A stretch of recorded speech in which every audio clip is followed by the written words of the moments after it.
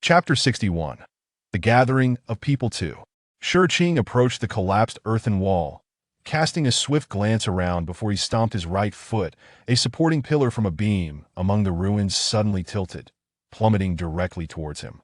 With a deft movement, Shurqing reached out and caught the beam in his hand, tucking one end under his armpit. He curled his right fingers into a claw, digging them into the beam. Stomping his feet, he exerted force, driving the beam into the breach of the earthen wall. As he exerted his strength, chunks of the wall were flung aside, revealing the bodies beneath. After meticulously clearing the area around the corpses, Shurqing crouched down and examined the body from head to toe, leaving no detail overlooked. Hair, toes, shoes, and socks all received a scrutiny. Once he finished his inspection, Shurqing stood and shook his head at Min Ro, indicating that he had found nothing. Perhaps I have been too hopeful, and Fengri is exceedingly shrewd if he did not discover anything. It is unlikely there was anything to miss, Min Ro lamented, her expression tinged with sorrow. And Jin Dao is astute and capable.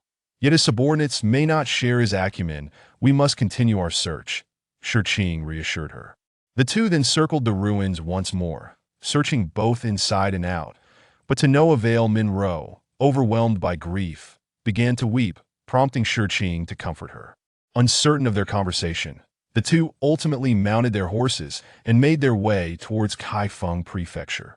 Su Yuchen exhaled deeply. After all, bearing the body of another man's son, ignorance might have been bliss, but knowledge brought a sense of guilt. Fortunately, this feeling was fleeting.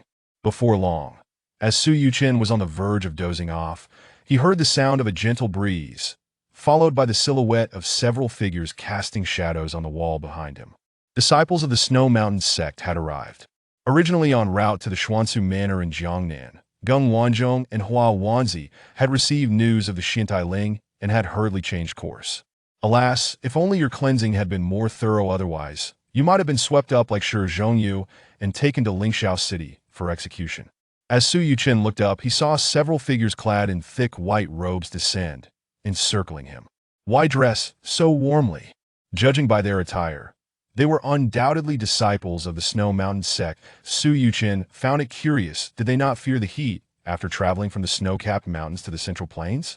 Upon their arrival, the leading man made a beeline for Wu Daotong's corpse, which was now swarmed by flies in the sweltering heat. Unfazed, he waved his hand to disperse the flies and conducted another inspection before shaking his head at his companions. The Snow Mountain sect disciples, having scoured the ruins once more, also shook their heads, clearly having found nothing. A woman from the crowd approached, her gaze lighting up as she spotted the broken silver in Su Yuchen's bowl. She reached into her pocket, produced a piece of silver, and tossed it into his bowl. Young brother, who bestowed this silver upon you? Su Yuchen regarded her silently, and the woman, with a playful smile, retrieved a silver ingot weighing 10 taels, inquiring, "Young brother, may I ask now?" Taking the ingot from her hand, Su Yuchen replied, "A man and a woman, one black and one white. Their horses were also black and white." The woman turned to her companion, Geng Shixiang. Could it be the black and white twin swords couple? Might the Xiantai Ling have fallen into their hands? The man was indeed Geng Wanzhong of the Snow Mountain sect, and the woman was his junior sister, Hua Wanzi. Before Geng Wanzhong could respond, he perked up, glancing towards the market entrance, where a yellow steed was galloping towards them, ridden by a slightly stout figure with a golden knife hanging at his waist. "Are you not a disciple of the Snow Mountain sect? Why arrive in Hunan without a word?" The voice of Fengri preceded his arrival, resonant and striking, much like his golden blade, for he was indeed a man of valor. Geng Wanzhong exchanged glances with his sister, stepping forward to greet. "Are you the Golden Knife Shaiju?" Greetings from Geng Wanzhong of the Snow Mountain sect. And Fengri scanned the crowd, skipping pleasantries to ask, "Are you all here for the Xiantai Ling?" Geng Wanzhong, with no intention of concealing the truth, nodded. "Indeed, we heard of the Xiantai Ling's emergence in the martial world, hence our visit. However," he gestured towards Wu Daotong's decomposing corpse, "we have arrived too late. Wu Daotong has already been slain, and the Xiantai Ling has likely been taken." And Fengri glanced at Wu Daotong's body, uncertain whether to reveal that Wu had perished at the hands of the Golden Knife Manor, especially since he himself had not acquired the Xiantai Ling. Have Shurqing and his wife come again? I wonder if they have found anything, and Fengri pondered. A moment of silence befell the gathering, with Geng Wanzhong and Hua Wanzi exchanging puzzled looks. Logically, as the local landlord, and Fengri should inquire about the Xiantai Ling, yet he appeared hesitant, as if reluctant to ask. Could it be that the Xiantai Ling has already fallen into Enfenger's possession? They both speculated simultaneously. Unbeknownst to Enfengri, his indecisiveness had sown seeds of doubt among the Snow Mountain sect disciples, leaving him at a loss for words. Just as the atmosphere grew tense, the sound of hooves echoed from outside the town, and two steeds, one black and one white, galloped in. Shurqing and Min Ro had returned. Strange, why have they only just arrived? And Fengri, unaware that the couple was returning, assumed they had just reached the town. However, given that their steeds were renowned horses, and they had set out before him, it seemed illogical for them to arrive at this moment. At that moment, Shurqing and Min Ro dismounted, with Min Ro stepping forward to clasp her hands in greeting. Geng Shixiao. Hua Shimi, upon hearing the disciples of the Snow Mountain sect had entered the city, we guessed it might be you too. How is you air? The initial pleasantries were fine, but upon her latter inquiry, the disciples of the Snow Mountain sect glared at them indignantly. Hua Wanzi, quick with her tongue, was about to retort, but Geng Wanzhong restrained her. Hua Wanzi eyed Fengri and, with a cold snort, chose to remain silent. Shurqing and Min Ro exchanged bewildered looks, uncertain why the disciples of the Snow Mountain sect regarded them with such animosity. At that moment, Shurqing's brow furrowed as he glanced behind the disciples of the Snow Mountain sect. The crowd followed his gaze to see a small beggar, previously seated there, tossing a piece of black iron the size of a fingernail into the air. Xie Yank had arrived upon discovering Wu Daotong's demise. He was filled with rage and prepared to leave. You presented the Xiantai Ling, and Xie Yank had remained behind, lurking in the shadows to watch the unfolding events. The system's narration echoed in Su Yuchen's mind, causing him to feel anxious. After all, Xie Yank was his appointed caretaker, and he could not simply depart. Without hesitation, Su Yuchen produced the Xiantai Ling. Fearful that the onlookers might overlook it, he even tossed it up in the air, thinking, surely, you won't leave now? The Xiantai Ling? Shurqing exclaimed in surprise. Upon hearing this, the disciples of the Snow Mountain sect swiftly turned and surrounded the beggar before Hua Wanzi could speak, and Fengri had already drawn his golden knife, taking the initiative to confront the small beggar. As Fengri moved, the surrounding disciples of the Snow Mountain sect instinctively followed suit, thrusting their long swords forward. Before Fengri could even reach the Xiantai Ling, he was compelled to retreat for self-preservation. As he wielded his golden knife, he executed the Night Battle 8 styles, slicing in 8 directions. His blade moved with rapidity, forming a dazzling sphere of golden light that repelled the 7 or 8 long swords of the Snow Mountain sect disciples. Being of the same sect, the disciples coordinated seamlessly, their 7 swords converging to create a net, ensnaring Fengri within. Fenger's golden knife technique, rooted in the 8 trigrams of the Taoist school, allowed him to adeptly confront multiple foes despite his fewer numbers. In that moment, both sides exchanged blows, engaging in a fierce contest of equal prowess. Chapter 62. The gathering of all had gathered primarily for the Xiantai Ling, and now, with its suspected appearance, Shurqing and Min Ro, the couple, wasted no time. Their thoughts intertwined, they simultaneously drew their swords. A black and a white streak of sword light surged forth like 2 agile dragons, piercing through the web of blades. The couple, intent on causing no harm, wielded their swords with a deft precision. Shurqing's sword swept gracefully from left to right, its inner strength adhering to 4 swords, creating a gap in the sword net in an instant. Meanwhile, Min Ro's sword shimmered, its tip aimed directly at the wrist of a disciple from the Shueshan sect. In a flash of cold light, the 4 swords clattered to the ground, as Min Ro chose to disarm rather than injure, striking the swords from their grasp. Hua Wanzi's face flushed with anger as he lunged at Min Ro with his sword, prompting Geng Wanzhong to attack in tandem with his junior sister. Min Ro smiled faintly, her sword moving with a speed that seemed to surpass the eye, launching a flurry of over 10 strikes that, while fierce in appearance, possessed an underlying softness, encircling the 2 assailants within a cocoon of blades. Shurqing, evidently confident in his wife's prowess, advanced into the sword net without hesitation, his blade deftly intercepting Feng Ri's knife strike. The unexpected clash left Feng Ri astonished, feeling his golden knife skewed by the force of Shi Qing's sword, which was now poised dangerously close to his right hand. Just as he prepared to relinquish his weapon, Shi Qing's sword deftly maneuvered, reclaiming the golden knife and returning it to Feng Ri's grasp. Shi Qing smiled gently, reaching out towards the small beggar. Feng Ri's face reddened with embarrassment, realizing he had been spared while maintaining his dignity.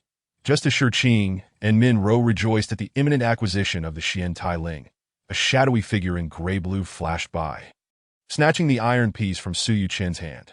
Startled, Shi Qing and Min Rou instinctively positioned their swords, attacking the intruder from both sides. Shi Qing targeted the figure's chest and spirit gate, while Min Rou aimed at the cloud gate and center palace. The figure let out a cold chuckle. The black and white dual swords are nothing special. As he spoke, his hands plunged into the sword net, producing a cacophony of clanging sounds that left Shi Qing and Min Rou momentarily stunned, nearly dropping their swords. Both were taken aback, retreating simultaneously, while the figure waved his sleeves, ensnaring the swords of the Xueshan disciples and Feng Ri's golden knife. With a single flick, the weapons clattered to the ground, leaving their wielders pale and disarmed. The figure stood proudly, indifferent to those around him, his gaze fixed on the iron piece in his hand. A look of triumph evident on his face. Shi Qing's eyes narrowed as he clasped his fists and inquired, "Are you Xie Yin Ku?" The figure glanced at Shi Qing, a sinister smile crossing his lips. The couple from Jiangnan Xian Su Zhuang is indeed skilled in swordplay. Today, I see that your reputation is well-deserved. Even my finger-snap technique could not disarm you. He then chuckled, tossing the iron piece in his hand. I never expected to reclaim this last piece of Xian Tai Ling so easily.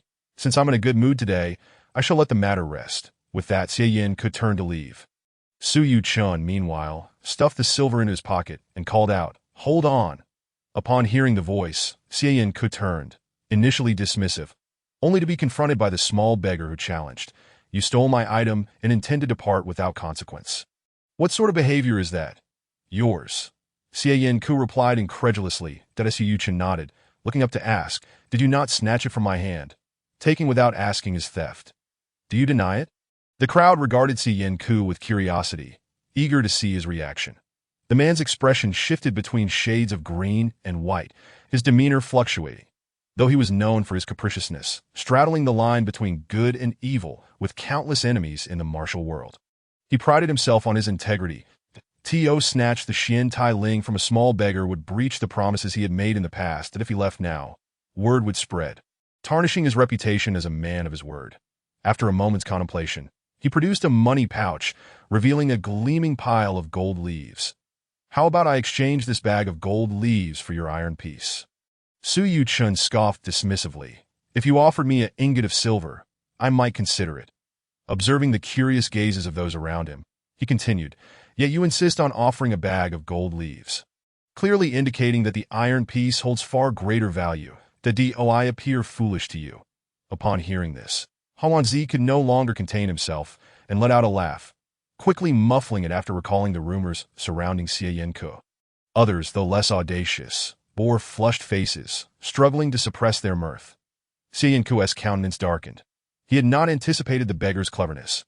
Raising his arm, a green aura flickered in his palm as he prepared to strike, only to remember his vow not to harm those holding the Xian Tai Ling. Shi Qing, Min Rou, the Xueshan disciples, and Feng Ri all held their breath in apprehension for the small beggar.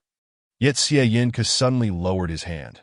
Pointing to the swords in Shi Qing and Min Rou's hands, he proposed to Su Yuchun, "What if I were to take those fine swords and gift them to you?" Shi Qing and Min Rou tightened their grips, clearly wary of Xie Yin Ku's intentions. Su Yuchun shook his head. "I refuse." Before Xie Yin Ku could respond, he turned to Shi Qing and Min Rou, asking, "Uncle, might I inquire what significance this iron piece holds that compels so many to covet it?" Shi Qing glanced at Xie Yin Ku, noting that though the latter appeared displeased, he offered no objection. Thus, he explained, "This Xian Tai Ling is a token given by Elder Xie to a friend in the past. It is said that anyone who possesses this piece may request a favor from him." Su Yuchun nodded, looking towards Xie Yin Ku. "In that case, I have a request for you. The crowd gasped in surprise, many wondering if this small beggar was indeed sent by someone. Even Xie Yanku's face darkened at the thought that he might be the target of a scheme. Su Yuchun then inquired, "Old man, where do you reside?" Xie Yanku was momentarily taken aback, realizing that old man referred to himself, and he pointed to himself in disbelief, seeing Su Yuchun nod in affirmation. He scowled and turned away in silence. Shiqing, sensing the tension, explained, "This elder Xie resides on Mount Tian and is known as the Recluse of Mount Tian." Chapter 63. Xie Yanku and Su Yuchun nodded, addressing Xie Yanku, "Old man, then let us return to Mount Tian. Old man, I require you to support me for the next 10 years. During this time, you shall procure any medicinal herbs or rare materials I desire." "What did you say?" Xie Yanku replied incredulously that Su Yuchun assured him, "You heard correctly, old man. Did you not say you could assist me with one matter? Or do you wish to renege?" Xie Yanku, fiddling with the Xiantai Ling, declared, "I, Xie Yanku, am a man of my word that I will fulfill any request. How could I possibly back out?" "Then it is settled. Let us depart at once." Xie Yanku's expression darkened. "Little beggar, if you seek a place to live out your days in peace, there is no need to come to Mount Tian, that I can arrange you a estate for you in the Jiangnan water towns. Whatever medicinal herbs or rare materials you require, the prosperous Jiangnan has them all." That Su Yuchun shook his head, "A child carrying gold in the bustling market. Are you foolish? Or am I? At my age, one should use their brain when speaking." He shot Xie Yanku a look of disdain, which nearly made the elder's palm itch with irritation, while others struggled not to laugh. The illustrious recluse of Mount Tian. Xie Yanku found himself schooled by a small beggar. A remarkable tale in the realm of martial arts. Xie Yanku seethed with fury, his expression darkening. Suddenly, a thought struck him, and his face shifted as he demanded, "Are you attempting to learn my martial arts? Who sent you here?" Upon hearing this, the crowd was taken aback, revealing their surprise at this new angle. They began to speculate whether this small beggar truly had ulterior motives against Xie Yanku, a man known for his ruthless nature and countless enemies. "That is, your martial prowess truly formidable." Su Yuchun scoffed derisively. Xie Yanku's expression softened momentarily before darkening once more. "You, a mere beggar, dare to look down upon my skills?" Beside them, Minro couldn't help but speak with kindness. "Little brother, this esteemed Xie has remarkable martial prowess. If you could learn even a fraction," before she could finish her sentence. Xie Yank waved his sleeve, and a gust of force surged forth, whistling through the air that a yard away. Shiqing and Minro, standing on either side, struck out with their palms, with a dull thud. They were met with resistance. Xie Yank remained unmoved while Shiqing and Minro were forced to retreat 3 steps. The onlookers were taken aback, astonished by Xie Yank's profound internal strength.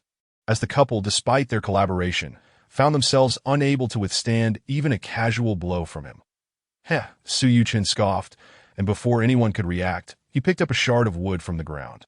With a flick of his right hand, the wooden piece sliced downward in rapid succession, leaving behind fleeting afterimages. He then thrust, parried, slashed, and jabbed with the wood. Finally, he tossed the piece aside and flicked his right index finger.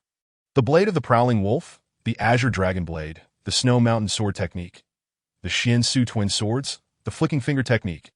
The crowd exclaimed in unison, recognizing that the small beggar was demonstrating the very martial arts techniques they had just employed. Move for move. Such trifling skills, and you dare claim to possess extraordinary martial arts? Su Yuchun retorted. The crowd fell silent at his words. Xie Yank's gaze flickered, and in a swift motion, he was at Su Yuchun's side. Reaching for his shoulder, Su Yuchun, with a flick of his right hand, pointed his index finger directly at Xie's palm, that in an instant, everyone could see that he merely knew the moves but lacked any internal power. He was utterly incapable of recognizing pressure points. Xie Yank deftly evaded his finger, grasped his shoulder, and with a press, examined his entire skeletal structure before retreating to his original position. Xie Yank suddenly chuckled ominously. "Very well, I shall take you back to Mount Tianling. Little beggar, you have allowed me to raise you, but never requested that I teach you martial arts. That be why the time you grow up and your bones have set. It will be too late to learn that on Mount Tianling, where no soul treads and birds cannot cross. You won't even find someone to converse with. Ha ha ha ha." The thought of such a promising talent being squandered under his watch made Xie Yank burst into laughter. Feeling as though a weight had been lifted from his chest, The onlookers couldn't help but feel a sense of regret. Such a gifted individual was sought after by many prominent sects, but remained unattainable. Without waiting for further comments, Xie Yang seized Su Yuchen's arm and strode away, swiftly turning into a narrow alley. The crowd exchanged glances, and a collective sigh escaped their lips. Meanwhile, Xie Yang hurried along with Su Yuchen. Indifferent to whether the latter could keep pace, Su Yuchen found himself grumbling, thinking that he should have insisted the old man carry him all the way to Mount Tianling. Alas, it was too late to voice such desires now, leaving him feeling regretful for his own lapse in judgment. "Old man, slow down. Are you being chased by a dog?" Su Yuchen exclaimed, stumbling against the fierce wind that he felt aggrieved by his lack of strength. Eagerly awaiting the day, he could teach this old man a lesson once he regained his abilities. "That you're full of nonsense. What dog would be chasing you?" Xie Yang halted abruptly, cursing under his breath. Su Yuchen feigned ignorance, asking, "If you're not being chased by a dog, why are you running? And why choose such a secluded alley?" "Oh, I see now. What have you figured out?" Xie Yang, although aware of the small beggar's cleverness and sharp tongue, couldn't help but inquire. After asking, he regretted it, fearing he might hear something unpleasant, and he couldn't retaliate. Xie Yang silently cursed himself for having set a rule against laying a finger on anyone holding the Xian Tai Ling. Now he found himself entangled in a troublesome dilemma. Su Yuchen feigned innocence, saying, "Old man, are you looking for that half-open door?" He continued, "I saw those burly men at the market, well-fed and satisfied, entering this small alley, looking for some half-open door business." Upon hearing the term half-open door, Xie Yang's face turned an array of colors, white, red, and yellow, as if he were in a dyeing workshop. Yet the small beggar stood before him with a completely innocent expression, pretending not to understand. "You." Xie Yang pointed at the boy, struggling to find words, but seeing the mirth in his eyes only fueled his anger. He slammed his palm against the wall behind Su Yuchen, and with a resounding crash, he created a large hole in the earthen wall. Through the opening, they could see a burly man and an older woman engaged in a compromising activity. Chapter 64. Su Yuchen causes trouble. The Snow Mountain sect explains their grievance. The burly man was interrupted mid-activity by the loud noise, and upon seeing the thin figure and the small beggar outside the hole, he was momentarily stunned. Suddenly, a thunderous roar erupted from beneath him, causing him to flinch and flee in haste. That Su Yuchen exchanged glances with Xie Yang, his eyes sparkling with mischief, his tone laden with implications. Xie Yang's face flushed with embarrassment as he turned to leave, swiftly darting into a nearby alley. Hearing the burly man's incoherent curses behind him, Xie Yang quickened his pace, leaving Su Yuchen to laugh heartily without a care that you've made a mockery of Xie Yang. Rather than being angry, he seems intrigued. Could it be he has a case of Mobius syndrome? Xie Yang harbors 6 parts wariness, 3 parts curiosity, and 1 part regret.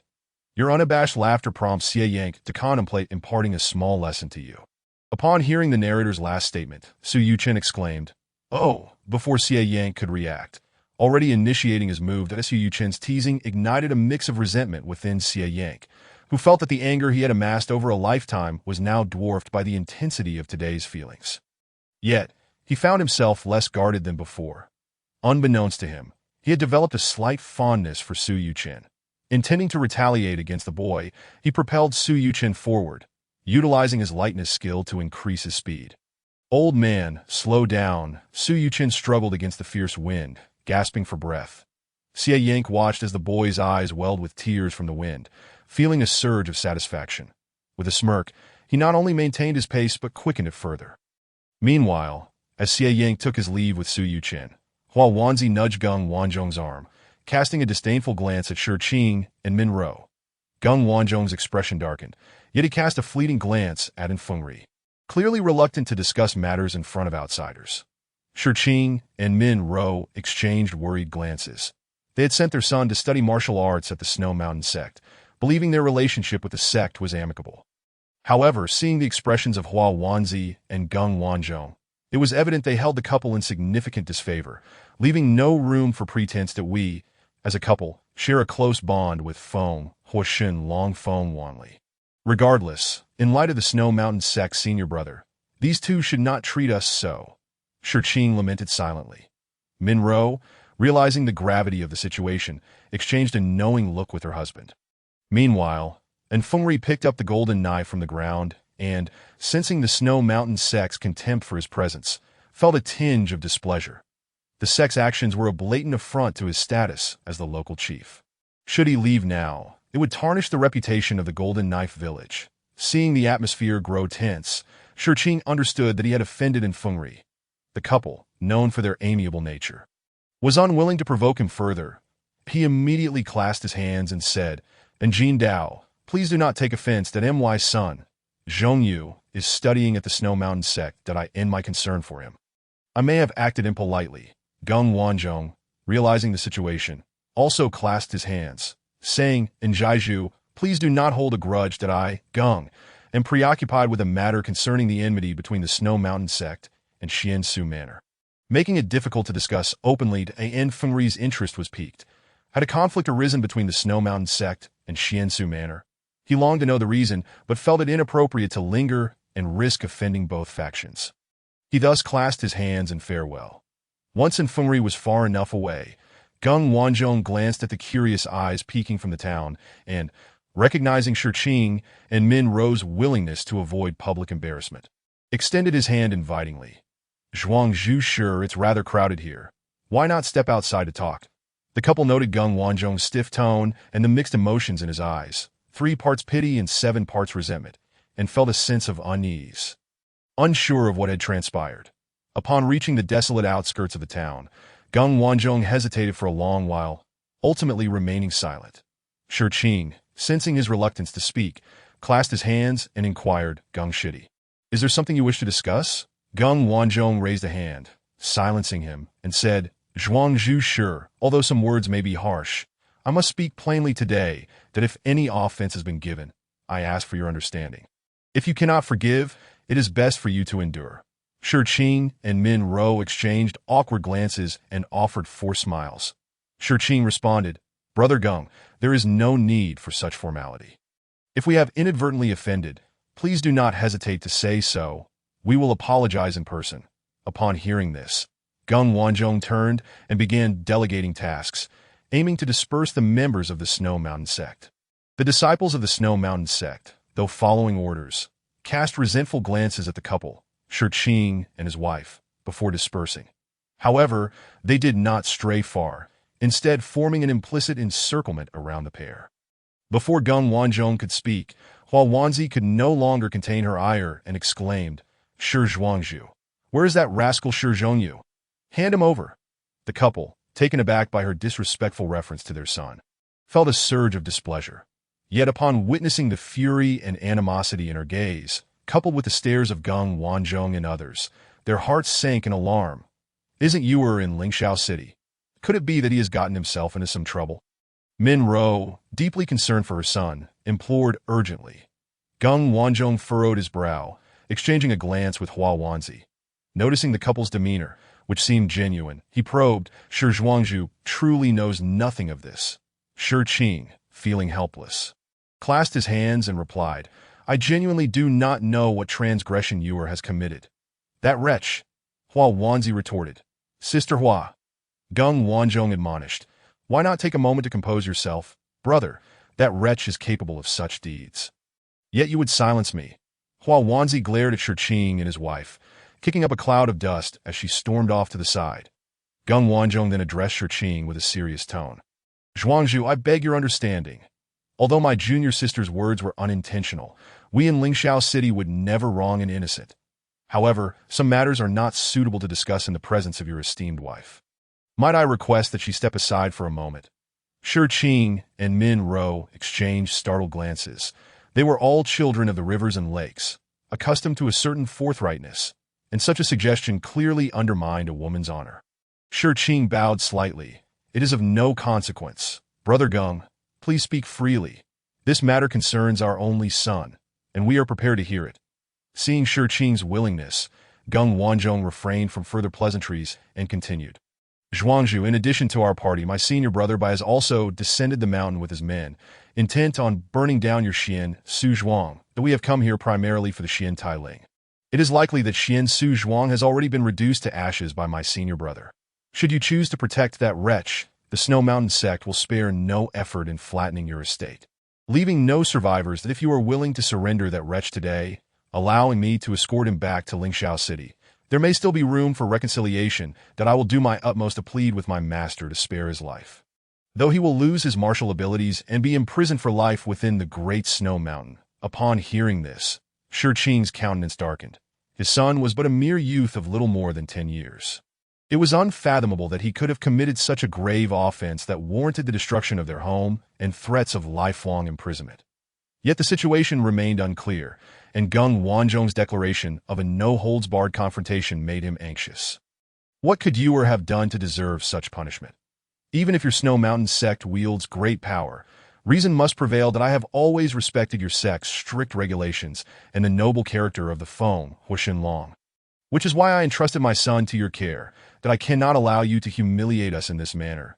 I implore you, Brother Geng, to clarify the situation. Before Geng Wanzhong could respond, Hua Wanzi, not far off, erupted in anger. That beast Shi Zhongyu is so vile that his crimes are beyond measure. He is not a product of our Snow Mountain sect. Sister Hua, Geng Wanzhong rebuked. Hua Wanzi shot him a glance before swinging her sword, shattering a stone at her feet into a multitude of fragments. Choosing not to interject further, Shi Qing, filled with rage, clenched his fists so tightly that his knuckles cracked. How could you label Yuer as vile and heinous without knowing what he has supposedly done? Min Ro approached, grasping her husband's arm and looking at Geng Wanzhong, clearly awaiting an explanation of the circumstances. Geng Wanzhong sighed deeply before continuing. Zhuangzhu, Shifuran, my master has but one son, while my senior brother Bai, after years of marriage, has one daughter, which you must be aware of. Shi Qing and Min Ro nodded, but refrained from speaking, that my little niece is the only descendant of my master and senior brother. Thus she is cherished by the entire Snow Mountain sect, held in higher regard than anything else. The Tio put it bluntly, if my senior brother Bai remains childless, this child shall become the future leader of our sect. Upon hearing this, Shi Qing began to piece together the situation. It is my son who has offended this young lady. Geng Wanzhong sneered, his voice laced with malice. Offended? Not even close. That wretch took advantage of a martial arts demonstration within our sect. When many disciples were gathered in the Lingxiao Great Hall and stealthily infiltrated my niece's quarters, using vile and insidious smoke to render her unconscious, as if that were not enough, he bound her and stripped her bare. Intending to Shi Qing and Min Ro gasped in horror, their faces drained of color as they exchanged alarmed glances. The Snow Mountain sect laid bare the grievances surrounding Shi Zhongyu, condemning him as a scourge of society. Utterly reprehensible. Due to Shi Zhongyu's actions, Bai Zizai wrongfully punished Feng Wanli by severing his arm in a fit of rage during an argument with his wife. Bai Zizai's spouse left him, founding the Jinwu sect with a vow to eradicate the Snow Mountain sword techniques. The relationship between the Snow Mountain sect and Xian Su Zhuang soured, never to return to its former state, that in light of Shi Zhongyu's transgressions. Shi Qing and Min Ro presented their black and white swords to Geng Wanzhong as proof of their sincerity. As for Xie Yang, he found it amusing that such a young lad bore a furrowed brow, yet he refrained from inquiring, mindful of his own status at that moment on the bustling streets of Kaifeng. Xie Yang and Su Yuqing walked side by side. The urgency with which they traversed the city had been instigated by Xie Yang, who observed the flashing lines of the system's narrative. Allowing Su Yuqing to reflect on the plight of Shi Qing and Min Ro to have encountered such an unfortunate son was truly a testament to the couple's accumulated misfortune across generations. After painstakingly building their reputation over half a lifetime, it had been entirely tarnished by their own progeny. Old man, do you wish to know why I sighed? Su Yuqing inquired, glancing at the indifferent Xie Yang. With a huff, Xie Yang turned away, unwilling to engage, wary of falling into the traps set by this mischievous lad. Noting his silence, Su Yuqing nodded. You old fellow, no wonder you live so long that I end this world. Those who survive in the rivers and lakes must cultivate an indifference to curiosity to endure. It holds true. What nonsense are you spouting now? Xie Yang retorted angrily. Did I, the illustrious Ma Tianjushi, command respect from both the black and white factions? Am I to survive by playing the coward? Su Yuqing dismissed him with disdain. 1,000-year-old tortoise. What of it? If you wish to live that long, the heavens may not grant your wish. Xie Yang glared furiously. While Su Yuqing feigned innocence, the two stared each other down on the street, drawing curious glances from passersby. Xie Yang, both furious and amused, remarked, "You should count yourself fortunate, little beggar, that I once vowed not to harm anyone holding the Xian Tai Ling. Otherwise, humph, I see it clearly," Su Yuqing replied nonchalantly. Observing Xie Yang's gaze upon him, he scanned the surroundings before heading towards a nearby restaurant, speaking as he walked. "Earlier, in a fit of rage at Ho Jianji, you almost raised your hand against me, yet you refrained. Just now, your fury was evident, yet you still held back. Thus, I deduce you cannot lay a finger on me, now that you must care for me for 10 years. You certainly cannot allow others to harm me, that if I were to suffer injury or harm, and in my despair, choose to end my own life, you would be deemed unfaithful. You wouldn't want to be labeled a man of broken promises. Would you?" Upon finishing his statement, Su Yuqing turned to Xie Yang. "Therefore, you must protect me well, that if I were to falter, you would be seen as treacherous." Ignoring Xie Yang's darkening expression, Su Yuqing found a table and summoned the waiter to begin ordering dishes. As he sat there, playing with a pair of chopsticks, every movement echoed the sword techniques of both the Snow Mountain sect and Shi Qing and his wife, leaving Xie Yang astonished at his talent.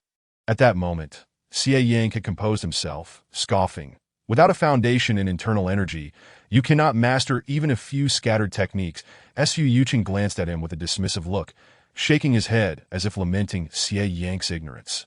Feeling a surge of anger rise within him, Xie Yang suppressed it, realizing that misfortune had befallen him throughout the day, leaving him vexed that he chose to remain silent, fearing that further dialogue might drive him to his limit. Thus, he watched as Su Yuqing pointed and gestured with the chopsticks in hand.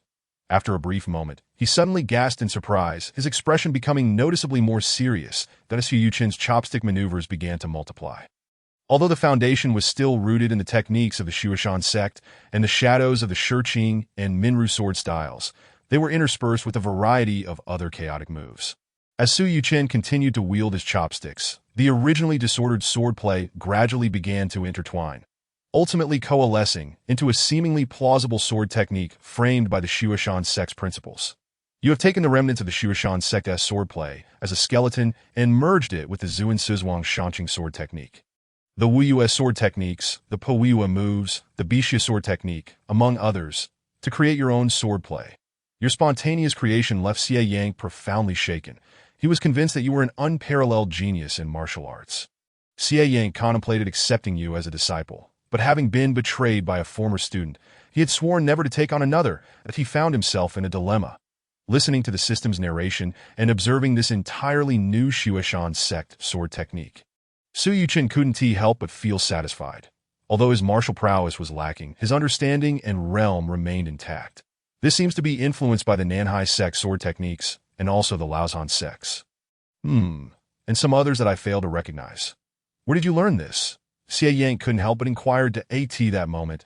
The waiter had begun to serve the dishes, and as Su Yuqing picked up his chopsticks to eat, he finally spoke just as Xie Yang's expression darkened. "Old man, I don't recognize the sects you mentioned at all, that I just looked here and there, and if I thought I could continue, I just played around with it." Upon hearing this, Xie Yang scoffed inwardly, thinking, "You may play around casually, but that is something others might not master in a lifetime. That be why comparison. Does that mean I've lived my life like a dog?" This train of thought only deepened Xie Yang's gloom. If he were to propose taking on a disciple, would this young man mock him in turn? Imagining himself shamelessly seeking a disciple while this young lad acted so aloof. Xie Yang's expression darkened further as Su Yuqing looked at his face, which resembled a vat of soy sauce, and wondered if he had struck a nerve by casually creating sword techniques. "Old man, what are you thinking about while eating?" Su Yuqing asked. Xie Yang glared. "Hey, how disrespectful. What old man? You can call me Uncle Xie, you ill-mannered little rascal." Su Yuqing shrugged. "If you understand manners, then why do you keep calling me a little rascal? Don't I have a name?" "Oh, you have a name? What is it, Dog Dan?" Xie Yang teased, bursting into laughter thereafter. Su Yuqing looked at him in shock, rendered speechless. As Xie Yang continued laughing, he found it increasingly difficult to keep a straight face. Grumbling, "Do you really go by Dog Dan?" Su Yuqing nodded. "No, Xie Yang nodded, then grew furious, slamming his chopsticks on the table. "If you're not Dog Dan, why are you nodding?" Su Yuqing grinned. "Why can't I nod if I'm not Dog Dan? I can shake my head if I'm Su Yuqing. Can I? Is that a problem?" Xie Yang took a deep breath, picked up his chopsticks and bellowed, "Shut up and eat!" Chapter 66. Bargaining at the apothecary in a foul mood, Xie Yang did not wish to engage with him any further. Su Yuchen observed the palpable tension radiating from the old man. Opting not to provoke him further, he felt that this elder, while decent in the original narrative, had become paranoid and mistrustful after being betrayed by a disciple, a rather pitiable state indeed. Thus, he had been attempting to coax the old man back to his former self. But it seemed this would not be achieved quickly. Considering they had ample time ahead, he decided against rushing it. Both were disinterested in conversation, instead focusing on their meals, which they consumed at a considerably faster pace. After finishing, Su Yuchen ordered some preserved meats, steamed buns, pancakes, and a water pouch to be packed. However, when it came time to pay, Xie Yang found himself embarrassed once more, having only a pouch of gold leaves without any small change. Nearly leading the shopkeeper to suspect they were trying to dine and dash. The waiter's expression seemed to scream, "Our establishment operates on minimal profit, and we do not extend credit." Ultimately, it was Su Yuchen who produced a piece of silver to settle the bill, exiting the shop under the scornful gaze of the waiter. Xie Yang felt utterly disheartened. Had it been in the past when he could do as he pleased, he wouldn't have cared whether the waiter was innocent. Such a disrespectful glance would have warranted a slap, sending him to the underworld. Now, with this sharp-tongued young man by his side, he found himself uncertain of how to justify any violent impulses. The result was Xie Yang walking ahead with a dark expression while Su Yuchen trailed behind, secretly amused. "Hey, old man, we passed it," Su Yuchen called out as they stood before a larger apothecary. Xie Yang turned back, and Su Yuchen pointed to the apothecary next to them, immediately stepping inside. The apothecary was sparsely populated, with only one attendant weighing herbs at the counter, while a lean elder sat in a grand chair, sipping tea and reading. That Su Yuchen made his way directly to the counter, observing the shelves behind it and nodding appreciatively. "Not bad. You have the basics." "What would you like, sir?" the attendant asked, initially dismissive of the scruffy-clad Su Yuchen, who appeared to be a beggar. However, upon the entrance of Xie Yang, dressed in fine silk, the attendant's demeanor shifted, intrigued by their unlikely pairing. "I need some herbs for solidifying the foundation and enhancing strength. Do you have any?" Su Yuchen inquired. The attendant's eyes lit up, as if he had spotted a gold ingot, but he then glanced at the elder, who had overheard the request. The elder set down his book and motioned for them to sit. "Please, let us discuss this matter." Once Su Yuchen was seated across from him, the elder retrieved a slender porcelain vial from a drawer beneath the table. "Herbs for solidifying the foundation and strengthening bones are rare and expensive. Are you certain you wish to purchase them?" the elder inquired, eyeing Xie Yang for his response. "May I smell it?" Su Yuchen asked, pointing at the vial. The elder hesitated, then nodded, gesturing for him to proceed. Su Yuchen took the vial, inhaled deeply, and after a moment of contemplation, shook his head. "This secret medicine isn't all that impressive. The efficacy is wasted." The elder straightened in indignation, but before he could retort, Su Yuchen listed a series of commonly used herbs: ginseng, deer antler, astragalus, cotinopsis, white atractylodes, cooked rehmannia, fairy grass, poria, and aconite. These are all standard. The elder's face flushed with urgency as he interrupted. "Young man, how do you know what herbs I have here?" Su Yuchen grinned. "How would I not know what you have?" With the elder nodding, Su Yuchen added playfully, "But I want to tell you." Xie Yang, who had been surprised by Su Yuchen's knowledge of herbs, felt a twitch at the corner of his eye upon hearing this, sensing that the brash young man had returned. The elder chuckled awkwardly. "Well, my herbs," Su Yuchen cut him off, "your herbs, when compared to Shaolin's Luoan white bear bone-strengthening pills, and tiger bone strength-enhancing powder, don't even stand up to a small martial arts hall-esque concoction." The elder's patience wore thin, and he slammed his hand on the table. "What nonsense is this, boy? If I could refine the Shaolin secret medicine, why would I be here?" Su Yuchen remained unperturbed, tossing the porcelain vial lightly. "Then what's your price?" 700 taels, the elder replied. That Su Yuchen shook his head. "For 100 taels, that's what it's worth." "Impossible. Just the century-old ginseng alone is worth much more," the elder retorted. Su Yuchen scoffed. "The ginseng you're using is at most 70 years old. You know full well the price difference. 600 taels. The elder gritted out. 600 for 2 vials, Su Yuchen countered, waving his hand before the elder could protest. "And I assure you I want to disclose your formula." The elder glared at Su Yuchen, wishing to strike him down, feeling that he had drawn the short straw that day. As he watched Su Yuchen's cheerful demeanor, the elder opened and closed his eyes, slamming another vial onto the table. Su Yuchen, unfazed, took the vial, sniffed it to confirm its quality, and waved his hand. Old man, time to pay. Xie Yang let out a grunt, initially preparing to be angry, but upon seeing the elder's fury, he suddenly lost the urge to retaliate. He pulled out his pouch of money and tossed it onto the table.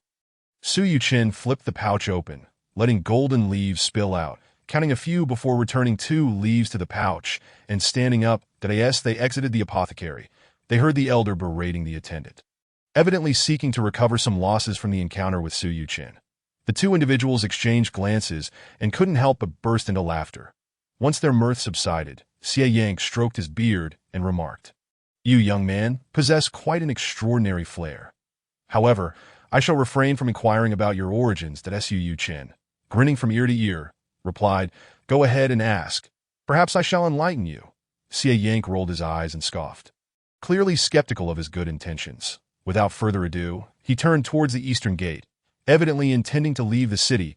Su Yuchen quickened his pace to catch up, and the 2 gradually ventured further into the sunlight. Chapter 67. An encounter with great grief. At that moment, the noon sun blazed fiercely in the sky, radiating heat like a raging inferno, causing the distant highway to shimmer as if it were a mirage. A result of the air's scorching humidity. In light of this predicament, the 2 opted to veer away from the road and dove into the nearby woods to continue their journey. Though the oppressive heat persisted, they were at least shielded from the sun's harsh rays. After nearly 30 miles of intermittent travel, they finally endured the hottest hours of the day.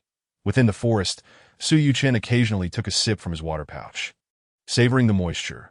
"Hey, old man, aren't you going to have a drink?" he inquired, raising the pouch. Xie Yang, with his eyes closed, paid him no mind. Su Yuchen, still in high spirits, settled beside him, placing the water pouch and food on the ground. "Old man, you treated me to this. If you don't eat, you'll be the one missing out." Xie Yang shot him a sideways glance and retorted, "You young rascal, that's clearly your own silver spent." Su Yuchen nodded. "True, I did pay, but isn't that the same as you treating me? I merely got to it first. This is what you call, you invite, I pay." With that, he handed him a piece of braised meat. Xie Yang, after a moment of prideful hesitation, accepted it and began to eat, while Su Yuchen cheerfully offered him a water pouch. Xie Yang's fondness for him markedly increased. "Youngster, your strategy is quite effective." Yet, the old man's unresolved feelings weighed heavily on him, making him secretly anxious. Feeling he owed Su Yuchen a considerable debt of gratitude, yet he remained resolute in refusing to impart his martial skills. Xie Yang decided to take him back to Mount Modi, allowing him the freedom to develop independently, no longer wanting to pry into his background. On the other side, the master of White Whale Island, the Great Grief Elder, was engaged in a fierce battle with 3 Hall masters from the Changel gang.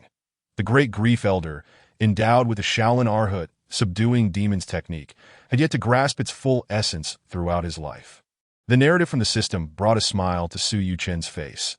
This old man wasn't entirely bad, just afflicted with a stubborn pride. As for the Great Grief Elder, Su Yuchen hesitated slightly, recognizing that this was likely the opportunity of Dog Brother from the original text. The prerequisites for mastering the Arhut, subduing demons technique, were a lack of desire for martial pursuits, making its difficulty comparable to that of the I Ching Jing. Only because Dog Brother knew nothing did he manage to learn this technique, yet he remained ignorant of its nature as an internal skill.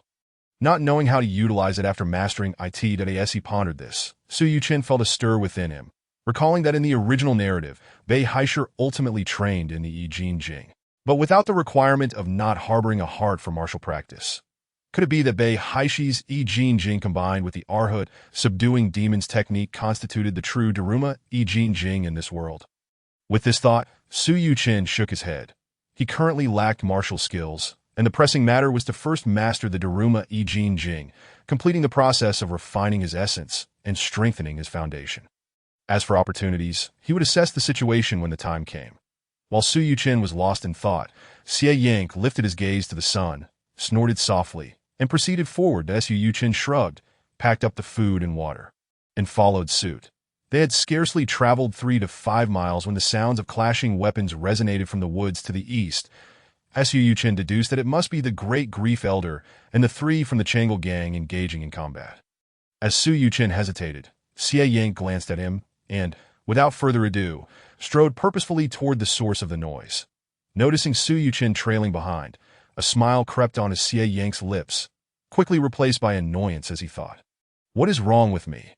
Why do I care about this young man's thoughts? I ought to take him to Mount Modi and let him fend for himself. Regardless, this lad has treated me to 2 meals. I cannot owe him a favor, but if he is interested, I might as well take him along to witness this spectacle, thus repaying my debt to him. Having consoled himself, Xie Yank felt increasingly justified in his decision. The forest was dense with trees and lush grass, and as they stood beside a large tree, they were effectively concealed. Looking up, they saw 4 individuals engaged in combat some 27 or 8 feet away. 3 of whom were ganging up on a short, stout elder. The elder, with his bare hands, was matching the 3 assailants, his palms flying with a combination of punches, slaps, and holds. Despite the overwhelming odds, he managed to maintain his ground. Albeit with considerable difficulty, Su Yuchen observed the Great Grief Elder's techniques and couldn't help but nod in approval. Although most were common grappling techniques, his execution displayed the finesse of a seasoned warrior. Among the attackers, one man bore an ugly countenance, his face marred by 2 intersecting X scars. Wielding a broad-backed knife, he wielded it with the force of a battering ram that Su Yuchen, after a mere glance, discerned that he was either born with a robust physique or had trained in external martial arts. Or perhaps both. With the knife in hand, he swung it as though it were a mountain axe, producing a howling wind. Yet his techniques were rather pedestrian, adhering to the ordinary 6 harmonies blade style. Disinterested, Su Yuchen shifted his focus to another assailant, a Daoist clad in a yellow robe, wielding a chain hammer. His movements were erratic, creating a flurry of strikes. This Daoist appeared more suited for ambush tactics, launching surprise attacks that kept the Great Grief Elder on high alert. Although Su Yuchen had never practiced such unconventional weaponry and was unaware of the Daoist martial skills, he recognized that the techniques from the Duga 9 swords could counter such peculiar arms. In a mere glance, Su Yuchen identified several flaws in the Daoist techniques, causing him to lose interest. However, the final combatant, a lean individual wielding a long sword, was far from ordinary. His swordplay was graceful and fluid, reminiscent of flowing clouds and flowing water. Clearly a disciple of a notable master, he was the primary force in the assault. After observing for a short while, Su Yuchen shook his head. The lean man was evidently concealing his prowess. If not for the hindrance posed by his 2 companions, he could have matched the Great Grief Elder single-handedly. The presence of the 2 others only served to weigh him down, in what felt like an eternity. Though it was merely a few breaths, the 2 had just settled beneath the tree. Xie Yank exclaimed, observing the 4 fighters with a hint of surprise, soon followed by a chilling chuckle. Old man. Do you recognize them? Su Yuchen inquired, still fixated on the battle. Xie Yank instinctively nodded but soon grew irate, retorting, You insolent brat, you ought to address me as Uncle Xie. Very well, old man, Su Yuchen replied with a nod. Xie Yank huffed, knowing he was at a loss with Su Yuchen, and begrudgingly began to explain. While I do not recognize the 3 attackers, the elder being besieged is none other than the Great Grief Elder, the master of White Whale Island. In the past, this old man and I fought once.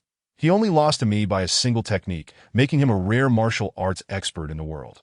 I wonder what provoked these 3 to target him. It seems he is in quite a predicament now. Chapter 68. A fortuitous encounter with the Arhut subduing demons technique after the introduction. Xie Yank's expression darkened, pondering whether he had fallen under some enchantment, for he was inexplicably compliant with this young man. Meanwhile, Su Yuchen remained blissfully unaware of Xie Yank's inner turmoil, instead dismissing him.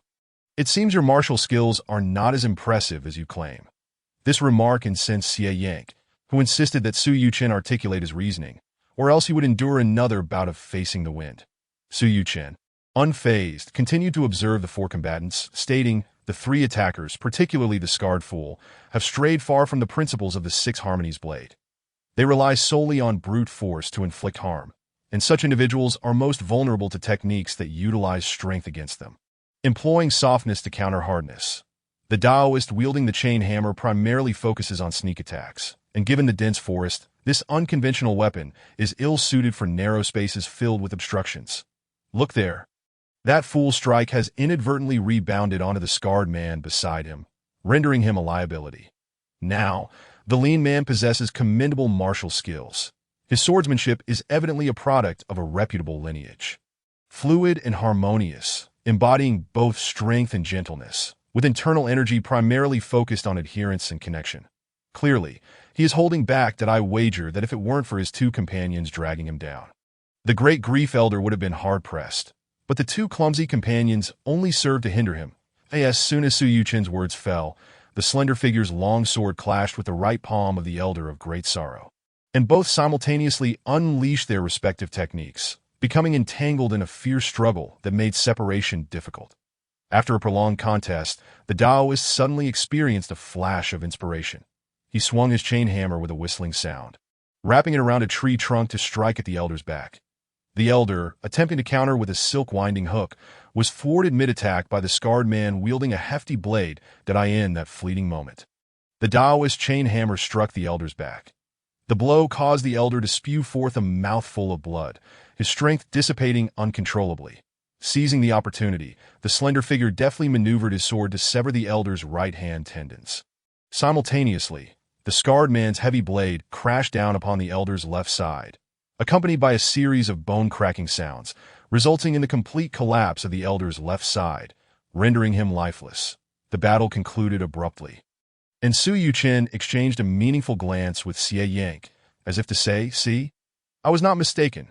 Xie Yank's eyes flashed with a mixture of embarrassment and anger, clearly reluctant to concede the inadequacy of his skills, yet profoundly astonished by Su Yuchen's insight. Upon witnessing the Elder's demise, the scarred man and the Taoist bent down to search his body. However, the slender figure waved his left arm, blocking their approach, and then shouted deliberately towards Su Yuchen. "Elder Great Sorrow, our leader of the Changel Gang, Situ, extends an invitation that it is unfortunate you refuse to join, yet you have the audacity to insult our gang. This matter, regardless of who intervenes, the Changel Gang will not yield. Next time, we shall not be so forgiving that this moment." The two assailants realized the presence of others nearby and cast wary glances in their direction. The slender figure waved his hand, retreating with his companions while calling out, "Friends over there, this is merely a personal grievance between the Changel Gang and the Elder Great Sorrow that it would be wise for you not to interfere." They retreated over 10 paces. And seeing no immediate response from Su Yuchen, they turned and departed. Su Yuchen could not help but express admiration. "Your swordplay is commendable, and your internal skills are impressive. Although you did not intentionally lower your voice, I could still hear a hint of it from such a distance, indicating your profound mastery. Moreover, he evidently knew you and recognized the futility of provoking you, hence his deliberate withdrawal. Haha, both skill and insight are remarkable. If this fellow is not a direct disciple of a renowned master, then I must have lost my wits." Without waiting for Xie Yang's reaction, he strode purposefully towards the Elder Great Sorrow. Upon arrival, he discovered that the old man was beyond saving. His left side completely collapsed, and his right hand hanging limply. Su Yuchen clasped his hands together and murmured, "Do not blame the supernatural. I merely came to inspect a corpse. That if you seek vengeance, pursue those who ended your life." He then began his morbid task, extracting a letter, a map, and a wooden box from the Elder's grasp. "You have obtained a letter from Situ, the leader of the Changel Gang, addressed to the Elder Great Sorrow, revealing the return of the two enforcers of good and evil to the martial world. You have acquired a maritime map drawn by the inhabitants of White Whale Island, which will greatly assist you in your fishing endeavors. You have received a set of clay figurines depicting the foundational internal martial arts of Shaolin, containing the secret technique of the Arhat's demon subduing skill. You have completed a remarkable encounter." The system's narration echoed in Su Yuchen's mind, causing him to twitch his lips as he almost mistook it for some idle online game. He promptly returned the letter and the maritime map to the Elder's embrace, only opening the wooden box to glimpse the 3 rows of clay figurines before tucking them away. Xie Yank observed his actions, not opposing them at all, merely concluding that this young man was indeed extraordinary. It was only when Su Yuchen stuffed the clay figurines into his bosom that he exhibited a childlike demeanor.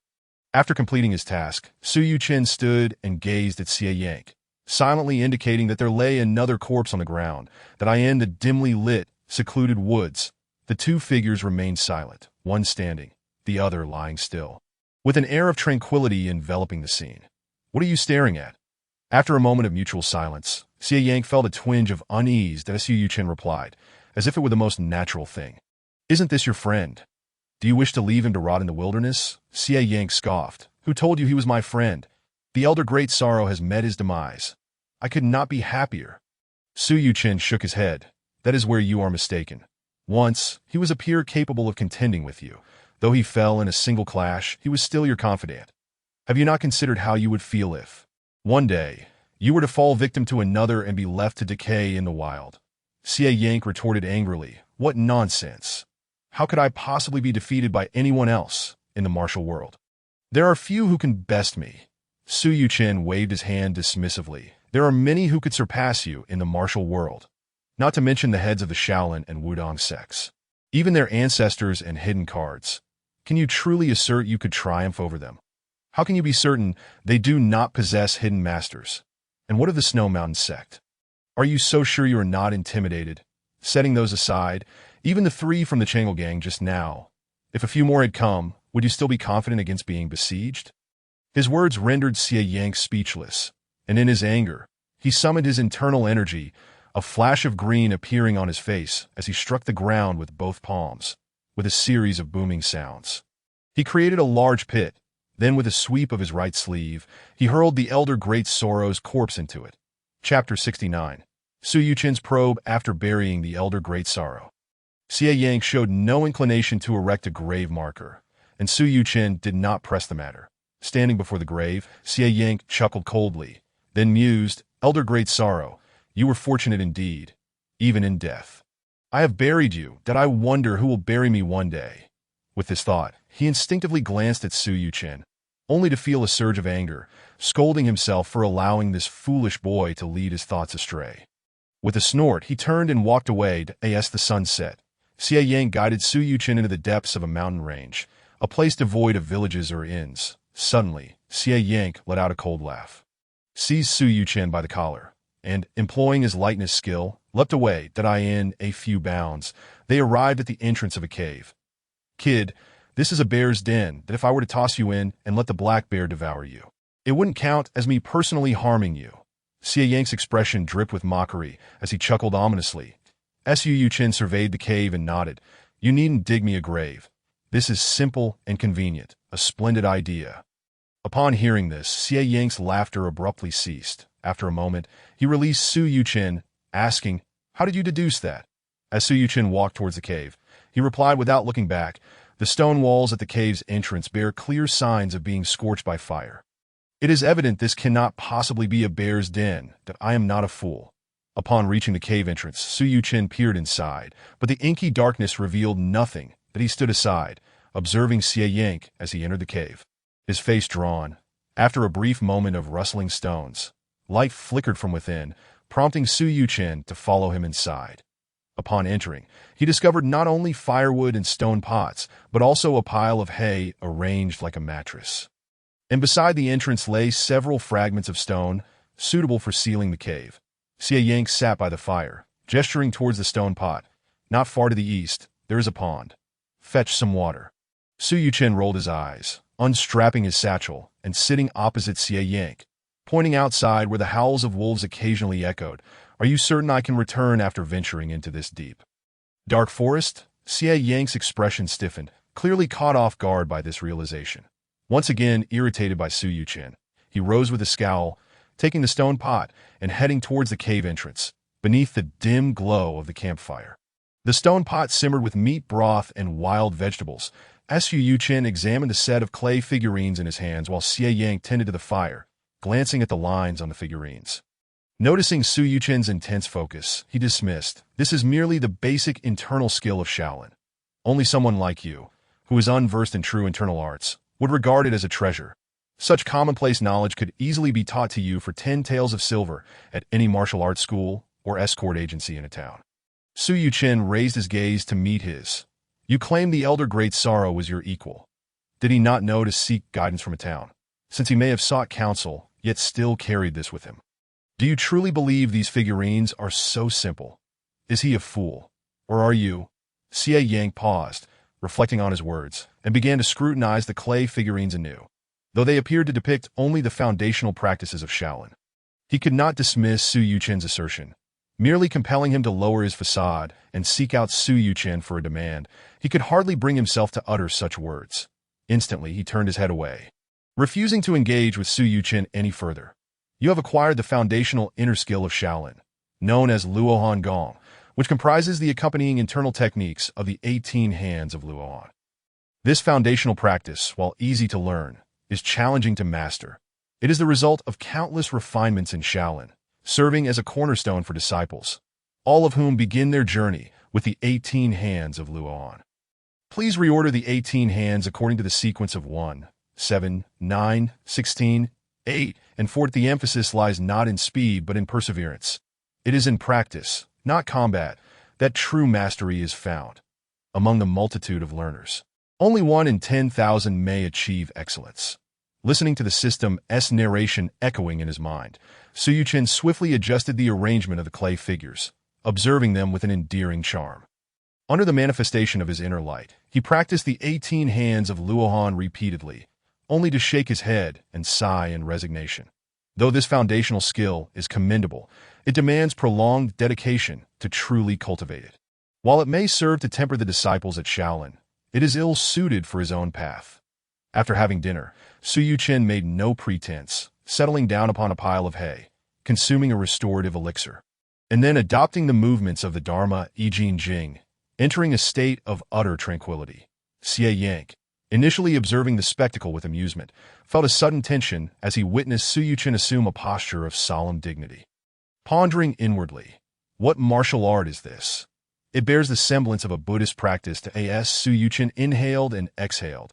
His abdomen reverberated with a sound akin to distant thunder, harmoniously aligned with his breath to dissipate the medicinal potency. Each transition in his movements elicited soft cracking sounds from his bones.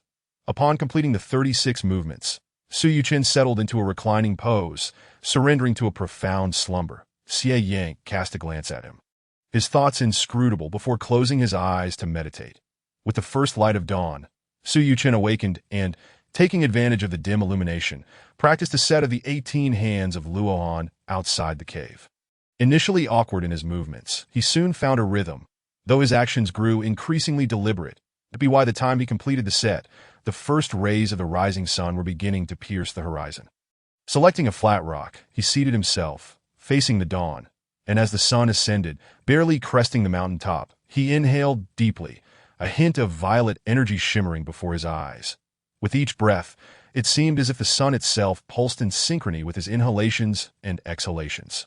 Emerging from the cave, Xie Yang regarded him with an expression filled with astonishment. What form of internal power is this? Such formidable energy.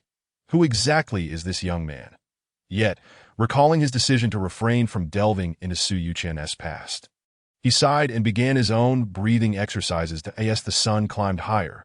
Su Yuchen lay on his side, executing the movements of the Dharma I Ching Jing to absorb the violet energy. This time, Xie Yang had risen, casting a glance at Su Yuchen, his expression a complex tapestry of emotions, before he retreated into the cave to fetch a stone pot. After his departure, a smile crept on Su Yuchen's face. As the system's narration echoed in his mind, you have demonstrated profound internal cultivation methods, causing Xie Yang to regard you with wariness.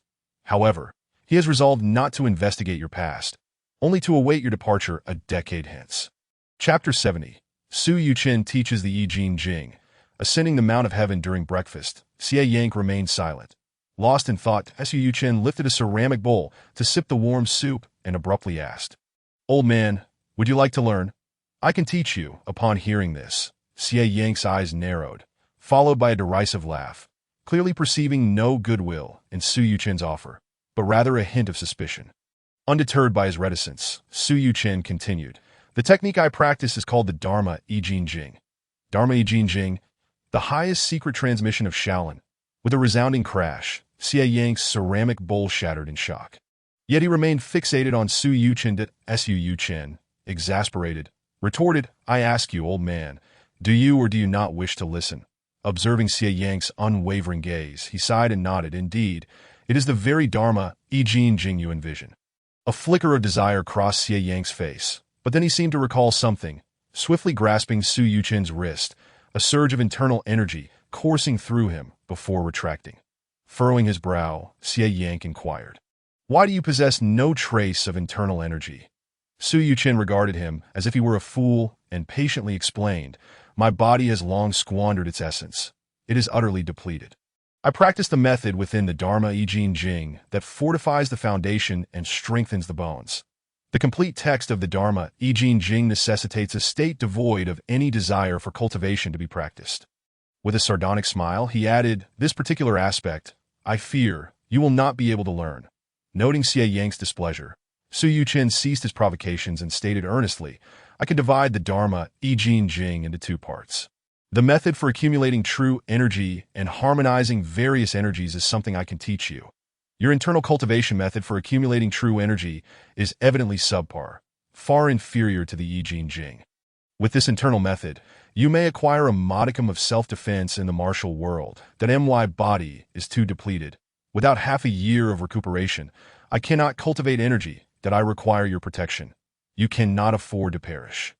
Xie Yang's expression faltered, his features a blend of complexity and peculiarity, as he asserted, "I am a renowned figure in the martial world.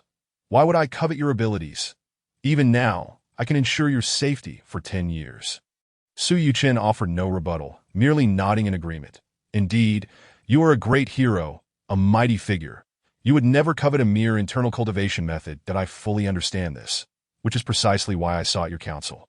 Upon hearing this, Xie Yang snorted derisively that in the past, he would have thought this young man was intentionally belittling him, mocking him. He would have struck him down with a single blow. Now, though he sensed this youth's intention to tease him, the murderous intent had dissipated, that he reassured himself.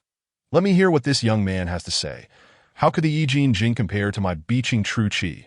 With a slight smile, Su Yuchen began to recount the I Ching Jing he had acquired from the novel Laughing in the World, that as he elucidated each point, making it accessible and referencing Buddhist tales. Xie Yang listened, enraptured. When he encountered confusion, he inquired directly, and Su Yuchen held nothing back. Once he completed his explanation, Xie Yang remained lost in thought, so Su Yuchen excused himself, stepping outside the cave to practice Tai Chi. When Xie Yang finally regained his composure, his cheeks flushed with embarrassment.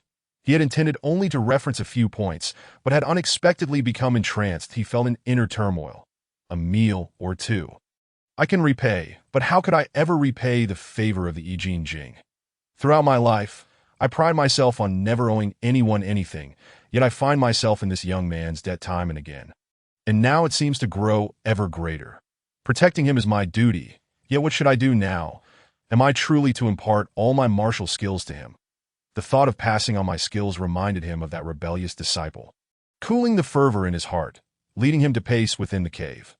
Outside the cave, Su Yuchen paused in his movements as the system's narration chimed in. "Xie Yang has gained from your teachings of the incomplete I Ching Jing. His Biqing True Qi will now be cultivated more swiftly, that he feels an overwhelming sense of indebtedness to you. Yet the debt of the I Ching Jing can only be repaid with his entire mastery. He is filled with anxiety. Xie Yang has acknowledged that you may not regard his martial skills highly. The sole reason for your interest is that you seek a caretaker." With his feelings fluctuating, Xie Yang's fondness for you has significantly increased. He has begun to consider you as K.I.N. That Su Yuchen smiled faintly, recognizing that this old man had resolved a significant portion of his inner conflict. The remainder was beyond his influence. Within the cave, before Xie Yang could formulate a plan, Su Yuchen entered. "The time is nigh. We must depart." Xie Yang cast a complex glance at Su Yuchen, then willingly shouldered his pack and walked towards the exit, with Su Yuchen following closely behind, grinning. For the next 5 or 6 days, the two traversed the wilderness, rising at dawn to practice and resting at sunset. Xie Yang clearly navigated the route with ease, consistently locating sources of water and places to rest, thus alleviating many concerns. That Su Yuchen devoted himself to his training, his complexion gradually becoming more vibrant, and his physique no longer resembled the frailty he had upon arrival in this world. One afternoon, they arrived at a barren expanse, devoid of any greenery, standing at the foot of a towering peak. Looking up, the mountain rose sharply, piercing the clouds, its exposed cliffs marked by the ravages of time, that a single iron chain dangled vertically, suspended 3 yards above the ground, evidently the sole passageway. Xie Yang hoisted Su Yuchen onto his back and leaped upward, swiftly scaling the iron chain to reach the summit, where he set Su Yuchen down. This is Mount Heaven. Henceforth, we shall reside here. The mountain top is well equipped. Should you require anything, simply inform me, and I shall procure it. Upon concluding his words, Xie Yang disregarded him and proceeded directly toward a cave at the peak that Su Yuchen stood on the mountaintop, where the terrain was level and expansive, surrounded by flourishing trees. Numerous small animals and wild birds flitted by, clearly indicating a wealth of wildlife. The mist swirled around, evoking a sense of tranquility, making it a splendid place for cultivation in the next decade. I shall seclude myself here, hoping to recover my past cultivation. Su Yuchen surveyed the surroundings before heading towards the cave. Inside, Xie Yang was spreading a bear skin upon a neat rock, upon seeing him enter. He pointed to the laid-out bear skin and said, "From now on, you shall reside here. My quarters are just beside it." He specified the locations of grains and oils, then led him to the traps hidden in the forest while collecting the captured wild rabbits. By noon, Xie Yang prepared a pot of rabbit meat and rice, and the two shared a meal together. Thereafter, they settled in atop Mount Tianling. Chapter 71. Commencement of cultivation on Mount Tianling. Time passed swiftly, and it had been over half a year since Su Yuchen arrived at Mount Tianling. Through continuous foundational cultivation and conscious physical training, Su Yuchen transformed from a diminutive beggar into a sturdy young man standing at around 1.67 meters. On this day, after consuming the last medicinal pill, a series of crackling sounds resonated within him as he activated his energy, finally replenishing his deficiencies that at this moment. If Su Yuchen so desired, he could refine essence in a qi and conjure a wisp of true energy with but a thought. Yet he hesitated that as he delved deeper into the practice of the Damo I Ching Jing. He increasingly sensed the extraordinary nature of this internal skill, which not only fortified the foundation, but also exhibited a tendency towards enhancing physical prowess and transforming into the indestructible body of the Buddhist Vajra. With this thought, he turned toward the cave entrance. There, Xie Yang was deftly manipulating his palms, one channeling internal energy to stoke the flames, while the other stirred the food. His eyes sparkled with vigor, his breath long and steady, showing no signs of fatigue, as if he could maintain this effort indefinitely. Upon noticing Su Yuchen's entrance, he levitated the iron pot with both hands, and with a flourish of his palms. The pot spun rapidly, the food within rolling and sizzling. "All right, time to eat," Xie Yang declared, pouring the steaming contents into a nearby clay basin. With a wave of his sleeve, the pot spun back to its original place. By this time, Su Yuchen had already set the table. Witnessing this, he couldn't help but applaud, exclaiming, "Excellent! Your internal skill is profound, your breath long and powerful. The Bai Bo Qing Zhang is equally graceful and effective. Old man, your martial prowess has indeed reached a minor accomplishment." Xie Yang, upon hearing this, chuckled but did not respond. Inwardly, he mused, "The method of cultivation was taught to me by you. How you practice is clearer to you than to me. Whether it is a minor accomplishment or not is not for you to decide." Over the past 6 months, as the two spent day and night together, Xie Yang, relying on the I Ching Jing, accumulated true energy while refining his own by Qing true energy. Many of the perplexing questions he had pondered were effortlessly answered by Su Yuchen. Eventually, Xie Yang grew tired of concealing his own cultivation and openly shared his by Qing true energy. Together, they explored this knowledge, leading to a remarkable advancement in Xie Yang's internal skills, far surpassing his previous level, making the earlier comparisons untenable. Later, while practicing his self-created by Bo Qing Zhang, he no longer shied away from Su Yuchen, allowing him to observe freely to his surprise. Su Yuchen learned swiftly and occasionally offered novel insights. Eventually, Su Yuchen playfully chided him for failing to integrate his practice with daily life, thus squandering precious time. Initially, Xie Yang struggled, his dishes often undercooked or burnt due to excess internal energy. However, over time, he gradually discovered the nuances of blending internal skill, palm techniques, and finger techniques, achieving greater fluidity and finesse.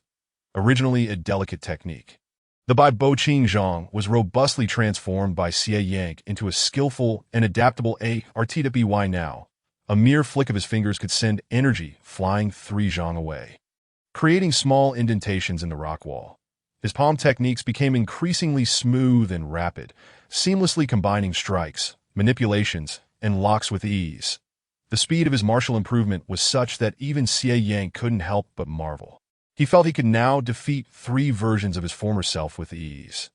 After the meal, Su Yuchen washed the dishes and then sat down to write a list of medicinal herbs on a piece of paper. He handed it to Xie Yang, saying, "Old man, could you please make a trip down the mountain and procure these herbs? Also, please bring back an iron pot and a scale to prevent Xie Yang from slacking off."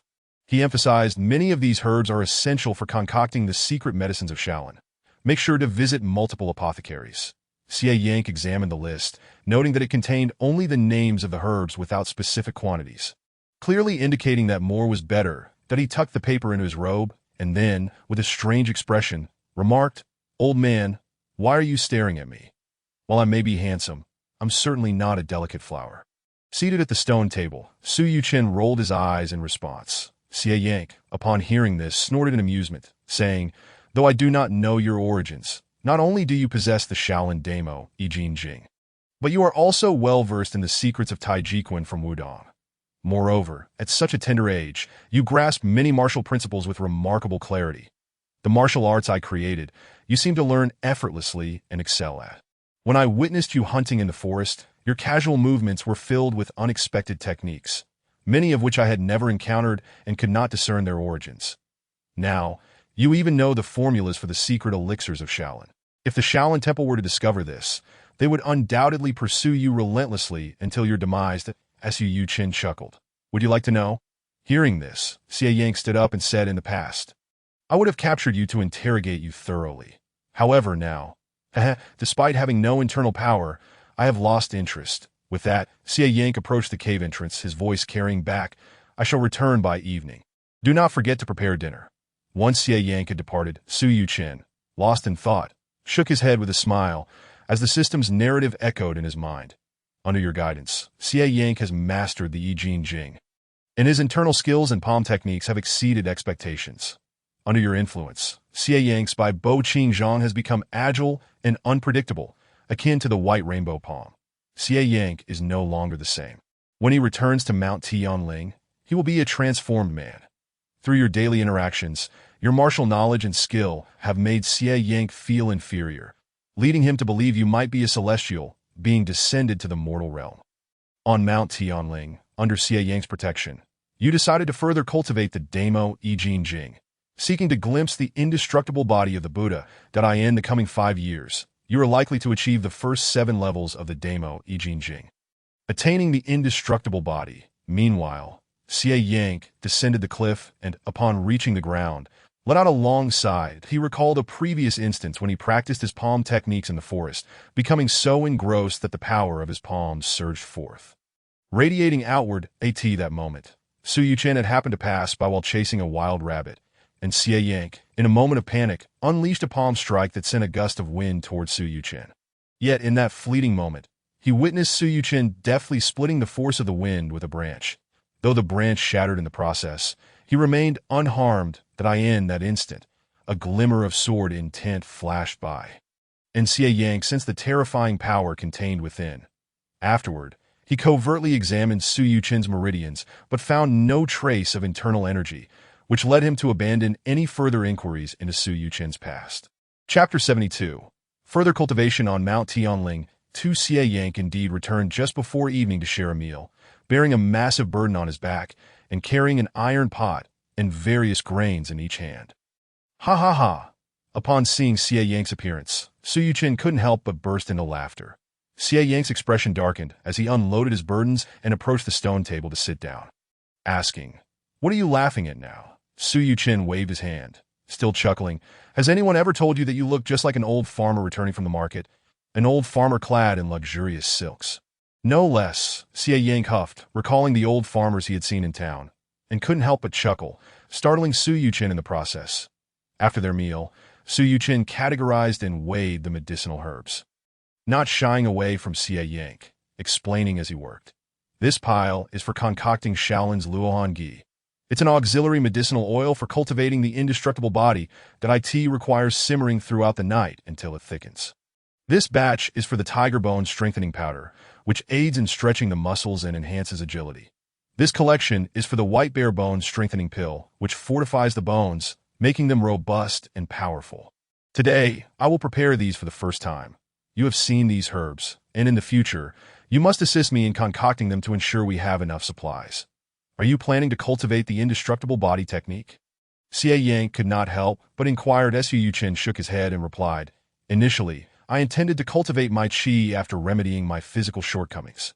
However, now that your martial arts have progressed sufficiently to safeguard me through this preliminary stage, I plan to further explore the efficacy of the Damo I Ching Jing. To be honest, since acquiring this inner cultivation technique, I have not dedicated myself to its rigorous practice.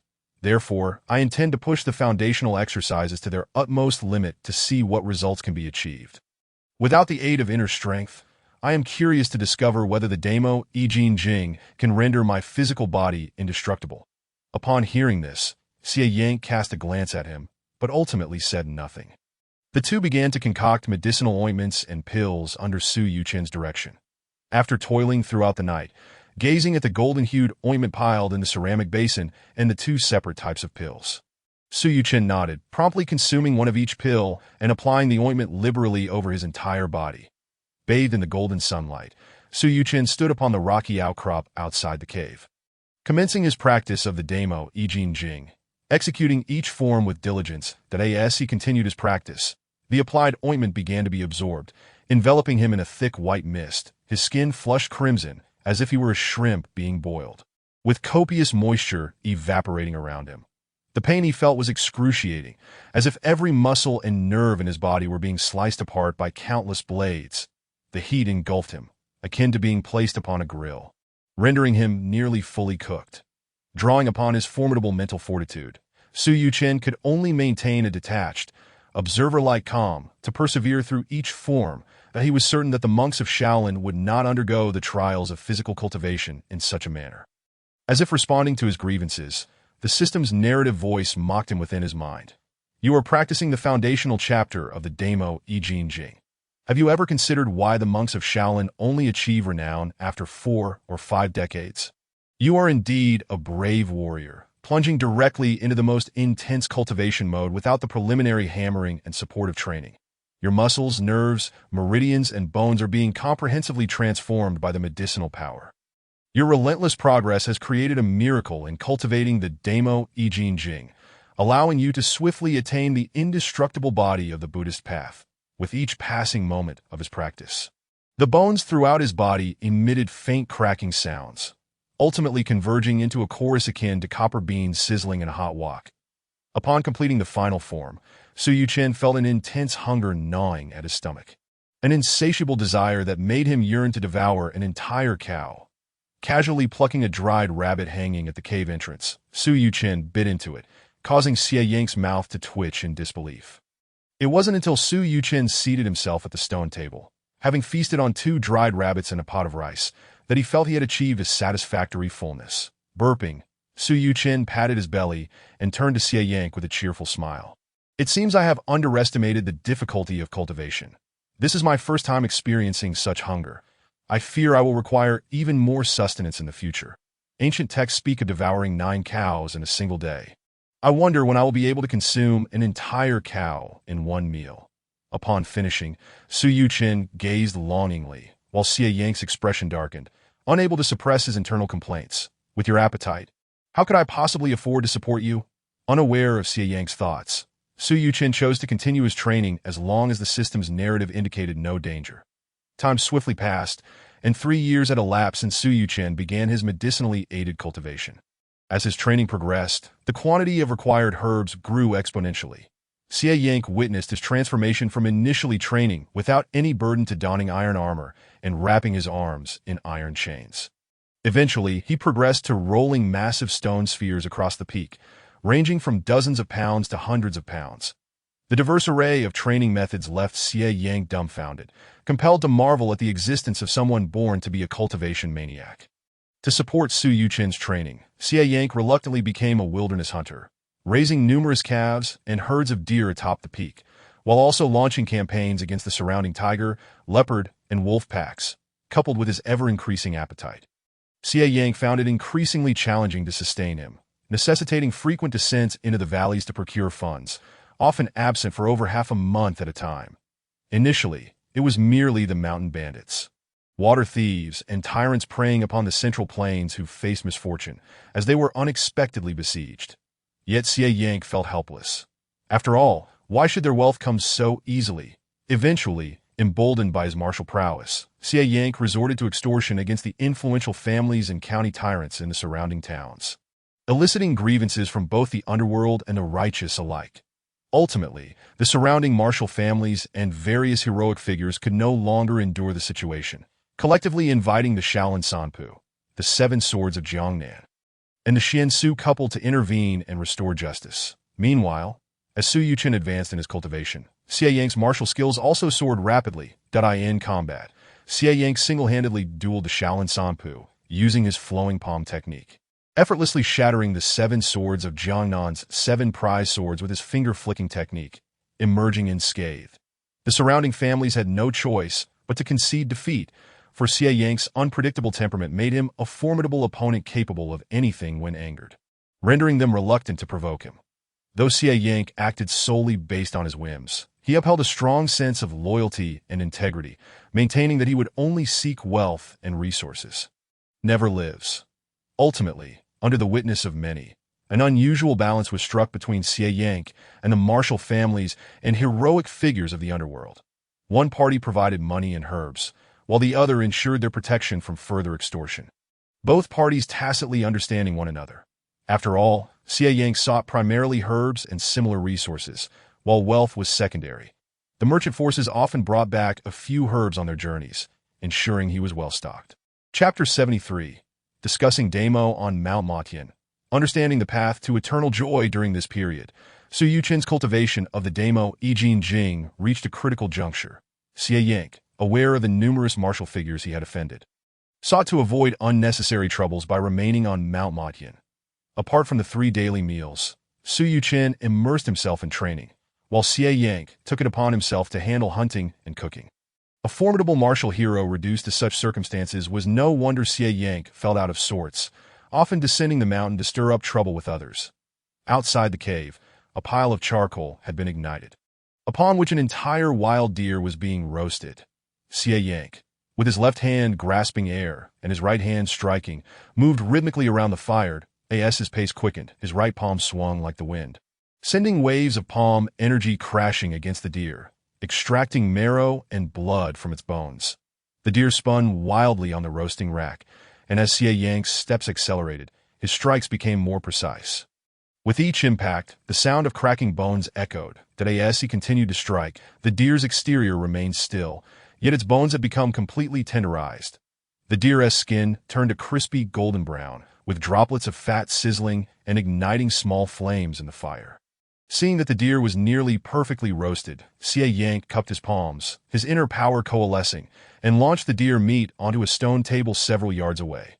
Witnessing this, a smile crept onto Xie Yang's face. Though the palm wind lacked form and substance, his internal skill had reached a commendable level within the martial world. Just as Xie Yang reveled in his accomplishment, a resounding rumble echoed from the distant woods, and he soon spotted Su Yuchen emerging clad in iron armor, his arms hoisting an enormous stone sphere.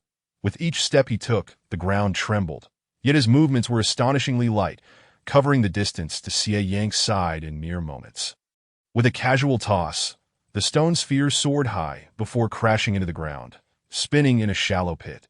Xie Yang could not help but narrow his eyes at the sight of the nearly 1,000-pound stone sphere being flung as if it were a feather.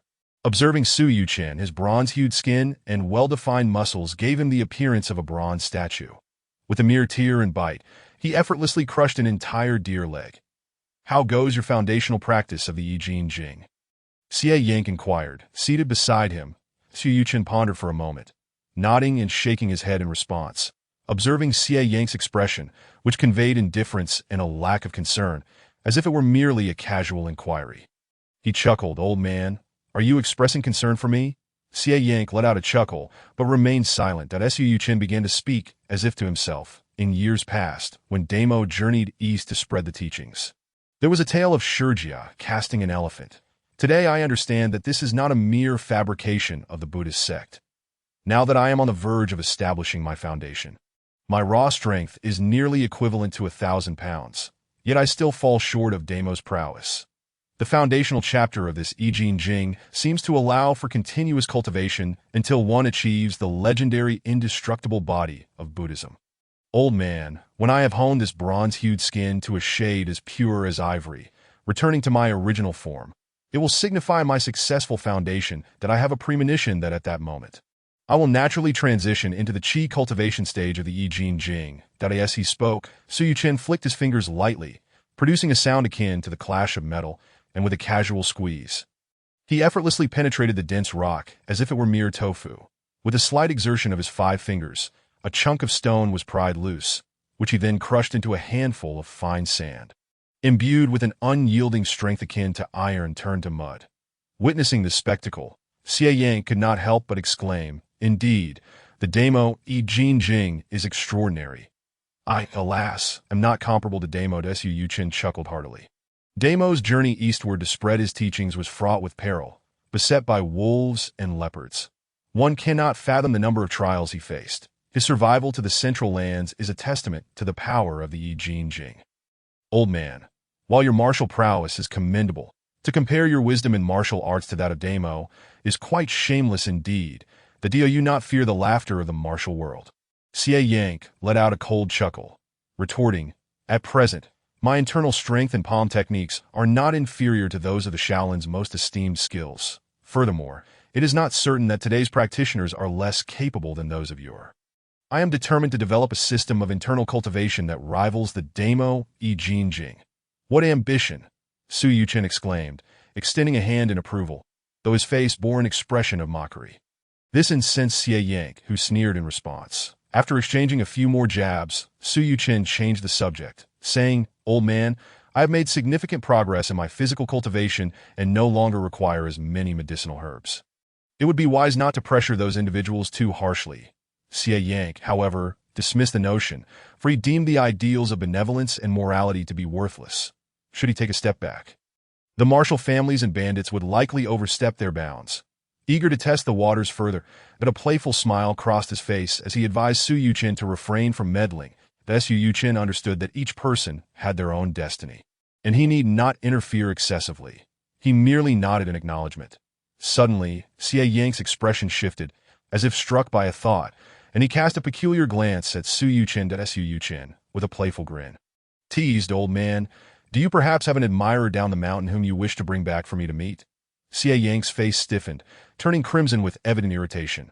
With a flick of his finger, a gust of force shot forth, aimed directly at Su Yuchen, who stood unfazed, his chest resonating with a sound reminiscent of a bronze bell, dispersing the force effortlessly.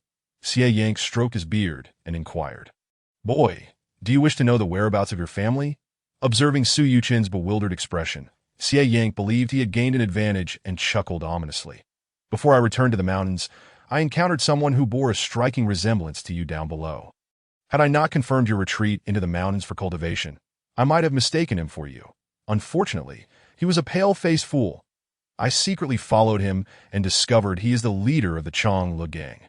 It is perplexing how Situ Hung allowed such a situation to unfold, with the gang falling into the hands of a mere child. You share an uncanny resemblance. Had I not confirmed it, I would scarcely believe there could be 2 identical individuals. You must be related, either as brothers or kin."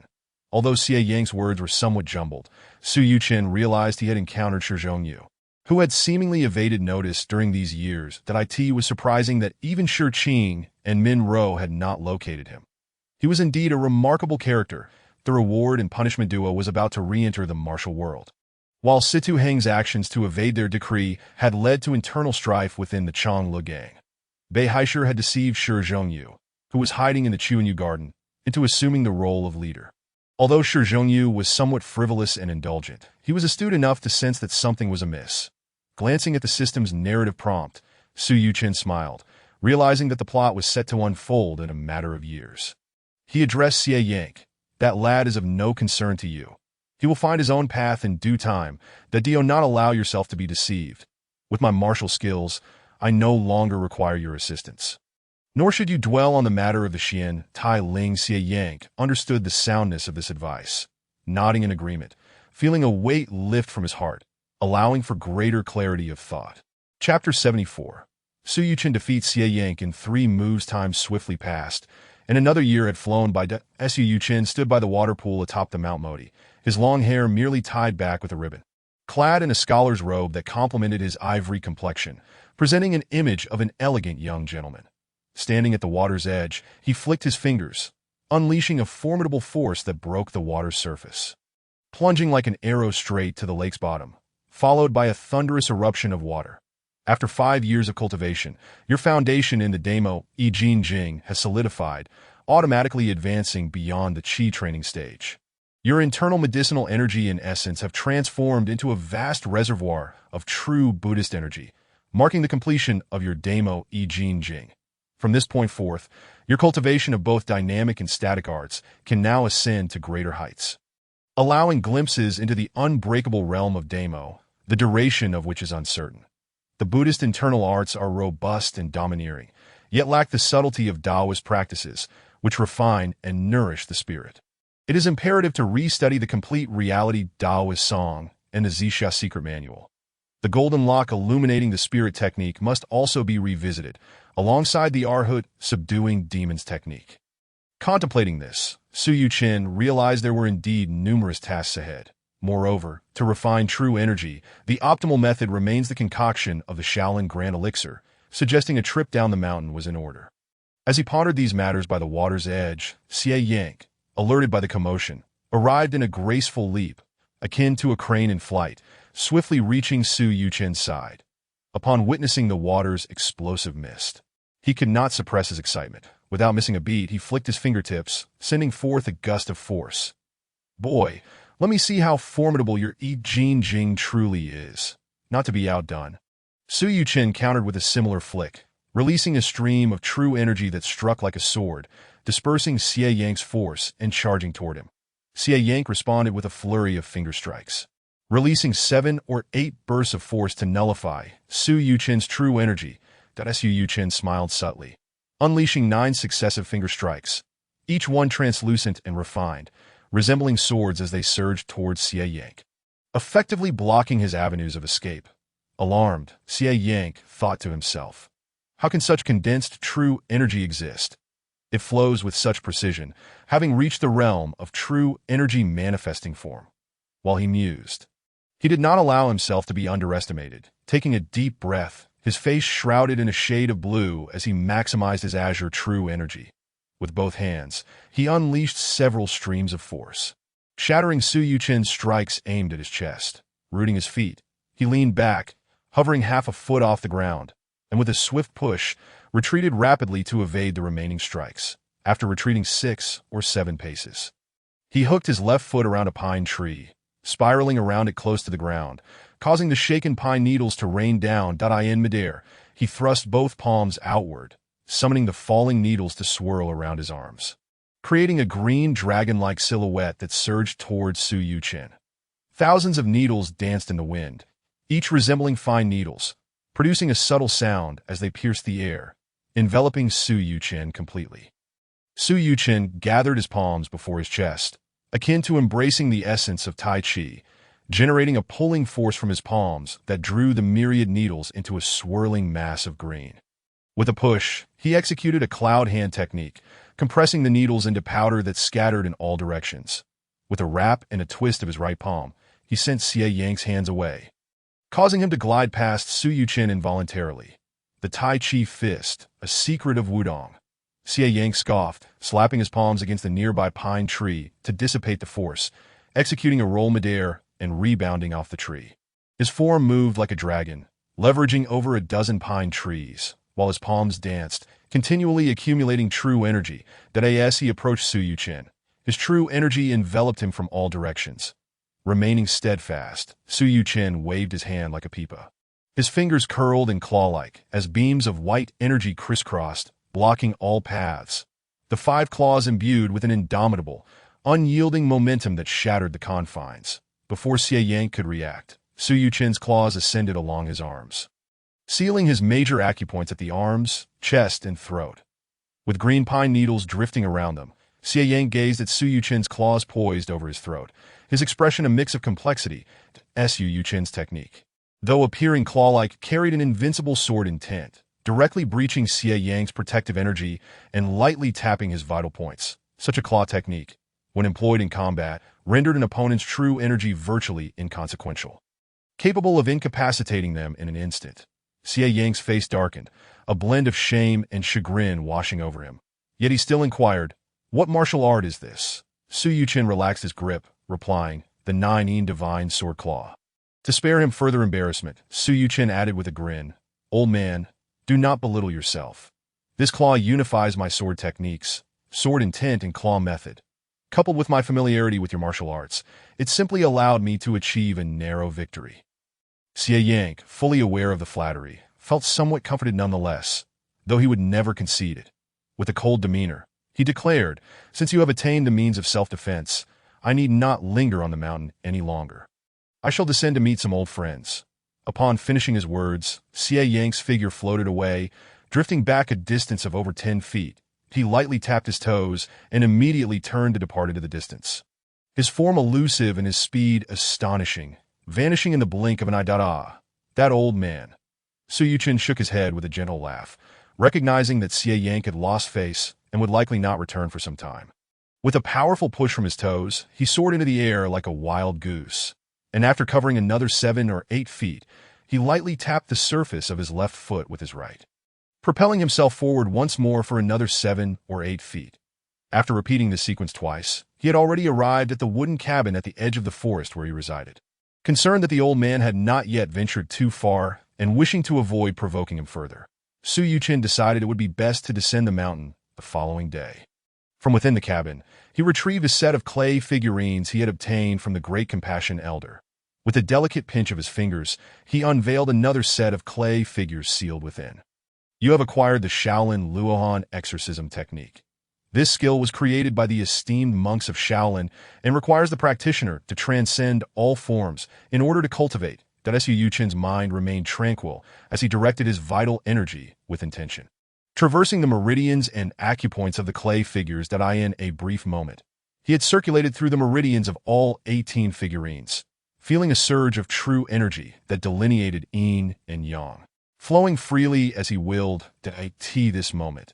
In addition to the vital energy from the Daruma I Jin Jing, he felt a new surge of true energy from the Luohan exorcism technique, which was then instinctively absorbed by the energy of the I Jin Jing. Both energies originating from the Buddhist path were now intertwined, with the essence of the I Jin Jing being superior. As Su Yuchen's thoughts stirred, the true energy within him oscillated between the energies of the I Jin Jing and the Luohan exorcism technique.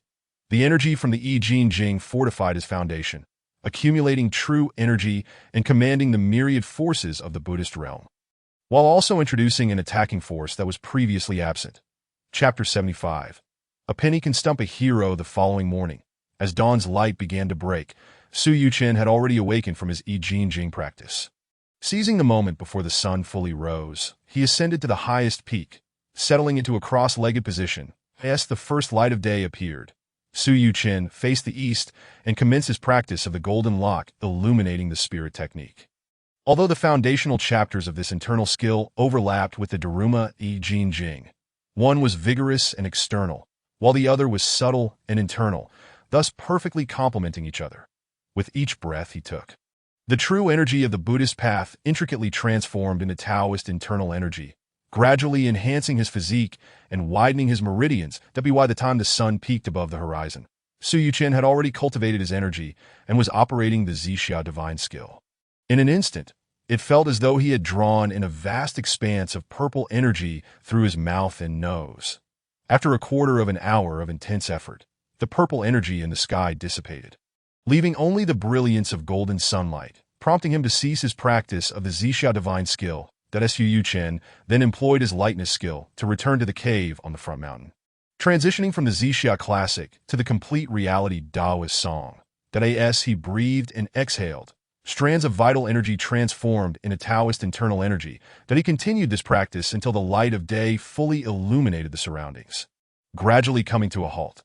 Indeed, the robustness of his physique, now entirely grounded in the mastery of the I Ching Jing, was remarkable. A single session of practice equaled the efforts of 8 or 9 sessions from his past life. Su Yuchen opened his eyes and clenched his fists, feeling invigorated and powerful.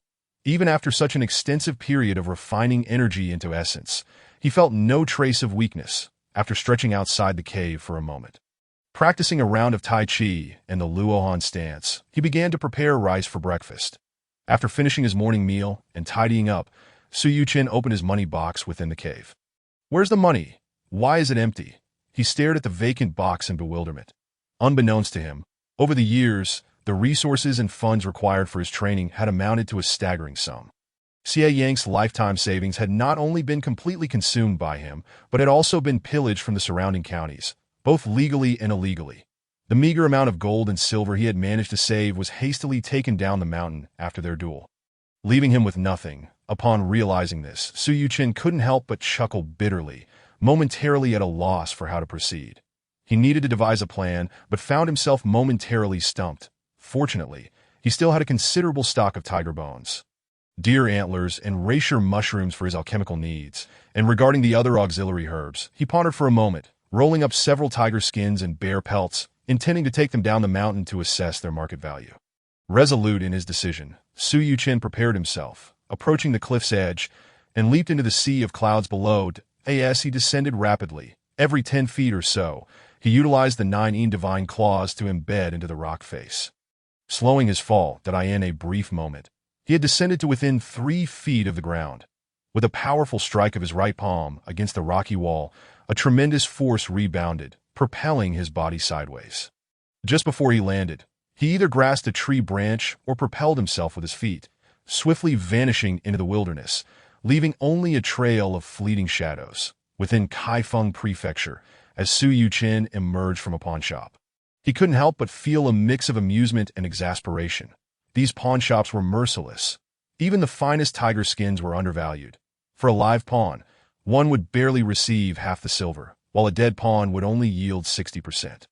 It was a significant loss. While reflecting on the hardships of life, he inquired of passersby for the nearest marketplace. It wasn't until dusk that he managed to sell 2 tiger skins, earning barely over 200 taels of silver, far from his expectations. Shaking the coin pouch in his hand, Su Yuchen sighed and began to pack his belongings, preparing to return. Just as he exited the marketplace, he sensed a few figures lurking behind him that a moment's assessment revealed them to be nothing more than a group of ordinary ruffians. Su Yuchen, realizing this, thought to himself that since he was in a foul mood, he might as well take it out on them. His spirits lifted slightly. He chose to navigate through a less populated alley. The ruffians hesitated for a moment. Then 2 of them darted off to summon reinforcements, while the remaining 3 trailed closely behind Su Yuchen. After a brief while, Su Yuchen found a dead-end alley and slipped inside, leaning against the wall to await their arrival. The alley's entrance quickly revealed a head peering in, confirming Su Yuchen's presence before swiftly retreating. Moments later, a cacophony of hurried footsteps approached. Indeed, the reinforcements of the ruffians had arrived. Bolstered by their numbers, the lanky figure with a bandaged head, a dry stalk of grass clenched in his mouth, and wielding a wooden club led a throng of unruly individuals into the alley. Behind him followed 2 burly men, bare-chested and imposing, one wielding a cleaver and the other an iron rod, exuding an intimidating aura. The lanky figure stepped within 3 paces of Su Yuchen, sizing him up as he leaned against the wall, then glanced at the blocked-off corner of the alley. Chewing on the grass, he remarked, "Brother, are you waiting for us on purpose?" Su Yuchen nodded and replied, "I've been tight on cash lately, and thought I'd come to borrow a bit from you." "Surely you wouldn't deny a fellow brother, would you?" The ruffians exchanged glances upon hearing this, bursting into laughter. Even the lanky leader was amused, spitting out the grass and pointing behind him. "Brother, even if you had some backup before. With so many of my brothers here, your friends have long since fled.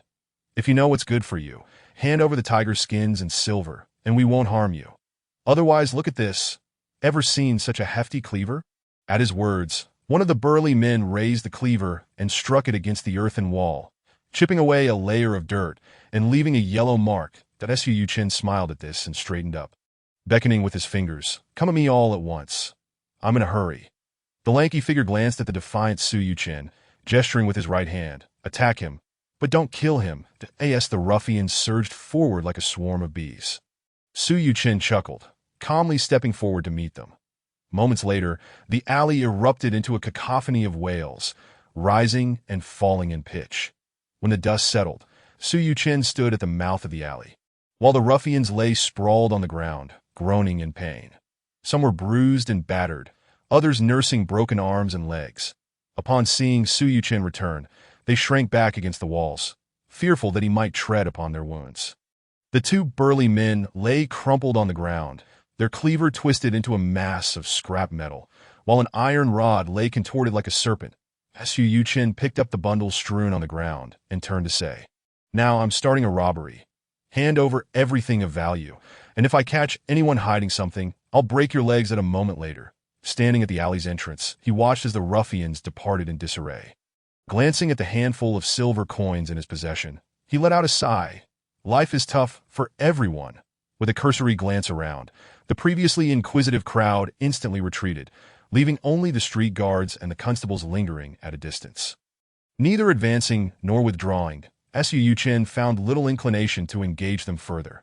The encroaching twilight signaled that lingering within the city would soon become troublesome. Thus, he turned on his heel and made his way toward the city gate. It was not until he had traversed a considerable distance and his figure had vanished from sight that the group of constables approached cautiously, exchanging a few hurried words with the street guards before departing in haste. Chapter 76. The members of the Changel Gang ascend Mount Tiantian in a swift journey. Su Yuchen finally returned to Mount Tiantian just before nightfall.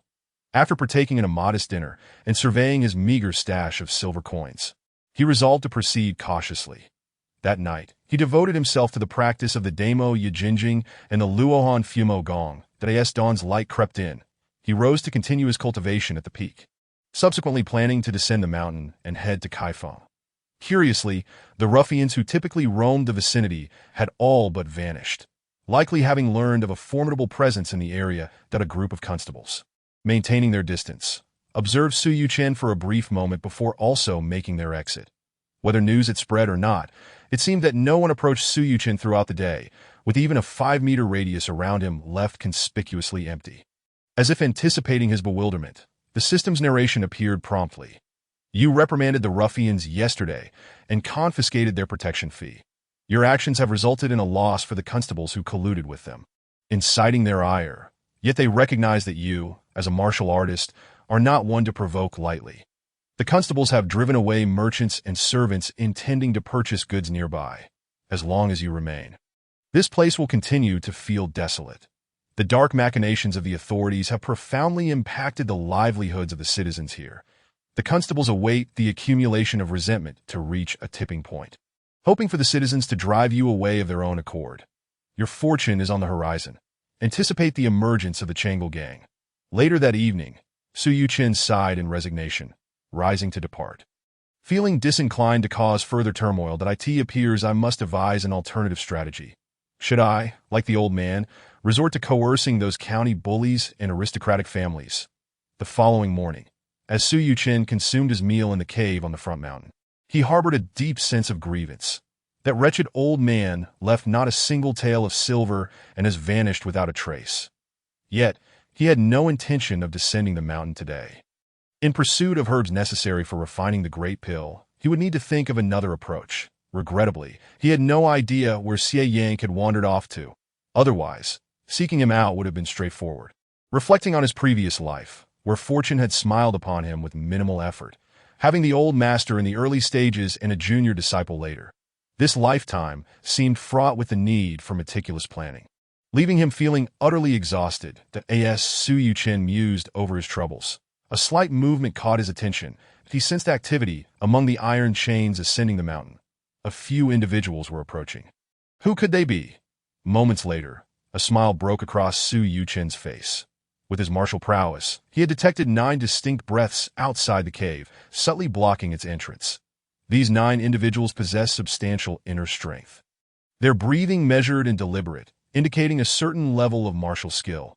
They lurked outside the cave, silent and seemingly harboring unknown intentions.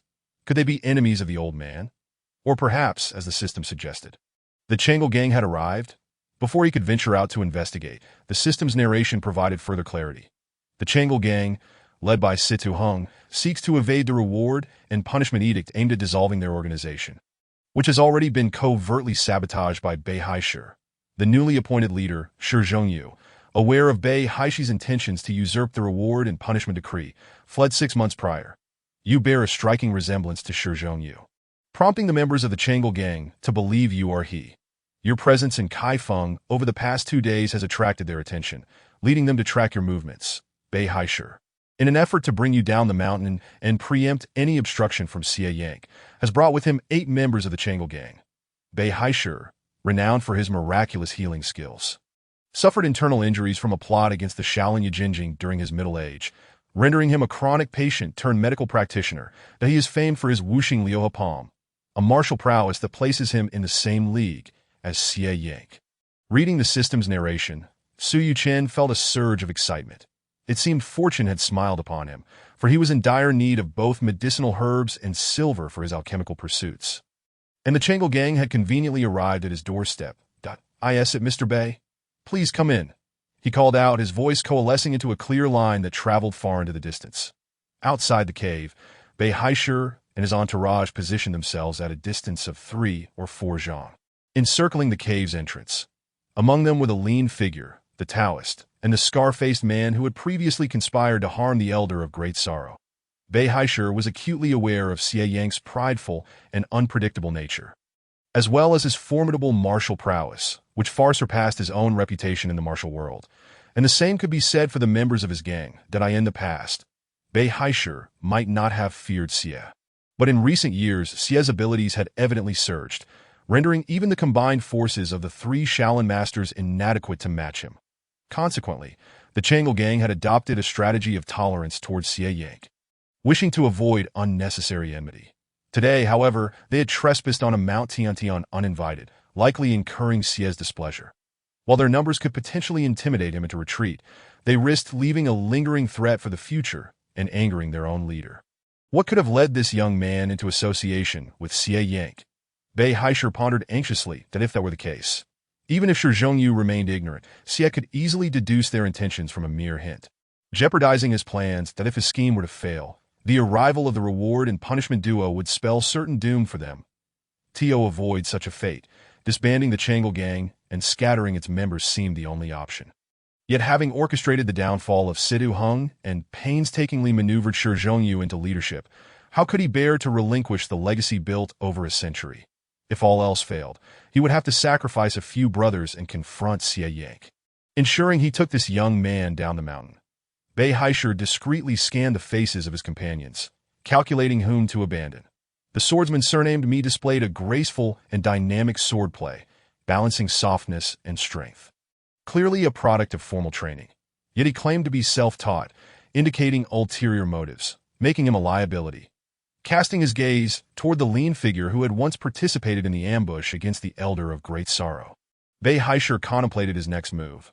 Shifting his attention to a robust, middle-aged man wielding a pair of gleaming silver daggers, he noted that the man surnamed Yun wielded his twin dragon 8 daggers with impressive authority.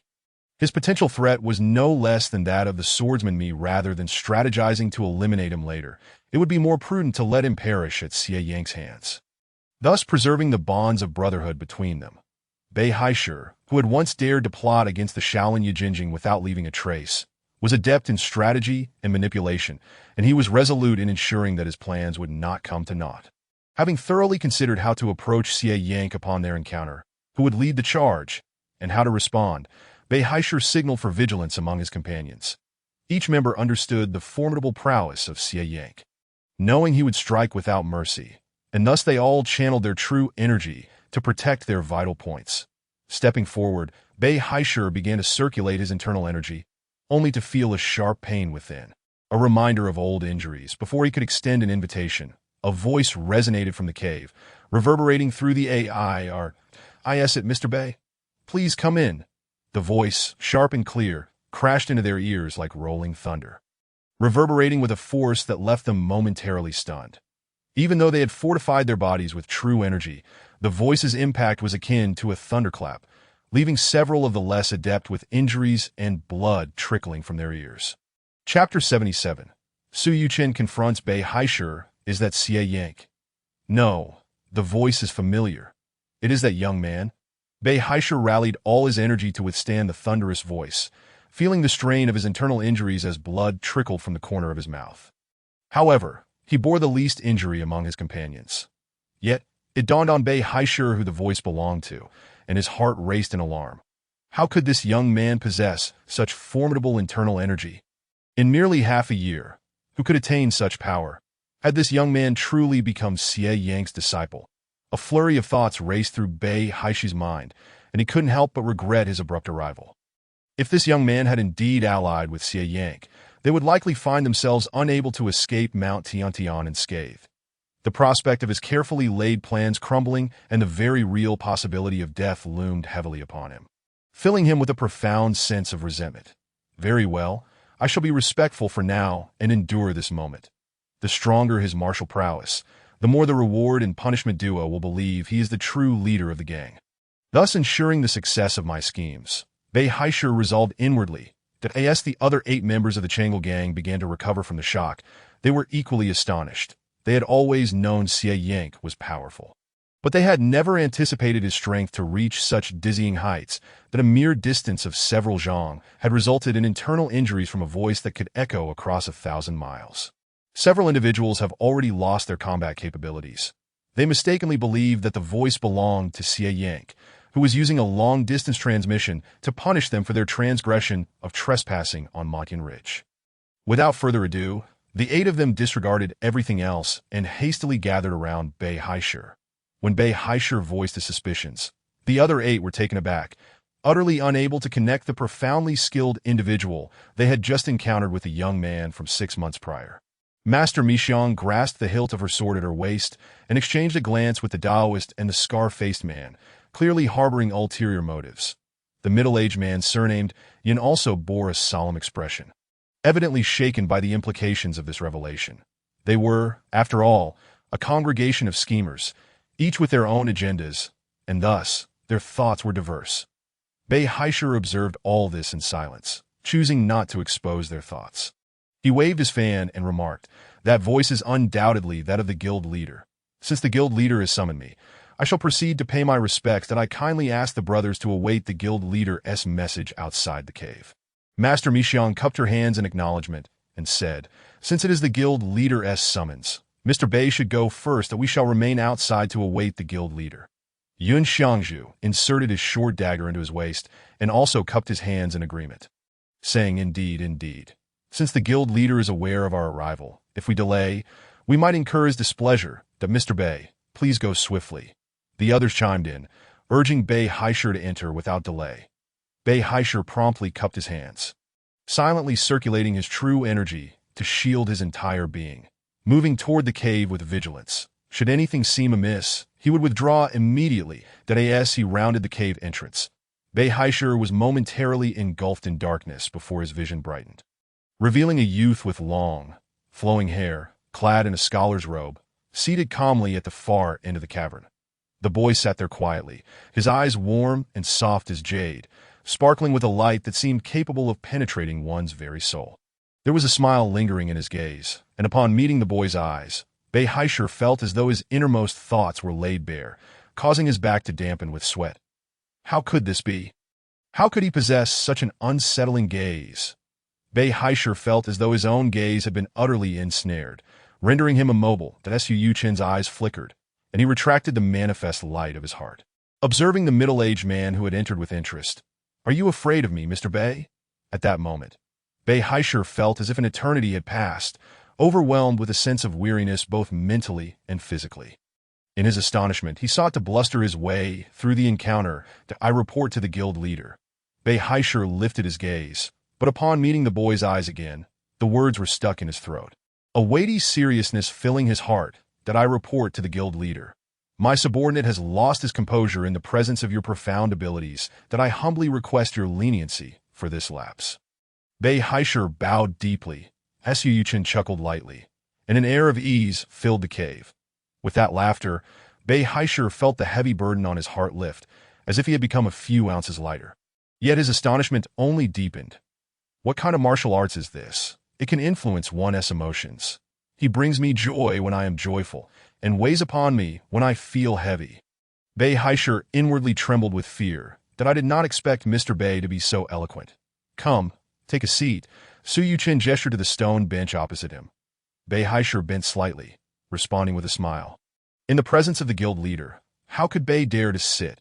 After a brief hesitation, he continued, My brothers have noted the guild leader's prolonged absence, which led them to discern that you were at Matian Ridge. Thus we ventured here impulsively that I beg for your understanding. Oh. Su Yuchen did not press further, curiosity piqued. How did you come to know of my presence at Matian Ridge? Bei Haishur, unwilling to conceal the truth, recounted the events in detail. It turned out that after Shi Zhongyu's disappearance, Bei Haishur and the others had dispatched members of the Changlu gang to scour the area, simultaneously informing various local factions and law enforcement. The day Su Yuchen spotted the group of enforcers at the market, he confirmed their identities, and upon realizing they were searching for him, he notified Bei Haishur and the others. They immediately set out, tracing Su Yuchen's steps from the previous day, and ultimately deducing that the only notable location nearby was Matian Ridge, where Xie Yank resided. Thus, they had discreetly followed the trail and arrived at this place. Upon hearing Bei Haishur's account, Su Yuchen couldn't help but marvel at the Changlu gang's numbers, acknowledging the convenience it afforded them. As for other matters, he chose to remain non-committal. Bei Haishur, observing Su Yuchen's indifferent demeanor, felt a sense of unease. The youth was not only profoundly skilled, but possessed an unsettling depth of character. Bei Haishur inwardly lamented, for he had originally intended to use this youth as a mere pawn to avert disaster. But now it seemed he had inadvertently invited a wolf into his fold, one that had transformed into a fierce tiger. He could only hope that the two enforcers charged with rewarding virtue and punishing vice were capable enough, lest his meticulous plans lead to his own undoing, making him a mere tool for this young him. And as Su Yuchen's martial prowess restored, his heart's light became more pronounced, and his ability to grasp the hearts of others grew stronger. With just a glance, he had surmised the majority of Bei Haishur's thoughts. Yet, he found no need to expose him. After all, the position of guild leader was precisely what he desired. However, he could not allow Bei Haishur to lose his sense of reverence, lest he be tempted to test the waters, which would require careful handling. Having such a clever individual to share the burdens was indeed a treasure worth preserving. How goes your practice of the I Ching Jing, Mr. Bei? Su Yuchen casually inquired. Chapter 78. The scheme of Bei Haishur 1. How goes your practice of the I Ching Jing, Mr. Bei? Upon hearing Su Yuchen's question, Bei Haishur found himself momentarily dazed, involuntarily responding. The I Ching Jing is still missing the final chapter. Bei Haishur gasped instinctively, as his greatest secret had been laid bare, his eyes widening in fear as he glanced at the boy. Su Yuchen let out a sound that resonated like thunder in Bei Haishur's ears, causing his mind to spiral and his heart to race, sweat pouring from his forehead like raindrops. Bei Haishur felt as though he were caught in a tempestuous sea, with the thunderous roars and towering waves threatening to engulf him at any moment. Just as he sensed himself sinking into the depths, it was as if a pair of eyes opened high above, the warm, jade-like light pulling him back from the abyss. When Bei Haishur regained his senses, he found himself drenched in sweat, his body slumped on the ground, utterly weakened, with beads of sweat dripping from his forehead, echoing against the rocks. Only the boy's warm and luminous gaze remained fixed upon him, a semblance of a smile dancing upon his lips. Seeing Bei Haishur's shattered spirit, Su Yuchen sighed inwardly, realizing that this man would forever be unable to overcome his mental barriers. Even if he mastered the emasculated I Ching Jing, he would never amount to anything significant. The guild leader possesses unparalleled abilities. Indeed, I have practiced the I Ching Jing, but I lack the final chapter, and thus have yet to complete my training. Bei Haishur could no longer conceal his thoughts, speaking freely under the weight of his mental collapse. Su Yuchen nodded, expressing his thoughts. When we return, I kindly ask Mr. Bei to lend me the E Jin Jing for a look. Oh, Mr. Bei, with your extensive experience in medicine, known for your miraculous hands that bring the dead back to life, I assume your knowledge of medicine and poison is extraordinary. Have you authored any texts? At that moment, Bei Haisher found himself beneath the roof of another, naturally agreeing. Following this, Su Yuchen summoned the 8 individuals for a display of intimidation, and after surveying the place where he had lived for several years, he realized that the only thing he needed to take with him was a box of clay figurines. Hey, I wonder if the old man will be able to find me when he returns. Su Yuchen mused, shaking his head as he turned to leave at this moment. The others were all nursing internal injuries, their speed slightly slower than Su Yuchen's, which left him feeling rather vexed. Bei Haisher had been quietly observing his expression and noticed his displeasure as he descended the cliff. After a moment of speculation, he discerned the underlying reason, feeling a twinge of embarrassment. Is it not because you insisted on showcasing your profound internal skills, and now you find it bothersome? Though he thought this, as the clandestine leader of the Changle gang, he naturally had to alleviate the guild leader's troubles. Bei Haisher cupped his hands and said, "Guild leader," the brothers, unaware of the depths of their understanding, rashly heeded your divine voice, resulting in some injuries, that it is unavoidable that this may delay your journey. Perhaps we should gather some firewood to fashion a stretcher. I can carry one, and Master Mi Xiang and Yun Xiangzhu can each shoulder another, allowing the remaining brothers to assist with the others, which would expedite our progress. Given this remote wilderness, it would be inconvenient to camp out. Let us endure a little and rest properly upon our return to town. Su Yuchen nodded slightly, indicating that he could proceed with his tasks. It was only then that Bei Haisher directed the others to construct a stretcher, resuming their journey with significantly increased speed. Su Yuchen held no sympathy for them. After all, he recalled that the members of the Changle gang were portrayed as villains in the original narrative. Along the way, all present possessed martial skills, naturally allowing them to move swiftly, each demonstrating their learned techniques, with Bei Haisher and Mi Xiangzhu exhibiting the highest level of lightness skill, effortlessly carrying one person while maintaining the lead. Aside from Su Yuchen and Bei Haisher walking side by side, Mi Xiangzhu trailed just a step behind. It was Su Yuchen's exceptional lightness skill that astonished them. Throughout their journey, the members of the Changle gang had not seen him touch the ground, as he merely tapped the grass leaves, propelling himself 7 or 8 zhang away with ease. 80 times on the barren ground, he would alternate his steps lightly, gliding a considerable distance, as if he were entirely airborne. Although 6 individuals traveled together, only 5 sets of footprints were visible on the ground. During their breaks, Bei Haisher and the others discreetly examined the tracks. The others were aware only that their leader possessed profound internal energy and extraordinary lightness skills. But only Bei Haisher understood that this young man also harbored a captivating martial art, which caused him even greater distress, exacerbating his old injuries. Before long, they arrived at the nearest town, where members of the Changle gang had already made arrangements. After resting, they boarded carriages to head towards the headquarters of the Changle gang. In the carriage, Su Yuchen sat alone, while several severely injured individuals occupied separate carriages. Bei Haisher, Mi Xiangzhu, and Yun Xiangzhu squeezed into one. Su Yuchen closed his eyes to recuperate, while the voices of Bei Haisher and the others in the last carriage remained distinctly audible. In the final carriage, Bei Haishi's sickly visage reflected even more sorrow. Ever since boarding, he had been coughing incessantly. "Brothers, the leader has finally returned, and our Changle gang now has a cornerstone," he remarked. "Isn't that so?" Mi Xiangzhu's face flickered with a hint of worry, quickly replaced by a smile as he replied, "The leader's return is indeed a cause for celebration, and that matter will find resolution. That Mr. Bei should take the lead in this." Bei Haisher glanced ahead, but the thick carriage curtains obscured his view. He lowered his voice, saying, "Now that the leader has returned, everyone can finally rest easy. The rewarding good and punishing evil duo from the Hero Island is re-entering the martial world.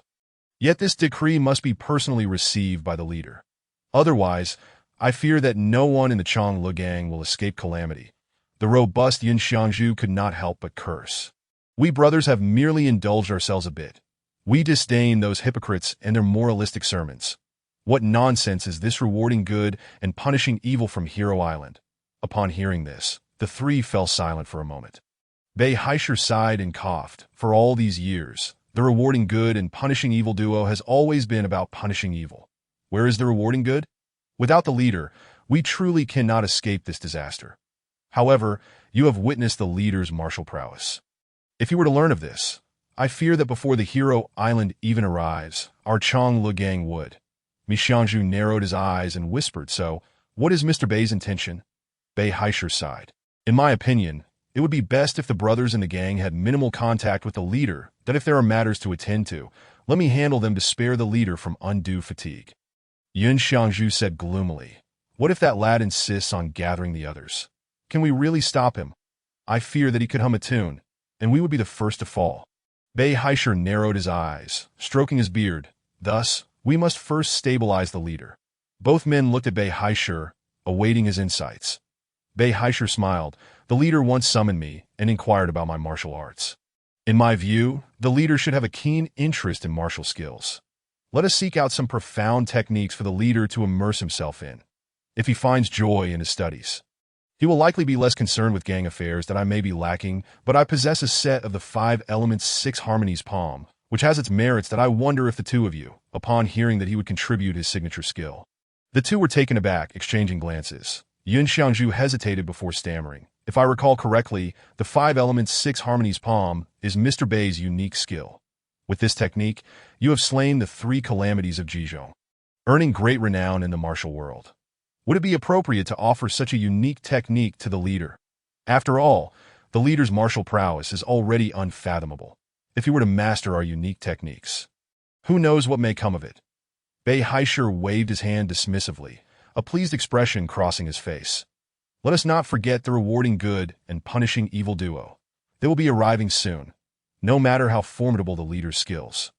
Can they surpass theirs? As long as we can stabilize the leader first. Once those two arrive, the leader will have no choice but to accept the decree, and he will naturally have to attend the feast at Hero Island. At that point, once the leader has set foot on Hero Island, it would be a one-way trip, and your concerns would be." Mi Xiangju and Yun Xiangju exchanged knowing smiles, clearly intrigued by the notion. Mi Xiangju commended, "Mr. Bei is indeed far-sighted. In that case, I shall not be stingy. I possess a set of the Willow Sword technique, which is my own unique skill, and I shall present it to the leader for his consideration." Yun Xiangju nodded. "My Dragonate halberds also possess unique qualities. I hope the leader can thoroughly comprehend them." The three reached a consensus, sharing knowing smiles, their camaraderie evident. Bei Haisher observed the two and could not help but stroke his beard. "Since the leader desires my Jin Jing, I shall not neglect you two. That once I obtain it, I will make a copy. Humph. When the leader reaches Hero Island, if it is not utilized for my benefit, it will be your demise." However, Bei Haisher knew he had no choice but to rely on Su Yuchen's helplessness and sought this opportunity to identify the weaknesses in Mi and Yun's martial skills. Hoping to eliminate the two with ease when the time came. As for the others, they were either mindless brutes or lacked sufficient skill to be of concern. Bei Haisher was confident in his ability to subdue them. Once they concluded this discussion, Bei Haishi's expression shifted. "Brothers, having addressed this matter, there is yet another issue I wish to discuss with you." The brothers were already aware that on the day of the Double Ninth Festival, the 4 major sects from the east had planned to visit the headquarters of their gang to pay their respects, ostensibly due to the death of the former leader, Situ. The matter concerning the late leader was, in truth, an internal issue for the Chang Le gang and should have been resolved privately. However, the 4 insisted that their friendship with the late leader was profound and claimed that there were suspicious circumstances surrounding his death. If they did not provide a satisfactory response, the matter could become public knowledge, potentially tarnishing the reputation of the Chang Le gang. Mi and Yun both nodded. Although the Chang Le gang's reputation was already tarnished, they could not afford to have rumors of subordinates conspiring against their former leader circulate. That in the martial world, while righteousness and morality might be disregarded, the fundamental principles of loyalty and integrity must still be upheld.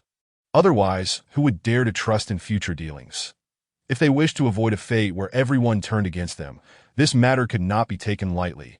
Otherwise, their reputation would be irreparably damaged, making it impossible to thrive in the martial world.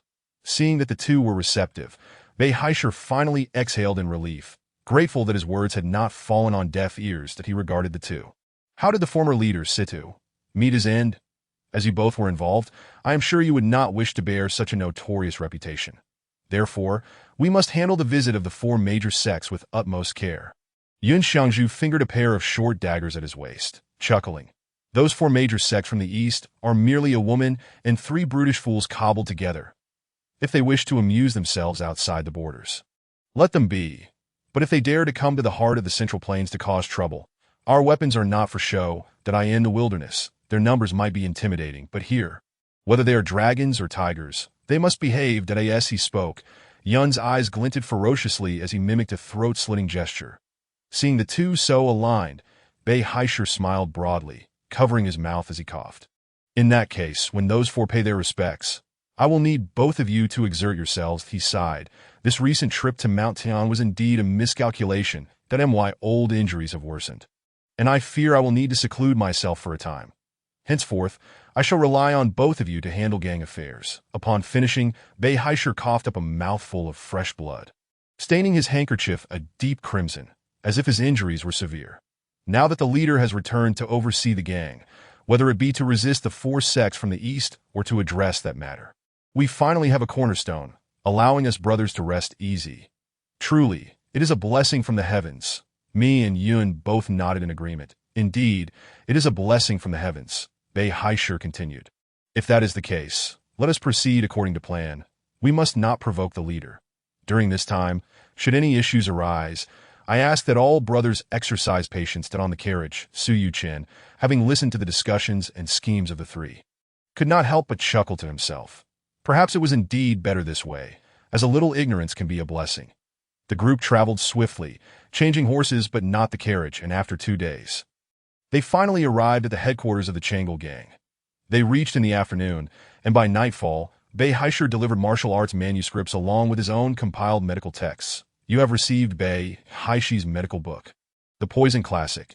You have obtained Bei Haishur's revised version of the Yi Jin Jing, lacking the method to harmonize the myriad energies. You have also acquired Bei Haishur's 5 Elements 6 Harmonies Palm, which has errors in the meridian operation that require the following amendments. You have received a revised version of the Dance of Willow's sword technique, which necessitates the following modifications. Additionally, you have obtained a revised edition of the Heavenly Dragon 8 halberds, which also requires the following adjustments. Upon seeing the system's notifications in his mind, Su Yuchen could not suppress a cold laugh. Indeed, they were all villains, with not a single person to put one at ease. Bei Haishur, who had been meticulously observing his expression, felt a chill run down his spine upon seeing the disdain on Su Yuchen's face and the repeated cold laughter escaping his lips, prompting him to lower his head. As Su Yuchen examined the copy of the Yi Jin Jing sent by Bei Haishur, contrasting it with the one acquired in the Laughing Proud World, he found little difference between the two. That this internal cultivation manual now only retained the essence of accumulating true qi, having, as the narrative indicated, removed the method to harmonize the myriad energies. To Su Yuchen nodded and remarked, "It seems that Mr. Bei was the one who infiltrated Shaolin at night to steal the Yi Jin Jing. Who was the other person?" Bei Haishur, taken aback and at a loss for words, felt beads of sweat forming on his forehead. Su Yuchen tossed the Yi Jin Jing manuscript onto the table and picked up the 5 Elements 6 Harmonies palm, remarking without looking up, "The Yi Jin Jing is a secret transmission of Shaolin, accessible only to the abbot and the reclusive elders of the Damo Cave. That Mr. Bei's version of the Yi Jin Jing is incomplete, missing the final chapter, which clearly indicates that Mr. Bei possessed it in an incomplete state. Who might have that final chapter? Mr. Bei has remained at the Changel gang. Could it be Sidu Hung? You two were the ones who stormed Shaolin back in the day, weren't you? Did you not manage to find the last chapter that he hid away? Was it not the diamond palm that caused Mr. Bei's injuries? You, still recovering from old wounds, sought to use the Yi Jin Jing to harmonize the myriad energies and expel the true qi that is settled within you." After Su Yuchen finished speaking, Bei Haishur was drenched in cold sweat, but he steadied himself against the nearby table and stammered, "Master, your discernment is truly remarkable. That I in the past, my actions were a momentary lapse in judgment, leading to today's dire consequences. That I implore you, please." Su Yuchen waved his hand, saying, "Let this matter rest, Mr. Bei. That I am not concerned with your pursuit of the Yi Jin Jing. However, why is it that the manuscript you provided me is so lacking? How do you suppose I came to know this?" A jolt of alarm shot through Bei Haishur. How did this young man know? The manuscript he had given was seen by no one else. And how could he possess such intimate knowledge of the unparalleled martial arts contained within the I Ching Jing? The fear he had experienced over the past few days only intensified. As this young man, after disappearing for half a year, had become as unfathomable as a bottomless, icy pool, instilling an inexplicable dread within him. Chapter 80. Bei Haishi's 3 Shocks. Mr. Bei, are you afraid of me? Su Yuchen inquired, shaking the manuscript of the 5 Elements 6 Harmonies palm in his hand. This palm technique you have altered is intertwined with the Hand Shaoyin Heart Sutra, Hand Yongming Large Intestine Meridian, and Hand Tying Lung Meridian. It is truly impressive, Mr. Bei, that you could make so many modifications in such a short span of time, that if I were to practice according to your manuscript, I could indeed master the 5 Elements 6 Harmonies palm. However, with each execution, the acupoints of Shangqiu and Qi would be besieged by cold energy, and over time, you would likely find a cold poison infiltrating your body. Without waiting for Bei Haishi's explanation, Su Yuchen placed the manuscript back on the table, but he then stood still in contemplation for a moment, before executing a series of palm techniques. This set of techniques was most familiar to Bei Haishur, as it harmonized with the 5 elements, allowing fluid circular movements that in an instant, the shadows of his palms danced wildly, augmented by many variations that Bei Haishur had never witnessed before for a moment. Bei Haishur could not take his eyes off the spectacle, drenched in sweat, feeling that the palm technique had transformed entirely in the hands of this young man. Though it was ostensibly the same technique, it exuded an inescapable aura. Within Su Yuchen's mind, countless shadowy manifestations of palm techniques flickered before coalescing into one that after a time, he began to strike faster, creating the illusion of 6 identical young men simultaneously practicing the palm techniques. Moments later, his movements slowed, each execution of the palm technique sounding as though it bore the weight of 1,000 pounds, each motion imbued with a peculiar resonance, as if even breathing had become laborious. You have comprehended the 5 Elements 6 Harmonies palm. This technique harmonizes with the 5 elements, capable of refining the organs, enriching vital energy, and strengthening one's physique. It also treads the 6 directions, enhancing digestion and detoxification. This palm technique is rooted in Taoist longevity practices, intended to prolong life and fortify the body, serving as a form of internal cultivation in Taoist martial arts. As Su Yuchen concluded his practice, the system's notification echoed in his mind that he glanced at Bei Haishur and inquired, Mr. Bei, this palm technique should rightly originate from the Taoist tradition. However, I am curious where you acquired it. Bei Haishi's heart raced under Su Yuchen's scrutinizing gaze. His mouth felt parched, and he dared not fabricate any further lies, for this young man was truly extraordinary. After a moment of reflection, Bei Haishur confessed, recounting how, in his youth, he had wandered the Zhongnan Mountains and inadvertently stumbled upon a secluded temple deep in the wilderness, where only an elderly Taoist resided. One night, while resting there, he engaged in casual conversation with the old man and discovered that he frequently perused a certain book. Driven by curiosity, he had stealthily glanced at it when the Taoist stepped away, and it was none other than this 5 Elements 6 Harmonies palm. However, his actions did not go unnoticed, as the old man soon caught wind of his curiosity. When Bei Haishur eventually took his leave, the old man subtly warned him against using the knowledge for malevolent purposes. At first, Bei Haishur dismissed the warning, but upon returning home, he occasionally practiced the technique, misunderstanding many of its principles due to his lack of familiarity with Taoist terminology. Later, when he sought clarification on those terms, others discovered his concealed mastery of profound techniques, leading to attempts on his life. Only after he single-handedly defeated 3 skilled martial artists who had come to kill him did he realize the significance of the palm technique. From that point onward, he shifted his focus from scholarly pursuits to martial training, gradually gaining a reputation in the martial world. Hearing Bei Haishi's account, Su Yuchen nodded, deeming it a plausible explanation, given the internal refinement capabilities of this palm technique. It had long surpassed the realm of ordinary martial arts manuals, that if Bei Haishur had indeed cultivated it to the point of channeling true qi into his organs, the principles of the 5 elements would likely be sufficient to dissipate the force of the diamond palm. However, it was clear that any attempt to caution Bei Haishur would be futile. This man was deeply cunning, with a mind as dark as it was intricate, and it was best to let him navigate his own demise. Su Yuchen tapped the manuscripts on the table, smiling at Bei Haishur. A mere few volumes of manuscripts, Mr. Bei, yet you all seem to have plotted extensively. Your efforts are commendable. Bei Haishur appeared embarrassed, bending slightly as he offered a strained explanation. As for martial arts, these are unique techniques belonging to us underlings that it is natural to feel reluctant to part with them, that I also fear that others might steal our knowledge, which is why I made some alterations. I had intended to explain the nuances to the master in person, but alas, your innate talent has allowed you to see through my modifications at a glance. The master possesses exceptional martial prowess and remarkable intellect. Surely, he will lead the Changle gang to dominate the martial world, which is indeed a blessing for us all. Su Yuchen chuckled knowingly. Mr. Bei, you are quite the eloquent speaker. Embarrassed, Bei Haishur smiled awkwardly as Su Yuchen approached a nearby desk. Picked up a pen and began to write. As he wrote, he said, "Whatever you say, Mr. Bei, shall be taken as is. I require a variety of medicinal herbs. Please arrange for someone to procure them all. Additionally, prepare an alchemy furnace.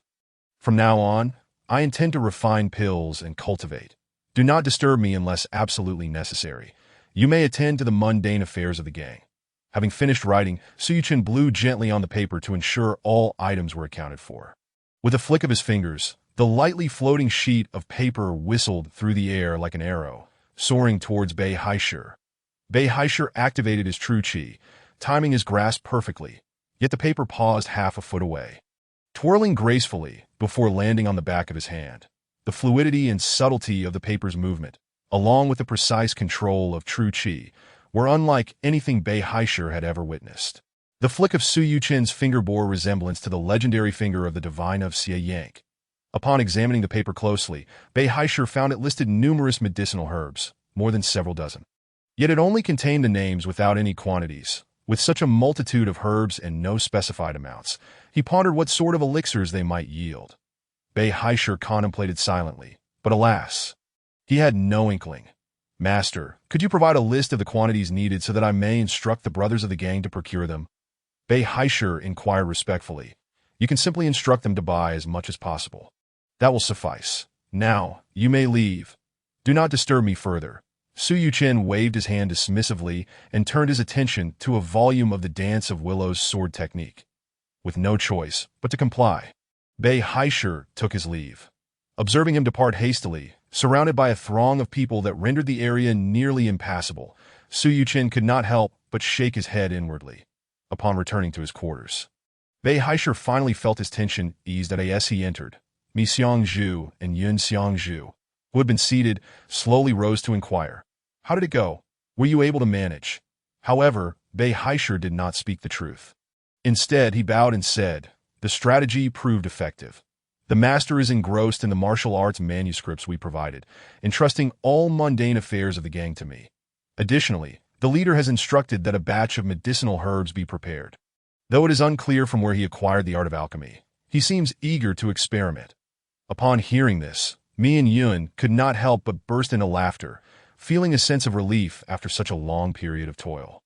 Master Mi clasped his hands and said, "Congratulations, Mr. Bei, on assuming control of the gang's affairs and leading your brothers to leisurely wander the martial world. Not at all. It will require the diligent cooperation of all brothers moving forward." Bei Haishur replied courteously. With spirits high, they exchanged compliments, and Bei Haishur seized the opportunity to say, "Since we have made a start, we must maintain it. In the future, I shall implore you both to gather more secret manuals to present to the leader." Mi and Yun exchanged glances, gritted their teeth, and agreed. After sending the two off, Bei Haishur let out a cold laugh. "If you were to witness the true extent of that boy's prodigious talent, I fear you would turn against me in an instant. For now, it is only I who has dealings with that youth, allowing me to manipulate matters and firmly control the Changle gang." Chapter 81. The distress of the sword attendant. Once Mi and Yun had departed, a young woman emerged from behind the screen, kneeling in greeting to Bei Haishur. "I pay my respects to Mr. Bei." Bei Haishur composed himself, wearing a broad smile as he replied, "Miss Shurjin, now that the leader has returned, you must be diligent in your service." However, Shurjin's face was clouded with worry, seemingly recalling the devilish countenance of that youth from before. Bei Haishur gently reassured her. The leader was merely young and inexperienced in the past. Now he is engrossed in martial arts and alchemy, so there is no need for concern, should any issues arise. Do not hesitate to seek me out. After some further comforting, he emphasized that any matters concerning the leader must be reported to him promptly. Given the past actions of Shi Zhongyu, Shi Jian felt a lingering apprehension and readily agreed. Once she was sent away, Bei Haishir calmly arranged for the procurement of herbs and an alchemical furnace to be delivered to the youth's quarters. Subsequently, Bei Haishir turned his mind to reviewing and organizing the events of the day involving that youth. It was unclear how much time had passed when the night had fully enveloped the sky, jolting Bei Haishir from his reverie. Under the night sky, with the sound of lanterns crackling, he squinted his eyes and listened to the footsteps of patrolling guards outside. Stroking his beard in contemplation, and no matter what schemes you may have, as long as you relinquish control, this Chong Lugang shall become Bei's possession. Moreover, he pondered the whereabouts of the final chapter of the Yi Jin Jing, which had been hidden away by Situ Hung. Regrettably, despite his numerous inquiries, the old man had refused to divulge its location, leaving him in a quandary as long as this old wound remains unhealed. I shall never be able to subdue the martial heroes of the world. When will I awaken to command the realm, indulging in the beauty of a lovely maiden? The youth was indeed privy to the secrets of the Yi Jin Jing and knew of Bei's manipulations. Oh no, could it be that he is practicing the Yi Jin Jing's divine art? But after leaving Shaolin, we too seized the Yi Jin Jing, with only the final chapter falling into Situ Heng's hands. Where did that youth acquire the rest? No, if he has mastered the Yi Jin Jing, why would he seek it from me? This does not add up. What internal martial art is he truly practicing? Bei Haishir found himself engulfed in a whirlwind of contradictions. Ever since encountering that youth at Mount Tian, he felt a myriad of shocks each day, and with each interaction, a growing unease settled in his heart. Momentarily lost in thought, he found the situation overwhelmingly complicated and perplexing. Meanwhile, after departing from Bei Haishir's side, Shi Jian peered through the doorway and caught a glimpse of the youth quietly reading by candlelight. Letting out a sigh of relief, after several furtive glances, she observed that he was either engrossed in his reading or gesturing with his fingers, completely oblivious to the outside world, lost in his martial practice. As the night deepened, Shi Jian steeled herself and quietly entered the room, preparing water for washing. Just as she turned to fetch food, she was startled to find the youth gazing calmly at her. "Young master," Shi Jian gasped, but she saw that he merely sat there, devoid of his previous frivolity, exuding an air of composure and poise. That Su Yuchen glanced at her, and, from her attire and manner of address, surmised her identity. "You must be Shi Jian." Upon hearing this, Shi Jian, having forgotten her initial fright, replied with a smile, "Young master, after your outing, you seem transformed as if you were a different person. If I am not Shi Jian, who am I?"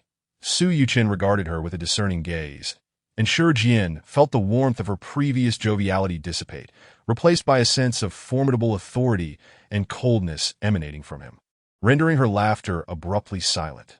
Without further acknowledgement, Su Yuchen lowered his head to resume reading. "In the future, when entering, you must first knock. Unless I grant permission, you are not to enter. Do you understand?" Shi Jian felt her face flush with a mix of embarrassment and indignation, realizing that this youth was no longer the amiable boy she once knew. She had intended to mock him, but the memory of his earlier gaze quelled her words, leaving her with an indescribable feeling in her heart, rendering her speechless. "Yes, young master, I understand." She knelt in acknowledgement before turning to leave. The Su Yuchen shook his head, reflecting on Shi Zhongyu's utter lack of redeeming qualities, while he himself felt disinclined to deal with the mess left behind. This time, Shi Jian had learned her lesson.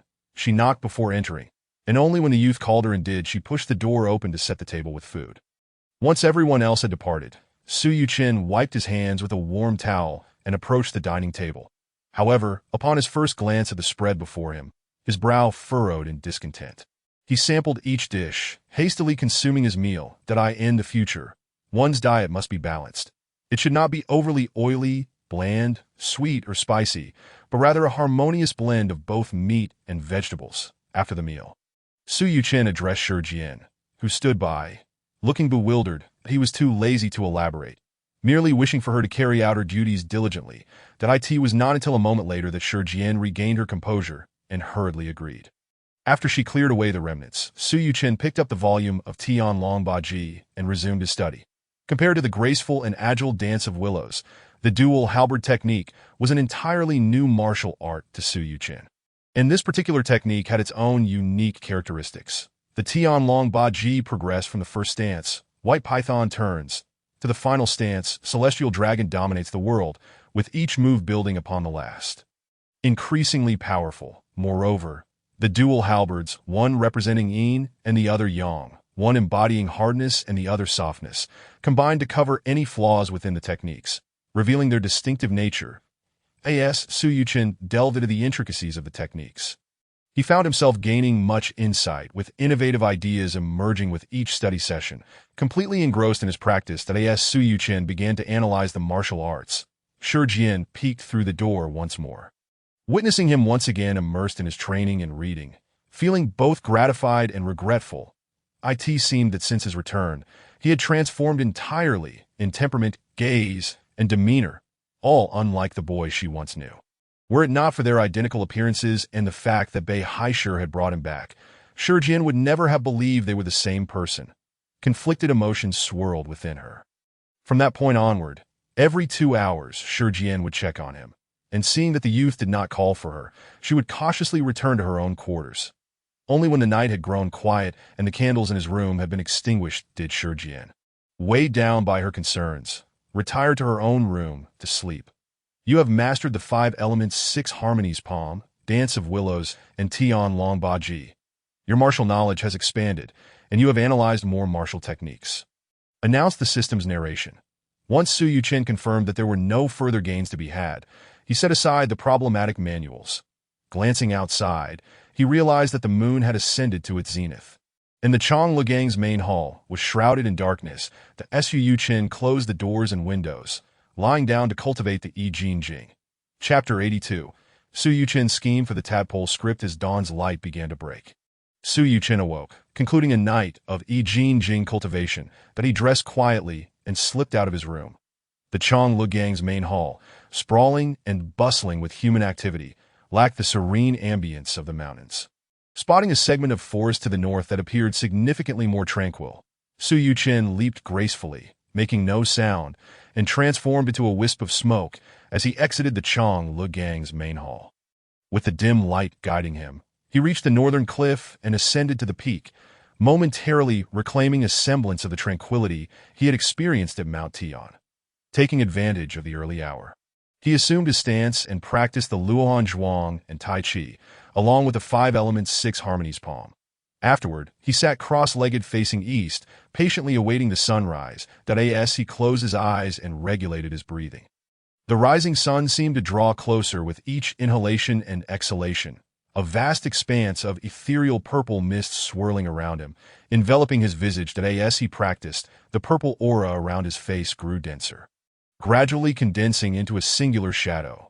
When the sun ascended high in the sky, the purple mist dissipated, and Su Yuchen gracefully descended from the cliff, making his way back to the Chang Legang's main hall. "Young master, where have you been so early?" Shi Jian exclaimed anxiously as she stood waiting by the open door upon his arrival. Su Yuchen did not respond, instead walking towards the desk as he instructed. "Go prepare breakfast. Also, inform Mr. Bei that I require the medicinal herbs to be delivered as soon as possible." The sword attendant glanced at him and noticed he was merely fixated on the set of clay figurines, flipping through them incessantly. With a slight curl of his lip, he promptly descended to relay the message. After finishing breakfast, Su Yuchen shook his head. With the practice of the 5 elements and 6 harmonies palm, the functions of digestion, absorption, and detoxification of his internal organs had significantly enhanced. The meager meal hardly provided any essence. Thus, he needed to hasten the refinement of the Grand Return pill. Contemplating this, he couldn't help but urge the sword attendant to hasten Bei Haishir once more. Poor Bei Haishir had spent the entire night in distress, his beard and hair falling out in clumps due to worry. After finally managing to sleep in the latter part of the night, he was again roused by the sword attendant in the morning. Fearing that the young man might take offense, he had to muster his spirits and hastily urged his subordinates to prepare. Once the sword attendant departed, Su Yuchen seated himself cross-legged on the bed, entering a state of quietude for cultivation. The true energy of the I Ching Jing within his dantian surged like a vast ocean, flowing along the pathway of the Arhat's subduing demon technique. The originally attribute-less true energy of the I Ching Jing gradually differentiated into yin and yang, nurtured by Su Yuqing as it coursed through various meridians and acupoints. As he focused his mind and returned to his essence, his thoughts settled, merging with the essence of the Arhat's subduing demon technique, transforming the true energy and increasing its operational speed. Many meridians and acupoints unknowingly expanded. After effortlessly circulating the Arhat's subduing demon technique twice, he felt the true energy brimming, ready to potentially step into the innate realm. As Su Yuqing had already made plans, he quickly directed the true energy back to the Dantian Sea of Qi. Feeling the abundant true energy within him, on the verge of a breakthrough, yet he couldn't help but feel troubled. Ever since the true energy began to generate on its own, each practice of the I Ching Jing fortified it further. And now it was brimming throughout his body that he initially intended to transform the I Ching Jing's true energy into the true energy of the Arhat's subduing demon technique. But the latter, being a Buddhist martial art, inherently could not escape the confines of the I Ching Jing that in the future he would no longer need to practice it with full effort. A daily nurturing of the meridians would suffice. For now, it was imperative to swiftly cultivate the complete truth's great Tao song, the golden lock illuminating spirit technique, and the purple cloud divine art to perfection. This way, when he arrived at the Hero Island, he would not miss any opportunities. Alas, he never expected to find himself troubled by the need to suppress his realm one day. However, having been granted the chance to be here, he would never settle for a breakthrough through the I Ching Jing. If that tadpole script truly could facilitate the foundation building of the I Ching Jing, grant him an indestructible body, accumulate true energy, and harmonize myriad energies. If the purple cloud divine art could absorb the great sun's purple chi and refine various exotic true energies. If the complete truth's great Tao song allowed for all-weather cultivation, and if the golden lock illuminating spirit technique could build a foundation, nurture the spirit, and harmonize yin and yang, while the 5 elements and 6 harmonies palm could internally refine the 5 viscera and 6 bowels, then he could transcend the limitations set by his predecessors and cultivate a versatile internal cultivation method uniquely his own. Contemplating this, even Su Yuqing's usually calm demeanor could not help but stir with excitement, lost in thought. Meanwhile, Bei Haisher, having been urged twice by the sword attendant early in the morning, hastened his pace. Fearful of inciting Su Yuqing's displeasure to by noon, the Changla gang had already swept through the nearby county's pharmacies, completely purchasing all the medicinal materials listed by Su Yuqing. With their ample finances, silver flowed out like water, naturally yielding a bountiful harvest. Various medicinal materials piled high behind Bei Haisher, accompanied by a long line of followers at the forefront.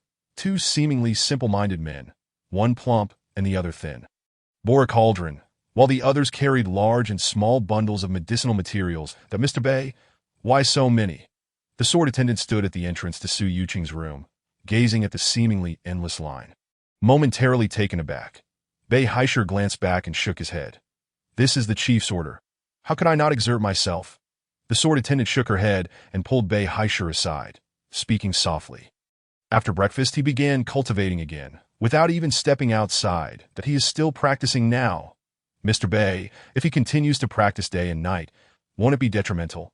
Upon hearing this, Bei Haisher stroked his beard, signaling her to be quiet, then stealthily approached the door to Su Yuqing's room, peering through the crack that moment. Su Yuqing was at a critical juncture of practicing the Arhat's subduing demon technique, with true energy surging throughout his body. Just a glance revealed the white vapor swirling above his head, indicating that he was indeed deep into his practice. What profound internal cultivation! How has he managed to cultivate such vigorous true energy in just half a year? At that moment, he was absorbed in his practice, making it the perfect opportunity for a stealthy attack. Yet he feared that before he could even approach, he would be countered and gravely injured by Su Yuqing's true energy. Having merely glanced, Bei Haisher's mind raced with thoughts, but ultimately, he suppressed his desires with reason that he turned and waved his hand, signaling everyone to retreat, then quietly instructed the sword attendant. I see the chief is at a critical stage of internal cultivation. We must not disturb him now. I will have these medicinal materials stored in the adjacent rooms, and once the chief has finished his practice, you may enter to report. The sword attendant understood that disrupting internal cultivation was most detrimental, and thus agreed. Quietly accompanying Bei Haishur to oversee the proper arrangement of the medicinal materials, the door swung open. A pungent aroma of medicine flooded in. Su Yuqing stepped inside, observing the neatly arranged medicinal cabinets. All the materials had been meticulously sorted and categorized. He found everything he required for alchemy. Moreover, the years of ginseng, deer antler, and turtle shell exceeded his expectations, leaving him exceedingly satisfied that it seemed that Bei Haishur had indeed put forth considerable effort. Additionally, the sword attendant had been quite diligent, as the room adjacent to the medicinal racks had been opened up and transformed into an alchemy chamber, thus sparing Su Yuqing the trouble of constant back and forth. After inspecting thoroughly and confirming nothing was amiss, Su Yuqing waved his hand, signaling her to leave.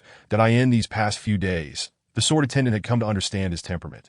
She believed that upon his return, he had turned over a new leaf and was intent on self-improvement. Preferring solitude and disliking disturbances, she merely curled her lip and departed. Once the sword attendant left, Su Yuqing began to prepare the medicinal materials one by one. Handling everything himself, he remained in the alchemy chamber for 2 to 3 days, diligently preparing. This was primarily because most of the materials had been procured from the pharmacies and pre-processed. Otherwise, it might have taken him an entire month to be adequately prepared.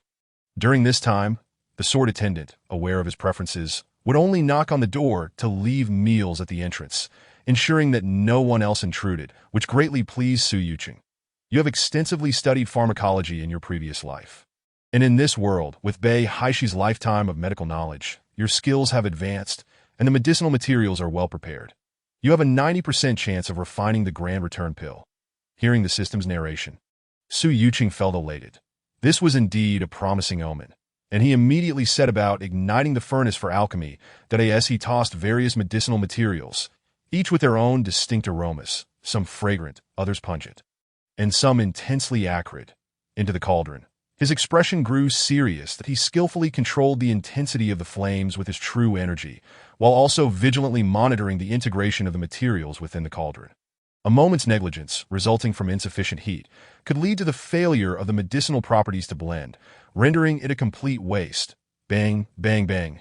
Young master, the meal is ready and placed at the door. The voice of the sword attendant rang out, and she prepared to leave. With one hand channeling his true energy, Su Yuqing grasped the air with his other hand, imitating Xie Yang's crane controlling technique, pulling the door open from several paces away. Come in, the TO wield true energy in such a manner while conversing would surely astonish anyone who witnessed it. It required not only a vast reservoir of true energy, but also a masterful control over it. This display would likely extinguish any other thoughts among the members of the Chong Le Gang, the AS for the sword attendant. It could only be said that she was misreading the situation. After a moment's hesitation, the sword attendant stepped inside, glancing around the now empty alchemy chamber, standing a couple of paces away from Su Yuqing. Without turning his head, Su Yuqing stated, "Alchemy has commenced that I must guard it day and night and cannot leave. Please prepare a set of bedding to bring in." Seeing his serious demeanor, though unaware of what he was concocting, the sword attendant did not dare to question further and promptly agreed to prepare it. Once she left, she hesitated briefly before heading toward Bei Haishur. Bei Haishur was busy attending to gang affairs when he noticed her arrival and immediately sent the others away. "What news? Were you able to discern which medicinal materials he is using?" he asked urgently. Since Su Yuqing began handling the materials, Bei Haishur had instructed the sword attendant to observe closely. His curiosity piqued about what Su Yuqing intended to refine. The sword attendant shook her head, replying, "The room where the materials are stored has been locked from the inside. One can only enter through the alchemy chamber, and for the past few days, he has not permitted anyone to approach while soaking the materials. So, I am unaware of what he is concocting. Today, however, he did instruct me to bring in a set of bedding, stating that he cannot be away for even a moment and must guard it day and night. But all the soaked materials have been consumed and placed into the cauldron, so I cannot ascertain which medicinal materials the young master has used or how much." Hearing this, Bei Haishur furrowed his brow. Since the young man returned to the main hall, he had become increasingly perplexed. After being missing for half a year, he had inexplicably acquired alchemical skills. The more he thought about it, the more it felt amiss. Especially since he had not heard of Xie Yang being an expert in alchemy either. Bei Haishur, having suffered from an enduring ailment, has become adept in the healing arts, establishing a unique school of medicine for himself, thus earning the moniker Miraculous Hands Returning Spring. That if he could ascertain the herbs and quantities employed by the youth, he is confident he could deduce the nature of the concoction being refined. With such stringent control, what exactly is he concocting? If it were merely for his own use, it would be acceptable. However, should it be a poison for controlling others, that would indeed present a grave dilemma. Bei Haishur pondered anxiously. Shi Jian, noticing his troubled demeanor, grew increasingly concerned. According to Mr. Bei, the young master had only studied medicine for a mere few days before attempting alchemy, which surely could not bode well. Could it be that even Mr. Bei was at a loss? Shi Jian expressed her worries. Upon seeing her distress, Bei Haishur sought to reassure her. Fear not.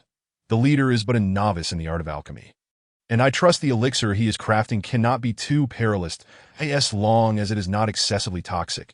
I am confident I can provide assistance. That it would be prudent, however, to acquire a sample of the potion he has brewed so that I might prepare accordingly. Once the leader has completed his work, should any remain, you might consider bringing a vial to me. After contemplating his words, Shi Jian resolved to proceed as suggested, recalling she also needed to deliver bedding to him, and hastily took her leave. Once she departed, Bei Haishur sat in contemplation, his mind racing with myriad thoughts.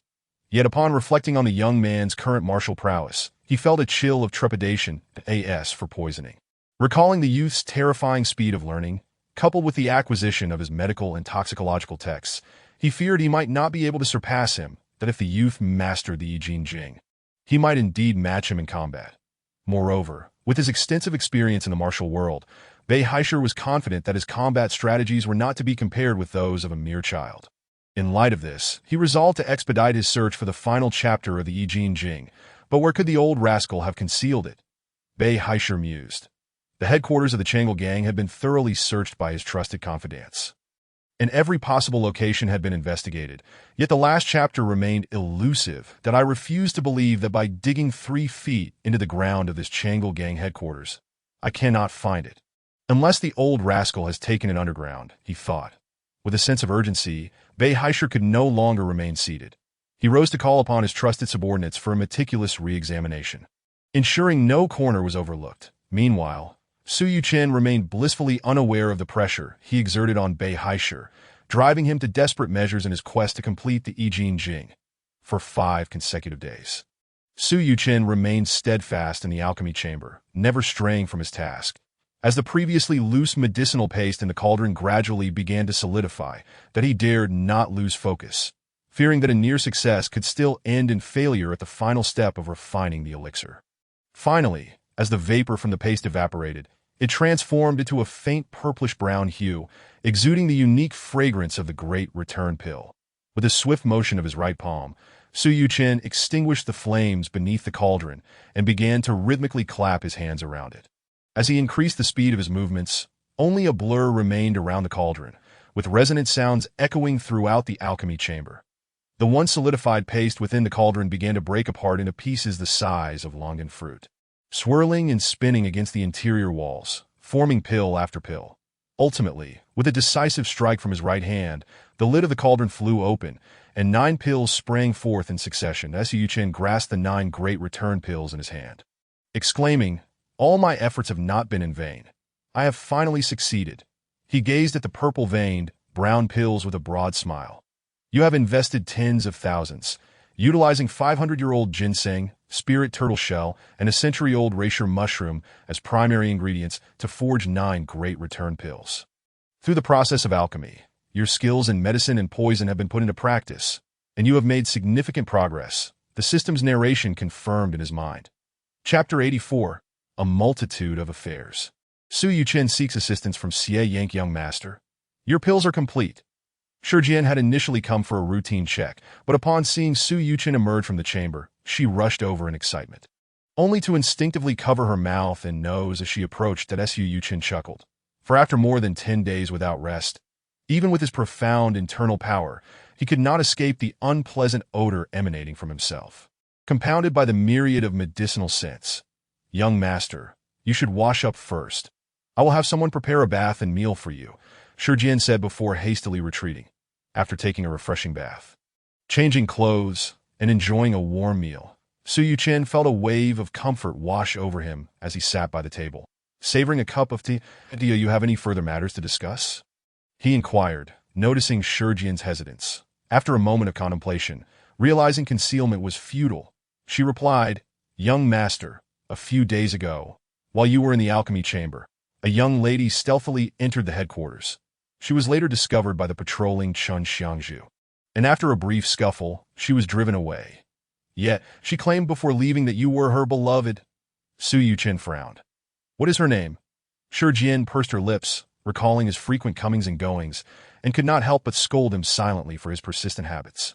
Her mood soured, and she replied curtly, "How would I know the name of your beloved, being but a servant?"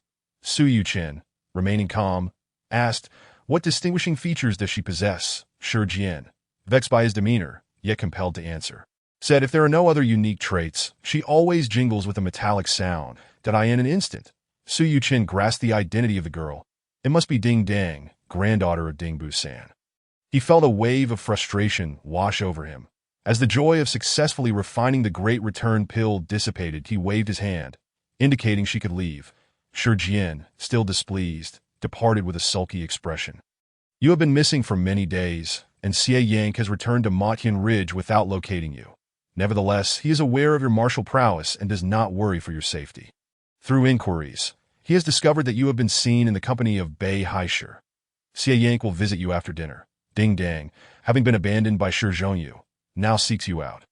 Believing you to be him, Shi Zhongyu, while fleeing from the Great Snow Mountain, left behind an indelible scar. You might consider your options, or choose to completely deny any connection to at present.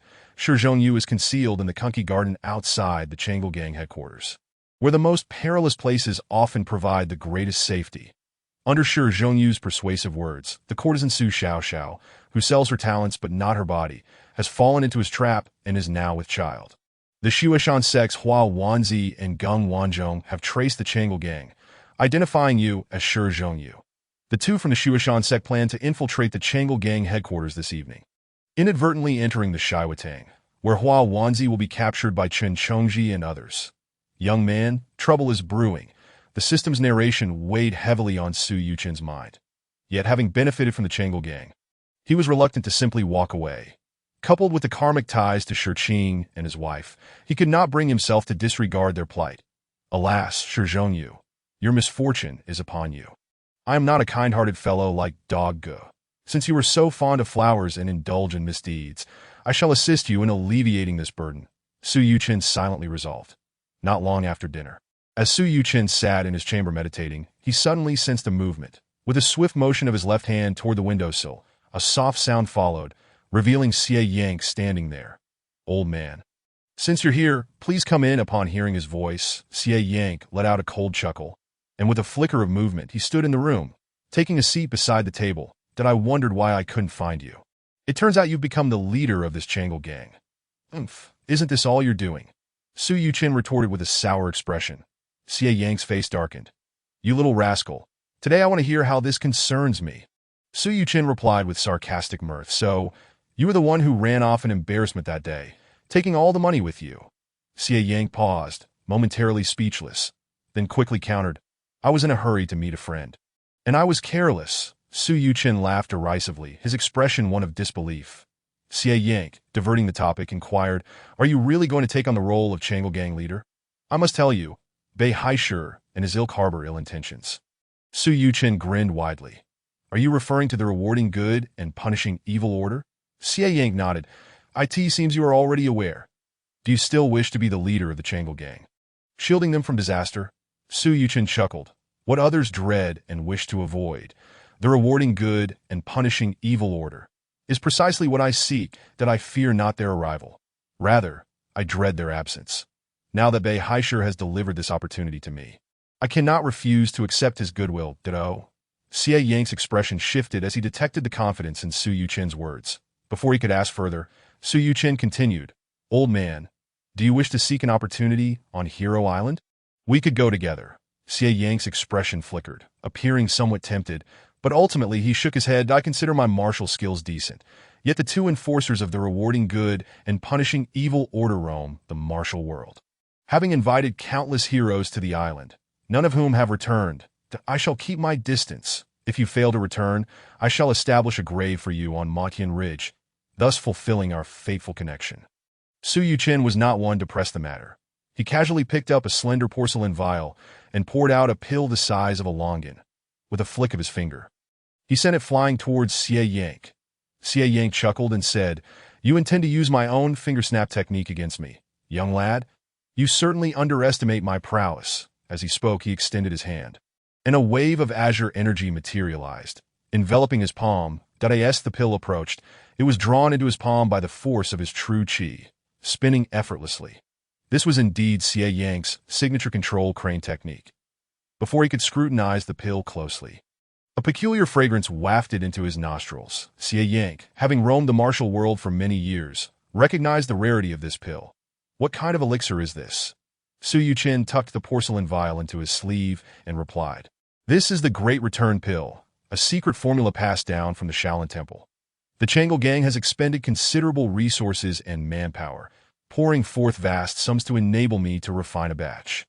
To create another, one would need to find a primary ingredient, such as a 500-year-old ginseng." Xie Yank couldn't help but gasp in astonishment. "I suspect you might be the illegitimate child of the Shaolin abbot. Have you pillaged all of Shaolin's secret medicines?" He carefully stowed the Great Return Pill and inquired, "Is this the reason for your visit to the Changle Gang?" Su Yuchen nodded, saying, "As two itinerant martial artists, it would take us a lifetime to find a single 500-year-old ginseng. The Changle Gang, with its numbers and influence, is far more efficient in such matters. Otherwise, how would you have access to such a precious elixir?" He jested. Chapter 85. Su Yuchen delegates tasked. Xie Yank expressed his gratitude, saying, "Then I must thank you." Su Yuchen chuckled mischievously. "Old man, don't be in such a hurry to thank me. I still need your assistance with another matter." Xie Yank scoffed. "You were cunning as a child, and though you've improved a bit, I know you're not so easily trusted. What can I say? I am at your mercy. Speak. What is it?" Su Yuchen adopted a serious tone. "Old man, do you recall the Changle Gang's leader who bears an uncanny resemblance to me?" Xie Yank certainly remembered, glancing at Su Yuchen with a sly smile. "Beihai Shi and the others mistook you for that fool they were trying to deceive simply because you look so alike." Su Yuchen neither confirmed nor denied it. "That fellow is named Shi Zhongyu, and he is currently hiding not far from the Changle Gang, in the Kunki courtyard, accompanied by a pregnant courtesan named Su Xiaoxiao. Old man, I need you to capture that fellow, and, while you're at it, redeem the courtesan so she can give birth." What a clever ploy, Xie Yank thought, as he smacked his thigh, realizing why that seemingly mediocre martial artist was hiding so close by. However, he looked at Su Yuchen and asked, "What is your connection to that sure fellow? Not only do you share a striking resemblance, but you also seem quite concerned for him." That Su Yuchen rubbed his brow and sighed. "Just help me with this matter first, and then come find me, that you'll understand later." He emphasized, "Be cautious with the unborn child. Ensure no harm comes to it," observing the peculiar expression on Xie Yank's face. Su Yuchen couldn't help but lament his own misfortune. Su Yuchen focused his energy and utilized the technique of transmitting sound over great distances, sending a voice through the thick walls to the ear of Shi Jian. "Shi Jian, come here." After a short while, a rustling sound could be heard at the door, followed by Shi Jian's voice. "Young master, is there something you need?" Su Yuchen disregarded her anxious demeanor and called through the door. "Fetch me 200 taels of gold and a bottle of high-quality healing ointment, Dada." "Young master, are you injured?" Shi Jian asked with urgency. Su Yuchen barked. "Have you forgotten the rules? Just go and do as I asked. No need for so many questions." "Yes, I spoke out of turn. I shall go at once," she replied, her teeth chattering audibly as she hurried away, when Shi Jian returned carrying a tray of gold ingots. She was surprised to find another person in the room. Her curiosity piqued. She placed the tray before Xie Yank and set the healing ointment on the table. "Old man, take this gold for your use. Once you have arranged for that fellow, come find me. There will be quite a performance at the Changle Gang tonight," Su Yuchen said, pinching the bridge of his nose. "I shall be sure to watch closely," Xie Yank replied, intrigued by the troubles that seemed to occupy Su Yuchen's mind. With a swift motion, he bundled the gold ingots and, with a leap, vanished across the rooftops in a matter of moments. Upon seeing the old man depart, Shi Jian turned to Su Yuchen, noticing a trace of worry etched on the young man's brow, and couldn't help but wonder, what is troubling him so? After a moment of contemplation, Su Yuchen raised his head and said, Shi Jian, please inform Mr. Bei, Mistress Mi, Mistress Yun, and Mistress Chun that I would like to see them. Oh, I shall go at once, Shi Jian responded, momentarily dazed before her cheeks flushed. And she hurried away. Not long after, Bei Haishur, accompanied by the three women, arrived in haste. Noticing the closed door, Bei Haishur gestured for Shi Jian to come closer. The group stepped aside, and Bei Haishur said, Miss Shi Jian, do you know why the leader has summoned us? Shi Jian shook her head, looking puzzled that I do not know. However, the young master instructed me to fetch 200 taels of gold and a bottle of healing ointment, which an old man took away. After that, the leader requested your presence, but I sensed the young master seemed preoccupied with something. An old man. What kind of old man? Bei Haishur asked, a spark of curiosity igniting within him. Shi Jian thought for a moment and replied, a tall, lean old man dressed in royal blue silk, with a royal blue silk ribbon tied around his forehead. His face was adorned with a heavy beard, and though he appeared stern, his smile could be quite unsettling and it seemed the young master was quite familiar with him, calling him old man repeatedly. Bei Haishur clapped his hands in realization. Could it be the skyward recluse Xie Yank? Where is he now? Shi Jian replied, that old man. He has already left, taking the 200 taels of gold with him. He left. Bei Haishur said, perplexed, could I have guessed incorrectly, before he could ponder further. Shi Jian interjected, Mr. Bei, you should hurry inside. The young master is waiting for you. Bei Haishur slapped his forehead, exclaiming, damn it. When the leader summons us, we will know the reason. Let us go, quickly. Knock, knock, knock. Young master, Mr. Bei, and the three mistresses have arrived. Shi Jian announced at the door. Su Yuchen, seated at his desk, fiddling with the porcelain vial, said, come in. Shi Jian opened the door, allowing the four to enter before moving to prepare tea at a nearby table. Su Yuchen gestured towards the chairs opposite his desk, instructing, please have a seat. The four expressed their gratitude and settled down. After Shi Jian served the tea, Su Yuchen told her, you need not stay here any longer. You may leave. Once Shi Jian departed, Bei Haishur and the others exchanged subtle glances. Bei Haishur clasped his hands and said, the leader has summoned us at this late hour. Might there be something you wish to discuss? Su Yuchen toyed with the slender vial in his hands and replied, it is not of great urgency, but someone will be coming to pay a visit tonight, albeit not in the most straightforward manner. Mistress Chen inquired, is it possible that the leader's enemies are planning to infiltrate the Changel gang under cover of darkness? Su Yuchen pondered for a moment before responding, it is not entirely accurate to say that. Yet it cannot be dismissed entirely that I gathered you here, because someone will indeed be arriving, and I cannot simply turn them away, so I thought it best for you to handle it. Does the leader wish for us to capture or eliminate them? Bei Haishur asked. Su Yuchen shook his head, quite the opposite neither. Here is the plan. Mistresses Mi and Yun, you will wait outside. A young girl will come. Capture her, but do not harm her. This girl is the granddaughter of Ding Busan and possesses significant martial skills. You may only restrain her and bring her to me. Turning to Mr. Bei and Mistress Chun, he continued, tonight, the Snow Mountain sects Gung Wanzhong and Hua Wanzi will attempt to invade the Lion's Might Hall. Mr. Bei, I need you to oversee that situation. These two must also be captured, not killed. If they become loose-lipped, a little injury is acceptable, but remember to silence them.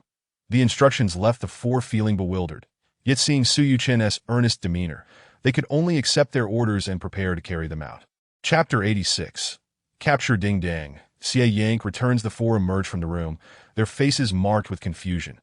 After walking a short distance, Chen Chongji could no longer contain his complaints. What is this all about? He called us here in a hurry, spoke of a series of nebulous matters, as if he possesses the ability to foresee the future. Bei Haishur waved his hand dismissively, regardless of whether there is any truth to it or if the leader is merely being paranoid. We should focus on executing our tasks. The truth will reveal itself by tomorrow. He turned to me and Yun. Regardless, I ask you both to remain vigilant tonight, that I shall head to the Lion's Might Hall to provide support. The other three individuals, upon hearing Bei Haishur's remarks, found themselves at a loss for words.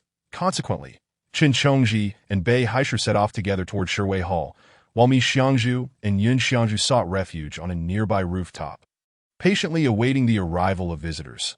Approximately half a stick of incense later, as the two concealed themselves atop the roof amidst a chilling breeze, Yun Xiangzhu grew increasingly agitated, but he cast a glance at Mi Xiangzhu, who had been leaning against the wall throughout, and remarked, "Tell me, Mi Xiandi, are we to simply linger here? That young man might very well be fast asleep by now." Mi Xiangzhu smiled faintly, about to respond, when his ears perked up, and he raised a finger to his lips, signaling for silence. Yun Xiangzhu's robust figure now resembled that of a stealthy cat, quietly blending into the shadows. He then turned his gaze in the direction of Mi Xiangzhu's focus. There, on the northern courtyard wall, a faint green figure leapt gracefully over the rooftop, heading towards them. As it drew nearer, it became evident that it was a young girl, around 17 or 18 years of age, with a delicate oval face, strikingly beautiful and charming, a smile gracing her lips, and her eyes sparkling with mischief and playfulness, exuding a captivating allure. The two exchanged glances, astonished that someone had indeed arrived. Just as the girl was about to pass by them, Mi Xiangzhu propelled himself forward, springing into the air unexpectedly, his fingers striking at the girl's legs, targeting her acupoints. Taken aback by the ambush, the girl flicked her wrist, producing a series of jingling sounds that momentarily distracted them. Simultaneously, a concealed dart shot forth from her wrist, aimed directly at the crown of Mi Xiangzhu's head. What a cunning little girl, employing lethal force without hesitation. Yet, Mi Xiangzhu remained unflustered, seizing the opportune moment to pinch the dart between his fingers that as he descended, he deftly flipped the dart around, redirecting it towards the girl's shoulder. The young girl giggled and performed a backflip, evading the incoming dart while simultaneously springing off the eaves, propelling herself backward. Though our leader forbids us from employing deadly force, it does not preclude us from teaching you a lesson. Mi Xiangzhu thought, as he swiftly pursued the girl, blocking her path with a series of agile maneuvers. Simultaneously, Yun Xiangzhu, brandishing a pair of short daggers, positioned himself behind the girl, effectively trapping her between them.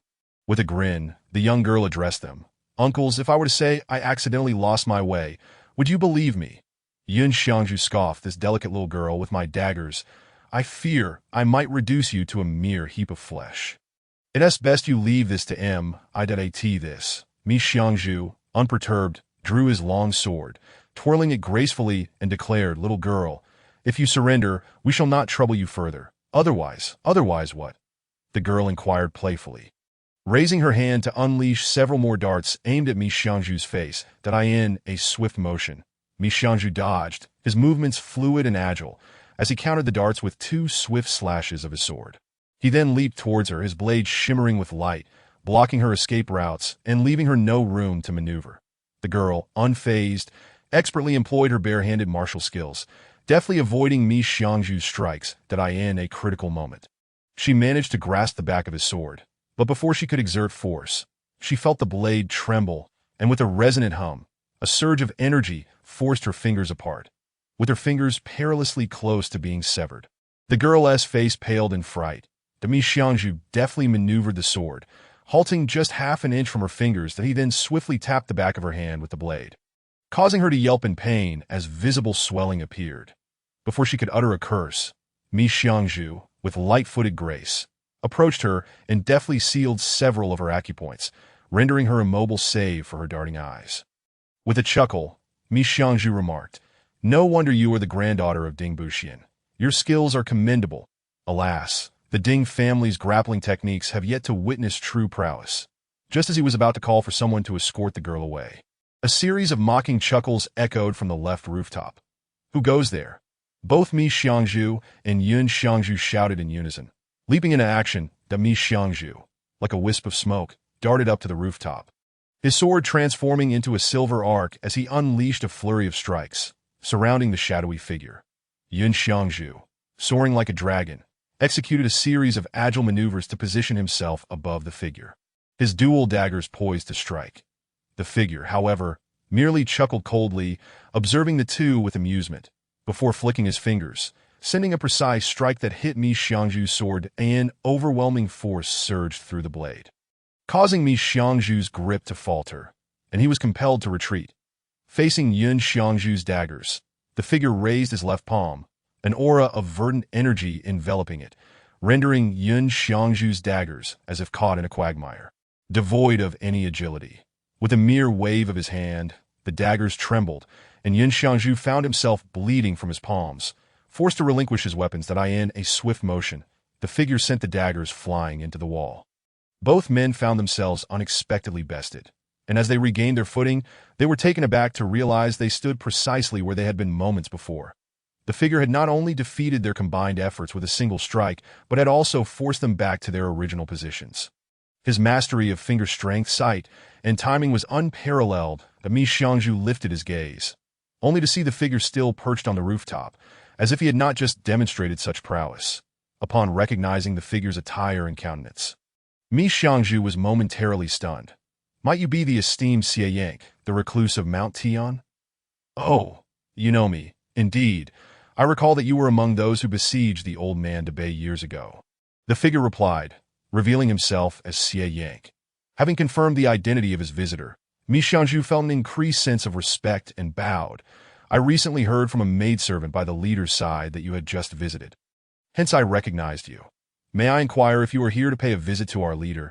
Implicit in his words was the reminder that this was the Chong Lugang, not the domain of Mount Tian. Xie Yank chuckled softly, ignoring the underlying implication, before leaping away effortlessly, vanishing from sight in a matter of moments. Chapter 87. The capture of the Snow Mountain Sect duo and Bei Haishi's speculation. Mi and Yun each grasped their right hands, observing that the direction Xie Yank had taken led directly to their leader's location. They exchanged glances, feeling both embarrassed and enraged. Embarrassed because they had always held themselves in high regard. Yet they had failed to land even a single blow against Xie Yank. Enraged because Xie Yank had shown them no respect whatsoever. Casting a glance at the young girl beside them, they were acutely aware that she had witnessed their humiliation. Should she choose to broadcast their misfortune, how would they navigate the martial world? A murderous intent began to brew within them, sending a shiver down Ding Tang's spine. However, recalling that this was their leader's directive, they shouted for someone to escort the girl away. Once they had sealed her acupoints, staunched the bleeding, and retrieved their weapons, they heard a tumult of commotion and shouting emanating from Sherway Hall, suggesting that someone had indeed breached their stronghold. Could it be that young man S. words were true? Is he truly capable of predicting such events? It wouldn't happen to be the Snow Mountain Sect S. Gung Wanzhong and Hua Wanzi, would it? Yun Xiangju queried in astonishment. Mi Xiangju secured his long sword at his back, stating, since there are intruders, we might as well go and assist, lest unforeseen circumstances arise. Yun Xiangju, feeling a sense of shame at the thought of encountering Xie Yank in the leader's quarters, begrudgingly agreed. Upon their arrival at Sherway Hall, they beheld a circle of dozens of gang members, with 4 individuals locked in combat at the center. Qin Chongji was engaged in a fierce duel with a middle-aged woman, while Bei Haisher was entangled with a man. The woman appeared anxious, her sword strikes relentless and deadly, akin to plum blossoms ravaged by the wind and snow. Qin Chongji wielded a pair of butterfly knives, defending with finesse, moving like a butterfly in flight, occasionally launching an attack that left the woman flustered. The man fought with a disciplined sword style, his moves interconnected, and even when flaws appeared, they were fleeting.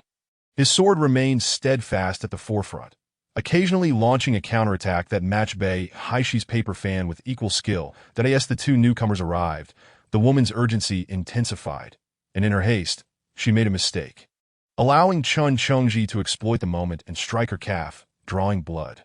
With a cry of pain, the woman nearly stumbled but continued to wield her sword, retreating while fending off the dual butterfly blades. Observing the woman's injury, the man's expression shifted to one of concern.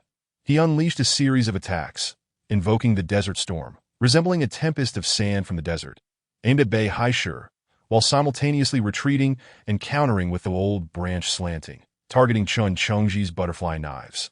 Bei Haisher unfurled his fan, channeling his energy to intercept the glimmering sword light, and a series of delicate clashes ensued. He then deftly rotated his wrist, causing his fan to swirl, and with a resounding clang, it collided with Gung Wanzhong's sword.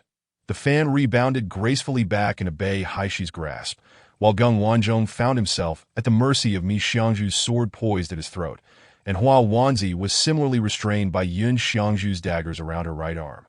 With a flourish, Bei Haisher closed his fan and bowed, addressing them. Might you both be Gung Wanzhong and Hua Wanzi of the Snow Mountains Lingxiao City? May I inquire about your reasons for intruding upon our Chong Le gang at this hour? Hua Wanzi, with a fiery temper, exclaimed, I will come and go as I please. What can you do about it? Bei Haisher, taken aback, gazed at her exquisite beauty. Though she was slightly older, her charm remained intact, marking her as a stunning woman. Recalling the earlier instructions from the young man, to capture but not harm her, and to silence her if she became unruly, he couldn't help but think, this is troubling. Could this woman be connected to the girl that Mi and Yun captured? Has she been abandoned and now sought out? Yet, how did he know how she had entered? The sword servant had always been by his side.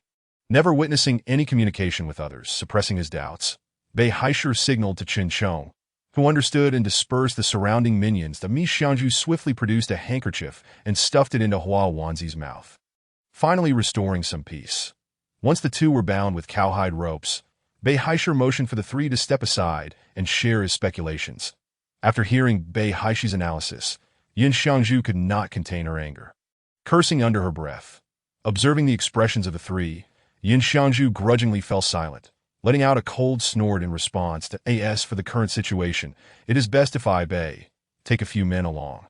There is no need for the three of you to accompany me. To avoid any embarrassment, Bei Haisher suggested.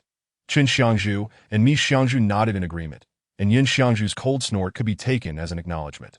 Chen Chong then proposed, we will confine this man to the dungeon, and it falls upon Mr. Bei to escort this woman away. Bei Haisher agreed and was about to leave when Mi Xiangju suddenly recalled. Mr. Bei, Xie Yank has arrived. Oh. Bei Haisher turned back, asking, when did he come? Did he not leave? Mi Xiangju raised her right hand, gesturing for him to observe the bleeding from the tiger's mouth, and with a wry smile said, it was just as we captured that young girl. Xie Yank suddenly appeared. Did he intervene with you? Bei Haisher inquired, pulling out a vial of healing powder.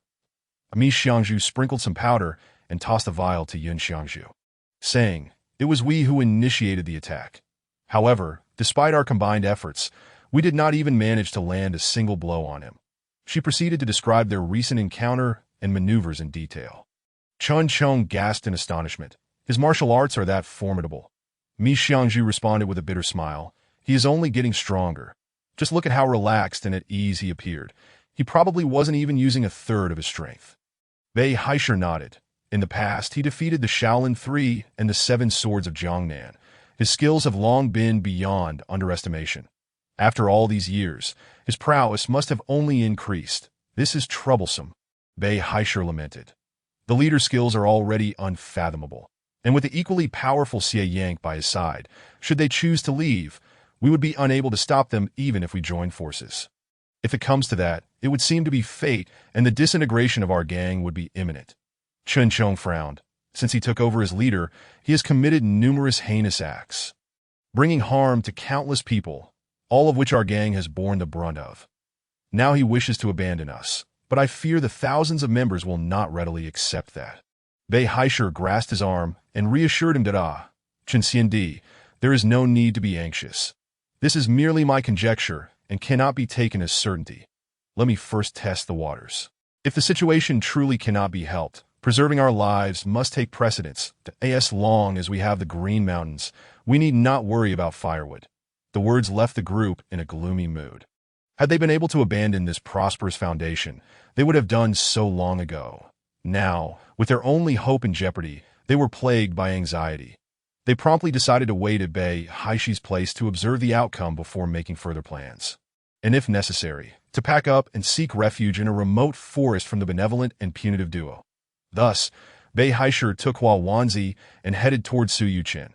Upon Bei Haisher's arrival at Su Yuchen's location with Hua Wanzi in tow, he found the atmosphere unusually peculiar. But Su Yuchen sat at a table engaged in a game of chess with a middle-aged man clad in a sapphire blue robe, while the sword servant stood nearby. Visibly agitated, that a young girl, cheerfully seated beside them, was presumably Ding Danga, the granddaughter of Ding Busan. Bei Haisher, with a quick glance, disregarded Hua Wanzi's frantic struggles and placed her on the chair next to Ding Danga. It was clear to him that tonight's events were evidently a family matter for the young man, and it would be best for him not to meddle at the same time. Bei Haishur felt a secret delight.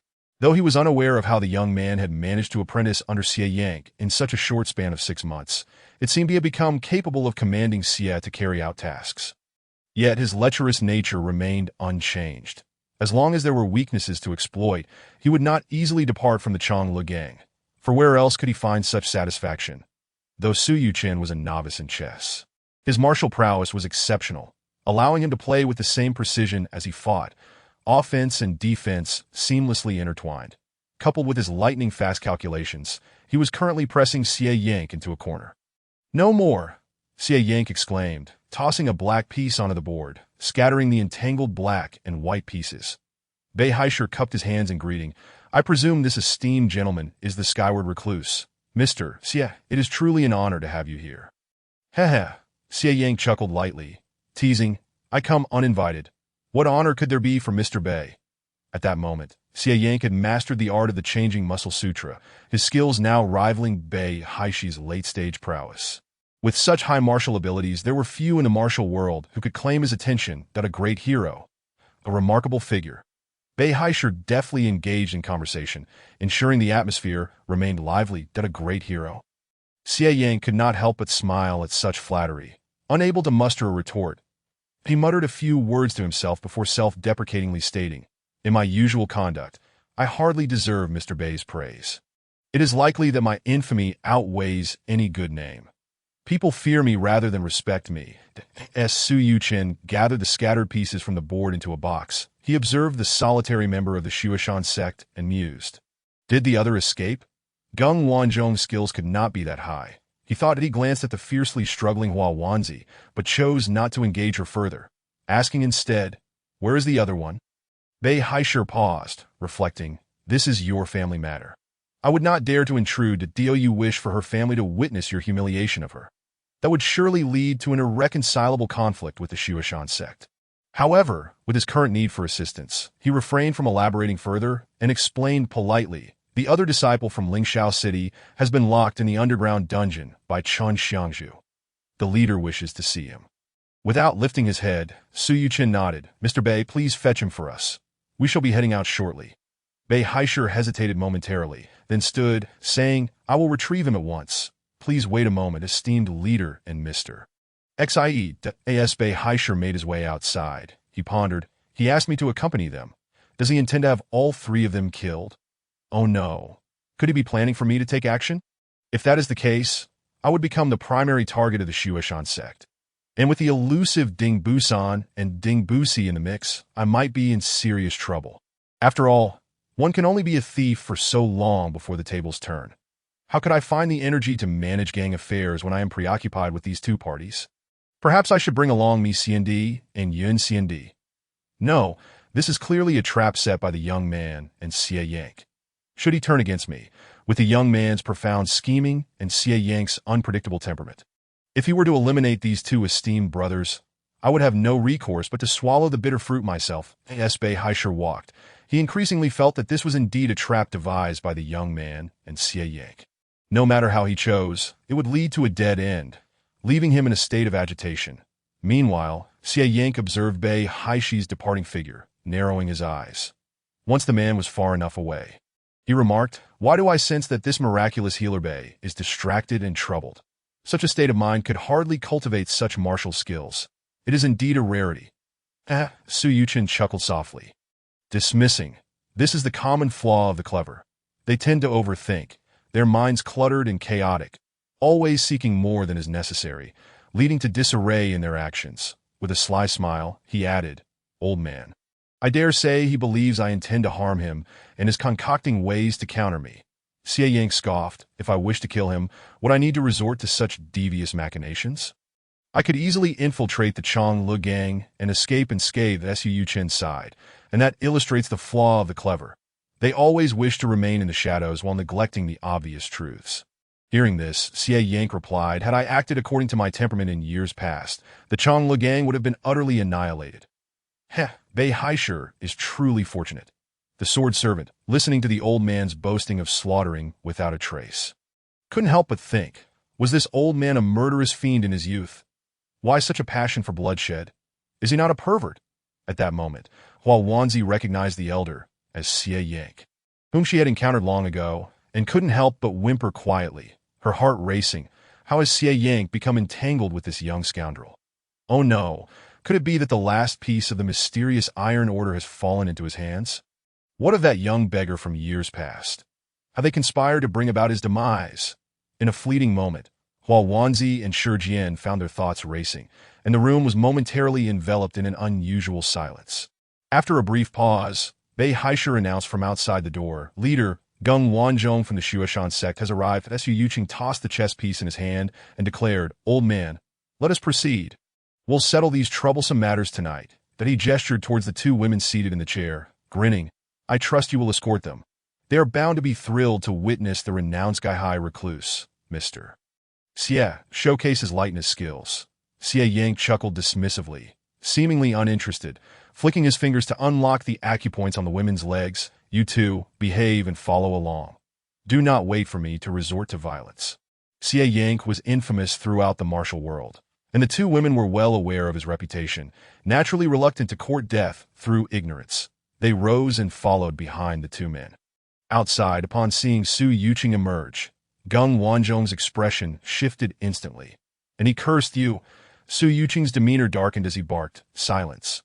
Gung Wanzhong's ire flared further, and he opened his mouth to retort, only to be met with the cold, distant gaze of the youth, as if he were not of this world, causing the words to die in his throat. "Mr. Bei, please bring Gung Wanzhong along," Su Yuqing turned to say. Bei Haisher clasped his hands and replied, "Leader, should both of us leave the Changel gang? If trouble arises again, I fear the brothers within the gang would be unable to withstand it." Su Yuqing nodded. "Then Mr. Bei shall remain." He then cast a glance at Gung Wanzhong, Hua Wanzi, and Ding Tang, saying, "You three would do well to remain quiet. I have no desire to spill blood."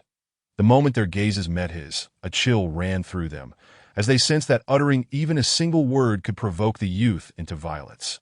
Even the fiery Hua Wanzi felt her heart tremble under his icy stare. After speaking, Su Yuqing turned to Xie Yank, who let out a hearty laugh and stepped forward. Chapter 89. Ding Busan with a swift motion. Xie Yank leaped, and at Su Yuqing's gesture, Gung Wanzhong and the others had no choice but to follow suit. Upon reaching the edge of the courtyard wall, Xie Yank did not pause, soaring effortlessly onto the wall's summit. The three, having had their meridians locked, were still at a loss for words when Su Yuqing, with a flick of his right sleeve, gently lifted them over the wall, landing them silently outside. Xie Yank chuckled heartily and floated down from the wall alongside Su Yuqing. He seized the arms of the two women and took off, saying, "Let me see your lightness skills." Boy, that in an instant, he had propelled himself several paces forward, causing the women to stumble and lurch ahead. Unable to voice their complaints, they could only allow him to hasten their departure. Su Yuqing grasped Gung Wanzhong's shoulder, pushing off the ground, and soared 3 zhang into the air, keenly directing himself towards the path Xie Yank had taken. Gung Wanzhong felt as though he were riding the clouds, never once touching the ground. Each exertion of force was met with a fresh surge of energy. After a brief pause, he continued to glide leisurely alongside Xie Yank and the others. As they sped onward, the sound of rushing water echoed ahead. Xie Yank did not hesitate, leaping into the air, landing lightly on the river's surface, and with a few deft movements, he crossed over to Su Yuqing's eyes glimmered with amusement as he looked towards the willow grove on the opposite bank. Just as Xie Yank was about to traverse the river, he too glided just above the water's surface. At that moment, an unforeseen event transpired. Just as Xie Yank was half a foot from the opposite bank, a figure suddenly burst forth from the depths of the willow trees, aiming to seize the acupuncture points of Xie Yank. The assailants' martial prowess was formidable, their claws slicing through the air. Accompanied by the resonant sounds of a tiger's roar and dragon's chant, their unique capture technique crafted with ingenuity. Xie Yank found himself unexpectedly impeded, and with two individuals in tow, he had no means to leverage his strength, causing him to inevitably descend. The figure abandoned Xie Yank, lunging instead for the young girl he held. In that instant, Su Yuqing, trailing behind, sent forth a palm strike from a distance of over 10 zhang. A gust of palm wind coalescing behind Xie Yank, propelling him forward. With this surge of force, Xie Yang pivoted like a crane soaring into the sky, landing safely on the opposite bank. The assailant, having lost their grip, was about to plunge into the river, but swiftly drew forth a smoking pipe from their waist, deftly placing it upon the riverbank to leverage their return. As Su Yuqing descended, he stood beside Xie Yang, who was now greatly incensed, feeling utterly humiliated for nearly being forced into the river, especially in front of Su Yuqing. Despite the predicament caused by carrying two individuals, it also revealed his overconfidence after recent advancements in his martial arts, leading to a lapse in vigilance. He scrutinized the figure across the river, and after a moment's contemplation, declared, "I wondered who it was. Turns out it is the infamous Ding Busan." "Heh, Ding Busan, if you seek death, I shall gladly oblige." Ding Tang, discarded on the ground, exclaimed in surprise, "Grandfather?" Su Yuqing observed as a small old man, with a scruffy beard and a wild mop of gray hair, stood on the opposite bank, brandishing an iron smoking pipe, his gaze fierce and laden with urgency as he chastised, "You wretched girl, did you not say you were going to meet your suitor? How is it that you have been captured instead? You will be the death of this old man." Ding Tang, chastised, stuck out her tongue and glanced at Su Yuqing, seemingly lost in thought, her cheeks flushing as she lowered her head in silence. However, Ding Busan was in a foul mood. He had only recently discovered that his granddaughter was secretly courting someone, which displeased him greatly. Upon realizing she had slipped away, he had followed, intending to find the young man and eliminate him to prevent any further entanglements with his precious granddaughter. However, he had not anticipated that she would venture to the Changle Gang's headquarters, where Ding Tang had been captured by Mi and Yun. Ding Busan had planned to kill the two to vent his frustration. But before he could act, Xie Yang had intervened, complicating matters that he had remained hidden in the shadows, observing the unfolding drama throughout the night, never expecting the Changle Gang to be so lively. When he saw Xie Yang depart with his granddaughter, Ding Busan, familiar with the local terrain, had rushed ahead, hoping to intercept Xie Yang and at the very least rescue his granddaughter. Unfortunately, his attempt had ended in failure. Now, with his granddaughter in the hands of others, Ding Busan's wrath surged forth, and he was determined to slay the three individuals present to reclaim his honor, leaving the last one for later, as it would not violate his self-imposed limit of 3 kills in a single day. As Ding Busan puffed on his smoking pipe, his gaze swept over Su Yuqing, Xie Yang, and the two members of the Shuishan sect, that he then turned to Xie Yang and declared, "You may intimidate others, but I, Ding Busan, am not afraid. You would do well to release my granddaughter. Otherwise," Xie Yang let out a cold laugh, "in these past 2 years, I have cultivated my mind and body, yet here I am, being treated like a soft persimmon, with all manner of scoundrels daring to provoke me." He then cast a glance at Su Yuqing, disregarding his earlier counsel against being overly aggressive. Xie Yang's demeanor seemed to communicate, "Youngster, look how these rogues exploit the weak. They believe they can push me around." And no sooner had Xie Yang finished speaking than his murderous intent ignited. His face turned a deep shade of green, and with a sweep of his palm towards the river, he summoned a torrent of water that surged forth like a dragon. As he struck with his right palm, the dragon's form, imbued with overwhelming force, surged towards Ding Busan, its might bolstered by the water. With his mastery of the Yi Jin Jing, Xie Yang's qi had solidified into a tangible force, and with the river water as his ally, it became an unstoppable torrent, hurtling several zhang towards Ding Busan. Ding Busan's face paled, and with a frantic cry, he retreated while attempting to fend off the dragon's strike with his smoking pipe. Xie Yang laughed heartily, his palms embracing the principles of Taiji, drawing upon an immense suction force to continuously absorb the river water into his palms, shaping it into a swirling water sphere. With a flourish of his hands, the water sphere transformed into 4 dragon forms, encircling Ding Busan from all sides. Each dragon was suffused with azure qi, producing resonant roars as they advanced. As Ding Busan struck the first dragon, his arm trembled violently, and he was left unsure how many bones had fractured in the process.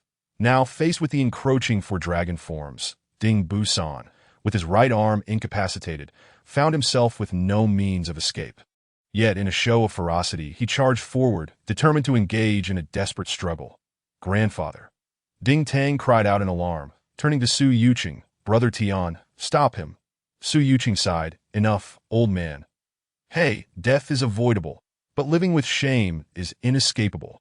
Upon hearing these words, Xie Yank halted, his palms force shifting. The four dragon forms transformed into entwining strands, sending Ding Busan hurtling backward, violently crashing into a nearby willow tree. With a sickening thud, Ding Busan felt as though his internal organs had been displaced. And in agony, he coughed up a mouthful of blood, his face turning as pale as paper. Chapter 90. Su Yuqing and Shizheng Ding Busan. Consider yourself fortunate. Were this in the past, I would have ground you to dust without hesitation. Xie Yank, his face adorned with frost, gazed at the half-conscious Ding Busan. Having said this, he lifted the two women and made his way toward the nearby town, Su Yuqin, seizing hold of Gung Wanzhong. Followed closely behind, neither of them casting another glance at Ding Busan. Upon entering the town, Xie Yank turned left and right, finally stopping outside a small courtyard, stating, "The lad you mentioned is confined here." Su Yuqin nodded, swiftly removing the cowhide ropes binding Gung Wanzhong and Hua Wanzi, then deftly flicking his fingers to release the three from their sealed acupoints, with a snap of his fingers. The door lock broke, and he pushed the door open, inquiring, "And where is the courtesan? Is the child in her womb unharmed?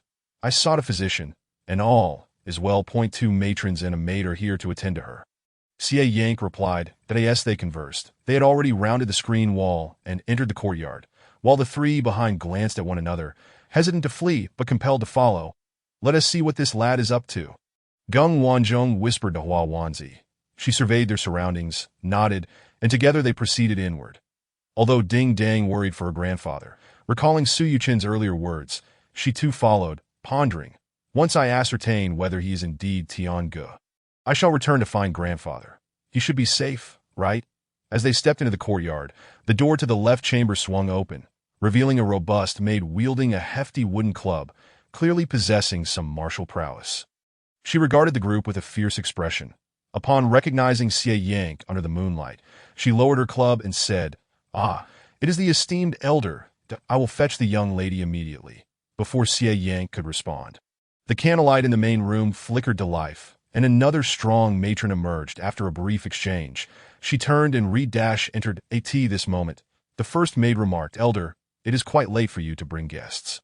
The young lady is already retired. Young mama has gone to attend to her. You may as well proceed to the side hall for tea." Xie Yank nodded, and the matron led them to the side hall.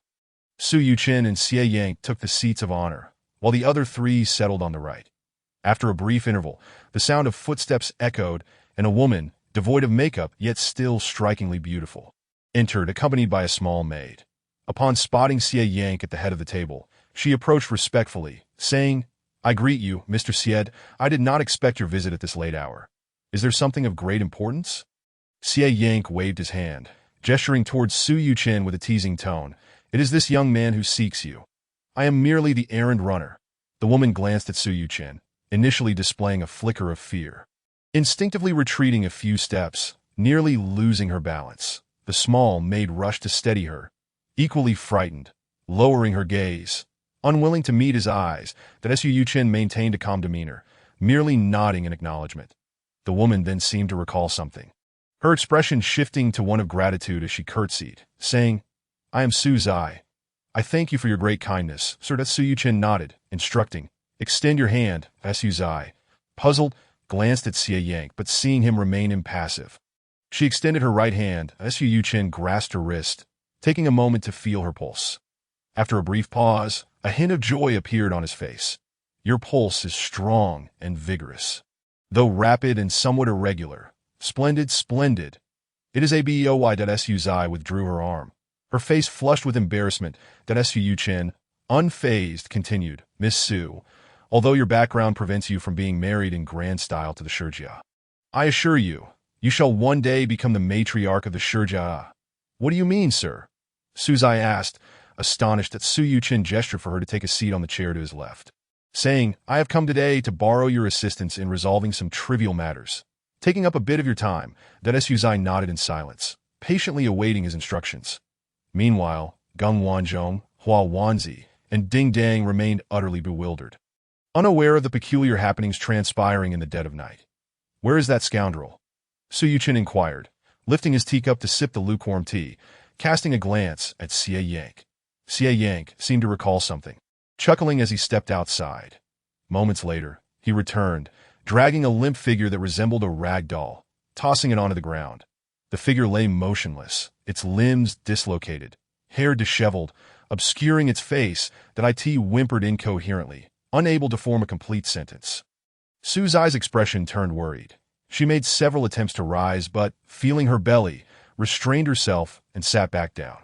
Meeting Su Yuchen's inquiring gaze, Xie Yang sneered, "This little rascal has no regard for humanity. When I arrived, he forced this young lady to drink an abortion potion. Had I arrived a moment later, the child you desire would have been lost. Upon seeing me, he first flattered me, then berated the girl for attempting to use her child to rise in status. When I did not believe him, he immediately knelt in apology.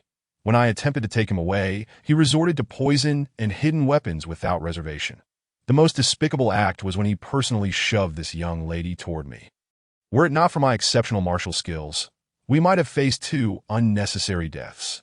You merely instructed me to capture him, but did not forbid me from teaching him a lesson. Naturally, I must make him suffer. I have dislocated all his bones, forcing him to endure the agony of his own decaying flesh to prevent him from startling the lady. You cannot blame me for failing to protect even a fetus. So I sealed his acupoints, rendering him mute and voiceless. Ultimately, I had him thrown into the cellar of this courtyard, where the matrons can provide him with some food and water. Su Yuchen pinched the bridge of his nose. Shaking his head helplessly, lamenting internally, I must have drawn the short straw to be entangled with such a wretch. That he pointed at the figure on the ground, addressing Ding Dang. "This is your Tiange. You may turn him over to take a look."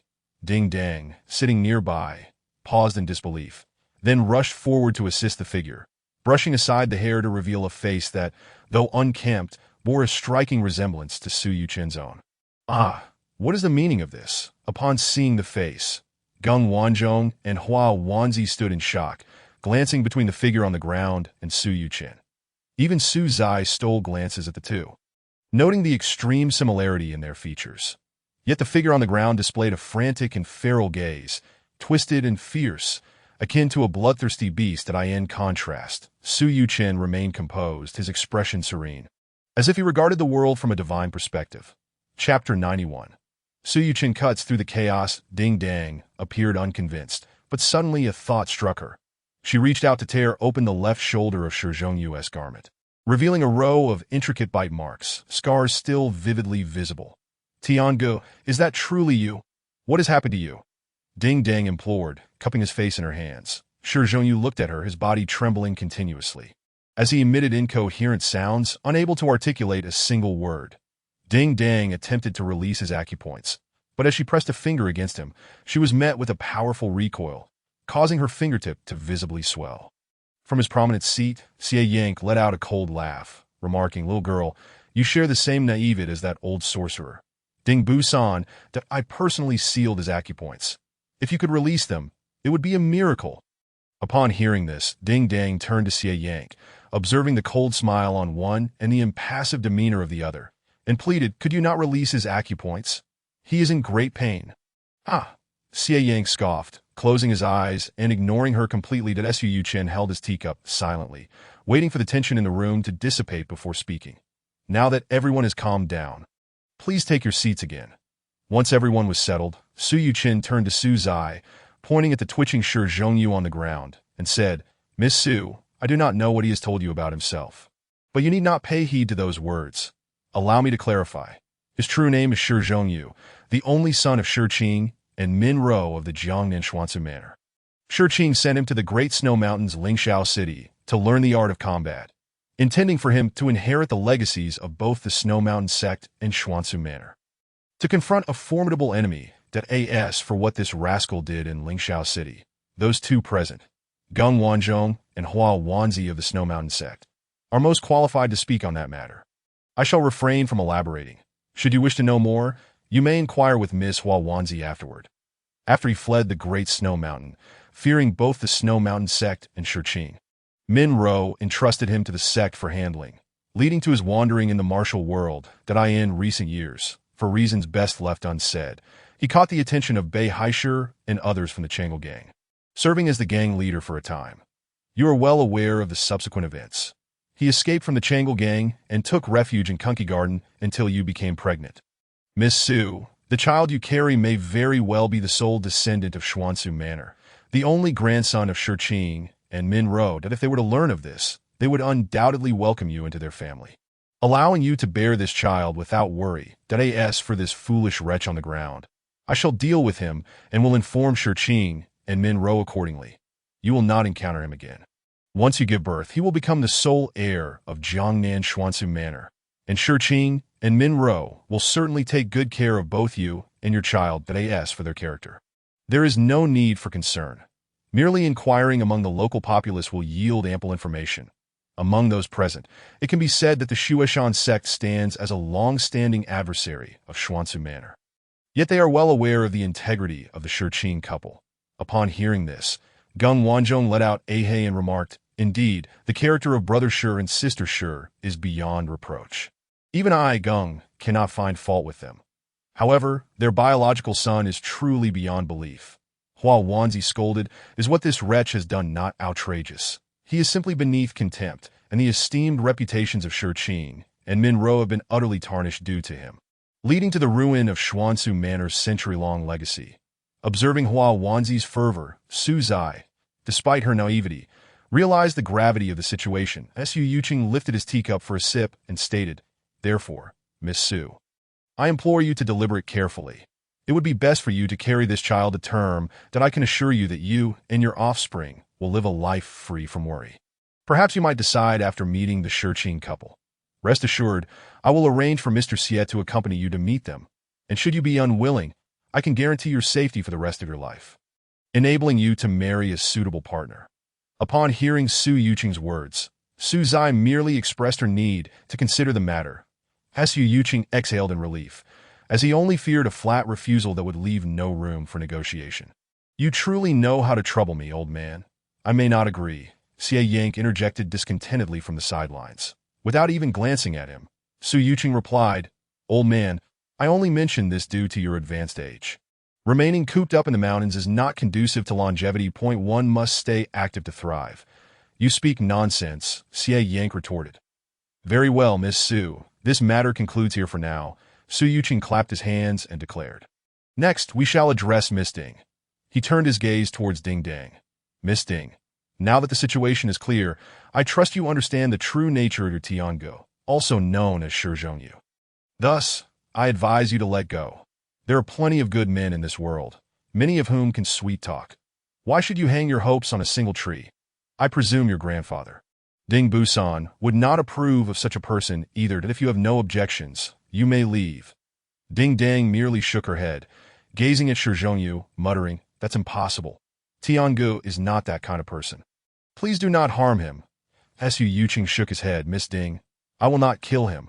However, his future existence will be far more agonizing than death.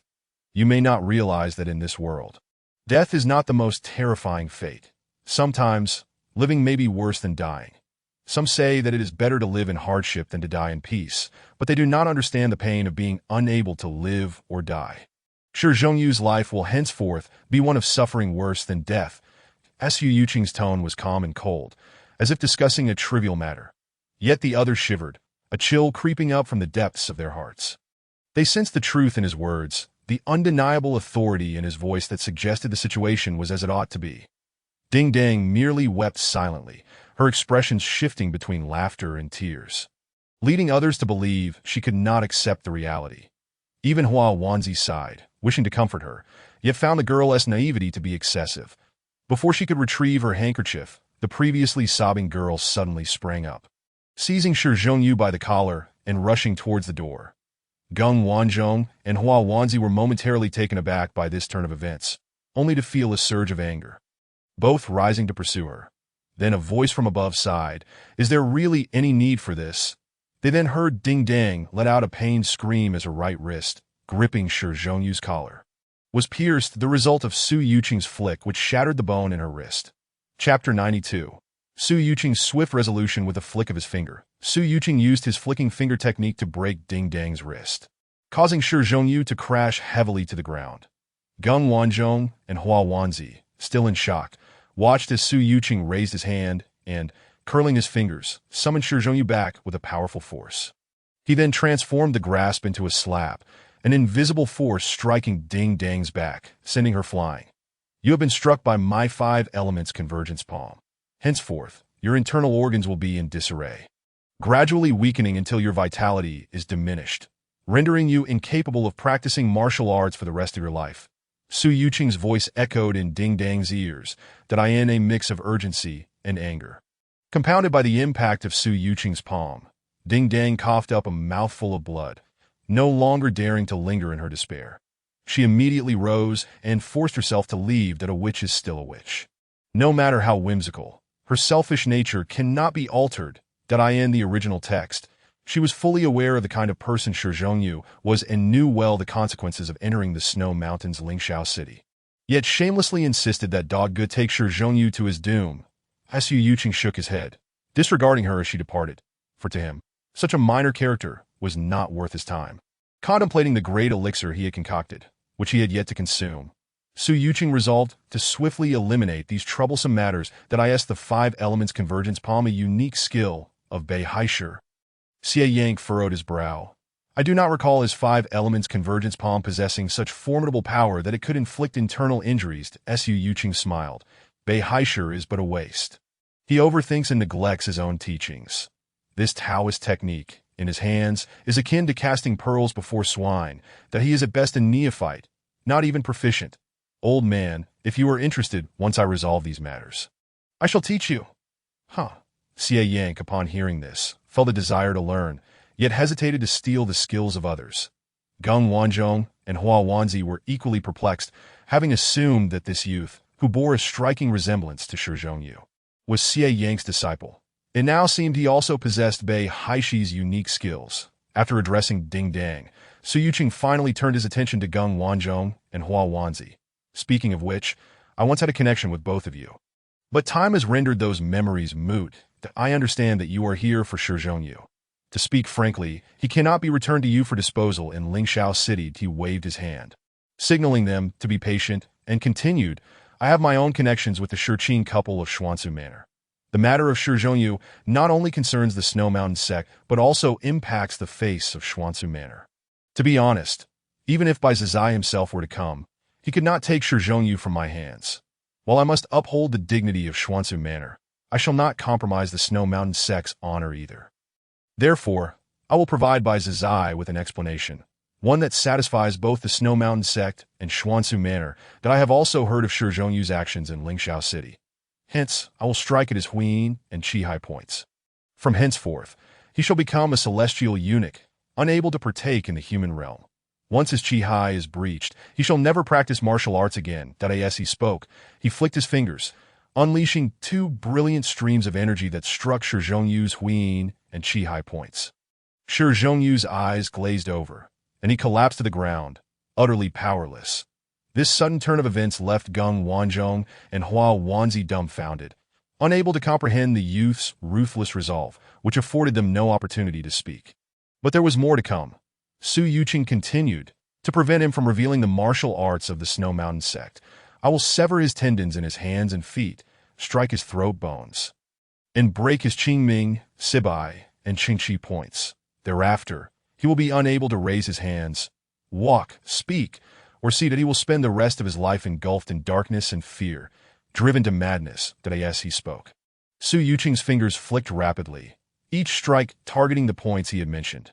When Shi Zhongyu awakened again, he would find himself trapped in a ceaseless abyss of terror and madness, with no option for self-destruction. On the day he could no longer endure, he would succumb to insanity, becoming a complete lunatic, unable to speak, move, or see that moment. Geng Wanzhong and Hua Wanzi fully comprehended the meaning of the youth's earlier words. Unable to seek life, unable to seek death. Thus, do you find this resolution regarding Shi Zhongyu to your satisfaction? Su Yuqing inquired nonchalantly. Geng Wanzhong and Hua Wanzi exchanged glances, both swallowing hard, and nodded in agreement. The youth's actions were merciless, his demeanor calm and composed, as if he were addressing a trivial matter, showing no sign of concern. Geng Wanzhong clasped his fists and stated, I will report this matter to the sect leader. From henceforth, the grievances between the Snow Mountain sect and Xuansu Manor shall be considered resolved. Su Yuqing nodded. As for the second point, to my knowledge, that Miss Asu is not deceased, that if you wish to find her, you may seek by Zazai's wife. They should be together now. What? Asu is not dead. Gung Wanzhong exclaimed in astonishment. That Su Yuchen nodded and replied, I am not entirely certain, but the information should not be erroneous. Bai Zizai's wife found her upon leaving the Great Snow Mountain. This is truly wonderful. Gung Wanzhong and Hua Wanzi exclaimed with excitement. The two exchanged glances and immediately stood to take their leave, saying, Esteemed leader, we, your senior disciples, shall return to the Great Snow Mountain now that we bid you farewell. That Su Yuchen nodded and said, Please, make your way safely. Once everyone had departed, Su Yuchen glanced at the unconscious Shi Zhongyu on the ground and said, Old man, please arrange for someone to take care of him. Feed him daily. We must ensure he does not perish. Once I have dispatched someone to locate the whereabouts of Shi Qing and his wife, I would appreciate your assistance in escorting Miss Su and this fool to meet them. Ditto. Are you not going to wait for them to come to you, given how you have tormented their child? Shi Qing will likely seek vengeance. Xie Yank remarked with a hint of schadenfreude. Su Yuchen scoffed coldly, saying, Were it not for our inextricable ties, I would not concern myself with this matter. Xie Yank nodded in understanding, saying, I suspected as much. Your resemblance to this lad raises questions about your relationship. Su Yuchen did not conceal the truth and replied, It matters not to share this with you. Years ago, Shi Qing and his wife had 2 children. One was Shi Zhongyu, and the other, their second son, was abducted by enemies. That child is me. However, I hold no affection or connection to them, that I spared Shi Zhongyu's life and returned to them a grandson. I believe that fulfills our bond of blood. When you see them, do convey my sentiments. I shall not acknowledge them, and they should refrain from entangling themselves with me. Lest, Chapter 93, Speculations among the members of the Changel Gang. In search of Shi Qing and his wife, no wonder you refuse to acknowledge your identity back at the Hobian gathering. Xie Yank suddenly burst into laughter, adding, I consider myself reckless and disdainful of worldly conventions, acting solely on my whims. Yet I never expected that you would be the true embodiment of ruthlessness. Should those entrenched in moral teachings learn of this, they would surely denounce you as the greatest demon of the mortal realm. Su Yuchen gazed at the dim light of dawn breaking in the east, expressing disdain. I am not a guest of this world. How could I be bound by its shackles? Upon hearing his words, Xie Yank not only found them audacious, but also agreed. Indeed, how laughable it is for a shallow pool to attempt to bind a dragon from the heavens. That Su Yuchen fell silent and said, I leave the remaining matters in your capable hands. No sooner had he spoken than he vanished from sight. Xie Yank stood for a moment in shock at the spot where Su Yuchen had been, muttering to himself, Could it be that you truly are a visitor from the heavens? What, then, is your purpose? The Island of Heroes? Yet, what could possibly entice an immortal to concern themselves with the mundane? He pondered, realizing that if there were indeed something on the Island of Heroes worthy of an immortal's interest, it would be beyond the reach of a mere martial artist like himself. With all his might, Su Yuchen traversed over 10 zhang in the blink of an eye, as if he had instantaneously transported himself, and within a breath, he had already returned to the main hall of the Changel Gang. He pushed open the door to find Shi Jian asleep at the edge of the bed. Su Yuchen shook his head, using a gentle force to awaken her. Da-da. Young master, you have returned? Shi Jian, still groggy, exclaimed in surprise upon seeing Su Yuchen before her. Realizing there were no others present, she felt a surge of joy and asked, Young master, do you wish to rest? I shall arrange for someone. Su Yuchen waved his hand to interrupt her, saying, Please summon Mr. Bei to come here. Do. I shall do so at once. Shi Jian composed herself, responding cheerfully. Meanwhile, Bei Haishur, Mi Xiang, Chen Chongji, and others had also not slept through the night. As dawn broke, the appointed personnel had yet to return with news of the leader's arrival. That rascal! How could he have truly run away? Yun Xiang muttered, gazing at the brightening sky in frustration. Mi Xiang, stifling yawns and wearing a grim expression, suggested, Perhaps we should pack our things and leave this place at once, each to seek our own fortunes. Indeed, we cannot let our brothers down. If they learn of this, it would be. The four understood his meaning well. Should the news spread widely, it would likely hinder their escape. It was best to depart quietly. Even if others discovered their absence later, they could only speculate, and none would dare claim they had fled in cowardice, as many unforeseen events could occur. Once the two emissaries of reward and punishment had departed, they could emerge with a justifiable excuse and continue their lives in the martial world. Chen Chongji turned to the silent Bei Haisher and inquired, "What does Mr. Bei say?" The other two turned their gazes toward Bei Haisher. For among the four, he was indeed the most adept in strategy and martial prowess. Bei Haisher, deep in thought, lifted his head upon hearing Chen Chongji's question and stated, "If the leader does not return, he may be off enjoying himself with those two young ladies, and it is unlikely he will come back, that I fear that Xie Yank has divulged everything to him. If you gentlemen wish to avoid punishment, I suggest wait." Bei Haisher raised a hand. His ears perked up as he heard hurried footsteps approaching. "Yes, Mr. Bayan," came Shurjin's voice in the midst of knocking. Bei Haisher exchanged glances with the other three before getting up to open the door and step outside, where he conversed with Shurjin for a moment. After a while, as the footsteps faded, Bei Haisher returned with a beaming expression, declaring, "Heaven be praised! The leader has returned and summoned me to discuss matters. I shall go at once to see what instructions he has." The other three were jolted with excitement, and Chen Chongji urged, "Mr. Bei, hasten. We shall await the leader's commands here." The other two echoed their encouragement for Bei Haisher to depart. He clasped his hands in farewell and turned to leave. Moments later, the remaining two wore expressions of joy, when suddenly Yun Xiang remarked, "Could it be that Mr. Bei is setting a trap for us? Perhaps he has fled." The other two exchanged glances, their faces shifting in color, and the room fell silent. "That if Mr. Bei does not return in a quarter of an hour, we should pay our respects to the leader ourselves.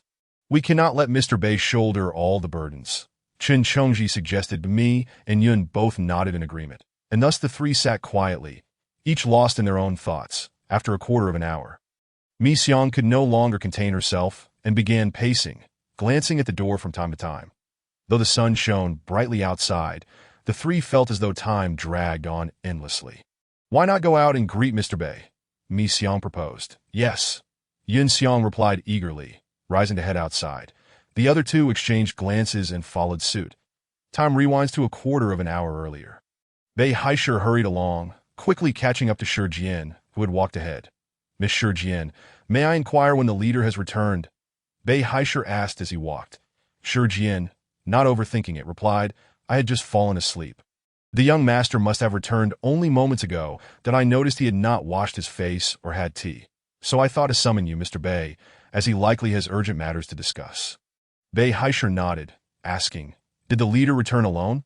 Shurjin responded, "He returned alone." "How strange," Bei Haisher murmured, glancing at the puzzled Shurjin. "Oh, I am merely speculating. Miss Shurjin, I must take my leave. I cannot keep the leader waiting." As Bei Haisher walked, he remained puzzled, unable to comprehend why the leader had returned amidst such peril. Others would surely avoid such calamity. Why would anyone rush toward danger? Had Xie Yank not informed him? Yet, considering the relationship between Xie Yank and Su Yuchen, it seemed impossible that he would withhold such information to that moment. Even the astute Bei Haisher found himself perplexed, his mind racing with questions he could not resolve. "Is the leader seeking to find Shurqing and his wife?" Bei Haisher inquired, sitting beside Su Yuchen. Su Yuchen, seated at his desk, nodded, saying, "This matter must be handled swiftly, though we need to ascertain their whereabouts and arrange a meeting." Claiming to have news of their son, they would surely come. After a brief contemplation, Bei Haisher replied, "Shurqing and his wife are likely wandering in the Jiangnan region. I shall dispatch several groups to search. One will head to Xian Su Zhuang, while another goes to Jiangnan to seek out forces allied with our gang and spread the news that you have a suitable location in mind." "Leader, I can have someone secured immediately. You decide," Su Yuchen replied nonchalantly. After a moment's thought, Bei Haisher suggested, "In Jiaxing ancient town, there is a renowned establishment known as Yinyu Tower, a prime location where the wealthy merchants, noble families, and heroes of the Jianghu often resolve disputes." "How about that?" Su Yuchen agreed. "Let us settle there, primarily to expedite the search for Shurqing and his wife. This matter must be quick." Bei Haisher rose, clasping his hands. "I shall arrange this at once and return to report to the leader." Su Yuchen nodded, lifting his teacup as a signal for him to depart to P.S. Kindly take a moment to encourage updates. Your support is greatly appreciated. Chapter 94. A conclusion for the Changla gang. As Bei Haisher departed from Su Yuchen's residence, He soon spotted Qin Chongji and his companions lingering nearby. With a flicker of his eyes, Bei Haisher quickly deduced their intentions, a glimmer of mockery flashing across his gaze, which he swiftly suppressed. He approached them, feigning ignorance of their presence. "That I apologize for keeping you waiting. Esteemed brothers." The leader had some matters to discuss that took longer than expected. Bei Haisher explained with a courteous gesture. Qin Chongji replied with a smile, "Not at all. We three were simply concerned that Mr. Bei might have tasks for us, hence our visit. Did I ask there anything the leader requires our assistance with? Please feel free to speak candidly." Without hesitation, Bei Haisher disclosed the matters entrusted to him by Su Yuchen, stating, "This issue is of utmost importance to the leader, and we must all take it to heart. Here is what we shall do. Me brother will take a team to Jiangnan Xiansu Zhuang, and it would be best to leave a message. Yun brother should visit the Haisha Gang and the Songyun General Headquarters to help disseminate the news and ensure it reaches Shiqing and his wife as swiftly as possible. Once this task is completed, let us secure a prime location at the Yinyu Tower in Jiaxing for a month-long stay. Qin brother and I will remain at the headquarters to assist as needed. What do you think of this plan?" Me and Yun, both seasoned in the ways of the martial world, found no difficulty in the undertaking, with the only challenge being locating the individuals in question. The four reached a consensus, and before parting, Mi Xiangzhu could not restrain her curiosity and asked, "Mr. Bei, might I inquire if the leader intends to leave our gang?" Upon hearing this, the others halted, and Bei Haisher stroked his beard thoughtfully. The leader's current thoughts are inscrutable, as profound as the ocean's depth and as vast as the heavens, as ethereal as drifting clouds. Even I cannot ascertain what the leader is contemplating, with Xie Yang by his side. It is hard to believe that the leader is unaware of the edict regarding rewards and punishments. However, since the leader has returned, he likely has further plans in mind. The reasoning behind this eludes me. Yet, we need not worry. If the leader wishes to remain, he could any time assume the edict of rewards and punishments, at which point we will have no cause for concern. The other three nodded in agreement. Entrusting all matters to Bei Haisher, determined to ensure Su Yuchen solidified his position as leader. Once Bei Haisher departed, Su Yuchen retrieved a slender porcelain vial from his sleeve, contemplating its contents, and believed he had overlooked nothing. He sighed quietly, reflecting on the incessant trivialities since joining the Changlu gang, and felt relieved to finally focus on his cultivation. Su Yuchen commanded that all matters be handled by Bei Haisher and instructed not to disturb his training with any trivialities. He returned to the alchemy room he had previously organized, settled into a meditative posture, ingested a large elixir, and returned the remaining contents to his chest before beginning to close his eyes and regulate his breath. After a brief moment, he felt a warm, misty energy rising from his dantian, permeating throughout his body. That Su Yuchen focused his thoughts, allowing himself to drift into a state that was neither fully asleep nor entirely awake. As the elixir's medicinal properties flowed along the path of the all-true Taoist song, Su Yuchen guided the true energy within him to traverse through the various acupoints, with his heart anchored and distractions cast aside.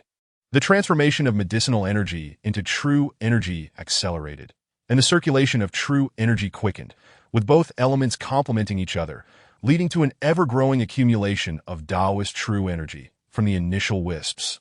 It began to coalesce into a stream of true energy, gradually broadening from a hair's breadth to the thickness of chopsticks. Immersed wholeheartedly in his cultivation, Su Yuchen felt the depth of his Taoist internal power growing stronger, while the Buddhist vitality also stirred with increasing restlessness. Fortunately, the Buddhist energy, having spontaneously emerged after Su Yuchen's successful body refinement, was inherently manageable. Under Su Yuchen's control, it did not consume his Taoist internal power. Thus, he devoted himself to his training, disregarding worldly matters from dawn until noon, noon to evening, and evening until dawn. Apart from his unwavering morning practice of Tai Chi and the 5 elements 6 harmonies palm, alongside absorbing the morning sun's purple energy to refine the Zixia divine art, he was scarcely seen by anyone.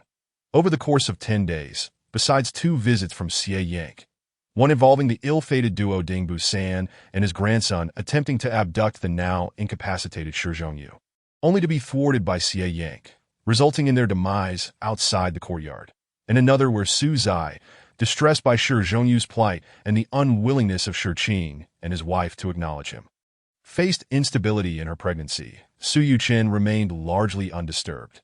The former incident elicited merely an acknowledgement from him, while for the latter, he prescribed a remedy to stabilize her pregnancy, advising her to spend time outdoors to lift her spirits. To this end, Su Yuchen ordered Shi Jian to provide Xie Yank with 200 taels of gold so that the young lady could procure whatever she desired, believing that while they might not possess a cure for all ailments, money could indeed alleviate many troubles, that he also commanded Xie Yank to regularly visit Bei Haisher each month to secure another 200 taels for the young lady, ensuring she had the means for any necessary treatments or preventative measures. These matters held little significance for Su Yuchen, who was engrossed in his rapid advancement in internal power, hastily bidding farewell to any distractions, and no further incidents transpired. Observing Su Yuchen's relentless dedication to his training, Shi Jian grew increasingly concerned and decided to consult Bei Haisher. Seizing an opportunity, Bei Haisher approached during Su Yuchen's morning practice, bringing several matters for his attention. However, Su Yuchen merely instructed him to handle them himself, stating that unless there was news regarding Shi Qing and his wife, he should not disturb his training. Afterward, Bei Haisher and Shi Jian kept a watchful eye outside the alchemy room, noting Su Yuchen's aura shimmering and his true energy surging, indicating he had reached a critical juncture in his training. Bei Haisher arranged for guards to monitor the alchemy room closely, ensuring no one would disturb him. Consequently, Shi Jian remained vigilantly stationed outside, occasionally checking in at night. Unfortunately, Su Yuchen remained oblivious to it all. Following the consumption of 8 large elixirs, Su Yuchen's mastery of the all-true Taoist song and the Jinsu Shinju progressed rapidly. One day, while observing in stillness, a sudden flash of golden light appeared before him, warm yet not blinding. In that moment, all he had learned, all martial arts and divine skills, flowed through him like a stream, marking his ascension to the 9th level of the Jinsu Zhao Shinju, illuminating his heart's radiance outward. That moment, Su Yuchen's mastery of both the Buddhist and Taoist internal arts reached fruition. The Dharma I Jing Jing's energy solidified like substance, firmly residing in his dantian, while the newly cultivated Taoist true energy surged like tides within his meridians. Under Su Yuchen's formidable mental will, both energies followed their paths, neither hindering the other. As Su Yuchen gradually concluded his practice, he exhaled a breath that transformed into a half-foot-long, white sword aura in the air. Feeling rejuvenated, his true energy flowed ceaselessly, moving in harmony with his thoughts and intentions, all perfectly synchronized. Seated on his meditation cushion, Su Yuchen took a moment to reflect, contemplating the next steps in cultivating the 5 elements 6 harmonies palm. He aimed to refine the transient restlessness of his Taoist true energy through this dynamic practice, achieving a state of complete freedom. The principles of Taijiquan's yin and yang could also be applied to control both Buddhist and Taoist energies, with Buddhist energy being more vigorous and Taoist energy more yielding. Thus, it was an opportune moment to deepen his understanding of Taijiquan. Moreover, the Zixia divine art could only be cultivated by absorbing the great sun's purple energy, requiring diligent daily practice for mastery. No wonder the ancients proclaimed, "A day in the mountains equates to 1,000 years in the world. Time seems ever so inadequate." Chapter 95. Su Yuchen enters Yangzhou thus. More than half a month passed. On one particular morning, after returning from gathering purple energy, Su Yuchen was practicing the 5 elements 6 harmonies palm in the courtyard when Bei Haisher hurriedly approached. Su Yuchen's movements were slow and deliberate, each palm strike seeming as if obstructed by a great mountain, frustratingly sluggish. While it was indeed the 5 elements 6 harmonies palm, its execution appeared quite peculiar. What was he up to? Bei Haisher watched for a moment, filled with confusion. As Su Yuchen continued his slow practice, he inquired, "Has there been any progress regarding Shi Qing and his wife?" Snapping back to attention, Bei Haisher clasped his hands and replied, "The leader's foresight is remarkable. Indeed, Mi and Yun have located Shi Qing and his wife near Yangzhou. Upon learning of matters concerning their son, they intended to seek out the leader but were intercepted by my subordinates. However, they chose not to meet at the Yinyu Tower in Jiaxing, opting instead for an encounter at the Iron Buddha Temple east of Yangzhou to go find Xie Yank and inform him of Shi Qing and his wife's whereabouts. He will know what to do," Su Yuchen instructed without pausing in his practice. Bei Haishur nodded and immediately sent someone to relay the message to Xie Yank. Noticing that Bei Haishur seemed hesitant to leave, Su Yuchen asked, "Is there something else on your mind, Mr. Bei?" Bei Haishur, seeing the opportunity to speak, candidly stated, "A few days ago, Bai Wanjian from the Great Snow Mountainess Lingxiao City visited. However, the leader was in seclusion, and my subordinates politely declined his visit. He did not force his way into our gang, but seemed to be inquiring about a certain young lady. After lingering for a few days and sensing that the leader had no intention of emerging, he departed, leaving an invitation for the leader to visit Lingxiao City." That Su Yuchen paused in his movements, then continued to practice while asking, "What young lady?" Bei Haishur replied with a hint of resignation.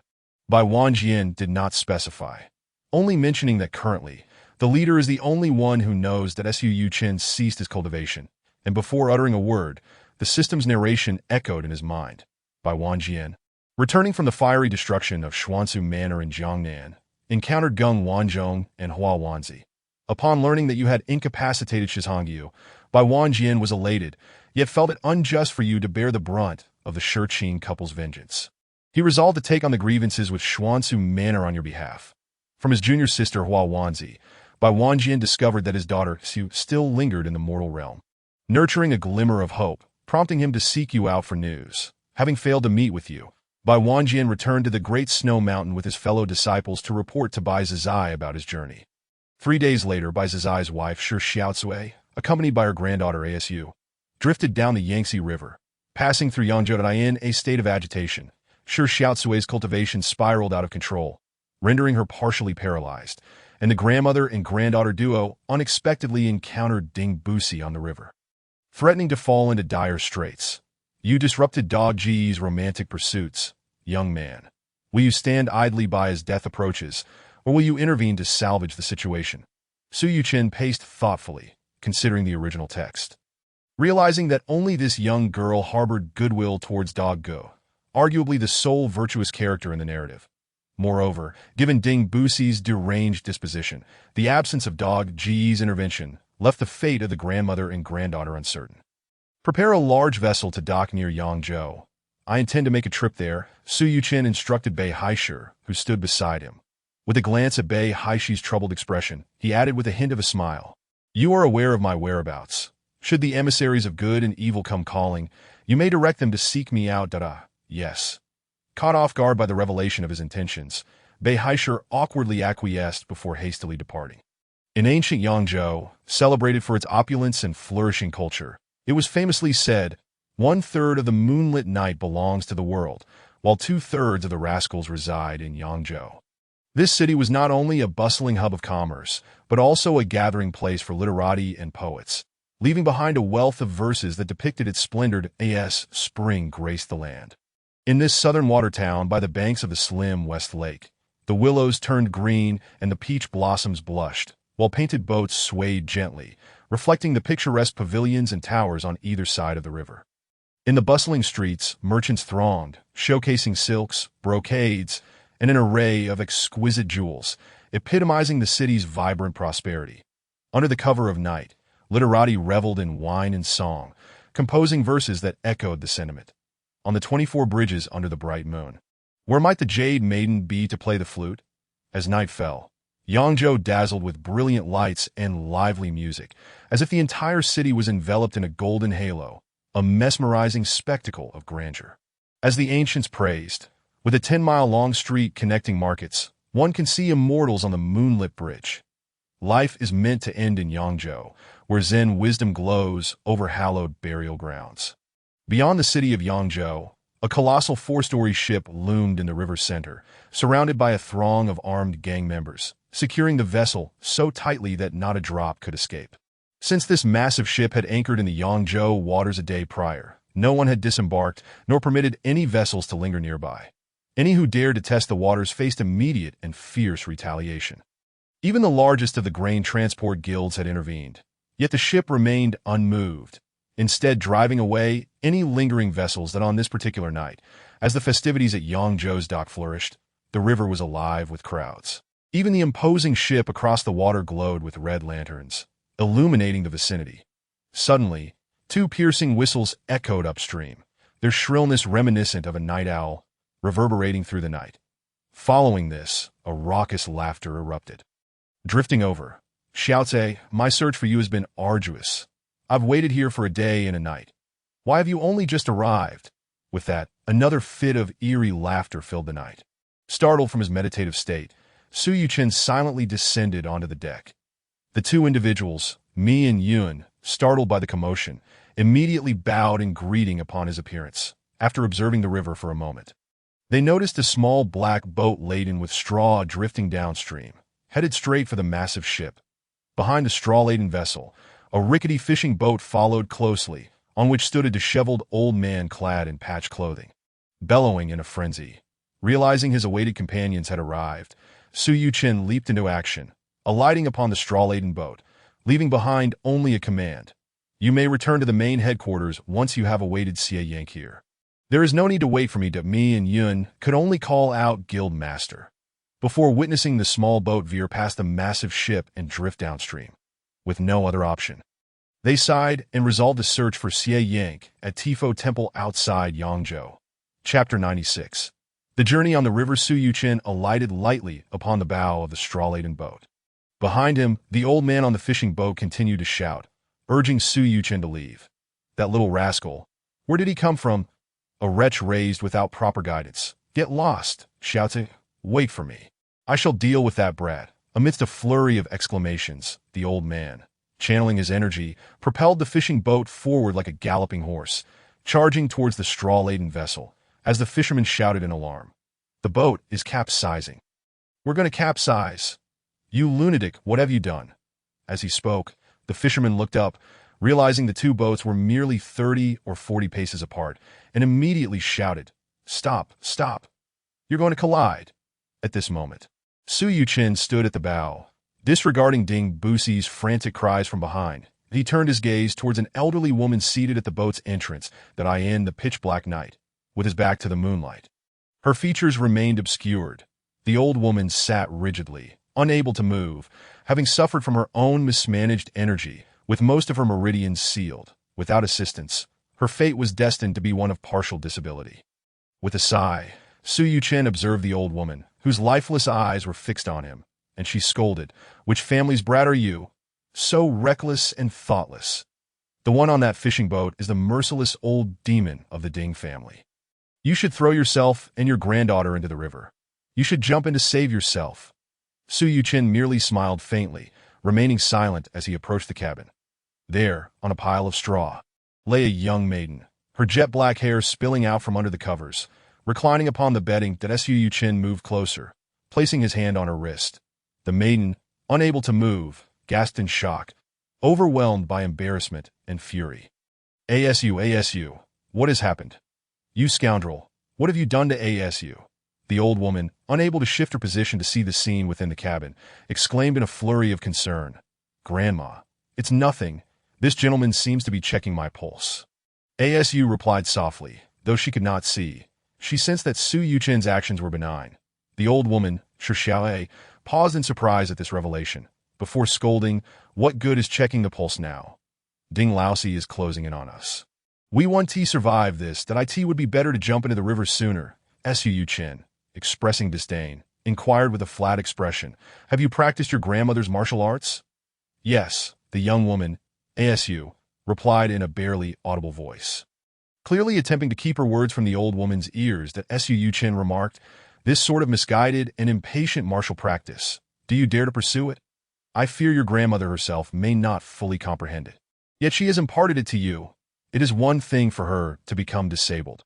It would be a tragedy for a delicate beauty like you to suffer the same fate. Continuing to check her pulse, Su Yuchen addressed the old woman. I advise you not to recklessly open your meridians.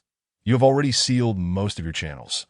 Attempting to forcefully open the Shaoyang gallbladder meridian will only complicate your condition further, rendering it irretrievable. ASU gasped in alarm, impulsively exclaiming, Grandma, you should listen to this elder brother. Do not use your energy any longer. The old woman, astonished by Su Yuchen's insight into her predicament, could not help but curse. Silence, my granddaughter, and I shall never fall into the hands of that old demon. Once I open the Shaoyang gallbladder meridian, I will drag you into the river with me, leaving that old demon with nothing. This brat is courting death. We can scarcely protect ourselves, let alone concern ourselves with him. As she spoke, a loud thud resonated outside, as an iron anchor crashed onto the deck, creating a gaping hole. Amidst the ensuing clamor, Ding Busi had already clambered over the chains. Shouts, I'm coming! Su Yuchen gently placed her wrist back beneath the covers, tucking her in with care, and smiled lightly. Rest for a moment. I will deal with that fool and return shortly. Hearing him refer to Ding Busi as a fool, the young woman couldn't help but chuckle softly, only to stifle it quickly. The old woman snorted derisively, as if mocking Su Yuchen's audacity. Meanwhile, the old man continued to bellow. Xiaotsua, why are you ignoring me? What are you doing just sitting there? Ding Busi, in a state of frenzy, paid no heed to the fishing boat rapidly approaching from behind. The fisherman shouted loudly, already standing aside, prepared to leap into the river to save himself. Finally, Ding Busi, growing impatient, forcefully kicked the iron anchor on the deck. The anchor flew up with a whoosh and struck down on the fishing boat with great force. With a resounding thud, the anchor pierced through the cabin and smashed into the deck of the fishing boat, creating a gaping hole that leaked rainwater. The fishing boat, now untethered, slowly drifted away, leaving only the fisherman hurling curses into the air. Xiao Chui, why are you ignoring me? If you keep ignoring me, I might just jump in. Ding Busi dismissed the fisherman as shouts, rubbing his hands together as he moved closer to the cabin. Xiao, in a fit of rage, felt her blood boil, her vision blurring as she inwardly cursed. It's all this wretched brat's fault for wasting time. Now, even if I wish to end it all, it's too late. Overwhelmed by a mix of sorrow and anger, she was at a loss to that moment. Su Yuchen emerged from the cabin, causing Ding Busi to halt in his tracks. Oh, it's you little scoundrel, he exclaimed. Your insolence deserves a slap, Su Yuchen retorted. Ding Busi raised an eyebrow, chuckling softly as he observed the composed Su Yuchen. His heart suddenly filled with unease. Could this little scoundrel be a formidable opponent? He pondered. Who are you? What should I call you? Do share your name, Ding Busi inquired, increasingly uncertain about Su Yuchen's identity, that he contemplated that perhaps this fellow was indeed after the young girl in the cabin. Likely a lecherous rogue. Ding Busi resolved to let him have his way for now, planning to investigate Su Yuchen's origins after he had taken Xiaotsue away, thereby gaining favor with her. Su Yuchen's gaze turned icy, an aura of power enveloping the small boat, causing Ding Busi to shiver under the intensity of his cold stare. I had thought to spare you, but that is no longer necessary, Su Yuchen said dismissively, striking out at Ding Busi with a casual slap. Observing the seemingly effortless motion, Ding Busi's anger flared.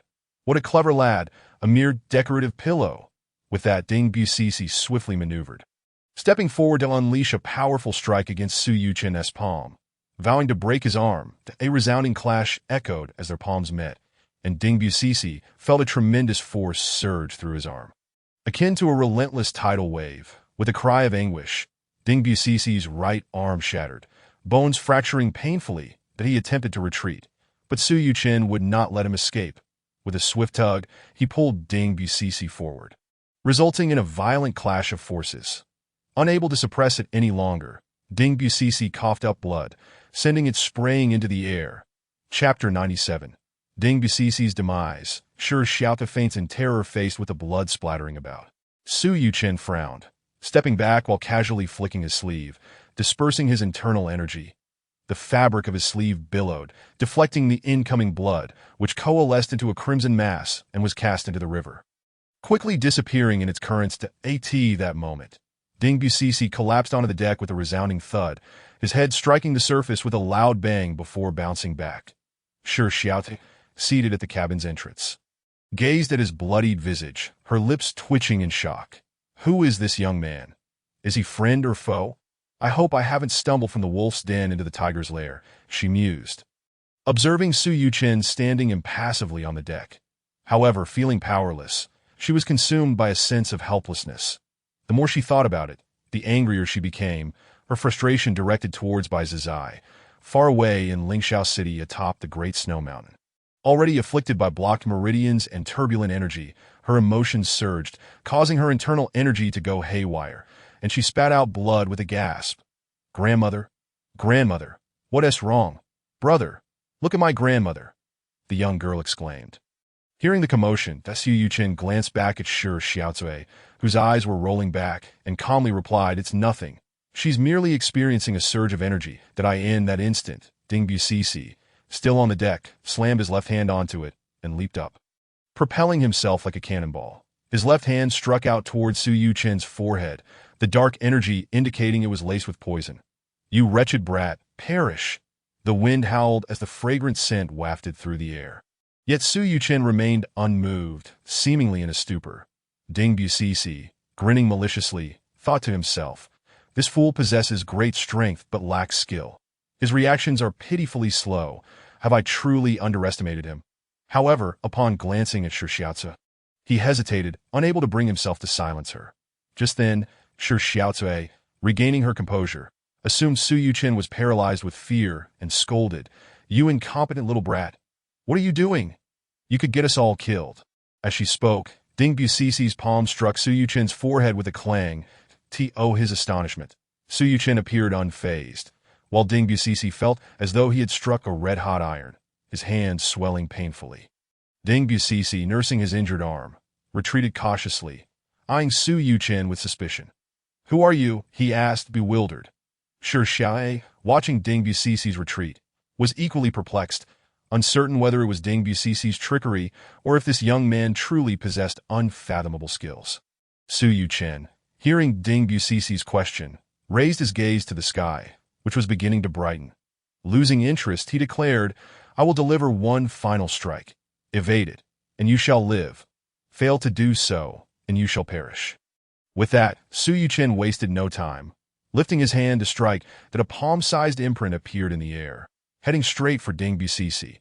Upon seeing the imprint, Ding Bucisi's face contorted in terror, and he retreated hastily. Attempting to escape the inevitable blow that in midair, Ding Bucisi executed a series of evasive maneuvers, creating multiple afterimages, yet the imprint followed, swiftly descending upon him.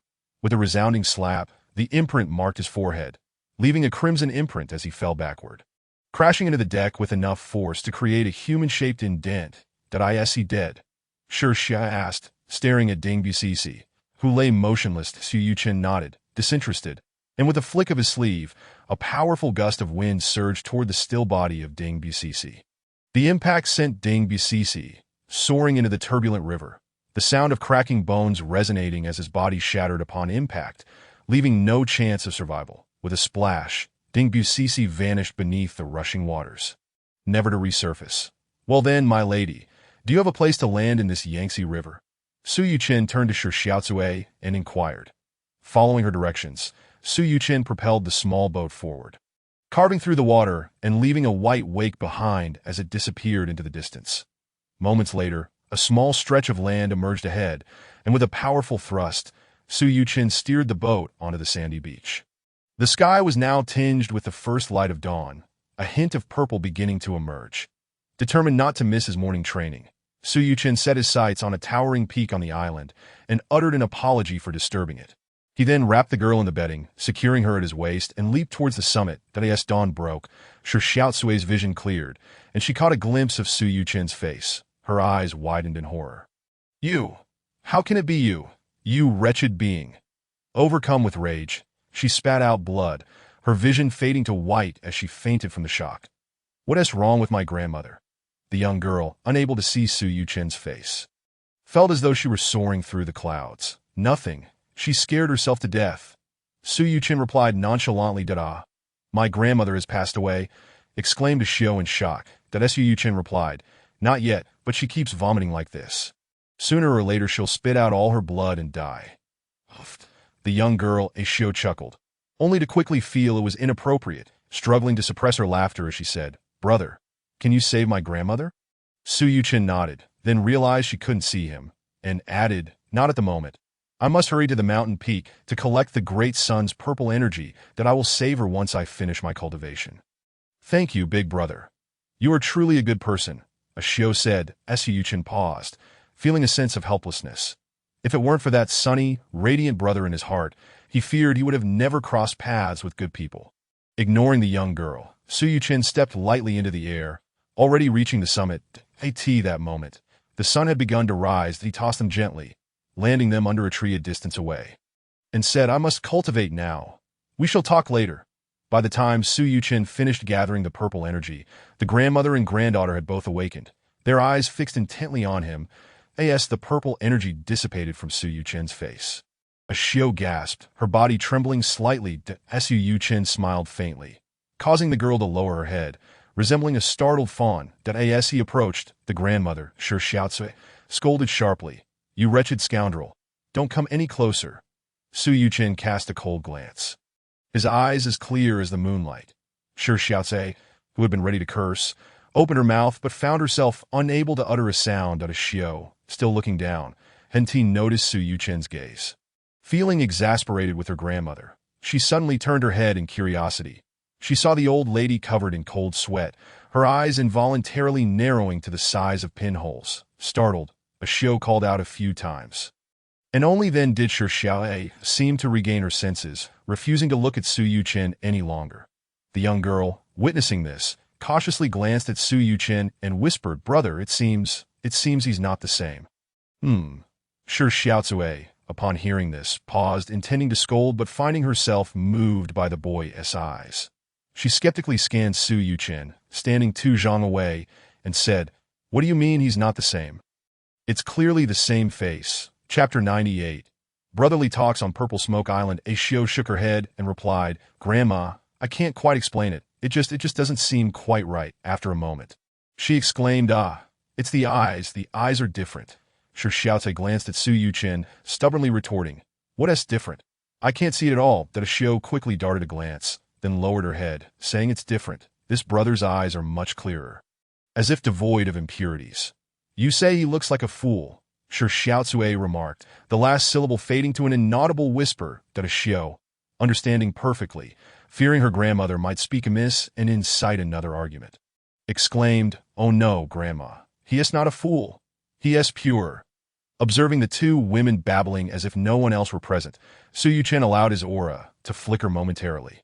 The 2 immediately looked up, and he addressed Shi Xiaocui, saying, "Given your advanced age and failing eyesight, I shall overlook your transgressions."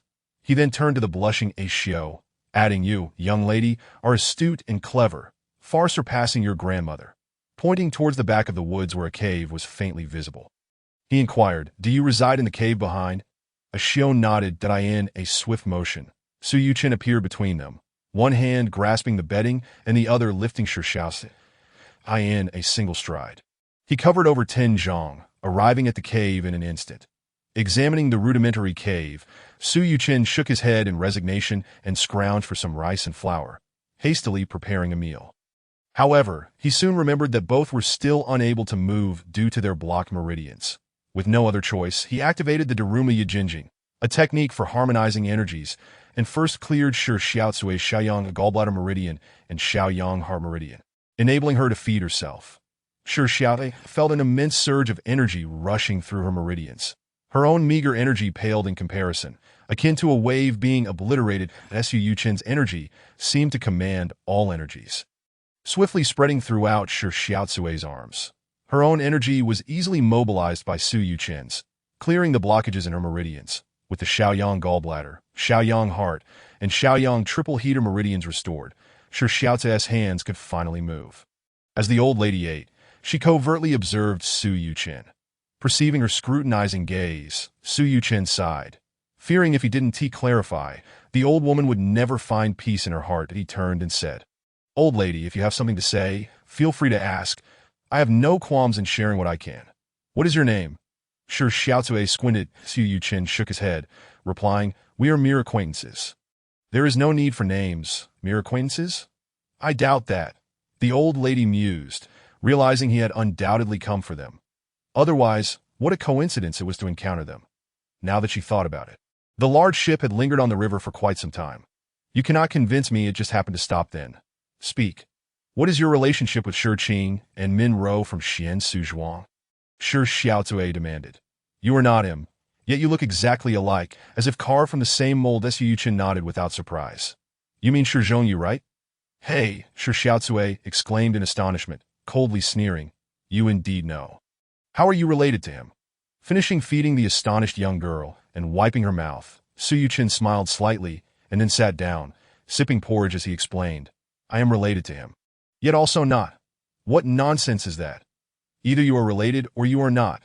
Shi Xiaocui scolded. Grandma, please listen to what this brother has to say, Xiao interjected. Shi Xiaocui snorted but remained silent. Su Yuqin, disinterested in arguing with a madwoman, decided it was best to finish his business and leave. Resolute, he continued, Shi Qing and his wife had 2 children. One was Shi Zhongyu, and the other was taken away by their enemies. They believed that child had long since perished. You were that stolen child? Shi Xiaocui inquired. Ignoring her, Su Yuqin pressed on, Shi Qing and that enemy were actually from the same school. The skills possessed by Shi Qing and his wife were also mastered by that enemy. And even more so, they wielded them with greater prowess. Thus, in their attempts to seek revenge, they were never a match. With no other choice, Shi Qing sent his only son, Shi Zhongyu, to Lingxiao City to learn skills. Hoping he could master the strengths of both Xian Su Zhuang and Shuashan sect to avenge his son's death. Min Ro, however, was unaware. Having lost one child, she doted excessively on her only son. Shi Zhongyu, believing him to be a well-behaved child, that in the end, indulging a child is akin to killing them. The things Shi Zhongyu did in Lingxiao City are well known. Humph! Shi Xiaocui scoffed, unwilling to listen, yet unable to suppress her curiosity. You still haven't answered my question. Are you and that wretched scoundrel brothers? Su Yuqin ignored her, continuing. After the events in Lingxiao City, Bai Wanjian and a group of disciples hurriedly descended the mountain. Although that boy escaped, Xian Su Zhuang did not fare well, that it was burned to the ground by Bai Wanjian. Moreover, a few years ago, Geng Wanzhong and Hua Wanzi encountered Shi Qing and his wife, clarifying the situation. However, Shi Zhongyu was aware of his misdeeds. His own father could not protect him, so he never returned to Xian Su Zhuang. For years, he has lived freely outside. Shi Xiaocui couldn't help but curse. Bai Wanjian is useless, and Bai Zizai is even more of a fool. Indeed, they are all fools. The Bai family is a family of fools, Su Yuqin replied, grinning. Shi Xiaocui had realized he was deliberately provoking her and glared fiercely at Su Yuqin. Unfazed, he shrugged and continued. Shi Zhongyu wandered the rivers and lakes, later duped by Bei Haishur, becoming the leader of the Chonglu gang, gathering a band of ruffians who were lecherous and villainous. However, he later discovered Bei Haishur intended to frame him, so he sought an opportunity to escape from the Chonglu gang. But Shi Zhongyu was quite unfortunate. For the past few years, I have been in seclusion on Mount Tianming. Completely uninterested in the affairs of the world, it wasn't until recently that I began to move about due to certain matters to as a result. Bei Haishur mistook me for Shi Zhongyu and forcibly ascended Mount Tianming, wanting to take me back to the Chonglu gang. Coincidentally, I also wanted to leverage the Chonglu gang's influence, so I followed them down the mountain. Yet when I attempted to cultivate peacefully within the Chonglu gang, I was soon visited by his little lover and people from the Shuashan sect that I had no desire to deal with such chaotic matters, so I could only cut through the tangle swiftly. The outcome is that Shi Zhongyu has been rendered powerless by me, and his young lover, alongside her grandfather Ding Busan, has met her demise at the hands of Xie Yank. Now, Shi Zhongyu must have lost his sanity by now. Chapter 99. The Broken Golden Crow Sword Technique. Are you saying you incapacitated him? How did you do that? Asked Shi Xiaocui. Su Yuqin replied nonchalantly. I sought out his young lover, as well as Geng Wanzhong and Hua Wanzi from the Shuashan sect, and the sky dweller Xie Yank, who all bore witness that I severed his tendons in both hands and feet, ensuring he could no longer utilize the martial arts of the Shuashan sect. Furthermore, I shattered his thyroid cartilage and damaged his dantian and eyes, rendering him incapable of passing on the techniques of the Shuashan sect to another. Since he was lecherous, I destroyed his perineum, condemning him to a life of impotence, unable to engage in human relations henceforth. However, I did leave a trace of lineage for Zun Sizhuang. A courtesan is pregnant with his child, and I ensured the fetus was preserved. Now he is both crippled and blind, and should be teetering on the brink of madness. With his hands rendered useless and his voice silenced, it will not tarnish the reputation of the Shuashan sect. Thus, the enmity between the Shuashan sect and Zun Sizhuang has been settled. Xiao gasped, her worry evident. But will Shi Qing and his wife agree? Shi Xiaocui retorted, nonsense. If Shi Qing truly stood for justice, he should have ended that wretch with a single strike. The fact that he has spared his life already shows that the wretch is fortunate. What more does he want? But this elder brother, after all, he is related to that person that I fear that Shi Zhuangzhu and Shi Foreign may harbor some resentment. A Xiao replied. Shi Xiaocui responded. What of it? If Shi Qing does not acknowledge him, then that wretch can simply enter our Lingxiao city. That Su Yuchen interjected. As for my affairs, you need not trouble yourselves. I have my plans. Shi Xiaocui shot him a glare. Then turned to his Xiao, scolding. See? You just worry unnecessarily. He does not appreciate it at all that as long as this elder brother is well. That is enough, a Xiao said. Shi Xiaocui snorted disdainfully, then looked at Su Yuchen. After all this time, I still do not know your name. Did you share the surname Shi as well? Su Yuchen replied, I do not share the surname Shi. As for my name, there is no need for formalities between us. Having met by chance. Hey! Shi Xiaocui huffed in exasperation. After allowing them time to digest this information, Su Yuchen continued, a few days ago, I was in seclusion. By Wang Jian from the Shuoshan sect sought out the Changel gang, which I was unaware of later. Bei Haisher informed me that Bai Wanjian was looking for me to gather intelligence. I surmised he was seeking the two of you. Coincidentally, the Changel gang still holds some influence in the Central Plains. And after some effort, I was able to locate you both and intercepted you on the Yangtze River. Humph, Shi Xiaocui scoffed. I will not return to the Great Snow Mountain, Su Yuchen remarked. Whether you return to the Great Snow Mountain or not is of no concern to me. I am indifferent. However, this young girl's injury can certainly be traced back to Shi Zhongyu. Although I have no desire to entangle myself with him, now that I am aware, I must provide some compensation for this girl. You must accept it, whether you want it or not. Forcing benefits onto others. Shi Xiaocui retorted. Su Yuchen nodded. That is simply how I am. If I choose to act, I must act decisively. With that, he turned to Shi Xiaocui. Your hands have now healed. The remaining acupoints you must gradually open yourself, that I intend to teach this young girl some things during this time. Afterward, he approached a Xiao, lifting the young girl and placing her at the cave entrance, so that Shi Xiaocui could see her. Yet not hear their conversation. From now on, abandon your grandmother's obscure internal techniques. I will teach you a new method. This technique will unify the chaotic energy within your body, helping to clear your meridians and restore normal function. You must pay close attention. Having said this, he began to explain a simplified version of the I Ching Jing, which he had taught to Xie Yang, to the young girl, phrase by phrase from a distance. Shi Xiaocui cast a glance, then angrily set about opening her own acupoints. For over 10 days, Su Yuchen dedicated time each day to instructing the young girl in the I Ching Jing, guiding her in unlocking her acupoints and opening her meridians, channeling the erratic energy back into her dantian. After this duration, the girl had successfully resolved the blocked acupoints in her hands and legs. Shi Xiaocui had also opened the meridians in her legs, allowing her to walk outside the cave point one day.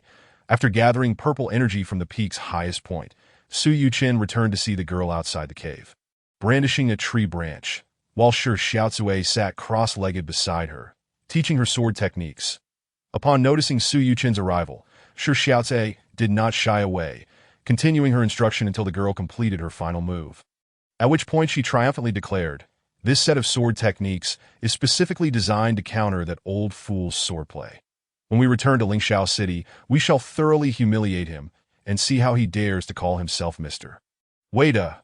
He claims to practice the Shuoshan sword technique, while our swordplay shall be named the Golden Crow sword technique, designed to thwart him, rendering him unable to see the sun.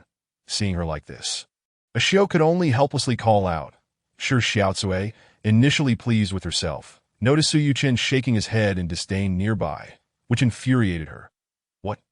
Do you look down upon my Golden Crow sword technique? Su Yuchen nodded. It is crude and lacking.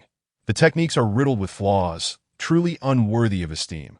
Shi Xiaocui was incensed that Su Yuchen reached out, grasping a dry branch nearby, stating, I learned a bit of the Shuoshan sect sword techniques years ago. Although I do not remember them all, there are about 20 or so moves that I shall use the first move of the Shuoshan sword technique, Sangsong welcoming guests, to break your Golden Crow sword technique. With that, he beckoned a Xiao, saying, if your grandmother does not believe me, then let us demonstrate. Come. Before a Xiao could respond, Shi Xiaocui, unable to contain herself, shouted, a Xiao, employ the Golden Crow sword technique. I want to see what tricks this fellow's Shuoshan sword technique can conjure.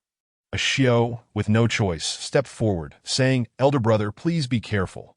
With that, she executed the opening move, opening the door to welcome thieves, seemingly bowing with clasped hands. But in the motion, the tree branch swiftly struck at Su Yuchen's waist and abdomen. Su Yuchen lightly tapped the branch in his hand, executing Song Song welcoming guests, a move traditionally countered by opening the door to welcome thieves. Yet he struck first, touching a Xiao's wrist that a Xiao gasped, then swiftly transitioned to plum blossoms in summer. Her swordplay undergoing 5 or 6 variations, enveloping Su Yuchen's sword tip, attempting to encircle it within the blade's wind. Su Yuchen continued with Song Song welcoming guests, each tap landing precisely on the critical points of her evolving techniques. Thus, they exchanged blows. No matter how a Xiao varied her moves, Su Yuchen countered solely with Song Song welcoming guests that in the end, a Xiao's final move from the 73 variations of the Golden Crow sword technique met its defeat under Su Yuchen's single technique. Shi Xiaocui sat aside, her expression profoundly grim, unable to comprehend how her Golden Crow sword technique could not even withstand the first move of the Shuishan sword technique. Chapter 100. Bestowing Sword Techniques. Returning to Chang'e, Su Yuchen smiled gently at the young girl, then addressed the incredulous Shi Xiaocui. "What? Is it hard to believe? The Golden Crow sword technique is your creation, but can you truly execute it?" Shi Xiaocui raised her head, declaring, "This is a technique I personally devised. How could I not know how to use it?" "Do you look down upon me?" Su Yuchen gestured for the young girl to step aside, then raised the branch in his hand, stating, "I have not studied sword techniques in earnest. Since you claim to know how to wield it, let me show you my version of the Golden Crow sword technique." With that, Su Yuchen swung the dry branch, executing opening the door to welcome thieves in his own style, yet it bore an inescapable feeling, akin to sunlight penetrating all, no matter how one dodged, it would strike true. Following this, he performed plum blossoms in summer, the blades seeming to radiate like the sun, encompassing both the plum blossoms and the snowy mountains, leaving no escape. Su Yuchen executed move after move, the 73 techniques transformed, infused with a momentum capable of shattering earth and mountain alike. "How is it?" Su Yuchen tossed the branch aside, looking at Shi Xiaocui. Observing the incredulity in Shi Xiaocui's expression, Su Yuchen shook his head. "Martial arts cannot be practiced in such a manner. A mere set of sword techniques and another set of swordplay, as if they are hidden secrets. Martial arts are lifeless, while humans are vibrant. Since your technique is called the Golden Crow sword technique, it should embody the essence of the Golden Crow illuminating the world, melting all in its path. What you have demonstrated is merely the candlelight sword technique. Of course, your exposure has been limited to the Shuishan sword technique. Explaining this to you is akin to playing the lute to a cow. It serves no purpose." With that, he turned to a Xiao standing beside Shi Xiaocui, saying, "From today onward, I will explain to you the true Golden Crow sword technique." After the meal, Su Yuchen did not shy away from Shi Xiaocui and took the opportunity at the cave entrance to elucidate the transformations within the Jinwu blade technique to a Xiao, detailing each form's implications and corresponding situations that he spoke at length for an entire day, ensuring that the nuances of the technique were thoroughly conveyed. The following day, upon returning from gathering the purple essence, Su Yuchen again practiced with her outside the cave, employing various techniques to enhance her familiarity with the blade's transformations. The young girl exhibited remarkable agility of mind. Within just 3 days, she had grasped the majority of the changes. The remaining issues were a lack of vital energy and insufficient transitions between the transformations, both of which required time to rectify. Su Yuchen could not help but marvel at the girl's quick adaptability. This technique was ideally suited to complement the Zixia divine skill. Yet it remained a closely guarded secret of Mount Hua, done on the 4th day. Early in the morning after harvesting the purple essence, Su Yuchen departed without notice, toppling a large tree in the forest to cross the river. By the time the duo noticed, he was already drifting away on a tree trunk, leaving only a distant silhouette. "Leader, you have returned?" As Su Yuchen arrived at the headquarters of the Chang'e gang, Bei Haisher approached eagerly. While sipping tea, Su Yuchen inquired, "What is it? Is there something amiss?" Bei Haisher replied, "Leader, the 4 major sects of the northeast have gathered. Liao Dong's Fanny Fei, Jinzhou's Qing Long Min's Zhoujie Bian Feng Liang, Changbai Mountain's Zijin Dao Lu Jingping, and Wanma Zhuang's Gao San Yang, among others, have come to pay their respects. What brings them here?" Su Yuchen asked curiously. Bei Haishur cleared his throat and sighed. The previous leader of our gang, Sidu Hung, forged a brotherhood with these four in the Northeast Point 2 years ago. Sidu Hung unfortunately passed away. Upon learning of this, the four insisted upon creating a ruckus, claiming that someone within our gang was responsible for the upheaval that led to Situ Heng's demise. They have rallied significant support and come with a sense of righteous indignation. We cannot ignore it. Ha!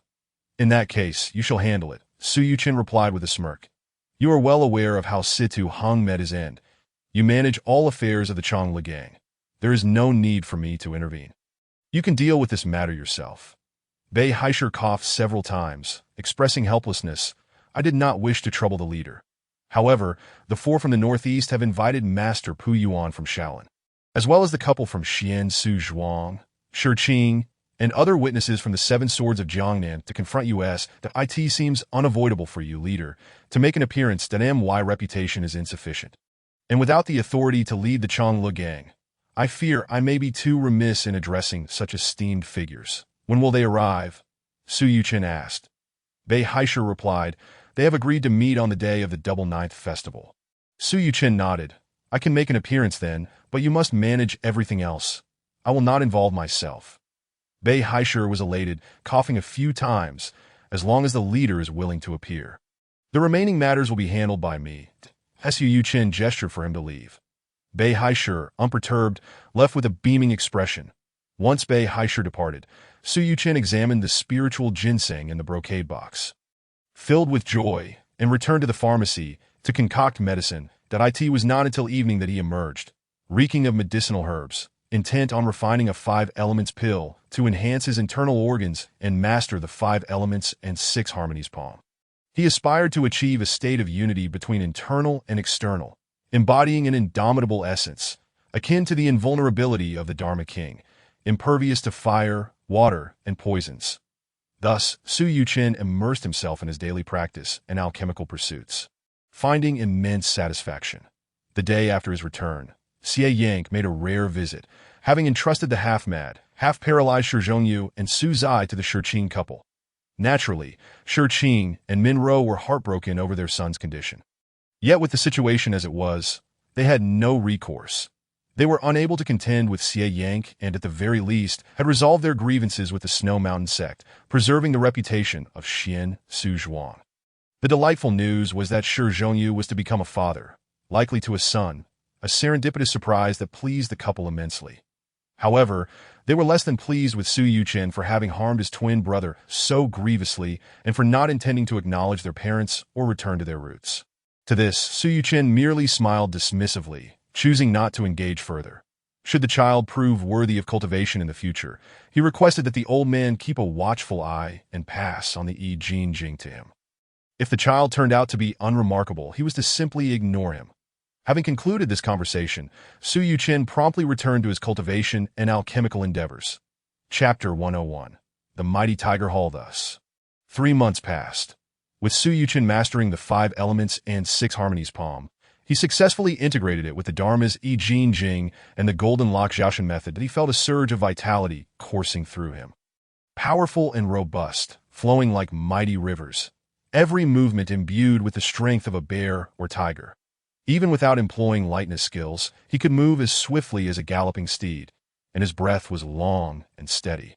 Devoid of any sluggishness, his skin was supple, glowing like ivory under the sunlight, and ordinary blades could only leave faint white marks upon him. Moreover, as time progressed, his physical stamina, vitality, and strength continued to enhance gradually, drawing him closer to the indestructible body of the Dharma King. Su Yuchen felt as though he were a furnace of vitality, continuously refining essence into qi and qi into spirit, with his inner light growing ever more luminous. On the 9th day of the 9th month, the Double Ninth Festival approached. Near midday, Bei Haishur had already arrived at Su Yuchen's residence. Bowing respectfully through the door, leader, everything is prepared, that I have come to invite you to the Mighty Tiger Hall. As the door swung open, Su Yuchen stepped into the sunlight, clad in simple blue garments. His long hair held back by a copper ring, he radiated an ethereal glow, reminiscent of a celestial being. Even Bei Haishur, who had encountered him several times before, was momentarily taken aback, exclaiming, "Leader, your prowess is akin to divine transformation. like an immortal. Acknowledging Bei Haishi's compliment with a nod, Su Yuchen replied, "Since you are here, let us proceed." Bei Haishi immediately took the lead, guiding him toward the mighty Tiger Hall. As they walked, Su Yuchen perused the system's narrative in his mind. Today, the four major sects of the Northeast were paying their respects.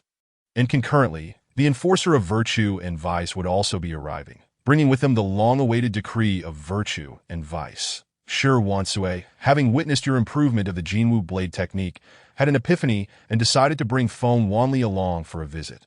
Upon Bei Haishi opening the grand doors, the previously boisterous crowd within the mighty Tiger Hall fell silent, rising to pay their respects as Su Yuchen entered that a swift glance allowed him to take in the entire scene. The hall had evidently been meticulously designed, with 6 stout pillars resembling grinding wheels standing tall. On either side, 12 massive tallow lamps hung from the ceiling, illuminating the hall with brilliance that in the center of the hall. A grandly carved chair was adorned with a pristine tiger skin, and a colossal tiger head loomed over the back of the chair, exuding an aura of formidable might. At this moment, dozens of Chong Le Gang members stood on either side, bowing and clasping their fists in greeting as Su Yuchen's gaze swept over them. With an air of indifference, Su Yuchen strode through the assembly toward the main seat. Once he settled into the chair, the crowd faced him and bowed deeply. "We pay our respects to the leader." Su Yuchen raised a hand. "There is no need for such formality. Please take your seats." Upon his directive, the various hall masters of the Chong Le Gang took their places in the 2 rows to his left, with the elite disciples standing behind their respective chairs, creating an imposing presence that as Su Yuchen settled in. An air of tranquility enveloped the mighty Tiger Hall, with all awaiting his address in silence. Bei Haishi glanced at the hourglass, confirming that the appointed time was near, and turned to Su Yuchen. "Leader, shall I welcome the representatives from the various sects?" Seeing Su Yuchen nod in agreement, Bei Haishi made his way to the entrance of the mighty Tiger Hall, receiving the visiting credentials from the disciples. Moments later, he announced at the entrance, "The leaders of the 4 major sects of the Northeast have arrived. Master Pu Yuan from Shaolin has arrived. The couple from Xian Su Zhuang, Shi Qing and Min Rou, have arrived. Wu Yuangu and Bai Haoyan from the 7 Swords of Jiangnan have arrived. The esteemed Xie Yank has arrived from the Snow Mountain. Shi Wansui, Feng Wanli, Bai Wanjian, Geng Wanzhou, Hua Wanzi, and Miss A Xiu have all arrived." With each announcement, Bei Haishi welcomed the guests at the entrance, leading them to the chairs on the right after proper greetings. Master Pu Yuan, being the most senior, took the seat of honor. Subsequently, the esteemed leaders of the 4 major sects of the East arrived to pay their respects today, followed by the witnesses they had invited as for Xie Yank and the members of the Shuishan sect. They were not welcomed any longer. Fortunately, Bei Haishi had made ample preparations, arranging separate seating for them in the back row, signifying their lack of affiliation with the others that Shi Qing and his spouse entered. They cast a complex glance at the youthful figure seated at the high table, who ignored their presence. Exchanging a knowing look, they took their seats in a lower position. Upon entering, Xie Yang chuckled, glanced at Shi Qing and his wife, then surveyed the members of the Shuishan sect before sitting alone, closing his eyes to meditate. Shi Xiao led the Shuishan sect members in, snorting disdainfully as she regarded Su Yuchen at the head table. Before making her way to the back row, Axu offered Su Yuchen an apologetic smile, quietly taking her place beside her grandmother. The other members of the Shuishan sect smiled kindly at Su Yuchen, except for the Windfire Divine Dragon Feng Wanli, who cast a troubled glance at Shi Qing and his spouse. The couple stood to bow respectfully to him, but Bai Wanjian snorted dismissively, averting his gaze and pulling his senior brother to sit beside Shi Xiaocui. Shi Qing and his wife, feeling helpless, were aware of their indebtedness to this esteemed disciple of the Shuishan sect, yet found themselves at a loss for words. Once all the sects were seated, Bei Haishi returned to his position beside Su Yuchen and waved his hand, signaling for servants to bring forth refreshments. Taking advantage of the moment, Bei Haishi addressed the assembly with a bow, stating, "Our sect is located in Hunan, and we hold great admiration for Master Shaolin, Mr. Wide from the Great Snow Mountain, the heroes of the East, and the champions of Jiangnan, though we have regrettably never had the fortune to meet. Today, due to the passing of our former leader, Mr. Situ, we are deeply honored by your presence." He then gestured towards the head seat, saying, "This is our new leader, since the demise of the late leader. We have welcomed a new master, which has led to the grand occasion we witness today. Su Yuchen's gaze swept across the room, his once gentle demeanor suddenly imposing, causing a palpable tension among the attendees. As though an ancient mountain had settled heavily upon their hearts, that a collective shiver ran through them, as they recognized that this reticent leader of the Changless sect was anything but a puppet. His martial prowess was clearly extraordinary. With a voice as cold as ice yet imbued with unyielding resolve, Su Yuchen declared, "Today's matter arises from the events involving the four major sects of the East and the late Situ Hung. I am here to listen, as the four sects confront Bei Haishai, and no one shall instigate trouble without cause. Otherwise, I, Su, will not be merciful." Tio lend weight to his words. Su Yuchen waved his left hand, and a fierce wind surged forth from 3 zhang away. A steel longsword shot forth from the weapon rack to the left of the head seat, embedding itself into the granite floor, its hilt vanishing entirely, leaving only the sword tassel visible. This single display left the assembly in shock. The floor was crafted of hard rock, and it was rare for anyone to embed a sword into it, let alone perform such a feat from a distance. The crucial point was that Su Yuchen had controlled the sword from 3 zhang away, burying it to the hilt without a trace left exposed. This display of skill and internal mastery was unfathomable, and none present could replicate it. "Let us begin," Su Yuchen gestured, leaning back in his chair, quietly observing the gathering. Inside the Menghu Hall, the crowd remained silent, captivated by Su Yuchen's remarkable display. After a moment, the leaders of the four major sects exchanged glances, silently communicating their thoughts. Finally, Liaodong Crane Fan Ife rose and clasped his fists, saying, "We, the four of us, have come to your esteemed sect to pay our respects, seeking only justice. We are not here to cause trouble. Having witnessed the might of sect leader Su today, we would never behave disrespectfully, and we merely wish to find peace regarding the inexplicable death of our brother Situ Hung." Su Yuchen reclined in his chair, seemingly oblivious, as if lost in slumber.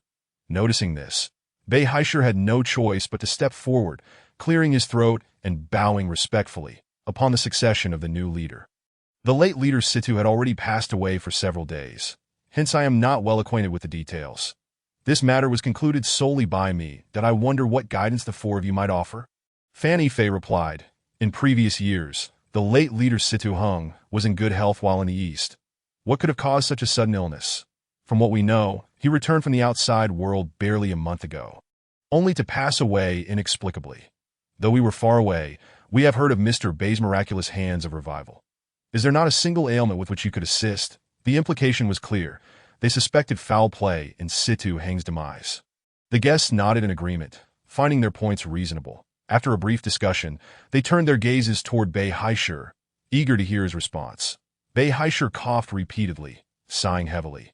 The late leader's illness was, in truth, a case of overwhelming heartache, and I was powerless to assist. Several years ago, the late leader became overly concerned about a significant matter, neglecting food and sleep, consumed by worry. After much contemplation, he found no resolution, and over time, he became despondent and lost hope. Consequently, during his seclusion, his emotional turmoil disrupted his internal energy, leading him to a state of internal chaos. Eventually, the late leader's meridians became obstructed, and his heart became severely injured, resulting in persistent coughing of blood. Although I have some renown in the martial world, I was utterly helpless in this situation. That at this point, the fierce third daughter of Wan Ma Zhuang slammed the table and stepped forward, exclaiming, "You Bei are speaking utter nonsense. Just moments ago, you stated that Situ Hung passed due to illness, yet now you claim it was due to internal chaos. Are you attempting to obfuscate the truth and conceal some dark dealings?" Situ Hung explicitly expressed a desire to dissolve the Changless sect while in the outside world, and yet, within a month of returning, he dies. You claim he was troubled.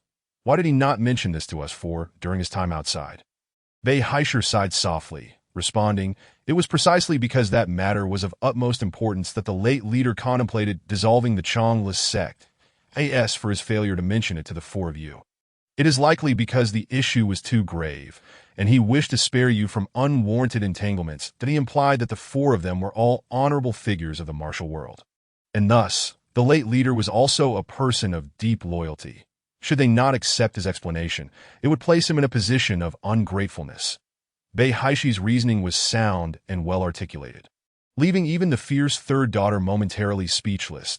Teo counter would imply casting Sidu Hung into the realm of ungratefulness, while to remain silent would mean acquiescing to Bei Haishi's narrative.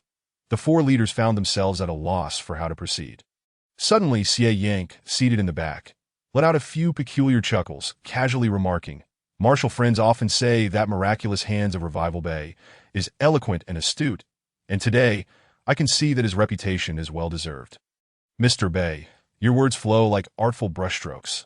I am thoroughly impressed." While Xie Yank's statement appeared to be praise, it subtly suggested that Bei Haisher was merely skilled in rhetoric, lacking in substance. However, the members of the Shuishan sect and the four from the east, being straightforward men from the harsh and frigid lands, were not adept at picking up on such nuances and failed to comprehend the underlying message.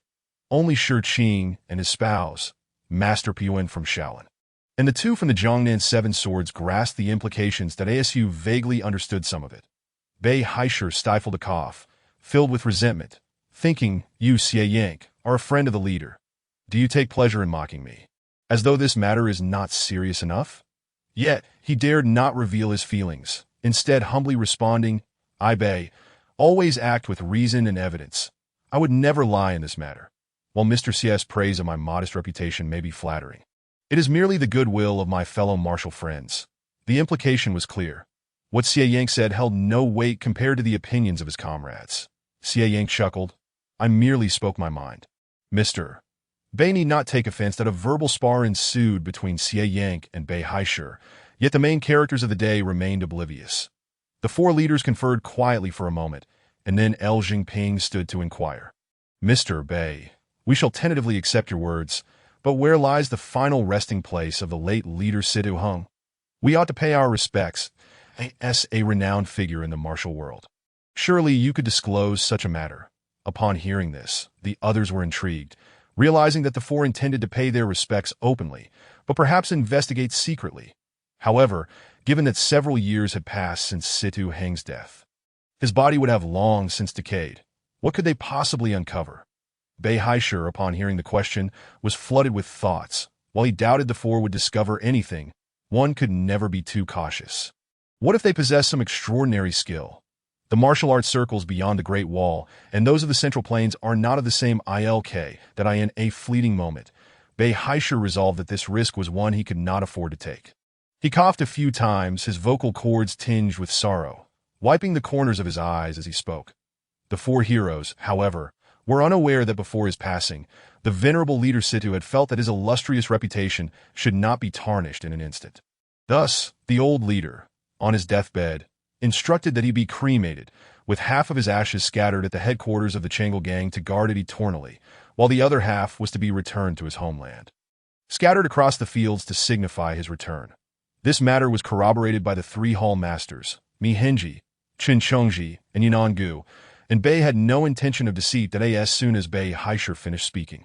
He noticed three individuals rise from their seats to the left, first clasping their hands in salute before stating, "We can all bear witness to this matter, as it was indeed Situ's final directive." In this exchange, Bei Haisher was well prepared, addressing every point with reason, and even presenting witnesses, showcasing his thorough preparation. Not only the four from the eastern region, but even others present found it difficult to discern any faults in his words. Gao Sanyang, known for her fiery temperament, challenged him directly that if that is the case, does it not mean that Situ's remains have been lost to the world? Everything hinges on your assertions and the witnesses you provide. How can we ascertain the truth? If you speak solely for yourself, what recourse do we have? Bei Haisher, feeling helpless, responded with a bow, "If you do not accept this, you may certainly point out any errors on my part, and I shall provide an explanation. It cannot be that you four harbor suspicions of me, and I must bear this unfounded accusation without evidence." His words left Gao Sanyang momentarily speechless, yet she was unwilling to concede easily, resulting in a tense atmosphere. After a moment, Fan Yifei inquired, "Mr. Bei, you assert that Sidu was burdened by a significant concern leading to his unorthodox training. May I ask what this pressing matter was?" Bei Haisher lowered his head in contemplation for a moment before replying, "Very well. Even if I do not speak of it, you ought to be aware. Every year, on the third day of the third month, Our gang holds a grand assembly at our headquarters, where all hall masters and branch leaders gather to discuss the gang's important affairs. 3 years ago, during such a meeting, He Tongji, the leader of the Yangzhou branch, suddenly remarked that our gang had prospered greatly over the years, boasting thousands of members, that in 3 years' time, the emissaries of the Island of Heroes would return to the martial world. And we must ponder how to respond. You are all esteemed heroes of the martial world. When the decree from the Island of Heroes is issued, those who accept the copper plaque may avoid immediate calamity, while those who decline face dire consequences. Upon hearing this, all present took note, including the old leader Situ, who was consumed with worry day by day. When the emissaries emerged, Situ would inevitably have to venture to the Island of Heroes. With no means of evasion, who could remain untroubled? If Situ refused to go to the island, it would spell doom for everyone in our gang. Can you not see why Situ was so overwhelmed with anxiety? As Bei Haisher uttered the words emissaries of the Island of Heroes, an involuntary chill swept through the assembly. The Island of Heroes loomed over the martial world like an ominous curse. Every few years, renowned martial heroes were compelled to visit the island to partake in a bowl of the so-called lava porridge. The crux of the matter was this: those who went were never seen again. As none who had visited the Island of Heroes returned, those who refused faced death, and worse, the annihilation of their entire gang, family, and sect. Everyone present felt a weight in their hearts. Indeed, this is troubling. Fan Yifei mused in silence, struggling to find words. Bei Haisher continued, to inform you, not long ago, our gang received word from the branch that the Feiyu Gang and the Taichao Association have been completely wiped out. With 2 copper plaques nailed to their doors that this, the crowd gasped, and someone asked, is it truly the decree from the Island of Heroes? Bei Haisher nodded. Indeed, it is the decree from the Island of Heroes. The emissaries have already returned to the martial world. Seated to the right, Bai Wanjin's expression shifted dramatically as he stammered. If the emissaries of the Island of Heroes have returned, then my esteemed father. The members of the Shuoshan sect turned pale, and Shirwante could not help but curse. He deserved it for seeking out the title of Lord of Virtue for himself. Now he must face the consequences on the island. Bai Wanjin stomped his foot. Mother, this is no time for such remarks. Shirwante retorted, what difference does it make? Whether I speak or remain silent, can you truly fend off the decree from the Island of Heroes? With this statement, not only Bai Wanjin, but everyone present felt there was no way Bai Zizai could resist the decree, and no one believed Bai Zizai could contend with the emissaries, for even if the old man wielded power in the Great Snow Mountain, he would not dare to stake the lives of all the members of the Shuoshan sect to this juncture. The focus had shifted entirely from Situ Hang's death to the looming threat of the decree from the Island of Heroes, which weighed heavily on everyone's conscience. Shi Qing exchanged glances with his spouse, then stood and cupped his fists, addressing Bei Haisher. Mr. Bei, with the passing of the venerable leader Situ, why has your gang chosen such a young leader? Is this not rather hasty? Or perhaps you all fear the decree from the Island of Heroes, and have intentionally put this youth forward as a scapegoat? Minro interjected, indeed, Mr. Bei, you cannot deny that you have already expressed concerns about this matter 3 years ago. At that time, the venerable leader Situ was still alive, and you mentioned that this young leader was not appointed by Situ, but rather decided upon later. How do you deny the suspicion of having thrust this youth forward to bear the brunt of calamity? Before Bei Haisher could respond, Shirwante pounded the armrest, declaring precisely, this is the very point I wish to make, that Mr. Bei, to scheme against a mere youth is not in the spirit of martial ethics. Bai Wanjin added, indeed, this young leader has shown kindness to my Shuoshan sect. We cannot stand idly by. Mr. Bei, you must provide us with an explanation. Xie Yang chimed in with a grin. Well said, I share your sentiments. Mr. Bei, you have put forth this youth as a sacrificial pawn. Once he is gone, you will smoothly take control of the Changel gang. Such machinations are truly cunning. If it were merely the word of Xianso, Bei Haisher might have been unperturbed. However, with the addition of the Shuoshan sect and the unpredictable Xie Yang, Bei Haisher dared not provoke so many adversaries. Not to mention other individuals, even dealing with Xie Yang alone would be enough to keep the Changel gang on its toes. Leader, Bei Haisher found himself at a loss, watching the crowd press for answers as the specter of impending doom loomed ever closer. He turned to Su Yuqing for assistance, only to find that, at some point, Su Yuqing had opened his eyes and was gazing quietly out the door, seemingly indifferent to Bei Haisher's plight. Since the two emissaries have arrived, why not let them come in to speak? I have been waiting for some time, Su Yuqing declared as he stood. The crowd exchanged puzzled glances at the tightly shut door, and with a wave of his sleeve, a gust of wind surged forth. Crashing against the door with a resounding thud that in an instant, the door swung open, and the force of the gale sent two figures, one stout and one thin, into the room, one grinning broadly while the other wore a stern expression. As they entered, the stout figure looked around with a broad smile, exclaiming, "Excellent! Truly excellent!"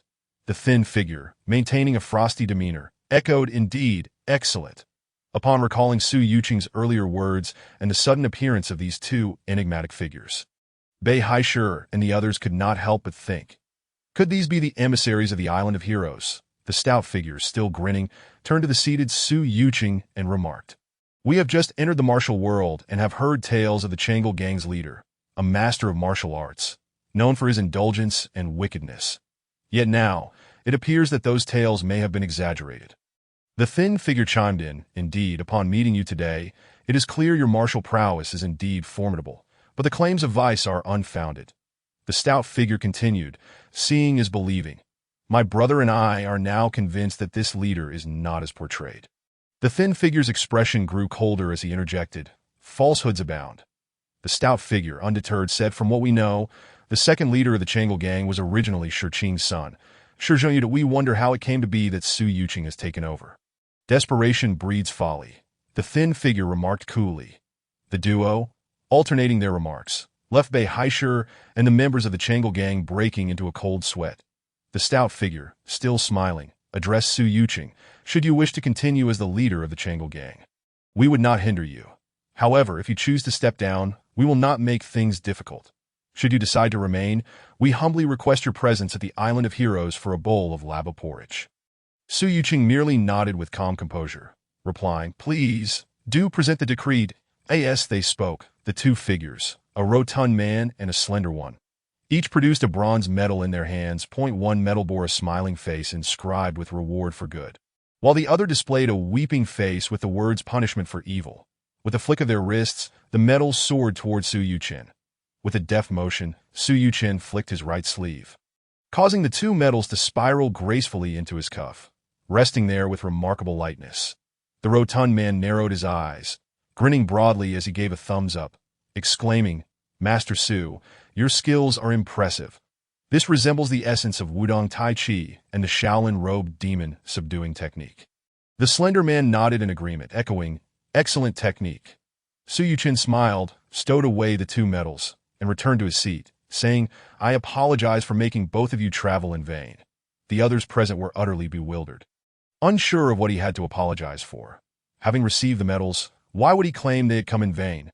The rotund man nodded in agreement, chuckling, "Indeed, it's a pity, a real pity." The slender man maintained a stern expression, adding, "It is indeed a pity."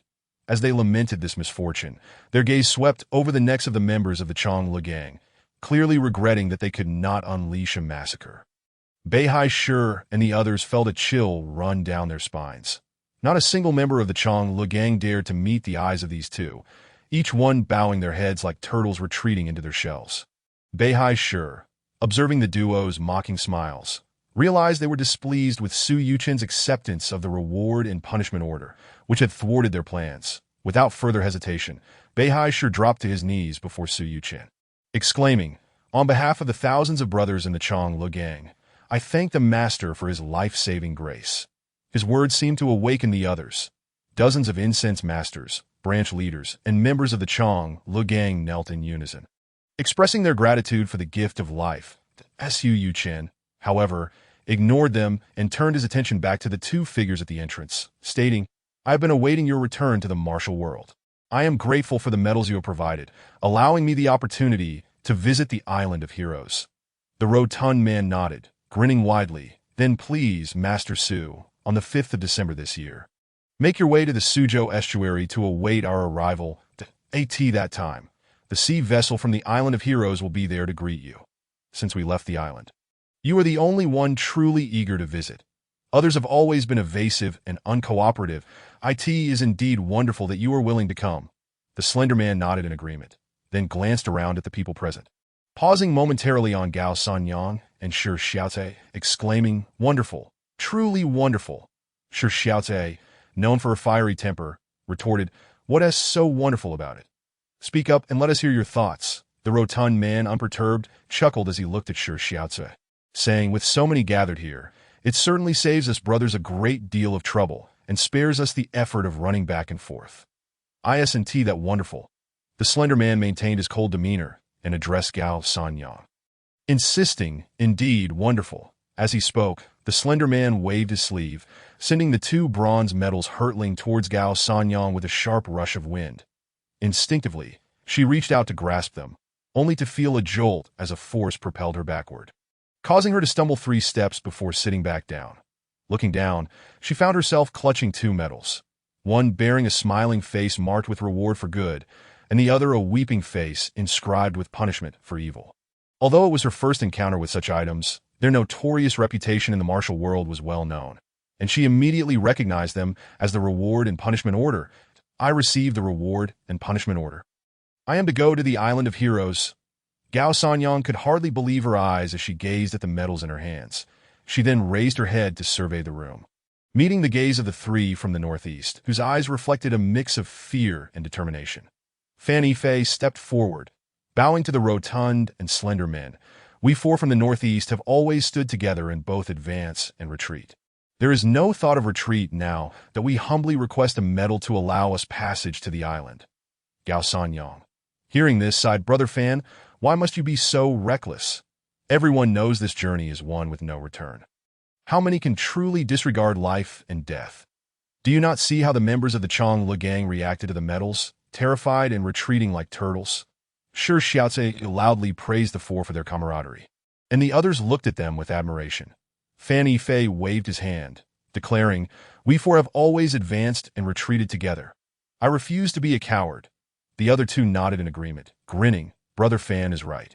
Leaving Sister C behind would be a disgrace for us men of the Northeast. It's only proper that we go together." The rotund and slender men exchanged glances, both nodding in unison. The rotund man then waved his sleeve, and 3 pairs of bronze medals flew forth, spinning gracefully before the 3 men. Fan Yifei and his companions reached out to seize the medals, affirming, "We 4 from the northeast will surely arrive on time." The rotund and slender men returned their thanks. "We are grateful for your consideration, and we shall await your arrival." Shi Xiao cheered loudly, but then suddenly cried out in anger, "You just watched as I cheered for you. Yet you don't give me a medal? Grandma! Mother!" Axiu and Bai Wanjian exclaimed in unison, glancing anxiously at the rotund and slender man. The rotund man laughed heartily, addressing the slender man, "Since we left the island, today we have seen so many peculiarities at the Changlu gang. Others dreadfully avoid us, yet today there are people who repeatedly seek to receive medals. Wonderful, wonderful." The slender man nodded, then shook his head, lamenting, "It's a pity, truly a pity." The rotund man agreed wholeheartedly. Turning to Shi Xiao, he said, "It is indeed a pity." With that, the 2 figures swiftly retreated, disappearing from the sight of the crowd. "What a pity indeed!" Shi Xiao shouted at the empty space. Chapter 105. The matter of the Changlu gang concludes. Feng Wanjian trains with the sword while Shi Xiaotsui continued to berate the 2 figures for their disdain. Bai Wanjian's expression suddenly changed. "This is not good, father. Father! Father! Your father's leg!" Shi Xiao is scolded by Wanjian. "Mother!" Bai Wanjian replied helplessly. Shi Xiaotsui, still unsatisfied, continued her tirade. "How did I end up with such a useless son? You re far less considerate than Axi. If you truly cared for your father, we would leave right now, that a real man should not hesitate or dither." Feng Wanjian interjected, attempting to mediate. "Madam, the junior brother is also concerned for the master. That's why he's flustered. You need not take offense. We should return to Lingshao City at once." Shi Xiaotai nodded in agreement. "When it comes to handling matters, you are indeed more reliable. These brats are far inferior to you." As she spoke, she glanced at Feng Wanjian's empty right sleeve and muttered angrily, "That old fool only knows how to cause trouble. A fine successor to the sect, now left with a severed arm. What a great loss of martial prowess. That old bastard is no decent person. Expecting this foolish son of mine to inherit the Snow Mountain sect is worse than a swift death by crashing into the mountain. saving the family from disgrace. The others, listening to her scathing remarks about her son and husband, exchanged knowing glances, finding amusement in the situation. Bai Wanjian and the others felt their faces flush with embarrassment, while Feng Wanjian wore an apologetic expression, repeatedly bowing to the crowd. You have taken on the identity of Shi Zhongyu, notorious within the Changlu gang for your heinous deeds. You have slain your brother, and through the Snow Mountain sect's proclamations, your infamy has spread. You reject your kin, acting with shifting morals, and have gained a reputation for villainy. Your deviance is intolerable to society, marking you as an infamous figure, achieving notoriety as a rogue. Upon seeing the sudden appearance of the system's narrative, Su Yuchen paused momentarily before breaking into a dismissive chuckle. Haha, what are you laughing at? Shi Xiaocui glowered at him, her eyes wide with fury. I find it amusing how well you've been insulted, an old fool and a foolish son. It's a miracle you haven't been driven to your grave yet. Su Yuchen clapped his hands in approval from his seat. Shi Xiaocui shot him a disdainful glance, retorting, You're no saint yourself. Humph. Grandma. Axie tugged at her sleeve, insisting, Su Ge has no ill intentions. Shi Xiaocui, growing impatient, snapped, Don't speak to the old woman. Talk to him instead. Axie smiled apologetically, turning to Su Yuchen. Su Ge, Grandma actually has a request, but she is too shy to bring it up. With a cold expression, Shi Xiaocui scoffed, We're leaving now. Yet, she stood rooted to the spot. And the members of the Snow Mountain sect exchanged awkward glances, unsure whether to depart. That Su Yuchen, deep in thought, regarded Shi Xiaocui. You're quite stubborn, aren't you? You suddenly brought Feng Wanjian here. Surely it's not just to support me? Let me guess. You've got a granddaughter who has to become the chief disciple of the Jinwu sect, so you're now concerned for your old fool's senior disciple. He clapped his hands, affirming, You want me to teach him martial arts? Feng Wanjian offered a sheepish smile, addressing Su Yuchen. Master Su, please forgive my mother. She is just struggling to accept this situation, that we are here to express our gratitude for your kindness to the Snow Mountain sect. Feng Wanjian will never forget it.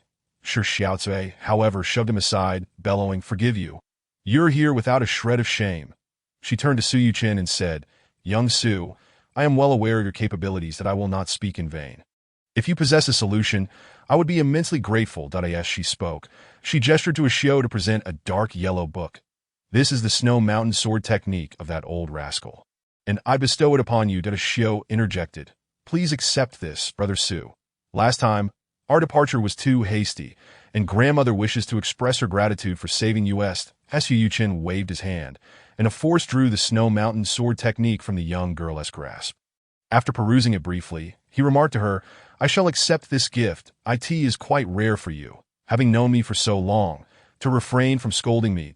I will honor your request. Before Shi Xiaocui could respond, Su Yuchen had already risen, addressing Bei Haishur. I have accepted the decree of rewarding virtue and punishing vice. The Changel gang is now secured at AS for the future. That is for you to decide.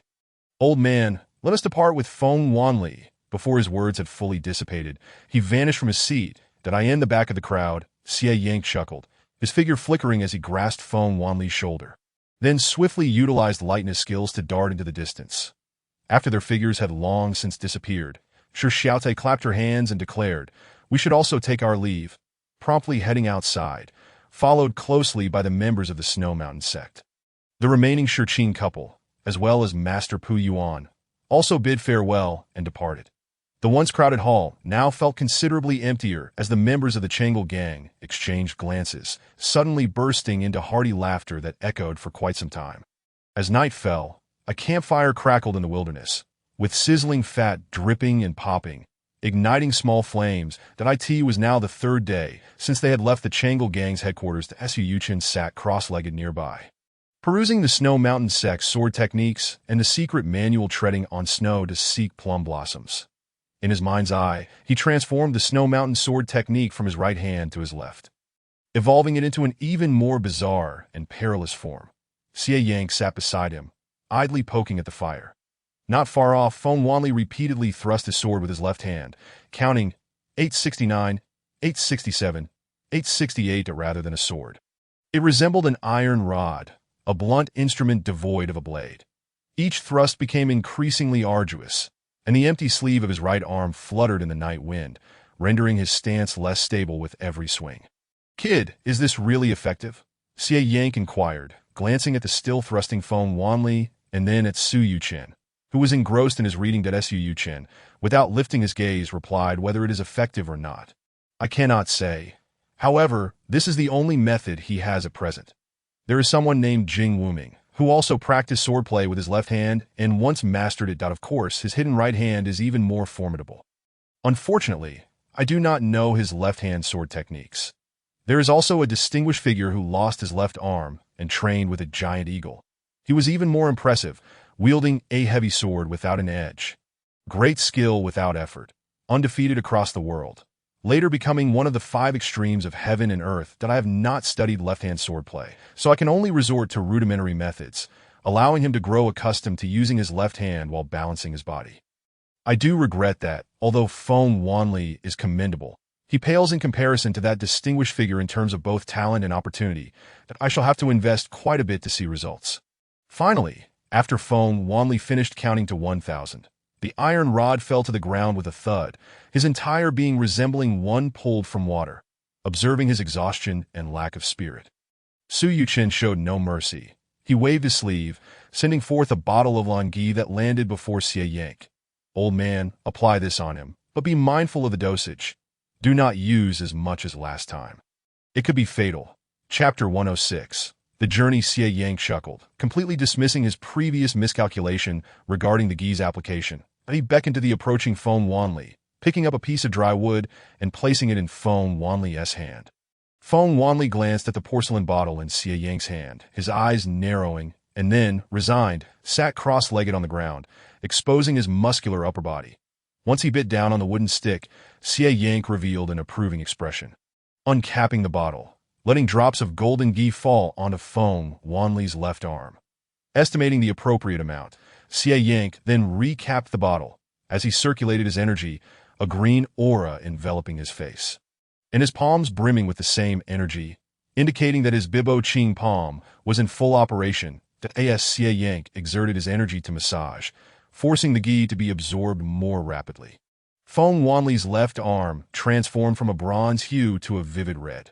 His arm resembled that of a large lobster, glistening with sweat, while beads of perspiration dripped from his forehead, the wooden stick in his mouth cracking as he bit down harder.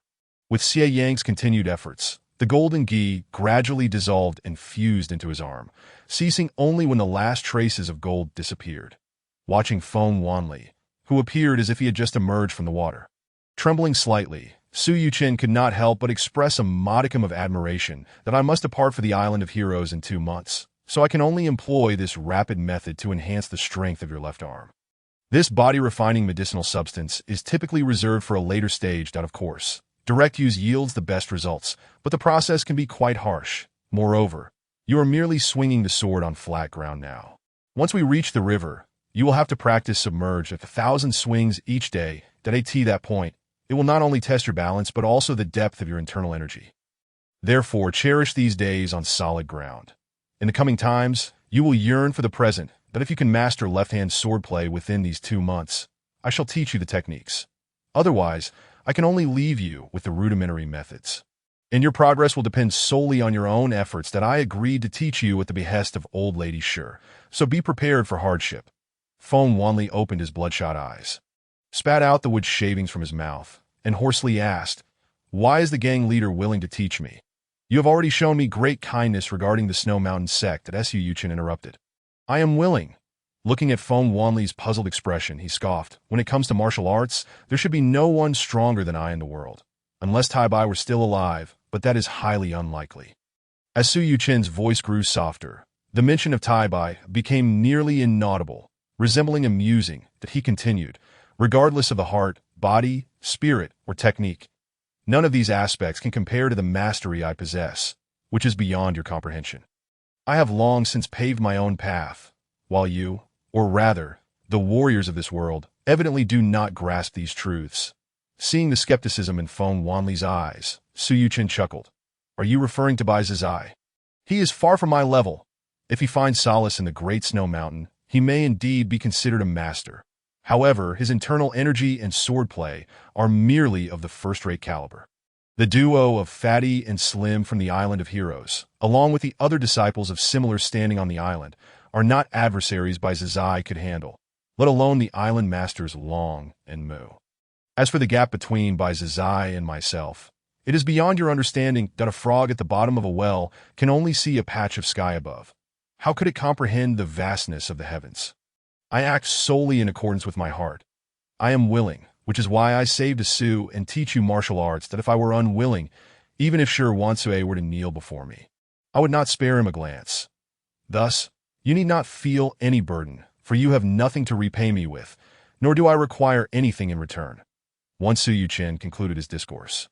The indifference and condescension in his gaze seemed otherworldly, akin to a deity observing the vicissitudes of humanity, detached from joy or sorrow. For a moment, aside from the occasional crackling of the campfire, both Feng Wanli and Xie Yang fell silent. Xie Yang felt the most profound impact, recalling the youth he had once exchanged banter with, now seemingly distant, imbued with an unspoken coldness and elevation. Once, Yangguo practiced swordplay beneath a waterfall. Today, Feng Wanli sought to learn from him. Feng Wanli, lacking in innate talent, would find it impossible to comprehend the profundity of the heavy sword throughout his life. As your cultivation and spiritual light rejuvenate, the world's influences upon you diminish, allowing you to gradually break free from the protagonist's fate. You have extricated yourself from the threads of destiny, and your way of the self has progressed. The world's fate shifts, and you sense that you will depart 15 days after reaching the Island of Heroes that I his mind. The system's narration flashed by, and Su Yuchen sighed, ever the traveler, realizing he remained a heartless individual. Thereafter, the three continued their journey while practicing, with Xie Yang expressing newfound interest in Feng Wanli's training methods that Su Yuchen, never one to withhold knowledge, took the opportunity to elucidate the principles behind the heavy sword and light sword. That morning, in the wilderness, having strayed from the official path, Su Yuchen held a twig and demonstrated to Xie Yang. In years past, there was a sword demon who divided his swordplay into 5 realms. The first realm, the sharp sword, fierce and unyielding, invincible against all obstacles, wielded by a youth in his prime as he contended with the heroes of the Hisho. The second realm, the soft sword. The ZY soft sword, employed before the age of 30, its movements are as fluid as the will, harmonizing rigidity and flexibility. The third realm, the heavy sword, a blunt weapon, exquisite in its simplicity, before the age of 40. It is utilized to roam the world. The fourth realm, the wooden sword, after the age of 40, unbound by material constraints, grass, wood, bamboo, and stone may all serve as swords. The fifth realm, the no sword. From henceforth, a profound refinement, gradually advancing to a state where the absence of a sword surpasses the presence of one, that my abilities are limited, and I can only demonstrate the essence of the heavy sword through the techniques of the Snow Mountain sect. Observe closely. With that, Su Yuchen gently waved the branch in his hand. The seemingly weightless twig emitted a howling sound reminiscent of a mountain collapsing or a tsunami, as if he wielded a formidable wolf fang club weighing over 100 pounds. As Su Yuchen executed the Snow Mountain sword technique, Song Song welcomes guest transformed into Jin Mu Tian Qing. Feng Sha Meng Meng became the No Long Wan. Mei Shuijing Chun morphed into Shui Pen Shan Yi. In the mere first stance of Song Song welcomes guests, to their astonishment, Su Yuchen's branch appeared to magnify infinitely in their eyes, unavoidable, leaving them resigned to their fate that in the eyes of Xie Yang and Feng Wanli. They seemed to witness various natural disasters from snowy mountains and deserts unfolding before them. As the branch whistled through the air, it pierced through the trunk of a large tree, causing leaves to scatter and fall like confetti that Su Yuchen's icy voice resonated. This is the essence of the heavy sword. A withered branch in hand can serve as a divine weapon. Remember the feeling I imparted to you. When you can wield a 100-pound halberd and execute the Snow Mountain sword technique with the subtlety of nature's caress. That is the realm of the light sword. When you can seamlessly transition between light and heavy, that marks the fourth realm, the realm of the wooden sword, where thereafter grass, wood, bamboo, and stone may all become swords. Chapter 107. The invitation to the island having spoken, he turned his gaze towards Xie Yang, who appeared contemplative and somewhat enlightened, and to Feng Wanli, whose expression was one of bewilderment, captivated by the profound concepts just shared. Regrettably, you lack the innate talent of Xie Yang, and coupled with your disability, it will be challenging for you to grasp the essence of what I just conveyed. Therefore, starting tomorrow, I will enhance your mastery of balance. Once you can maintain your equilibrium without this iron rod and discover your point of force, you may begin practicing the Snow Mountain Sword technique with your left hand. As they continued their journey, Xie Yang often appeared lost in thought, mechanically trailing behind the two, while Su Yuqin paid him no mind. Conversely, Feng Wanli was instructed by Su Yuqin to carry the iron rod at all times, familiarizing himself with his sense of balance. Eventually, the trio emerged from the wilderness and reached the banks of the Yangtze River. Su Yuqin procured a small boat, setting course directly for the Suzhou estuary. The three were in no hurry, taking intermittent breaks. Whenever a suitable spot was found, Su Yuqin would prompt the two to practice at the riverbed. From initially struggling to remain standing, Feng Wanli gradually learned to thrust the sword towards the river current, advancing towards practicing the foundational techniques at the riverbed. Meanwhile, Xie Yang transitioned from being jostled by the flowing waters to practicing the Bai Bo Qing Zhang at the riverbed. Tomorrow marks the 5th day of December. Our fates have run their course. Let us part ways here. On this morning, Su Yuqin addressed the two, who had just returned from the riverbed, that he retrieved a stack of freshly written papers from within his robes and handed them to Feng Wanli, saying, "You may find a waterfall to practice slowly. Once you can complete a full set of basic sword techniques, you may begin practicing with your left hand." With that, he flicked his sleeve, and a wave of Tai Chi's gentle force enveloped the two, propelling them to the shore, while a small boat sped away like an arrow shot from a bow. Across the river, a hauntingly beautiful melody echoed through the expanse. The trials of life refine one's spirit. Everyone we encounter is but a dreamer. Today I awakened from yesterday's intoxication, reflecting on deep emotions and furrowed brows, traversing vast distances, passing through the mundane, that a century of reflection leads to a solitary grave. In the end, we must part from the yellow springs and azure skies. Why linger in this world for mere recognition? On the 5th of December, guided by the engraving on the copper plate, Su Yuqin located the designated meeting point at the desolate fishing village near the Suzhou estuary. This place had evidently been abandoned for quite some time. Upon his arrival, many of the village's structures had collapsed, and those that remained were in a state of disrepair. According to the inscription on the copper plate, someone would arrive to meet him in the afternoon. Su Yuqin, showing no signs of impatience, rummaged through the village and fashioned a fishing rod before heading to the seaside to pass the time. It was only in the late afternoon, as the sun dipped low in the sky, that he spotted a fishing boat approaching from the south. As it neared the rocks, he discerned a middle-aged man clad in yellow attire aboard the vessel. The figure bowed to Su Yuqin from a distance and inquired, "Are you Master Su? I am the welcoming envoy from the heroic island, here to escort you." Su Yuqin nodded, pondering that the heroic island must be nearby, given that this small boat could not venture far into the open sea. Lost in thought, Su Yuqin remained composed, then sprang into action, leaping through the air for over 10 yards, landing gracefully onto the small boat. "Impressive skills, Master Su. I have never witnessed such lightness of foot." The man in yellow exclaimed, his eyes filled with admiration. Su Yuqin, sensing the sincerity in his gaze, understood that the disciples of Heroic Island had long resided in seclusion, making them quite innocent indeed. "Do you know many martial arts?" Su Yuqin countered with a question rather than responding directly. The man, unperturbed, nodded affirmatively as he rowed the boat and replied, "I dare not claim to know them all, but I can recognize about 50 to 60%. However, I have never encountered Master Su's skills before." Su Yuqin felt he was being modest. Over the years, Heroic Island had gathered countless talented individuals from the martial world, with various schools converging to study and exchange martial arts. Those dispatched as welcoming envoys by the island leaders, Long and Mu, surely possessed considerable skills, and the man's claim of 50 to 60% likely approached 80 or 90. Contemplating the wealth of martial arts knowledge available at Heroic Island, Su Yuqin felt a surge of excitement, tempered by a twinge of regret. He could only remain for 15 days, and time seemed insufficient. Thus, he responded, "This is the Jin Yin Gong, created by a Taoist elder observing the flight of the golden goose." The man nodded in understanding, saying, "These exotic birds have long since vanished, soaring across the clouds and seas." Surely Master Su's lightness of foot allows for both aerial momentum and direct elevation. Su Yuchen nodded in agreement, praising, "You possess keen insight. From a glimpse, you discern the whole. Your perceptiveness is remarkable." The man gauged the wind direction, raised a sail, and chuckled. "Master Su, you flatter me. I merely have heard much. Yet the essence of martial arts often resides in these fleeting insights. With your awareness, you will certainly progress faster than those who are oblivious." Su Yuchen sighed, acknowledging the truth in his words.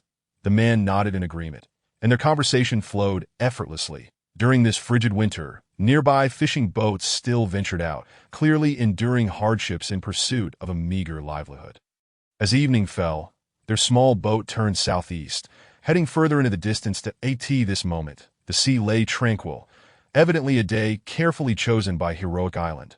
Otherwise, this small fishing vessel could not withstand the tumult of the deep sea. "I misjudged the situation. It seems Heroic Island is not close to shore, but rather awaits a calm day to make the journey." Su Yuchen contemplated this. He remained active, seizing an opportune moment to strike the water's surface with his hand. A wave of soft inner strength coursed through the sea, stunning a passing fish, which floated to the surface. The man, while observing the stars for navigation, remarked, "Should Master Su feel hungry, there are flatbreads, a stove, and hot water in the cabin. We can prepare fish soup that we will be traveling for 3 days, and the provisions on board are sufficient, provided we do not waste them." Su Yuchen nodded, forming his right hand into a sword shape, swiftly dispatching and cleaning the fish on the deck before heading into the cabin to prepare a meal. After dining, Su Yuchen sat cross-legged in meditation, while the man tidied up the dishes, harnessing his inner strength as the boat surged forward under the moonlight. Thus they journeyed for 3 days, finally catching sight of a large island floating on the sea. The man laughed heartily and proclaimed, "Master Su, we have arrived, fulfilling our mission." Chapter 108. The Island of Heroes. Su Yuchen sat at the bow of the boat, gazing into the distance where an unbroken black line stretched endlessly, hinting at the peaks of mountains layered upon one another and the ethereal sea of clouds. After more than an hour of travel, as the vessel approached, the full visage of the small island became visible, its rugged stones jutting sharply, waves crashing against the shore, and its dense vegetation cloaking a towering peak that pierced the clouds. The island was lush and vibrant, alive with the sounds of birds flitting through the trees, their songs mingling with the chirps of insects in the wilderness. The man at the helm of the boat turned sharply, steering toward the sheltered side of the island, navigating around the jagged rocks, revealing a stretch of golden beach ahead. Under the warm sun, the sandy waves danced, while dozens of boats stirred the water, creating a spectacle akin to 1,000 piles of snow. "What a splendid sight!" Su Yuchen exclaimed in admiration. The man merely smiled, clearly accustomed to such views. Upon docking, Su Yuchen leapt ashore, only to be met by 4 individuals emerging from the woods. The leader clasped his hands together in greeting, inquiring, "Are you the esteemed leader Su? I am the welcoming envoy of the Island of Heroes. The island master has been awaiting your arrival at the guest house." Su Yuchen returned the gesture respectfully. "Indeed, I am Su. I apologize for the wait." The man seemed momentarily taken aback, but quickly gestured for Su Yuchen to follow, leading the way into the forest. As they walked, he observed Su Yuchen's composed demeanor, noting that he appeared genuinely appreciative of the surroundings. In contrast, many who had visited the island in recent years had been either anxious, feigning calmness, or expressing their displeasure vehemently. Only this leader Su stood apart, exuding true tranquility, as if he were merely on a leisurely excursion, treating them with courtesy. The man pondered this. He continued to lead the way, suggesting, "If you are inclined, once we reach the guest house and you are settled, I could serve as your guide for exploring the island." Su Yuchen nodded in gratitude, though he contemplated his limited time of merely half a month, uncertain if he would have the opportunity to explore thoroughly. The man, perhaps lost in his thoughts, lapsed into silence thereafter. Shortly after entering the woods, the rough grass path transformed into a winding stone trail, twisting through the trees, leading to an unknown destination. After walking several miles at a steady pace, the man took a turn into a rocky mountain path, with a stream to the left, its swift waters cascading and splashing against the rocks, creating a harmonious melody. The group ascended alongside the stream, and after negotiating a couple of bends, They were greeted by a waterfall plummeting from a height of over 10 zhang, sunlight creating a rainbow amidst the mist, presenting an exquisite scene. The beauty of this waterfall. Li Bai does not deceive me, Su Yuqing remarked in admiration. The man simply smiled, revealing his lack of familiarity with poetry, and increasingly perceived that this leader Su resembled a cultured traveler rather than a martial artist. Upon reaching this point, the guide retrieved an oilcloth raincoat from behind a large tree and handed it to Su Yuqing. Pointing towards the waterfall, the guest house is situated within the water music cave. Please don this raincoat to avoid getting wet. Indeed, it seems to be a hidden paradise, Su Yuqing responded, donning the raincoat readily. The man nodded in acknowledgement and leaped into the waterfall, with Su Yuqing following suit. Upon entering, the surroundings dimmed momentarily before revealing a long passageway, lit by oil lamps on either side, their flickering light casting shadows yet allowing the path to be discerned. Following closely behind the man, Su Yuqing noted that this passage had been carved out of the mountain's natural caverns, with signs of human effort evident in many areas. No small feat indeed, and no wonder there were so many disciples on the Island of Heroes, gathering numerous martial arts masters, while hardly any structures were visible from the outside. It turned out this substantial area had been developed within the mountain. As Su Yuqing walked, he began to ponder. Could it be that the inhabitants of the Island of Heroes have excavated the very depths of the mountain? Lost in thought, the two soon entered a cavern filled with the sound of flowing water. Its gentle babbling reminiscent of an ancient zither, clear and melodious, thus giving rise to the name Water Music Cave. The cavern was grand and spacious, resembling a welcoming hall, with a jade stone archway at the far end, inscribed with the words guest house in large characters. Stepping through the stone door felt like entering another world. The rawness of nature had been meticulously refined, and underfoot, uneven paths gave way to neatly laid blue stone slabs. Along the sides of the cave, numerous stone chambers had been carved out, arranged in an orderly fashion, some with oil candles flickering, indicating habitation. The man led Su Yuqing to the first chamber on the left, produced a fire stick from his pocket, ignited the candle at the entrance, and then lit another from the side before entering the cave. Su Yuqing followed him inside, where he found that the furnishings, tables, and chairs were all hewn from rock. With a stone bed at the far end, complete with bedding, one could only imagine the effort expended in creating this space. The air circulated freely, devoid of any staleness. Uninterested in such considerations, Su Yuqing sat at the stone table. The man lit candles in several corners of the chamber, and a beam of light filtered down from above, illuminating the cavern in a pristine glow. Looking up, Su Yuqing noticed a polished crystal sphere reflecting the candlelight. At that moment, a young servant entered, recognizing Su Yuqing and offering a slight smile as he set down fruits and drinks on the table before retreating. The man bowed to Su Yuqing, saying, "You may rest here for a while, esteemed leader. Today is the 8th day of the 12th month, and the special porridge is being prepared. Once the feast commences, I shall return to escort you to the banquet hall, where the island master will also make his appearance." Su Yuqing felt obliged to comply, refraining from displaying any eagerness for martial arts, lest he draw unwanted attention as an outsider that he was there to learn, not to extinguish the lives of others. Nodding in agreement, he indicated that the man could leave, and the latter exited. Su Yuqing, disinterested in food, sipped some water and seated himself on the bed to meditate and recuperate. Time passed unnoticed, as if it had been both an eternity and a mere moment. Suddenly, footsteps echoed outside the cave, halting at the entrance, and the guiding man reappeared. "Esteemed leader, the banquet has commenced. You may proceed." Upon hearing this, Su Yuqing awoke, without hesitation, rising to head toward the entrance. The man bowed and gestured for him to follow, leading the way deeper into the cavern. After traversing 2 chambers, the sound of stringed instruments and flutes reached his ears. As Su Yuqing approached, he discovered a vast stone grotto, nearly the size of a half-football field, adorned with vibrant stalagmites and natural wonders that illuminated the cave in a breathtaking manner. Chapter 109. Tasting the labo porridge at the heart of the grotto. The ground had been completely leveled, with over 100 stone tables and benches arranged meticulously. To the south of the grotto stood a wide staircase, 2 stone tables side by side, positioned north to south. Resembling a sacred gathering, at this moment, numerous martial artists, invited forcefully to the island, had already taken their seats, while others were being guided in from different entrances. Dozens of men clad in yellow traversed the cave with practiced ease, creating no semblance of chaos. The man led Su Yuqing to a seat at the left end of the front row before bowing and departing. Su Yuqing surveyed the assembly, finding himself unfamiliar with any of the faces, prompting a self-deprecating smile. Since arriving in this world, he had either secluded himself at Mount Tiantian or practiced at the headquarters of the Chong Gang, leaving him without connections to these martial artists.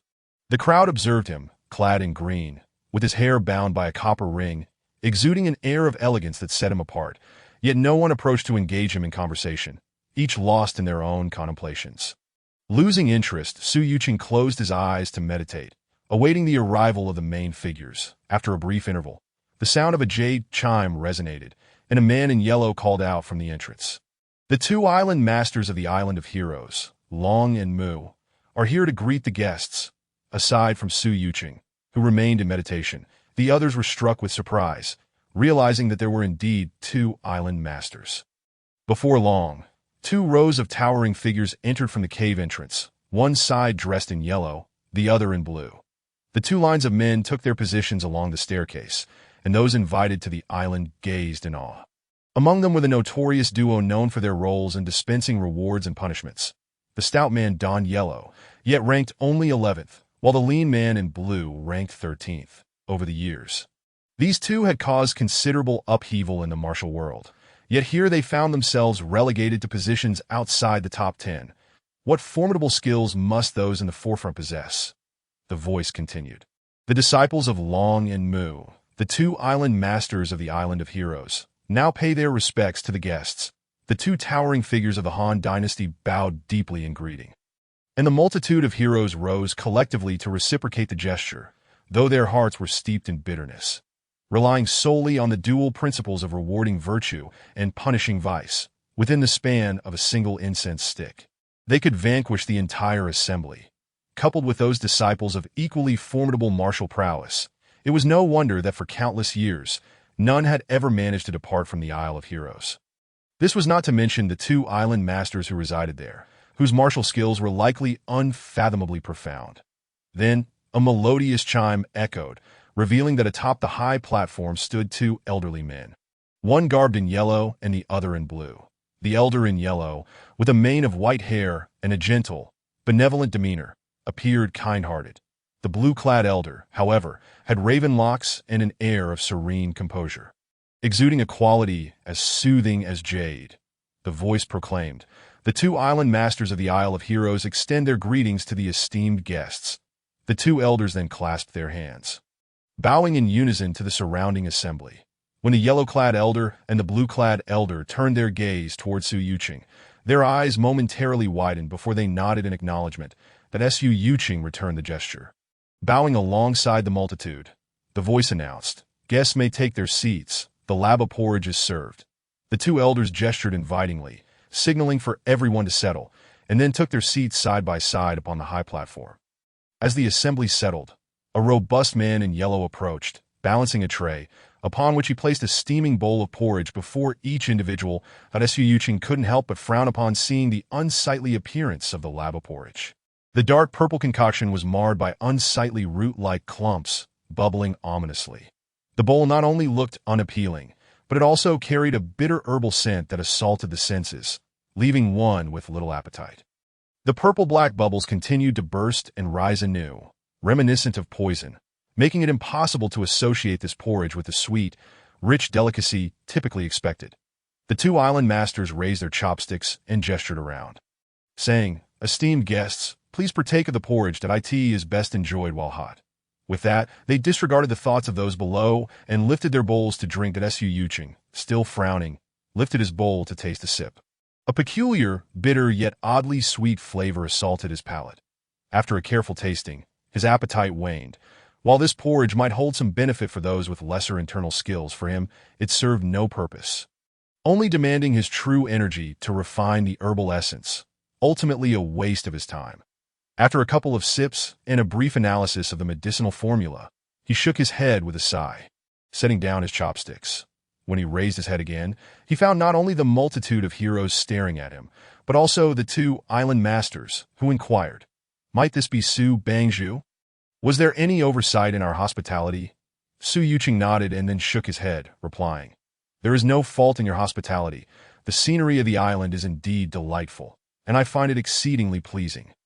This bowl of laba porridge is rich in medicinal properties. However, it is of little use to me, as it merely requires time and energy to refine its essence, rendering it an unworthy endeavor. Furthermore, if I may speak candidly, the person responsible for brewing the porridge lacks sufficient control over the fire and the herbal properties. The dragon bone powder and strengthening herbs were added a moment too early, while the blood-weeping vine and ghost-face flower were added a quarter of an hour too late. Consequently, the toxic properties have slightly leaked out. Moreover, the two primary ingredients, the heart-corroding herb and the intoxicating illusion fruit, failed to properly merge their properties into the porridge. These numerous oversights have resulted in the porridge losing 2 parts of its efficacy while gaining 1 part of toxicity. Consuming this bowl would leave those with inadequate internal skills in need of at least 3 days of deep slumber. Forgive my forthrightness, but most here possess only average internal skills. Once they consume it, they will be rendered entranced and incapable of refining its essence to be by the time they awaken. The effects will have diminished significantly, which is an utter waste. As for me, I do not require such medicinal strength to replenish my energy and internal skills, so I must respectfully decline. The two island masters exchanged glances, and the elder in blue remarked, "My brother Long and I have sought refuge on this isolated island, and we never anticipated that in this day and age, a figure such as Su Bangju would emerge from the Central Plains martial world. After the Master Miao Dao of Shaolin and the Taoist Yucha of Wudong, Su Bangju is, to us, the most enigmatic individual we have encountered. We are astonished to learn that Su Bangju is also well-versed in the art of alchemy. We shall carefully consider your words." Su Yuqing replied with an air of nonchalance, "I merely possess a rudimentary understanding of the healing arts. I beg you not to take offense." Though his tone was calm, it bore an underlying sentiment that seemed to convey his indifference toward the assembly and the inhabitants of the Isle of Heroes, evoking a sense of solitary clarity amidst the collective intoxication. The two island masters, unperturbed, whispered to one another for a moment before the elder and would stated, "In that case, please allow Su Bangju to withdraw. There are other areas on the island that I believe will meet your satisfaction." Su Yuqing nodded, rising to follow a disciple towards another entrance. Behind him, the voices of the two island masters echoed. "This heart-corroding herb must be consumed while hot to ensure its efficacy. Esteemed guests, please do not hesitate to ask for what transpired behind him." Su Yuqing paid it little mind. Exiting the cave, the disciple guided him down a long corridor. After traversing over 20 paces, they arrived before a stone door, upon which the characters Xia Kuxing were inscribed in clerical script. The disciple gestured invitingly and then withdrew to Su Yuqing. Unfazed, pushed open the stone door, revealing a stone chamber. The eastern wall had been polished to an exquisite sheen. Adorned with intricate carvings and inscriptions, 8 torches were affixed to the walls, illuminating every detail. At that moment, a dozen individuals were gathered around the wall. Some were meditating with closed eyes, some were deeply engrossed in thought, while others practiced their martial skills nearby. Su Yuqing bypassed a few who were embroiled in a heated debate and directed his gaze towards the wall, the center. It depicted a youthful, delicate scholar, adorned with a feather fan and a silk cap, holding a fan in his left hand and executing a palm strike with his right, exuding an air of nonchalance and freedom. To the left of this depiction was inscribed the opening line of Xia Kuxing, "Zhao Ku," with his Hu tassels. Surrounding the portrayal of the youthful scholar were a multitude of annotations. Su Yuqing glanced at the notes, wherein one commentator asserted, "Zhao Ku is indeed Jing Ku, the valiant hero who attempted to assassinate the king of Qin. His actions embody a spirit of noble sacrifice." Another commentator retorted, "Look at the depicted youth. He is but a frail scholar. Where lies the heroism? The frail are inherently gentle. Thus, his palm strike should exude an elegant yet resolute demeanor, revealing his true gentleness." Following this, numerous references were made to Zhuangzi's on the sword, the Wei Du Fu by Luo Si, and various commentaries by Sima. The entire stone wall was densely inscribed with annotations. Merely the 5 characters Zhao Ku, with his Hu tassels, had generated enough commentary to fill the entire chamber. prompting Su Yuqing to shake his head, and sighed. He was reminded of his first life, where the so-called experts would reference various texts just to argue that one should carry an umbrella in the rain and not feel hungry when eating. Choosing not to disturb others, Su Yuqing quietly stepped aside, allowing his inner light to blossom, as his heart mirrored the light, illuminating the world. The figure on the stone wall seemed to come alive. A silhouette composed of light floated within Su Yuqing's heart. Remaining undisturbed, streams of light emerged along the sleeves and palms of the youthful scholar depicted. There are a total of 81 streams of light, forming a diagram of meridian circulation. Within Su Yuqing's body, a strand of genuine energy stirred spontaneously, following the diagram of meridian circulation.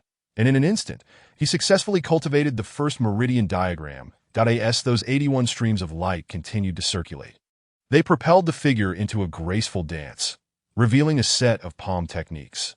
Standing at the back, Su Yuqing harmonized with the flow of genuine energy, effortlessly executing the palm techniques, with both palms working in perfect conjunction, flowing seamlessly. Thus, he had mastered the first technique, Zhao Keman Huing. Without hesitation, Su Yuqing turned and made his way to the second stone chamber. Upon entering, he found a dozen individuals engaged in fierce combat, their long swords slicing through the air, producing a symphony of sword energy. The 7 pairs of figures were utterly absorbed in their duels, disregarding Su Yuqing's arrival. Each individual exhibited a unique mastery of swordsmanship. Their techniques varied, yet remarkably intricate. Suddenly, one pair of elderly combatants began to argue, with one claiming that the other's swordplay had deviated from the essence of Wu Go Shuang Xueming. The other countered with a line from a poem by Li He. Why not wield the Wu hook, oh man? Asserting that the essence lay in the notion of inclusion without explicit expression.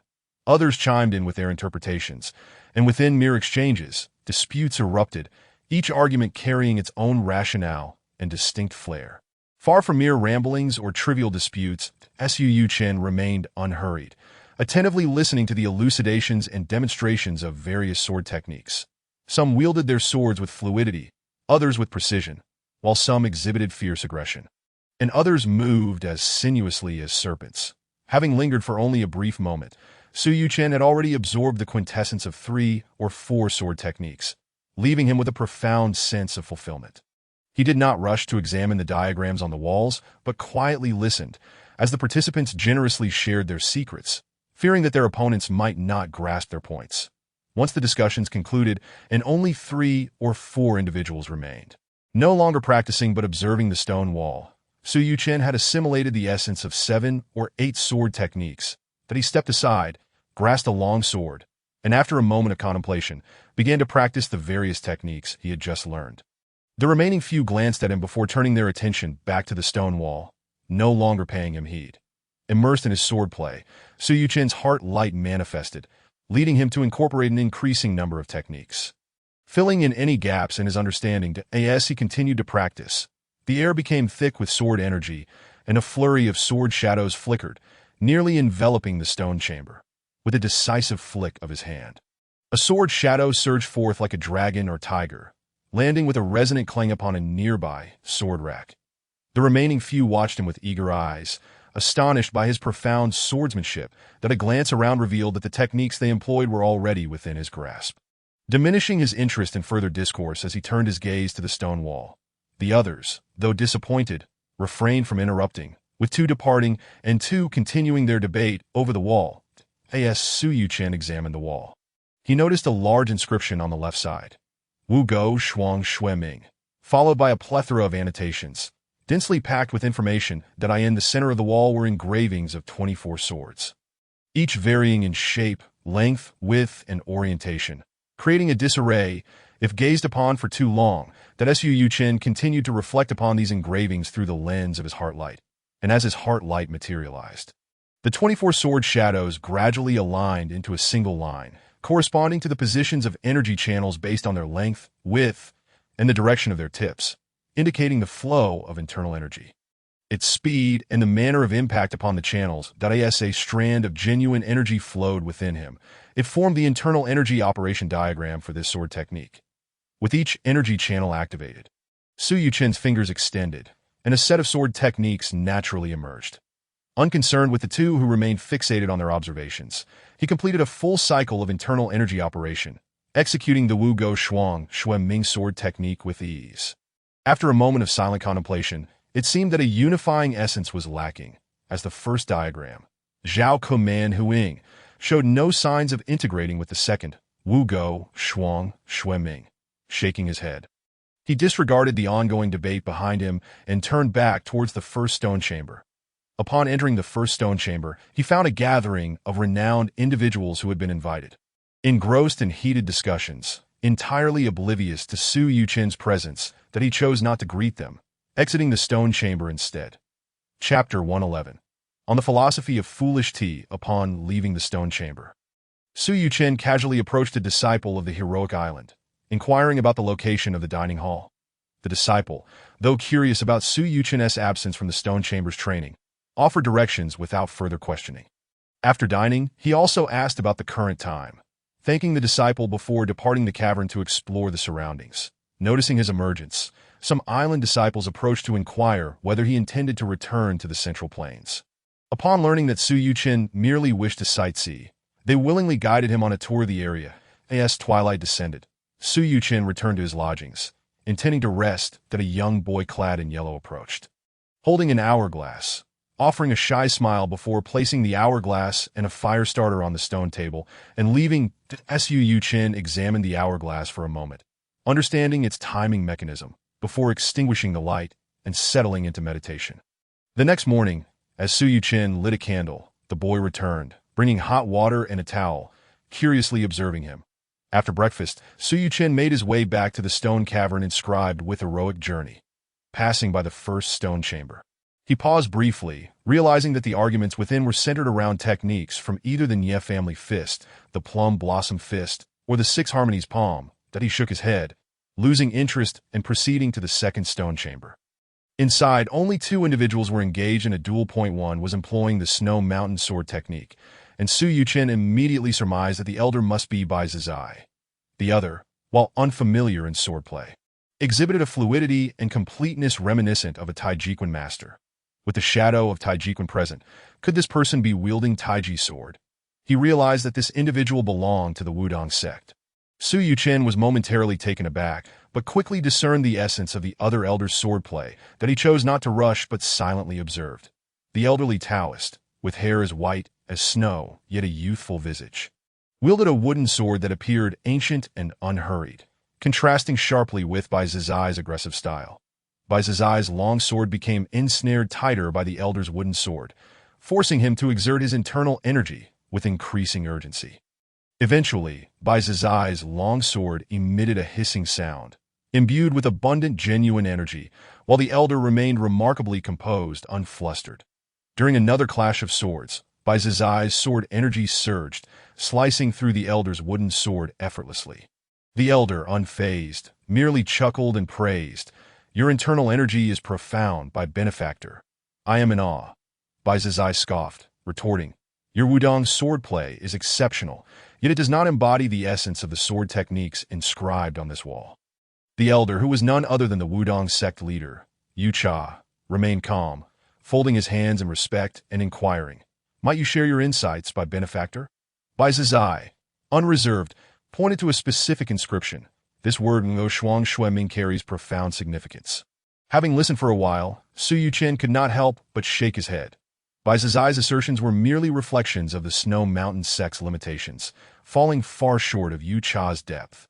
Reflecting on this, he recognized that the Wudong Taiji secret record was crafted by the Taoist Zhang Jinren, embodying lofty intentions that he himself had yet to fully comprehend. That in contrast, the origins of the Snow Mountain sect's swordsmanship remained a mystery, with its themes confined to desolate sands and icy plum blossoms, rendering them incomparable. After a while, growing impatient, Su Yuchen noticed that although Yu Cha felt disappointment, he remained patient in listening. Su Yuchen raised a hand, summoning two wooden swords from a nearby rack. One landed in his grasp while the other floated before Yu Cha, as though held by an invisible hand. Bai Zizai, caught mid-discourse, was momentarily taken aback, then erupted in anger as both turned to see Su Yuchen standing silently nearby. Holding the wooden sword, Su Yuchen bowed respectfully, saying, You must be the esteemed Wudong Yu Cha Jinren, that I have occasionally studied some Taiji secrets and wish to seek your guidance. Oh, Yu Cha grasped the wooden sword, glancing at Su Yuchen with mild surprise, recognizing his exceptional qualities. Are you also a disciple of Wudong? After pondering for a moment, Yu Cha could not recall when Wudong had welcomed such a disciple. Prompting him to ask, Su Yuchen shook his head, replying, I am merely a fortunate individual who once glimpsed Zhang Jinren's writings, gaining a slight understanding of the Taiji principles. Having spoken, he did not wait for Yu Cha to respond. With a pointed gesture of his wooden sword, he executed the move Wu Go Shuang Shui Ming. That Yu Cha let out a soft exclamation, recognizing the profound essence of his swordsmanship, which indeed belonged to the realm of Tai Chi's energy manipulation. Without hesitation, he brandished his sword to engage. The two clashed for a moment, their swords creating a dazzling array of energies throughout the stone chamber. Streaks of sword light flickered incessantly, although their techniques differed. The perfect and unblemished essence within them remained the same. Su Yuchen and Yu Cha silently exchanged blows, deeply absorbing the Tai Chi principles embedded in his swordplay, comparing them with the Tai Chi classics he had learned. Yu Cha wore a look of delight, evidently recognizing the depth of Su Yuchen's swordsmanship. Though he knew Su Yuchen intended to learn surreptitiously, he did not mind. Instead, he repeatedly employed various techniques that Su Yuchen had yet to grasp, until the latter understood. The two were evenly matched, one intentionally teaching while the other was clever and eager to learn, completely oblivious to Bai Zizai standing nearby. Bai Zizai snorted coldly, yet he discerned that the two were engrossed in their sword exchange, causing him to smirk self-deprecatingly before exiting the stone chamber. Time slipped away unnoticed as the two finally ceased their sparring. Dawai Yu Cha, holding his wooden sword in a relaxed manner, stood aside, stroking his beard and smiling, while Su Yuchen pondered thoughtfully. After a moment, Su Yuchen raised his head, bowed respectfully, and expressed his gratitude. Thank you, esteemed master, for imparting your sword techniques. Dawai Yu Cha replied with a smile. Your intelligence, young friend, is beyond the reach of ordinary individuals. To have a successor for the Tai Chi swordplay fulfills an aspiration of this old wayfarer. Su Yuchen shook his head and said, That is indeed your magnanimity, willing to impart the true essence of your swordplay. I, Su, have greatly benefited. Dawai Yu Cha shook his head and began to share a secret of his OWN in his lifetime. He had seen his disciples dwindle, with none able to comprehend the essence of Tai Chi. Frustrated at the prospect of his master's unique teachings fading into obscurity, he was fortunate when Master Miaoti of Shaolin visited and demonstrated a set of hand techniques that at a glance, he recognized they were not of Shaolin origin. Yet their profundity was not inferior to the absolute skills of Wudong or Shaolin. Prompted by this revelation, he contemplated merging this martial art with his own master's teachings to create a new sword style, ensuring the legacy of Wudong would not perish in his absence. During his years on the island, he had not let his efforts go to waste, aided by the martial arts of the island and Master Miaoti, ultimately crafting a unique style known as the two instruments sword technique. Meeting a young friend like you today is serendipitous.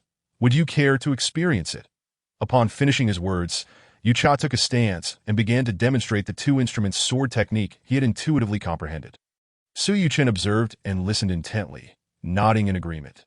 This swordplay, which harmonized dragon and tiger, embraced yin and yang, was flawless in both offense and defense, though it might not possess the imperceptible vulnerabilities of the Tai Chi sword techniques. Its balance and equanimity granted it an unassailable position, making it one of the most formidable sword techniques that are in Yu Cha's hands. Even if Su Yuchen were to strike, it would take 100 moves to claim victory. Once Yu Cha completed his demonstration, Su Yuchen promptly joined in, his swordplay slightly differing yet resonating even more closely with his own essence. Dawai Yu Cha expressed his admiration, and the two engaged in a discussion regarding the two instruments' sword technique within the stone chamber. As their discourse deepened, Yu Cha grew increasingly astonished. Su Yuchen's martial prowess and insights were beyond his own capabilities. As the conversation flourished, Su Yuchen's various sword techniques and the profound realms of martial arts he demonstrated were entirely new to Yu Cha. Yet they bore the hallmarks of genuine Taoist transmission. At one point, Yu Cha even speculated that Su Yuchen might be a disciple of some esteemed Taoist sect.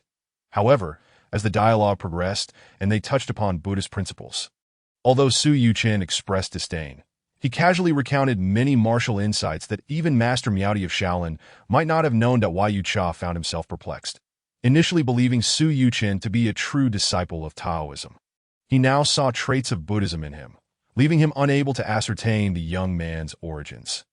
Yet, having received the true teachings of Wudong, Su Yuchen was determined not to allow others to suffer disadvantage. As their discussion reached its climax, he eloquently explained the Luohan subduing demons technique and the Damo I Ching Jing, articulating the concepts clearly. Among these, he emphasized the essential internal practices of the I Ching Jing, particularly the nuances of the I Ching's marrow cleansing techniques. Observing Yucha deep in thought, Su Yuchen smiled gently, waiting for him to regain his senses. "Young friend, what you impart seems to be the foundational teachings of Buddhism?" After regaining his composure, Yucha pondered briefly before arriving at this conclusion and inquired that Su Yuchen, finding no reason to conceal the truth in this secluded space, replied, "This Damo I Ching Jing is a transcription of Damo's original manuscript. Even Master Miaoti of Shaolin comprehends only a portion of it. The marrow cleansing techniques within it hold profound mysteries, capable of cultivating a body that is impervious to damage, far surpassing the techniques authored by the Shaolin monks." After studying it, the old wayfarer realized it could greatly benefit longevity, providing enough sustenance for him to find a worthy disciple.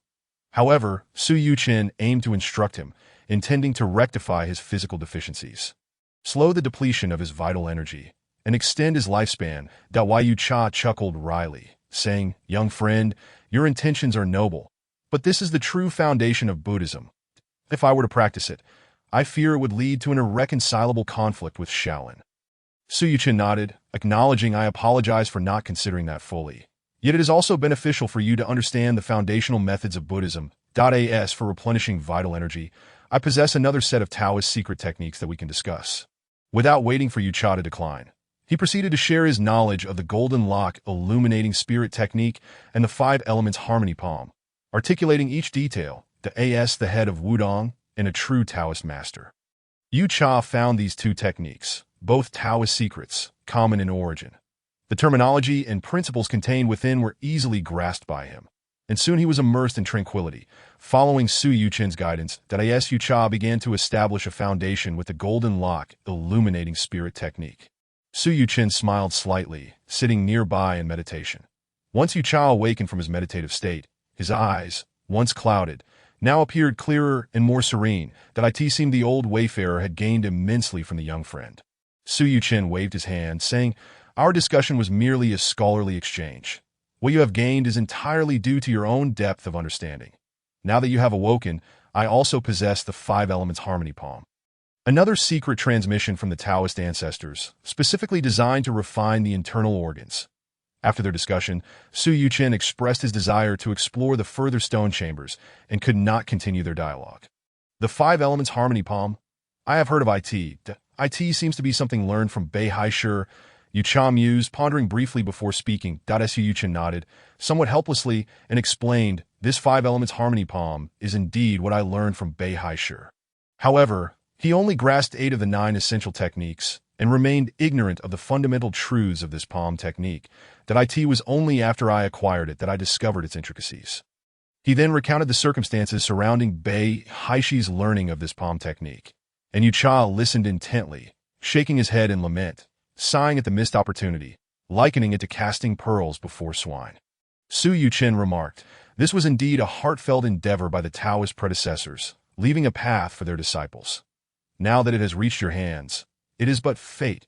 Having spoken, he rose and stepped aside, elucidating the intricate techniques and the workings of the 5 internal organs involved in this set of palm techniques one by one. Once Yucha comprehended the details, Su Yuchen finally took his leave.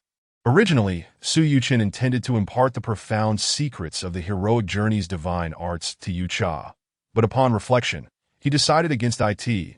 In his discerning view, this martial art evidently encapsulated certain true tenets of Confucianism. Yet it diverged from Yucha's Taoist principles. To reveal it to Yucha would be akin to recklessly embedding a gemstone into a flawless jade. The 2 originate from entirely different sources.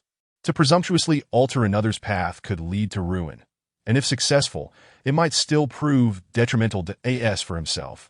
As a disciple of the Chuanjin sect under the lineage of Chongyang, he had long been accustomed to the teachings of Buddhism, Confucianism, and Taoism, thus harboring no such apprehensions that Su Yuchen entered the third stone chamber, where the number of people was sparse. Only a few individuals were gathered, reciting incantations around the stone walls. Suddenly, they burst into a sprint, only to halt and engage in deep contemplation. As they ran, a gust of wind followed, the room filled with a whirlwind, the participants nearly forming a line, yet lacking the essence of the wind, clearly indicating their profound internal cultivation. After observing for a moment, Su Yuchen shook his head.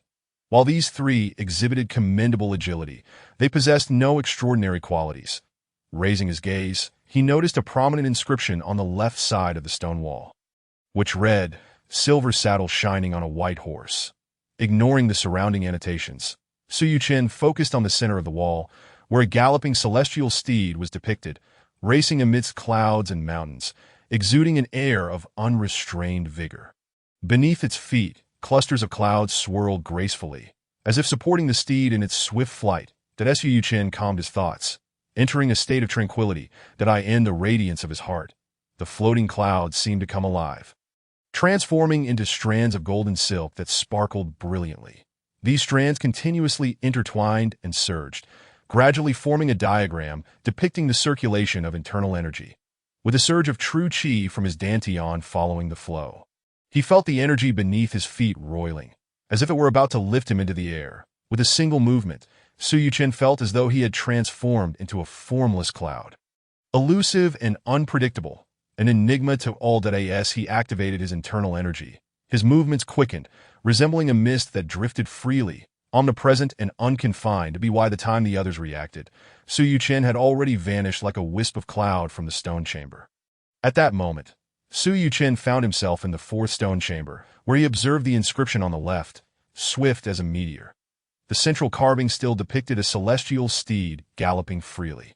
But this time, it was accompanied by 36 shooting stars. Following the principles laid out, Su Yuchen perceived the 36 stars illuminating a diagram of internal energy circulation in his mind, which revealed a technique for concealed weaponry. Yet, rather than a mere method for stealthy strikes, it embodied a legitimate and impeccably accurate marksmanship. With a flick of his hand, a stone shot forth like a meteor, swift as lightning, dazzling and radiant as it pierced the stone wall by over a foot. Chapter 113. The Three Treasures Unite. Life and essence cultivated together. After traversing 2 stone chambers and engaging in philosophical discourse with Yucha for half a day, Su Yuchen decided to return. Choosing not to delve further, he wandered outside the cave for a while, admiring the previously unseen scenery. Then on the third day, he ambled back into the stone chambers, commencing once more with the first chamber. Listening to the debates of those present, if the discussions piqued his interest, he lingered longer, otherwise he departed directly. Maintaining a routine of exploring 1 or 2 chambers each day, he visited the 5th chamber, 10 steps to kill a man, and the 6th chamber, no trace left for 1,000 miles. The former presented a set of internal martial sword techniques, emphasizing strikes within mere inches, a combat style that prioritizes offense over defense, resonating harmoniously with the principles of Duga 9 swords. The latter was a technique for chasing stars and the moon, showcasing a profound level of agility that, as he progressed, evoked an essence of riding the wind. On the 4th day, Su Yuchen continued to linger in the 5th and 6th chambers, captivated by the profound meanings they contained. Only upon receiving a prompt from the system, confirming his insights, did he proceed. On the 5th day, he ventured into the 7th chamber, brushing away the garments, where he acquired a new set of internal and light techniques closely related to the 6th chamber's no trace left for 1,000 miles. Regrettably, the pathways of energy circulation differed significantly. One emerged from the bubbling springs beneath the feet, while the other arose from the dantian, rendering their integration impossible. After a day of contemplation, Su Yuchen had no choice but to abandon the endeavor. On the 6th day, he finally entered the 8th chamber, deeply concealed yet renowned, which combined a method of internal energy retention and lightness that Su Yuchen pondered this internal technique's essence, which exhibited characteristics of concealing one's presence and scent amidst a crowd. Aligning with the Confucian ideal of achieving success and then retreating. On the 7th day, he encountered Yu Cha, and Miao Di in Philosophical Discourse, where he absorbed the profound essence demonstrated by Yu Cha in the Wudong 13 Swords, as well as the true meaning of Shaolin's diamond palm, flower-picking finger, and Benu palm. On the 8th day, he visited the 9th chamber, leisurely over drinks at Xinling, where he learned a set of internal techniques and finger techniques, embodying the Confucian ideals of contemplating life and death while guiding the world. With a single gesture, Su Yuchen pointed, as though his fingertip contained the vastness of a 1,000-mile landscape, executing a sweeping motion with grandeur and majesty. Subsequently, he received a letter from Yu Cha, conveyed by the disciples of the heroic island, stating that he had imparted all he had learned from his master and himself. Consequently, he deemed it unnecessary to continue wasting time on Heroic Island, choosing instead to return to the Central Plains in search of a suitable disciple to inherit the teachings of Wudong. Feeling a sense of connection, Su Yuchen procured a jar of wine. Ascending to the mountain peak to bid farewell to this venerable figure of the Taoist school, that on the 9th day, free from distractions, Su Yuchen gathered his thoughts, immersing himself wholly in cultivation, beginning with the 10th chamber. Advancing steadily downward to the 14th day, he finally completed his exploration of the previous 23 stone chambers. At this juncture, the extent of the meridians and acupoints within his body left even Su Yuchen furrowing his brow in contemplation. On the 15th day, after a meal, Su Yuchen strolled to the 24th chamber. As anticipated, he encountered Long and Mu, who were engrossed in contemplation before the stone wall. Oblivious to his arrival, Su Yuchen chose not to disturb them, instead approaching the wall to observe to the left of the stone wall. Large characters inscribed the Taixing Classic, devoid of annotations, the entire text resembling tadpole-like symbols. Su Yuchen understood that this might not be mere tadpole script. And even if it were, he had never studied it. He promptly focused his thoughts, sinking into the light of his heart. Under the illumination of this heart light, the symbols appeared to come alive, swirling around the stone wall as lines of light began to connect.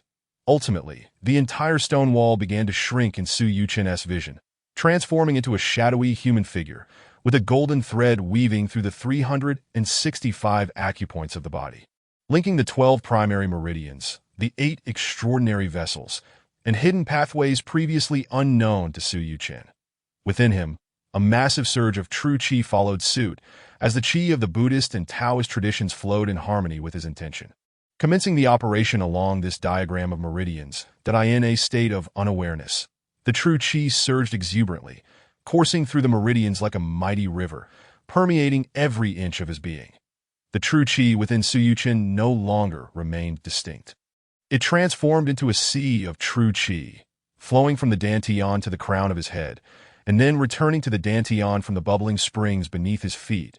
In a hazy, dreamlike state, a faint crack echoed in his ears, and it felt as though his very soul soared, witnessing the flow of blood and qi, the myriad meridians, and the rhythm of true qi, the internal organs. The true qi meridians all became vividly apparent. The circulation of true qi accelerated, yet Su Yuchen maintained a steady grasp of the underlying essence from an observational perspective, akin to a divine viewpoint. With the movement of his will, the blood and true qi flowed in accordance with his intentions. At that moment, the true qi could traverse the path of the Damo, Yijin Jing, or manifest as the true qi of Quanjin. With no distinctions remaining. As Su Yuchen contemplated, the true qi reached everywhere and penetrated all barriers.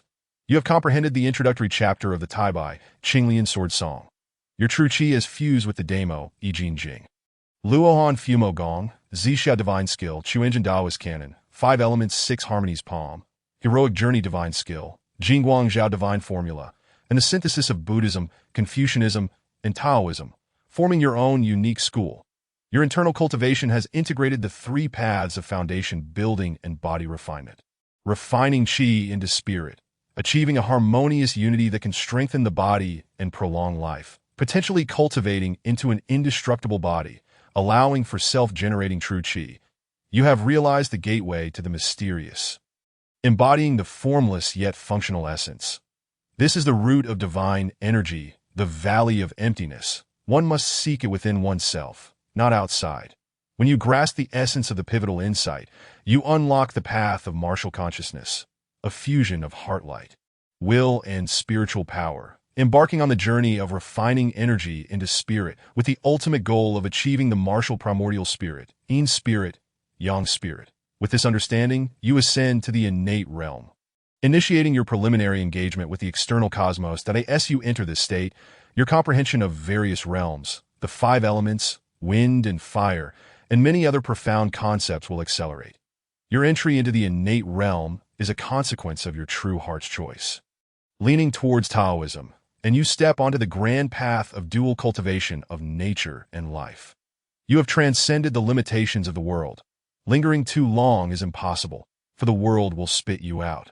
The narrative in your mind has yet to awaken Su Yuchen, but at this moment, with the convergence of numerous internal martial arts and profound techniques, his internal treasures of essence, energy, and spirit merge into one, coalescing into a perfect cycle. This cycle completes the transformation from essence to energy to spirit, and subsequently, through martial consciousness, it nourishes the physical body in a closed loop. Every second, Su Yuchen feels his consciousness and physical vitality strengthening. Pure energy surging within him, flowing through his meridians, advancing towards the cultivation of the martial primordial spirit that in the external cosmos. Behind Su Yuchen, the unity of essence, energy, and spirit manifests an extraordinary phenomenon, a fleeting, ethereal purple-blue lotus. A mysterious fragrance wafts through the stone chamber, and before long and Mu can react, a crack sounds in the void, as if the heavens cannot bear the weight.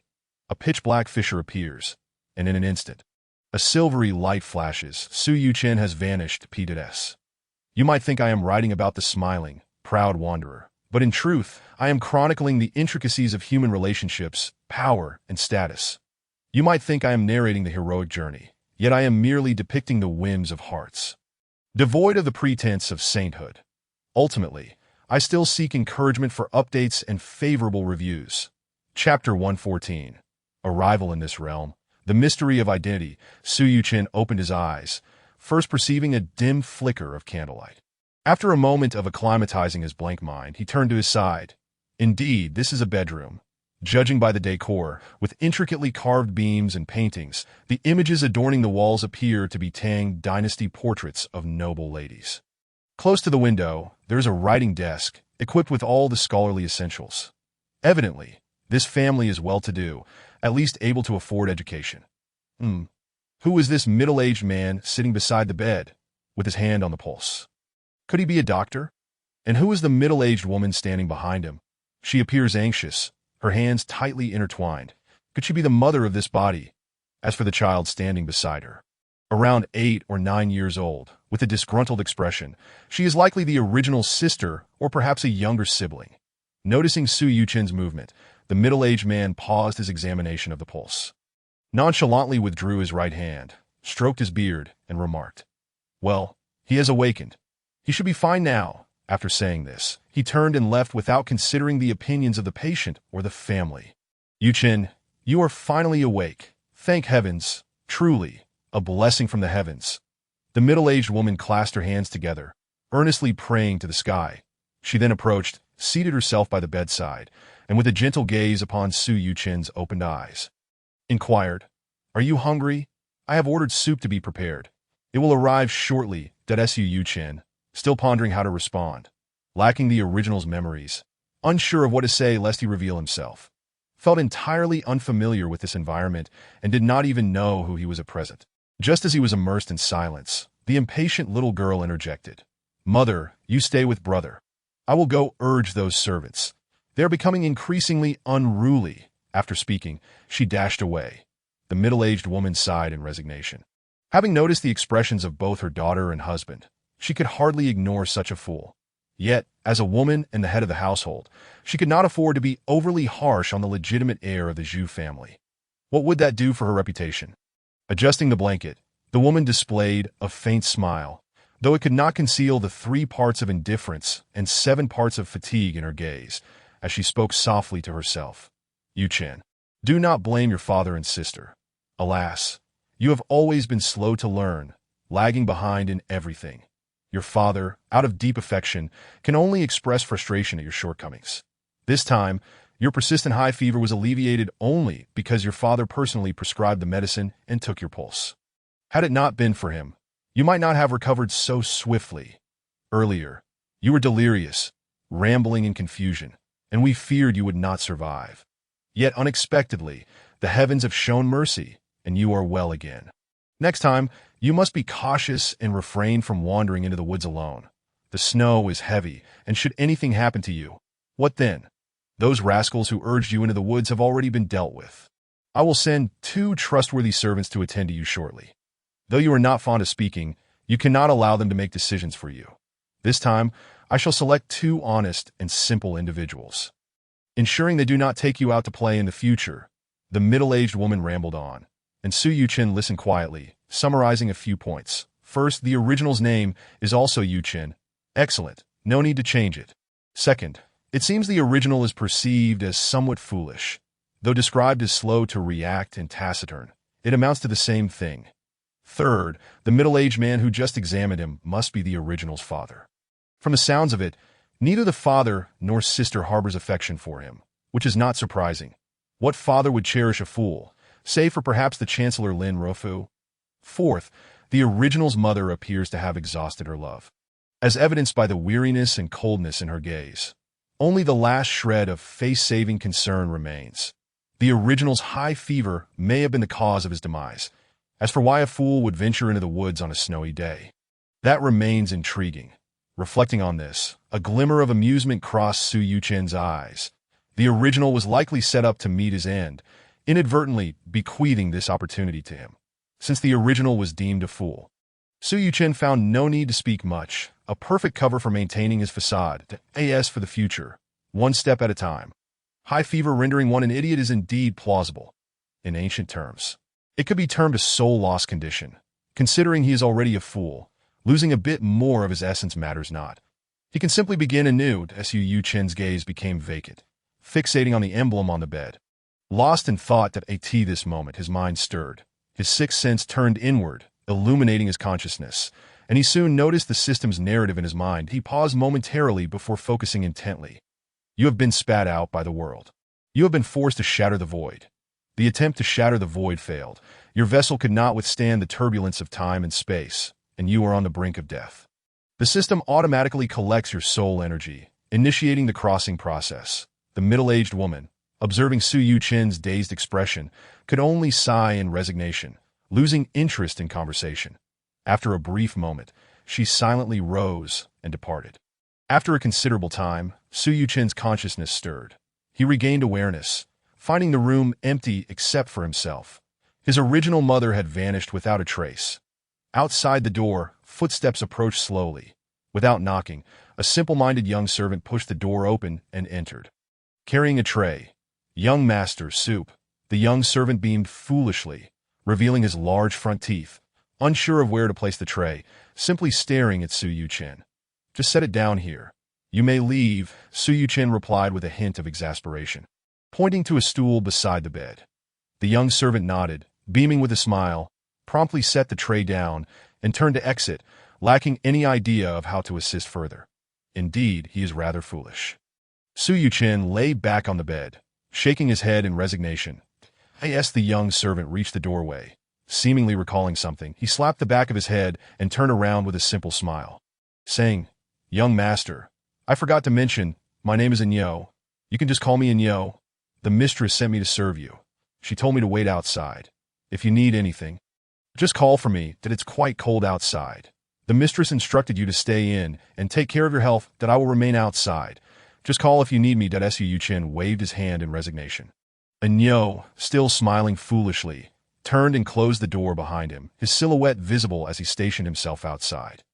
Though he is a bit simple-minded, he seems honest and trustworthy. He likely won't discern the differences between me and the original. Which is a relief. Su Yuqin nodded to himself. Feeling reassured, he sensed a resurgence of strength within his body. Unsure of what the original had consumed, a warm current flowed from his stomach, nourishing the organs, bones, and meridians of this body. Slowly, Su Yuqin sat up and grasped the bowl of soup. As he sipped the herbal-flavored chicken soup, he pondered the system's narrative that the heroic journey technique is a precursor to the Green Lotus Sword Song. The Green Lotus Scholar is none other than Li Taibai. It seems this intertwines with Li Taibai's legacy. However, having integrated the teachings of Confucianism, Buddhism, and Taoism, I have transcended the confines of limitation, which is quite advantageous. The ethereal purple-blue light lotus that flashed within my consciousness likely signifies the culmination of the three treasures of essence: energy and spirit from my previous life. Does this imply the eventual transformation of energy into spirit, nurturing the martial primordial spirit? Regrettably, this physique is far too frail, and the meridians are constricted. It will require a gradual approach. The newly integrated internal technique connects to 365 acupuncture points throughout the body, with many meridians and hidden channels yet to be utilized. There remains ample opportunity for further integration of additional internal techniques. Since I have the fate to traverse the heavens and amalgamate the essence of myriad realms to cultivate my own being, this internal skill shall henceforth be named the Great Tao Qinglian Chapter. However, I am presently unaware of my whereabouts. Su Yuchen revealed a hint of helplessness as he set down the bowl of soup, feeling considerably warmer. With a pause, he lowered his head and discovered a book pressed beneath the pillow he had inadvertently moved. It was only then that he realized he had accidentally pressed down on the corner of the book. Chapter 115. The Zhu family of villains. Su Yuchen was taken aback, pondering how the original owner, characterized by foolishness, could possibly possess a collection of books. Was it merely a fade of ignorance? If so, what could be the purpose? Upon further reflection, he shook his head. The original owner's foolishness must indeed be genuine. A book of such thickness placed beneath the pillow would surely have attracted the attention of the family. The fact that it could be carelessly tucked away signifies that there was no intent to conceal it. Therefore, was it a gift from the original owner's parents? Or, Su Yuchen found himself perplexed. Yet he was not overly concerned. He reached for the book and discovered that it was not a single tome, but rather 2 volumes. Upon inspection, he noted that the first volume was titled Yang Finger, while the second was Orchid Finger Technique. This was the martial arts of the Duan clan of Dali and Huang Yaoshe from Peach Blossom Island. Thus, was this the legend of the Condor Heroes, or the return of the Condor Heroes? Su Yuchen was momentarily stunned, but he glanced at the small text in the lower left corner. Yang Finger was authored by Zhu Ziliu, while Orchid Finger Technique was penned by Wu Xuan. Wu Xuan. Was he not a disciple of Guo Jing? Su Yuchen mused that it was not until this moment that the system's narration finally arrived in his mind. In the late Southern Song dynasty, upon the fall of Xiangyang City, Guo Jing and his wife chose to die for their country. Wu Sanxi and his son Wu Xuan, along with Zhu Ziliu of Dali, were cast adrift into rivers and lakes to evade pursuit by the Yuan court after the fall of their nation. The Zhu and Wu families journeyed to the western regions at the foot of Kunlun Mountain, where they established the Zhu Wu Lianhuan Manor. The 2 families maintained a long-standing friendship. Zhu Ziliu's descendant, Zhu Chongling, married Wu Sanxi's descendant, Wu Waner, and they bore a son, Zhu Yuchen. Tragically, Wu Waner perished during childbirth. Before her death, Wu Waner entrusted you to her elder brother, the head of the Wu family, and left behind the family heirloom, the Orchid Finger Technique. Zhu Chongling, under the witness of the Wu family, vowed to raise you and provided Zhu Ziliu's personally inscribed a Yang Finger as proof that as the years passed, Zhu Chongling discovered that his only son, Zhu Yuchen, was simple-minded and intellectually impaired, which caused him distress in an effort to forge an alliance. Zhu Chongling took a woman from the Wei family of Kunlun as a concubine, and they had a daughter, Zhu Jiuzhen. Due to Zhu Yuchen's condition, Zhu Jiuzhen became the target of ridicule from Wu Qingying, the daughter of the Wu family, and Wei Bai, the nephew of the Wei family. Zhu Jiuzhen and Wu Qingying harbored secret affections for Wei Bai. In a bid to gain favor, Zhu Jiuzhen covertly signaled her trusted servant to lead Zhu Yuchen into the woods outside the manor during a hunting trip. Unfortunately, Zhu Yuchen caught a cold, succumbed to a fever, and passed away at the tender age of 6 years and 3 months to protect his daughter's reputation. Zhu Chongling had the servant executed in secret. He was only mildly curious about your survival, but ultimately indifferent. Zhu Jiuzhen felt a trifling annoyance, a touch of fear, and a significant portion of resentment towards your continued existence. Wei Bai of the Wei family was enraged by your survival, believing that as long as you lived, the Wu family would protect you, thereby preventing him from acquiring Zhu family's wealth. Wu Qingying, on the other hand, harbored a spark of curiosity about your survival, not out of concern, but rather as an opportunity to tease Zhu Jiuzhen.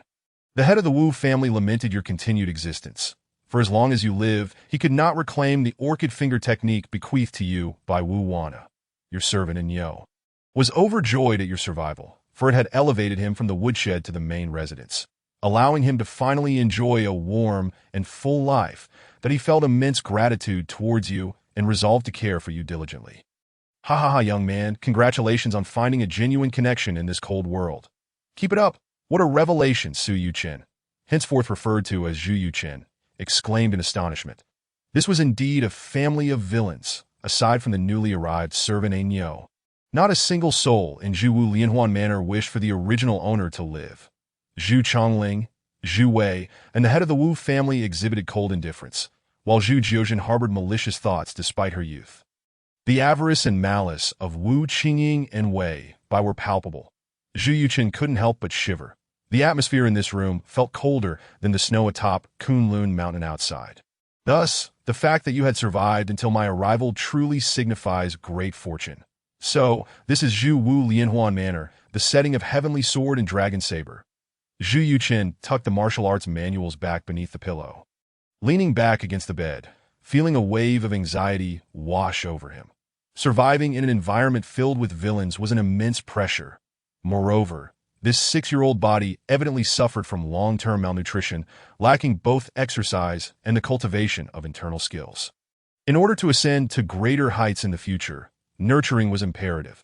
The great Dao Qinglin chapter is vast and profound, incorporating aspects of the Zixia divine skill. Since it can absorb the radiance of the morning sun, it ought to be capable of harnessing the power of the moonlight as well. That I shall find a time to test this theory, that if successful, utilizing the faint essence of the sun and moon to nourish the physical body will expedite the process considerably. However, even with the safeguard of the great Dao Qinglian chapter to absorb the essence of the sun and moon, rejuvenating the bones and expanding the meridians will still require several years. It seems I must endeavor to cultivate a trusted aid. As long as I survive these 2 years and my health improves, I will acquire the ability to protect myself. Zhu Yuchen silently contemplated. Enyo, come in, Zhu Yuchen called out. With a creak, the door opened and a head poked in from outside, clearly shivering in the cold, with breath visible in the frosty air. That he looked toward Zhu Yuchen and said, "Young master, you called for me?" Zhu Yuchen sighed helplessly. "Come in and close the door, Do." Enyo finally grasped the situation and stepped into the room, shutting the door behind him. That he approached Zhu Yuchen and simply stood there, silent. Observing his simple expression, Zhu Yuchen felt a wave of exasperation and began to instruct him. "From now on, when I call you in, you should first knock on the door and say, 'Young master, I have arrived.' When I respond, 'Come in,' you may then push the door open and enter confidently. Afterward, close the door behind you and stand a few steps away from me, that do not peek around. Understand?" Enyo, with a foolish grin, happily replied, "Young master, I understand. I will remember." Zhu Yuchen nodded and added, "In the future, do not linger outside. When there is nothing to do, you may fetch a stool and sit in the corner by the door. When you hear someone knock, simply rise and open the door. What other family members do you have? What do they do for a living? Where did you work before?" Enyo nodded, scratching the back of his head, confirming he had remembered, and chuckled before answering, "I have an old mother and father, a sister, and a younger brother. Do we live in Qinjia village, about 10 miles away. That my father is a hunter in the mountains, bringing back game for the manor, and occasionally some fox furs. That my younger brother and sister are still small, tending sheep and cattle with my mother at home, relying on trade with merchants from the Central Plains to support our family. Previously, I worked in the woodshed, chopping firewood and fetching water." Zhu Yuchen nodded, observing Enyo's stance and demeanor, and inquired, "Have you trained in any martial arts?" Enyo, visibly pleased, replied, "The steward of the manor had someone teach me a few things. I practiced Taizu Chongquan. They say there are wild beasts in the woods, and one must have the ability to defend oneself." Chapter 116. Teaching Enyo, Yang finger promotion. Zhu Yuchen nodded. Zhu Ziliu had once held the position of Prime Minister of the Dali Kingdom. Despite the shortcomings of his descendants, they would surely employ some individuals of good standing. Although Zhu Chongling's character was somewhat treacherous and despicable, he was indeed a capable manager of family affairs. Judging by the arrangement of this room and the system's narration of the family's wealth amounting to millions, it was evident that Zhu Manor was affluent. That he looked at Enyo and said, "My requirements are not high. Speak less and observe more. Do not spread gossip. And if anyone asks you anything, just say you don't know. Nyo nodded, affirmatively declaring, Young master, I understand that my father always says that one should be sincere and loyal. Since I am following you, I will treat you well and not listen to others. After all, I am simple-minded. If someone asks me, I won't know either. Nyo scratched his head, grinning. Zhu Yuchen nodded with a smile, saying, in the future, if you encounter anything you don't know how to handle, just ask me. Don't keep it to yourself. Seeing him nod, Zhu Yuchen continued, You will be serving me, so you will certainly be busy. You must take care of your health. Disregarding Nyo's enthusiastic pat on his chest, Zhu Yuchen waved his hand and continued, I will teach you a breathing technique from now on, whether walking or sleeping. You must breathe according to this method. Do you understand? Nyo looked perplexed and said, Young master, I am quite simple. How can walking and sleeping have a method? Zhu Yuchen, uninterested in explaining, stated, Just do as I say. Did you not just say you would be loyal? Nyo nodded with difficulty. After an entire morning and the following afternoon of diligent effort, Zhu Yuchen finally managed to help Nyo adapt to the new breathing technique. He cautioned, Remember, do not tell anyone about this. No one in the manor should know, understand? Nyo looked bewildered but nodded. Zhu Yuchen smiled and said, When you feel a warm little mouse running around inside you, do not panic. Just continue to maintain this breathing and remember to tell me, Ditto. Nyo habitually nodded.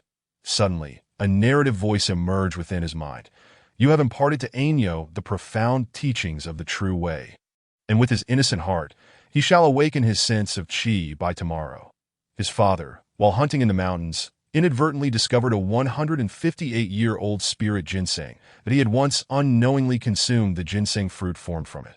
Since childhood, he has been robust and full of vitality, making rapid advancements in his internal cultivation. Nyo discreetly shared this news with his father, Chenei Jin, a man of great experience who understood the significance of qi perception. Overcome with excitement, he resolved that their family would stand united through thick and thin. Unbeknownst to you, you have nurtured a most loyal martial arts adept in Nyo and a steadfast servant for your family. You have indeed profited, as Nyo's potential is boundless. He is poised to ascend to the ranks of elite masters, becoming one of the world's finest, akin to Guo Jing. Zhu Yuchen paused, taken aback as he regarded the unassuming yet endearing Nyo, astonished by the high praise bestowed upon him by the narrative system. Moreover, this development presented the opportunity to teach him other martial arts, though there was no immediate rush. The spirit ginseng, however, held personal value. With this thought, Zhu Yuchen rose, donned his shoes, and approached the writing desk by the window. But he casually opened a drawer and retrieved several gold leaves and a pearl the size of a pigeon's egg. After counting them, he sighed. These were remnants left by the original owner's mother, overlooked by Zhu Chongling and others. Thus preserved until now, he pushed the gold leaves and pearl towards Nyo, signaling him to take them. Tonight, you need not watch over me. Return home instead, that if anyone inquires, simply say I granted you leave to visit your parents. When you return home, ask your father if he has any good ginseng. If he does, have him count out the money and procure one for me, that if the funds are insufficient, I shall replenish them tomorrow. This matter must remain a secret. Only your father should be informed. Do you understand? Upon seeing Nyo nod, Zhu Yuchen exhaled in relief that it is getting late. You should go now and return early. Remember, feel free to ask me anything should the need arise. Watching Nyo turn to leave, Zhu Yuchen sat for a moment, shook his head with a smile, then retrieved 2 volumes of secret manuals from beneath his pillow, slowly perusing them at his desk. After dinner, as the lanterns began to glow, tranquility enveloped the small courtyard where Zhu Yuchen resided, interrupted only by the occasional call of an owl under the bright moon. On the desk, he had reached the final page of the manual on the one yang finger. As he closed his eyes and immersed himself in his inner light, an ethereal figure materialized, and the narrative voice echoed in his mind. You have perused the secret record of the one yang finger. You have mastered the one yang finger, and its rank is advancing. Your Taoist Qinglian chapter possesses the qualities of the sunlit internal power and the sunflower manual. Your one yang finger is eligible for rank promotion. Your heart's light continues to evolve the one yang finger. Your one yang finger possesses the fire burn effect. Those struck by your finger feel as though engulfed in flames, with their meridians incinerated and vital organs severely injured. Beyond salvation, Your One Yang finger also has the ability to seal acupoints and immobilize. The effectiveness of this technique persists based on the depth of your true qi. The advancement of your One Yang finger to the next rank grants it healing properties, allowing pure Yang true qi to nurture wounds without the aftereffects of total internal power loss. Your Sunflower True Qi is excessively explosive. You may learn the 9 Yang manual, which will complement the One Yang finger for enhanced efficacy and provide a self-protection function. Proceed 15 miles southeast from Zhu Family Village, turn left into the woods, walk for 7 miles, and enter the mountain hollow. Follow the stream to reach the peach garden of Kunlun Mountain and acquire the 9 Yang manual. Within his heart's light, a surge of true qi, as radiant as the sun, coursed along the path of the One Yang finger, manifesting with a pointed gesture, as if his fingertip was a blazing sun overhead.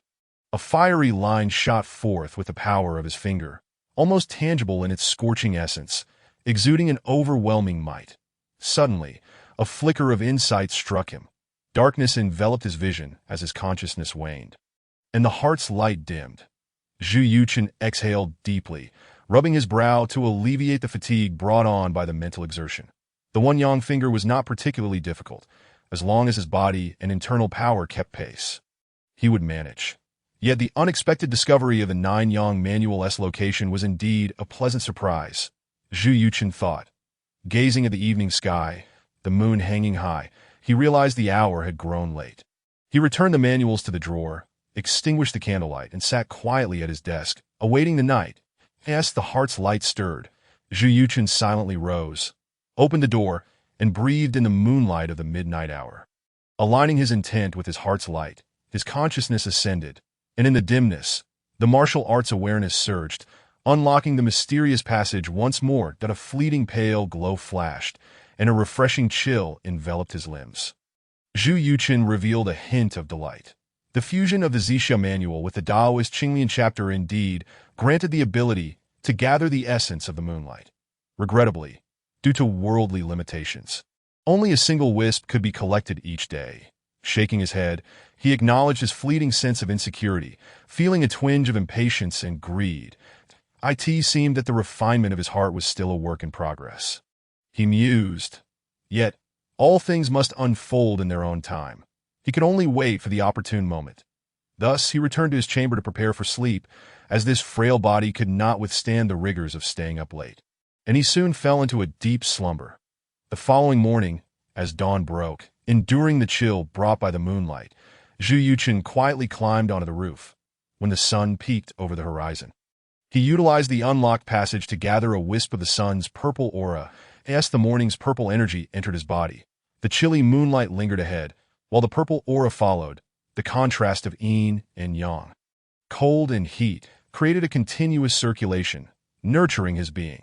When the energy finally waned, Zhu Yuchen stealthily descended from the roof and retreated into his room, resuming the guise of a simpleton. Time swiftly passed, and by the afternoon, aside from 2 servants who had brought meals, no one else visited the courtyard. Even though he had prepared himself for it, the sight of the scantily delivered meals left Zhu Yuchen utterly disheartened. In the dim light of the afternoon, Zhu Yuchen sat behind his writing desk, gazing at a spirit ginseng wrapped in red cloth, alongside the gold leaves and pearl that Ainyo had brought back. Ainyo scratched his head, beaming with innocence as he spoke. Father said we shouldn't accept the young master's things, but we happen to have a ginseng at home, so he told me to bring it to you. Zhu Yuchen examined the spirit ginseng wrapped in red cloth, noting its excellent quality. A ginseng over a century old, its medicinal properties could indeed be classified as a heavenly treasure, far too precious to be carelessly displayed. The loss of such a treasure could lead to grave consequences for the entire family, but he swept the ginseng into the drawer, then pointed at the gold leaves and pearl on the desk. You should keep these for now and take them back next time. After all, your family needs to make a living, and I am not lacking in wealth. Tell your father that I shall remember his kindness and will never forget it. Ainyo chuckled bashfully, saying, My father remarked that the young master has shown me great kindness. 1 ginseng root is hardly significant. Lowering his voice, he furtively added, Young master, my father mentioned he knows where another ginseng is located. But it hasn't been harvested yet. He plans to go back and retrieve it soon, and it will be even better than this one. Zhu Yuchen expressed mild surprise, then sighed, Your father is thoughtful. Next time you return, advise him to be cautious. If there is any danger, he should abandon the effort. It is merely a ginseng, not something we absolutely require. Ainyo nodded vigorously, clearly in agreement. Zhu Yuchen couldn't help but smile. This lad was indeed a naive soul. Had he been in a different household, his intentions towards Ainyo could have been misconstrued. What is it? Is there something you wish to say? Zhu Yuchen inquired upon noticing the hesitation on Ainyo's face. Ainyo nodded, uncertain. Young master, this morning when I woke up, I felt that little rat you mentioned. It was warm and running about inside me, that I recalled what you said, so I didn't pay it much mind. But it seemed to run even faster than on my way back today. Despite the blizzard, I felt warm and not the least bit cold. I wasn't even out of breath. It felt wonderful. Zhu Yuchen nodded in understanding. Since you know it is beneficial, do not speak of it to others. Maintain this state. Do you comprehend?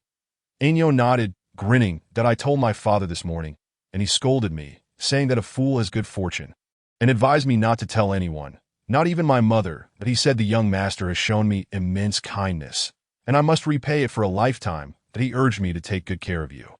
Zhu Yuchen sighed, feeling that encountering Ainyo and his family during these past few days was the most fortunate experience of his life.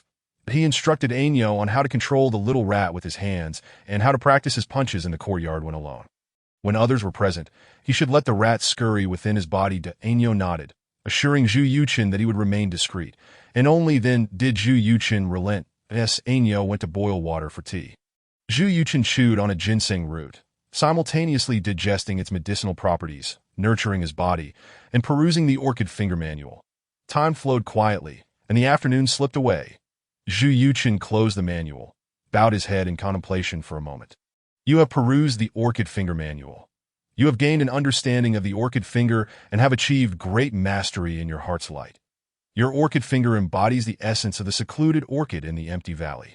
Standing apart from the world, graceful and natural, each move leaves no trace, yet can inadvertently seal the vital points of any adversary.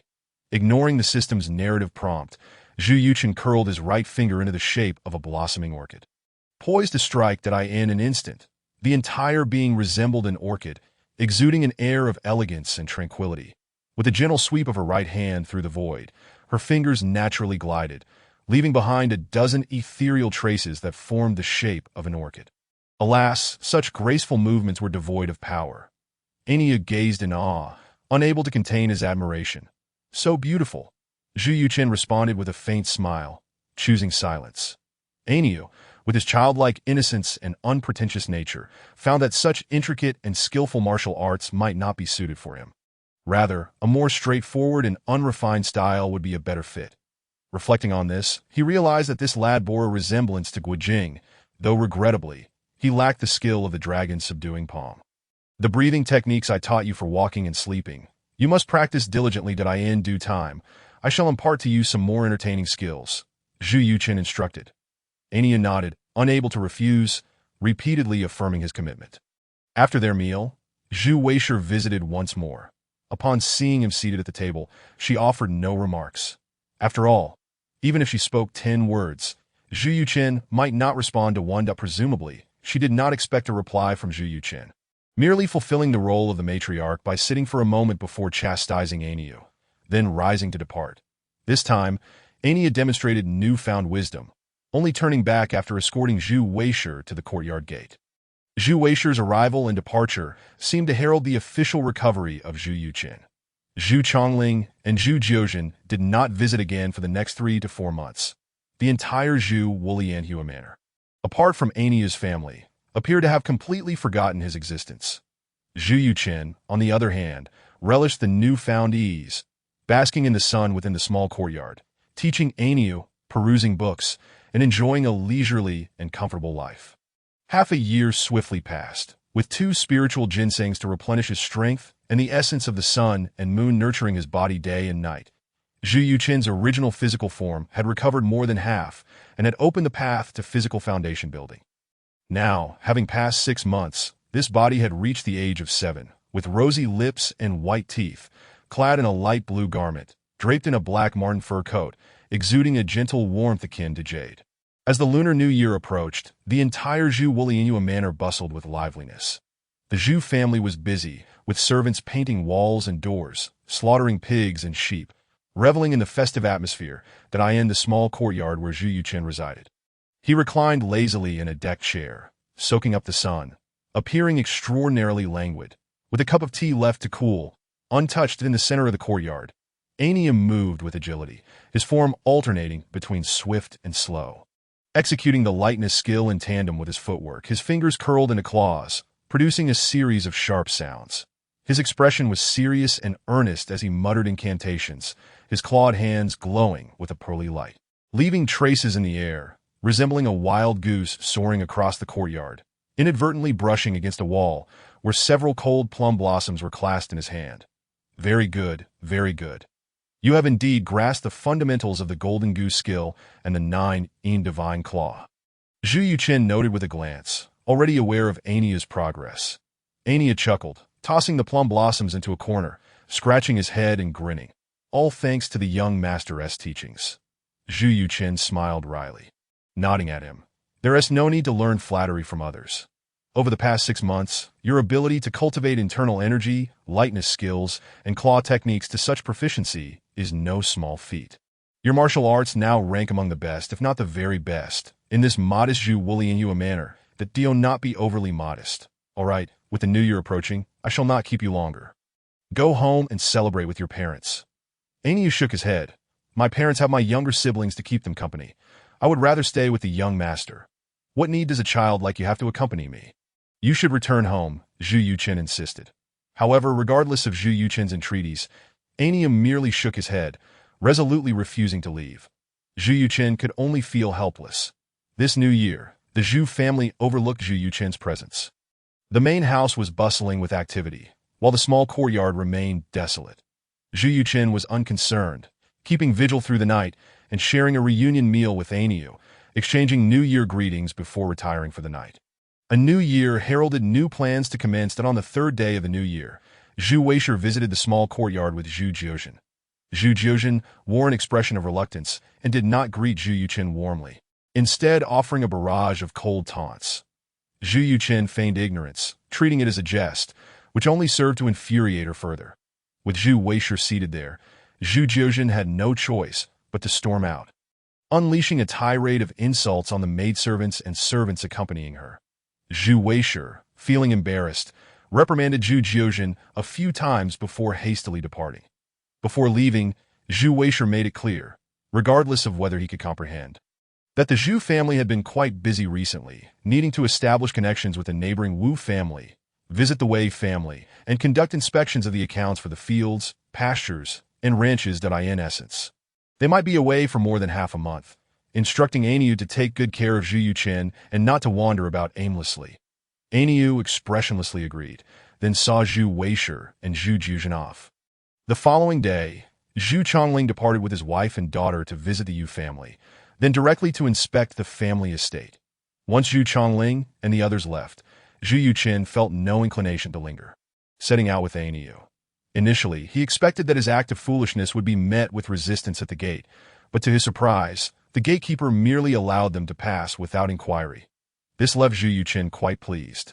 This marked Zhu Yuchen's first venture beyond the confines of Zhu Wulianhua Manor since arriving in this world. The manor was situated atop a high ridge, with clusters of houses extending over a vast area. Standing at the manor's entrance, he could see a nearby town blanketed in pristine white snow. This was Aniu's home, Chenjiakan. The surroundings were shrouded in heavy snow, rendering the landscape indistinguishable, a realm of white as the gentle snow continued to fall. Young master, we should set off now. The journey is not short, covering over 10 miles, Aniu urged, holding the reins of a brown steed. Zhu Yuchen nodded and, with Aniu's assistance, mounted the horse. Together, they headed towards Chenjiakan. As they departed Jijiakan, the dazed expression on Aniu's face vanished, and his demeanor sharpened noticeably, his steps light as he glided like a wild goose, leaving only faint footprints. What fine actors they are. Zhu Yuchen mused inwardly. Unbeknownst to Aniu, who was focused on keeping the horse steady and vigilant against wild beasts, he and Zhu Yuchen vanished into the swirling snow. The wind and snow soon enveloped their passage, leaving behind only a vague silhouette. In Chenjiakan, Aniu's family awaited. Although they had received word of Zhu Yuchen's visit, his actual arrival left them somewhat flustered. Zhu Yuchen and Chen Agen sat cross-legged at the Kong table, while Aniu stood beside Zhu Yuchen. Zhu Yuchen, perched on the warm Kong, took a sip from his teacup and said, "There's no need for you to be anxious, old Chen. Thanks to Ania's care these days. I had long intended to visit, but my schedule did not permit." Chen Agen, pipe in hand, offered an awkward smile, at a loss for words. The small cunning of a peasant family found itself at a loss in the presence of Zhu Yuchen, who resembled a gentleman of refined grace. Chen Agen's wife and 2 children hid behind him, equally unsure of what to say, holding their breath and casting furtive glances at Zhu Yuchen before quickly averting their eyes. Noticing the family's discomfort, Zhu Yuchen had no desire to linger. He placed 2 gold melon seeds on the table and said, "In the spirit of the new year, I come bearing little. Please let the children play with these." "Oh, how can we accept this?" Chen Agen protested, eyeing the gold seeds. Aniu interjected, "Father, these are from the young master. Just accept them from my younger siblings." That he then beckoned to the 2 children, Xiao Hu and Xiao. "Come over and wish the young master a happy new year." The 2 children exchanged glances, then turned to their father. Chen Agen gave them a gentle push, saying, "Why do you hesitate? Wish the young master a happy new year and recite some auspicious words." The children finally approached the Kong, kneeling to bow twice. The little girl, while bowing, chanted, "Young master, may the new year bring you good fortune and health." Zhu Yuchen reached out to lift the 2 children, ruffling their hair, and turned to Chen Agen, saying, "These children are still young. Regardless of gender, it is best to send them to school if money is needed for their education. Let Ania know. I have some funds for that. Do not let them miss opportunities due to lack of education." Indeed. Chen Agen beamed. "Ania will teach the little ones to read, that we must thank the young master for bringing back the 100 family surnames and 1,000-character classic. After the new year, we will send them to study with Chen Xiaocai. Should the young master need anything in the future, they will be ready to assist." Zhu Yuchen shook his head, saying, "I will be at the manor. There is no need for the children to do anything for me. When they grow up, I will have them help me." Casting a glance at the darkening sky outside, Zhu Yuchen added, "Old Chun, we shall not stay much longer. The road becomes treacherous as night falls." Zhu Yuchen rose to don his shoes, while Ania draped a fur coat over his shoulders, asking, "Father, have you prepared the items I requested?" Chen Agen rose and opened a nearby box, stating, "I am prepared." Well prepared, as he spoke, he took out a small bundle from the box and placed it on the Kong table. Nyo inspected it briefly before readying it and securing it to his back. Finally following Zhu Yuchen out of the Chun household, the 2 bid farewell to Chen's parents and then proceeded along the market town, heading northwest towards the southeastern area of Zhu's village. They circumvented the high hills of Zhu's village from a distance, confirming their direction. Nyo led the horse, moving swiftly, and as dusk approached, they arrived at a wooded area 15 miles away, under Zhu Yuchen's guidance. Nyo wielded a machete, clearing a path through the forest and advancing deeper into the left-hand woods. After walking nearly 7 or 8 miles, the surroundings had completely darkened, and the 2, along with the horse, reached a hollow in the mountains. Nyo followed the contours of the hollow, finding a sheltered spot to settle Zhu Yuchen before searching for some dry branches to start a fire. He took out the dried meat and provisions prepared in advance by Chen's father, hastily sharing a meal to the Dashu mountain. Daylight arrives early, and within a few hours, the sky began to brighten. After tidying up, the 2 entered the hollow and discovered the stream that Zhu Yuchen had mentioned. The stream had already frozen over, layers of ice and snow forming irregular, dragon-like scales, as if a serpentine ice dragon lay coiled upon the ground. Nyo carried Zhu Yuchen on his back, utilizing the Jin Yin technique as they followed the stream upstream. Not long after, within less than half an hour, greenery began to emerge around them, and the frozen stream gradually thawed. Continuing onward, they soon rounded a bend in the mountains, revealing a picturesque valley filled with vibrant flowers, lush grass, crystal-clear waters, and playful monkeys. Chapter 119. Catching the Old Ape. Acquiring the 9 suns as they entered the valley through a narrow mountain pass, they found it to be a realm of eternal spring, with gentle breezes contrasting sharply with the icy desolation outside. Apart from the narrow entrance and exit, the valley was surrounded by towering cliffs that reached heights of 1,000 feet. The higher they ascended, the thicker the ice layer on the cliffs became.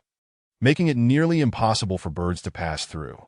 Not far into the valley, they came upon a vast peach orchard, where, despite the bitter cold of winter, the peach trees were laden with fruit. Plump, rosy peaches swayed gently in the breeze, appearing delectably juicy. Zhu Yuchen plucked one effortlessly, wiped it clean, and took a bite, savoring its sweet and refreshing flavor, noting its exceptional quality. Regrettably, it was not a rare fruit infused with the essence of heaven and earth or the spiritual energy of the land. Occasionally, a monkey would dart through the peach grove, chattering as it scurried away. "Master, is this the place you were looking for?" Anyo asked, still carrying Zhu Yuchen and glancing around. Zhu Yuchen nodded, saying, "There is a rare species of ape here, and with your current agility, you might just be able to challenge it." That he then patted Anyo's shoulder, signaling him to set him down. Anyo, already aware of his purpose, lowered Zhu Yuchen and untied the bundle on his back, revealing a multitude of items, including a coil of cattle sinew tied around his waist for convenience. The bundle also contained healing ointments, a dagger, needles and thread, a roll of white cloth, a ceramic bowl, and a small jar of potent liquor, low-purity alcohol, that Zhu Yuchen had requested. With the bundle in hand, the two ventured deeper into the peach grove, reaching the center of the valley, where a large pond lay. Zhu Yuchen dipped his hand into the water, nodding in approval, sensing that there must be an underground hot spring below, the mineral-rich waters accounting for the valley's perennial spring-like climate. The fish in the pond were unafraid, likely having never encountered a predator. Some swam over, brushing against Zhu Yuchen's fingers, only to swim away again when no food was offered.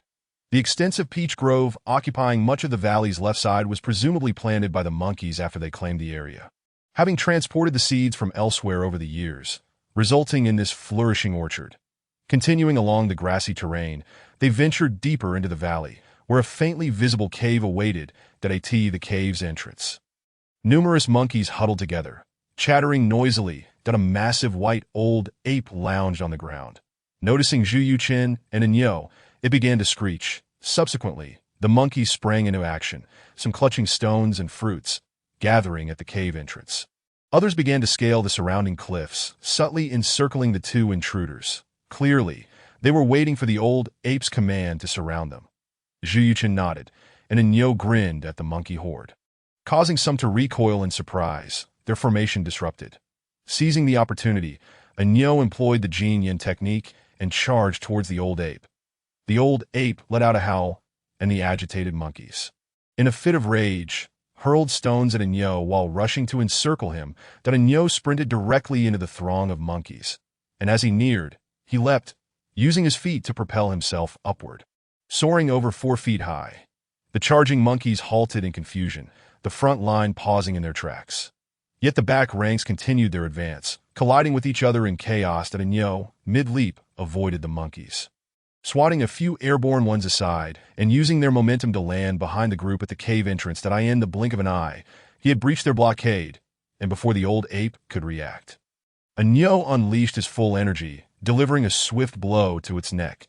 The old ape's eyes rolled back as it collapsed to the ground. With the leader incapacitated, the monkeys were left in disarray, uncertain whether to advance or retreat. Seizing the moment, Anyo charged forward, driving the monkeys back until they retreated to a distance, forming a cluster and chattering anxiously. Only then did Zhu Yuchen approach. Inspecting the old ape, discovering a festering wound on its right lower abdomen, no wonder it had not fought back. The injury had rendered it weak and vulnerable, and in a few years, when Zhang Wuji descended, this old ape would be left to its fate. Confirming that he had found what he sought, Zhu Yuchen nodded at Anyo, instructing him to bind the old ape.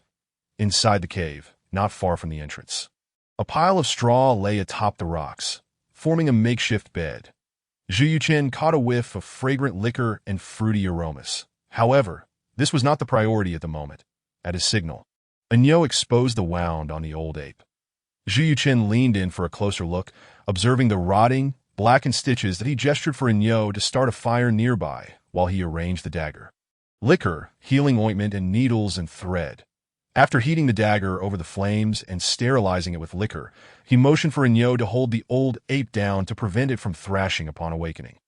Zhu Yuchen carefully cut the stitched threads, methodically slicing away the necrotic flesh to reveal an oilcloth bundle embedded within the bloodied tissue. As the oilcloth was extracted, blood spurted forth, causing the old ape to screech in agony.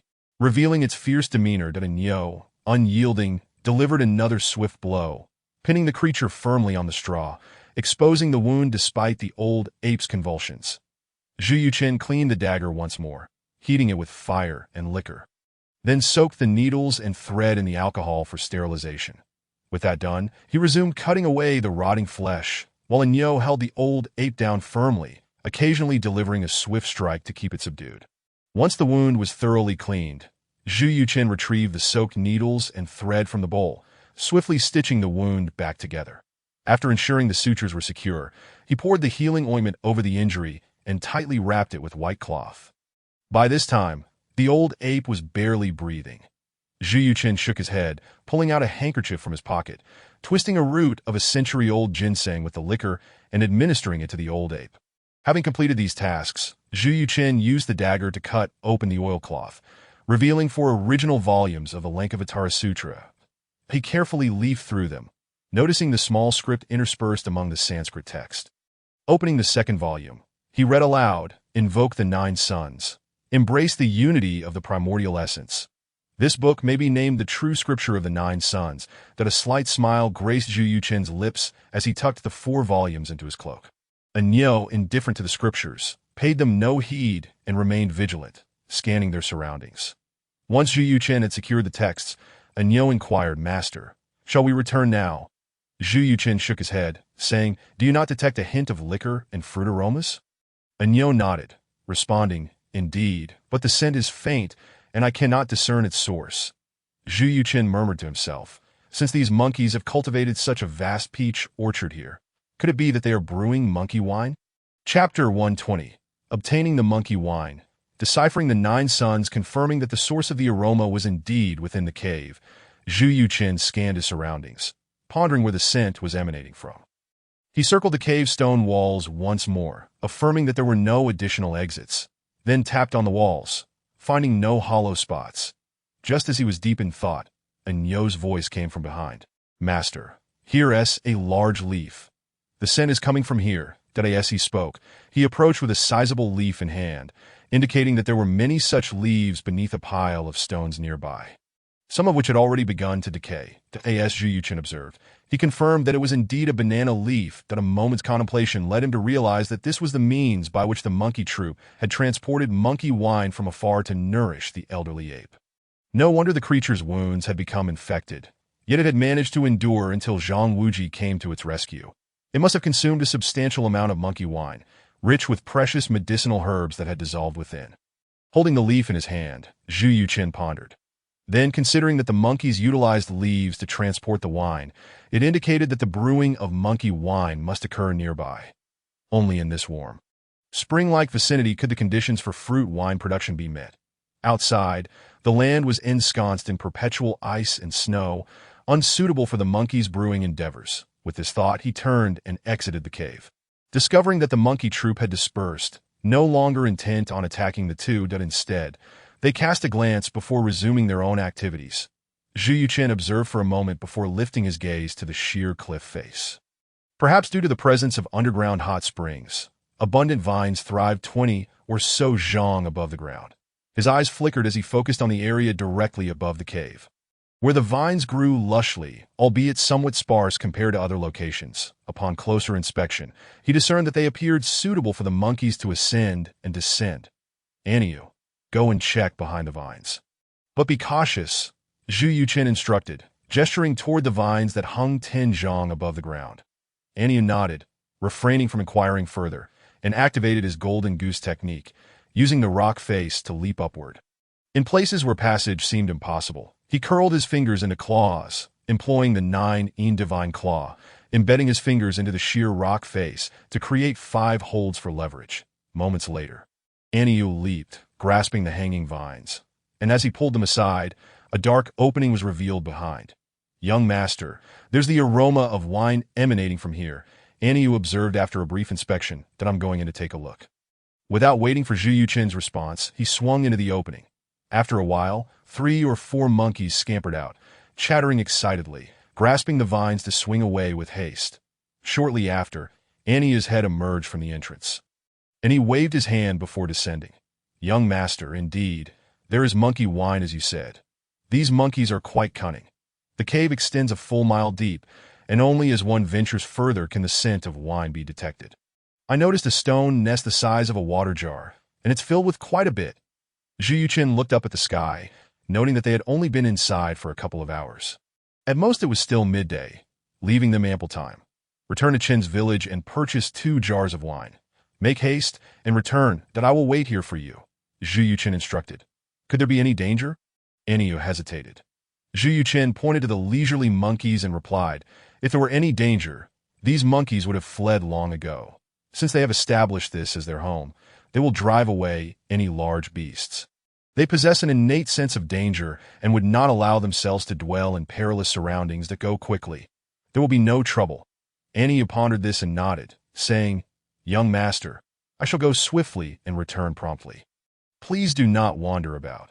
Zhu Yuchen waved his hand, signaling him to depart without further ado, but he then approached the water pool, plucking 2 peaches to nibble on while retrieving 4 volumes of scriptures. The entirety of the 9 Yang scripture was extensive, encompassing internal martial arts principles and elucidating the theories of martial practice. Even Zhu Yuchen read with utmost seriousness, as many of the meridians, acupoints, and martial theories therein were refreshingly enlightening. That be why the time Aniu returned, Zhu Yuchen had only just completed the first volume, and he had yet to delve into the subsequent contents, after Aniu filled 2 Tenjin jars with wine. The sun had already begun to set. The two did not linger. They took a glance at the elderly ape, fed it another ginseng root, and after untying the cowhide rope, they departed. Little did they know that shortly after their exit, the elderly ape awakened. It touched its wounded area, revealing a glimmer of joy, and soon called out, prompting a gathering of monkeys. Moments later, some monkeys left the group only to return bearing monkey wine, fruits, Ganoderma, and various unknown herbs. The elderly ape accepted all offerings, consuming them without reservation, and the troop dispersed once more. Meanwhile, upon their return to Zhu's village, twilight had descended, and the lanterns at the entrance had been lit. The doorman, hearing the sound of hooves, peeked out to see, calling out, "The young master has returned," but then fell silent. This suited Zhu Yuchen's intentions perfectly. He paid no mind to the doorman's servant and hurried back to the small courtyard. After consuming a bowl of fruit wine, a warm medicinal energy surged through him, prompting Zhu Yuchen to smile broadly with surprise, wondering just how much ginseng and Ganoderma had been mixed into the brew by the monkeys. He rose to practice his martial arts, executing everything from the 5 elements 6 harmonies palm to Tai Chi classics, and even the I Ching Jing dynamic exercises, until he felt the medicinal energy dissipate within him. At that moment, his complexion was rosy, and his breath deep, akin to the culmination of efforts spanning nearly half a month. Wonderful, wonderful. With this wine, in no more than 3 years, I shall be able to refine my body and establish a solid foundation, achieving the indestructible body and reaching the realm of self-generating true energy. After advising Aniu to hide the wine carefully and not to let anyone else discover it, Zhu Yuchen returned to his room to continue perusing the 9 Yang scripture. By the time the clock struck midnight, he gathered the lunar essence, leaving no opportunity wasted. Aniu quietly sat in the corner, guarding him. From that day forth, Zhu Yuchen immersed himself in the daily rituals of gathering the great sun's purple energy, studying, drinking wine, practicing martial arts, and collecting moonlight. Half a month later, upon closing the final volume of the Lankavatara Sutra, the entirety of the 9 Yang scripture was etched into his mind. You have perused the 9 Yang scripture. Your martial theory has been supplemented and updated, and you have gained new insights into the great Tao's Blue Lotus chapter. You have evolved the true meaning of the 9 Yang scripture within your heart's light. Your understanding of the 9 Yang scripture's true meaning has reached fruition, and your internal energy has attained the ability for self-generation, revealing boundless mysteries. Your comprehension of the 9 Yang scripture's true meaning has matured, and your internal energy is now equipped with the secrets of self-protective true energy and rebound, granting new insights into your indestructible body. Your understanding of the 9 Yang scripture's true meaning has deepened, allowing you to grasp the pure Yang's utmost essence, endowing your internal energy with characteristics of toxin resistance and evasion. Your true energy from the Nine Yang scripture has fused with the Zixia divine skill and the One Yang finger, granting your true energy qualities of the morning sun, pure Yang, blazing sun, and ultimate Yang. Your sunflower manual has advanced from the Nine Yang scripture's true meaning, transitioning from Yang to Yin and reaching the ultimate Yin. While you have comprehended the characteristics of cold poison, utmost Yin, and the ability to break through energy, your Great Tao's Blue Lotus chapter has been updated. Time passed swiftly, and years flew by. In the small courtyard, Zhu Yuqin practiced Tai Chi, moving with the slow grace of an ox, his movements embodying both dragon and tiger, harmonizing Yin and Yang. Each action resonated with the surrounding environment, as though he were an integral part of the courtyard itself. Years later, Zhu Yuqin turned 18, clad in simple azure garments. His skin bore an unusual pallor, as if deprived of sunlight for far too long, evoking an impression of quietude and fragility at first glance. However, upon closer inspection, his ink-black eyes seemed to draw one in, as if one might be absorbed by their depths. His slender form conveyed an indomitable essence, with the continuous supply of monkey wine over the years, coupled with the occasional bounty of rare treasures and the essence of the sun and moon replenishing him. Zhu Yuqin's Great Tao's Blue Lotus chapter reached its foundational perfection, achieving the indestructible body. His slight frame, while seemingly delicate, now carried the strength of 1,000 pounds. His alabaster skin proved impervious to blades and poison, embodying a harmonious unity of internal and external forces, unafraid of lethal weapons or toxic substances. As he executed the second round of Tai Chi, a tremor coursed through his entire being, an overflow of vitality awakening his Dantian's energy sea, birthing a new wave of self-generating true energy. This vast reservoir of vital essence surged forth with unstoppable vigor, racing through newly opened meridians and acupoints, akin to a mighty river or a roaring tempest, with the vital gateway fully opened. The essence of the sun and moon surrounding him was drawn in by his consciousness, momentarily dimming the world around him. Empowered by this internal and external synergy, a silver phantom flickered in Zhu Yuqin's eyes, within which a violet-blue lotus swayed, illuminating both his inner and outer being, revealing every sinew, bone, and meridian in exquisite detail. Zhu Yuqin took a long breath, aware that his true energy required time to transform according to the new meridian map, assimilating the characteristics of the Nine Yang scripture. When the essence, qi, and spirit were once again consolidated, he would fully regain his former cultivation level. However, from this moment forth, in this world, perhaps only the founder of Wudong could match his height. The transformation of qi into spirit was merely the initial threshold. He would need to continue refining his spirit until the lotus phantom bore lotus seeds, allowing him to condense his martial spirit in spirit. The road ahead was long and arduous, and he would seek diligently that as he savored the joy of this newfound realm. His heart, pure and vibrant, experienced fresh insights with each renewal, the instant he opened his eyes. A flash of silver lightning illuminated the courtyard, if only for a moment. This was the manifestation of his formidable martial will, emanating a hint of power through his gaze. Congratulations, young master, on your martial accomplishments. Eniyu, stationed at the gate, smiled brightly. Zhu Yuqin returned a faint smile, his heart brimming with joy. However, his cultivated heart, refined through arduous trials, remained unshaken by such accolades. His path was only the doubt. He could feel the miracle of life's emergence within the world but would not yield to its enticements. Joy is genuine, and the unyielding heart is likewise sincere. Everything exists solely at the behest of his true intentions. Zhu Yuqin, momentarily lost in thought, traversed through numerous worlds, witnessing countless individuals and events, yet his heart remained steadfast and unmoved. Reflecting on it now, it seems that many have already become a part of his past. He shook his head with a bemused smile. Was this not the very path he sought? Seated in the rocking chair beneath the eaves, Zhu Yuqin cast a glance at Eniyu and nodded in satisfaction. Over the past 3 years, Eniyu had not squandered his youth. With an innocent heart, he was truly a promising candidate for the path of enlightenment. Not only had he made remarkable progress in the cultivation of the complete truth Dao Song, but he had also nearly perfected the new Zixia divine art, his Taoist vital energy being of the utmost refinement and purity. harmoniously balanced in the Yang.in these 3 years. Aside from the Jinyan Gong and the Nining Divine Claw, Zhu Yuchen had imparted to him the Diamond Palm, the Jinwu swordsmanship, and the meteoric flow archery technique.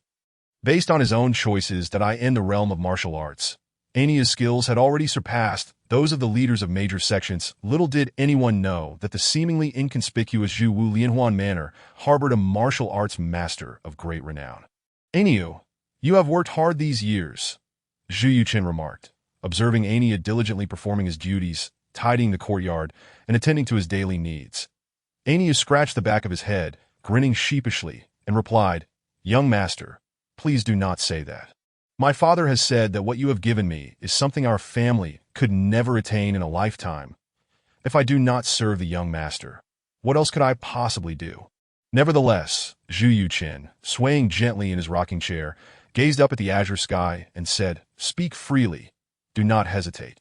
Ania nodded and began, "Young master, over these years, we have gathered the 13 great bandits of the southern desert, amassing thousands of cavalrymen and controlling all trade routes in the region. Young master, do you wish to contend for supremacy?" As Ania's martial prowess flourished, Zhu Yuchen had encouraged him to confront all surrounding horse bandits and notorious brigands as a means of honing his skills. Ania did not disappoint, wielding the Jinwu sword to carve out a fearsome reputation of the dune's blazing sunblade. However, to prevent those defeated bandits from causing further chaos, Ania had no choice but to gather them. As the number of bandits grew, so too did his followers. Eventually, Zhu Yuchen instructed him to divide the 7,000 gathered horse bandits into 13 factions, collectively known as the 13 Bandits of the Southern Desert. To sustain this burgeoning force, traditional plundering of trade routes and harassment of herders was no longer viable. Zhu Yuchen subsequently divided the Southern Desert into 13 regions, assigning each group to oversee their respective areas, maintaining trade routes and collecting protection fees. Consequently, caravans traversing the Southern Desert were obliged to pay fees to the respective areas they passed through, resulting in an accumulation of considerable wealth, with wealth in hand. The cavalry was able to recruit even more impoverished herders, bringing their numbers close to 9,000, rivaling the armed forces of early Mongolia that in these waning days of the Yuan court. This army had become the de facto rulers of the Southern Desert. Though apart from the 13 bandits, no one was aware that they were all under the same command. Today, even the farmlands and pastures under Zhu Wu Lianhuan Manor, as well as caravans entering and exiting the Central Plains, were required to pay protection fees to the bandits under Ania's command. At present, the entire Qinghai region and half of Tibet's trade routes lay under the shadow of the 13 bandits. Caravans that failed to pay protection fees would face joint assaults from all the bandits of the Southern Desert, rendering escape impossible. Zhu Yuchen paused, then urged the rocking chair to sway once more. Inquiring, "Ania, have you ever considered becoming an emperor?" Ania shook his head, bashfully replying, "Young master, I am not suited for that." A chuckle escaped Zhu Yuchen's lips. What is there to be unsuited for? Some begin with nothing but a bowl and manage to conquer the world. You now command nearly 10,000 cavalrymen and immense wealth, far surpassing many. Should you choose to, those oppressed herders could readily arm themselves as cavalry, and gathering a force of 20,000 would be no challenge at all. Whenever you wish, you could march through the passes of Gansu and press upon the Yuan court's capital. At that point, you could firmly hold Gansu, observing the shifting fortunes of the world, and should you wish to seize the imperial throne, or retreat to safeguard the Southern Desert, the choice would be yours. Alternatively, you could descend southward to Sichuan, seize control of the land of abundance, and like Zhuge Liang, even if you cannot venture into the Central Plains. At the very least, you could carve out a domain in Sichuan and establish your own kingdom. Yet Ania did not waver, responding, "But young master, you have said that the human heart is the most difficult to fathom. I do not wish to spend my life deciphering the hearts of men, witnessing darkness." "Then let it be," Zhu Yuchen replied with a smile. Not pressing the matter further, as they conversed, the sounds of barking dogs erupted from the courtyard, a cacophony that prompted Zhu Yuchen to frown in displeasure. How many dogs has Zhu Jiuzhen raised? Why is it so noisy? Though Ania was unaware of Zhu Yuchen's disdain for the Zhu and Wu families, he had observed that despite Zhu Yuchen's apparent lucidity, rumors circulated within the manor that the eldest young master was a fool. This gossip, rather than being quelled, was permitted to spread unchecked, leaving Aniu to ponder the reasons behind Zhu Yuchen's sudden placement at his side. I do not know. I wish to think of nothing, that I am but a simpleton, Aniu said, effortlessly dismissing such thoughts. He continued with a smile. Miss Zhu has established a spirit hound camp in the manor, raising over 30 hunting dogs, each named after various military titles such as Cavalry General, Elite Cavalry General, and Former General. Moreover, she has engaged many seasoned hunters and utilized dummies for their training. Initially, they were well-trained, causing no disturbance to the manor, and served their purpose admirably. However, the neighboring Wei Gongzi and Miss Wu have perpetually instigated discord during their hunts. Miss Zhu is not one to tolerate provocation easily. Thus, these hunting dogs have grown increasingly ferocious over the years, injuring nearby hunters and herders with each outing. While some victims have suffered greatly, they have been powerless to retaliate. Previously, injured villagers had sought redress, only to be driven away by the manor servants. Consequently, on each hunting expedition, the trio would bring along a formidable retinue of guards and servants, both to deter villagers from approaching and to intimidate those who had been mauled into silence. Zhu Yuchen scoffed. In Zhu Jiuzhen's eyes, I fear these hunting dogs are deemed more valuable than the lives of the common folk. Aniu sighed. Miss Zhu has indeed grown increasingly spoiled. Should this continue, the Zhu family manor's reputation in the vicinity will surely suffer. Zhu Yuchen shook his head, replying, What reputation does the Zhu family manor still possess? It has long been tarnished. However, as the saying goes, the grace of a gentleman lasts for 5 generations. From Zhu Ziliu to the present, the Zhu family manor has endured for 5 generations, has it not? In my view, the current generation of these 2 families contains few virtuous individuals. It is best to let them self-destruct. Yet Aniu pondered and remarked, Miss Zhu is merely 15 or 16 years old. If she is properly educated, perhaps she could yet turn her life around. IT is just at the 2 next door. Zhu Yuchen scoffed coldly. Whether a child can be well-raised ultimately depends on the parents. That it is evident that my father and mother do not care for such trivial matters. That my father, though adept at management, has over the years transformed into a cunning, treacherous, and despicable merchant. Do you really believe he is unaware of such substantial matters? He simply does not regard these lies as significant. Indeed, if he could disregard the life and death of his own flesh and blood, while simultaneously striving to conceal the truth and obscure the facts, how could he possibly care for those who are inconsequential to him? A once prominent minister, he had not only lost all connections, but now behaved like a petty merchant, forever scheming over trifles. The Zhu family, even if it does not collapse now, is destined to perish in due time. Zhu Yuchen sighed in exasperation. Logically, given the relationship between Zhu Ziliu and the Southern Emperor Yiding, Zhu Wu Lianhuan Manor should have been able to establish connections with Amei and Wudong. Yet, throughout these years, Zhu Wu Lianhuan Manor had not cultivated such relationships, and both families remained oblivious to their potential resources. They had stubbornly reduced themselves to the status of a rural landowner, barely qualifying as a second-rate force in the martial world. Aniu stood quietly by, refraining from voicing an opinion. Zhu Yuchen's words seemed to pass through him unnoticed. He would simply follow Zhu Yuchen's lead, regardless of what was said. With his eyes closed, Zhu Yuchen contemplated for a moment, though he wished to remain uninvolved and allow them to wither away. He recognized that occupying this body was a matter of karma. Should he ever ascend to the realm of deities or immortals, the causes of today would inevitably yield consequences in the future. Nearby is Habusa Hasu, correct? Zhu Yuchen inquired. Aniu nodded. Indeed, he commands approximately 1,500 horse bandits, all skilled in archery. His territorial influence encompasses the Kunlun sect, Zhu family manor, Chen family manor, and Wei family collective. Young master, do you have any instructions? Zhu Yuchen considered for a moment and replied, Have Habusa Asa to find some pretext to eliminate those hunting dogs and the wicked guards when Zhu Jiuzhen and the others venture out hunting. As for Wei Bai, does he not aspire to navigate both Zhu and Wu families, seeking both wealth and beauty? Let us send him off in advance, providing him with ample paper effigies and Joss money, lest he finds himself lacking below. As for Zhu Jiuzhen and Wu Qingying, it suffices to sever one of their arms, that I only hope they do not become so frightened that they lose their sanity. If Zhu Chongling remains unrepentant, then let us launch a night raid on Zhu Wu Lianhuan Manor and incinerate this place. On that fateful noon, for from the dense woods to the northwest of Zhu Wu Lianhuan Manor. A cacophony of barks and howls erupted, indicating the presence of at least a dozen dogs. The cacophony grew increasingly frantic, as if they had seized their quarry and were pursuing it in earnest. Moments later, a fiery red fox burst forth from the thicket, fleeing for its life. Amidst the din of barking, a pack of fierce, snarling hounds, with their menacing demeanor, swiftly surrounded the flaming fox, poised to pounce.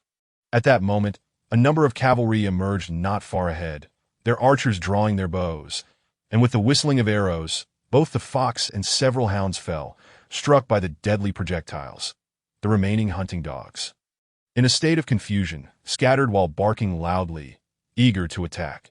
The riders erupted into laughter, showing no fear of the hounds, instead allowing them to encircle, revealing their sharp white fangs that as one rider bent to retrieve the fallen fox. A hound lunged at him. Baring its fangs, the rider, seemingly prepared for such an eventuality, had his right hand poised near the curved blade at his waist. When the hound lunged, a flash of steel glinted as the rider deftly severed the hound's head, sending it tumbling away. The beast's body stiffened before collapsing into the snow, staining it crimson. The rider let out a cold snort, sheathing his blade, his fierce gaze causing the hounds to cower and retreat. Chapter 123. The arrival of the bandits. As the two sides faced off, the distant sound of galloping hooves echoed, accompanied by someone calling out to summon the hounds. Upon hearing the calls, the pack of dogs became agitated, whimpering before rushing toward the source. Moments later, 3 riders burst forth from the woods, revealing Zhu Jiuzhen, Wei Bai, and Wu Qingying, followed by a throng of servants and guards, each wielding long knives. The hounds swirled around Zhu Jiuzhen, barking madly as they spotted the men.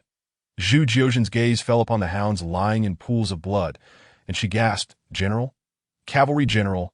You!" She turned to the opposing men, fury evident in her voice. "How dare you kill my cavalry general?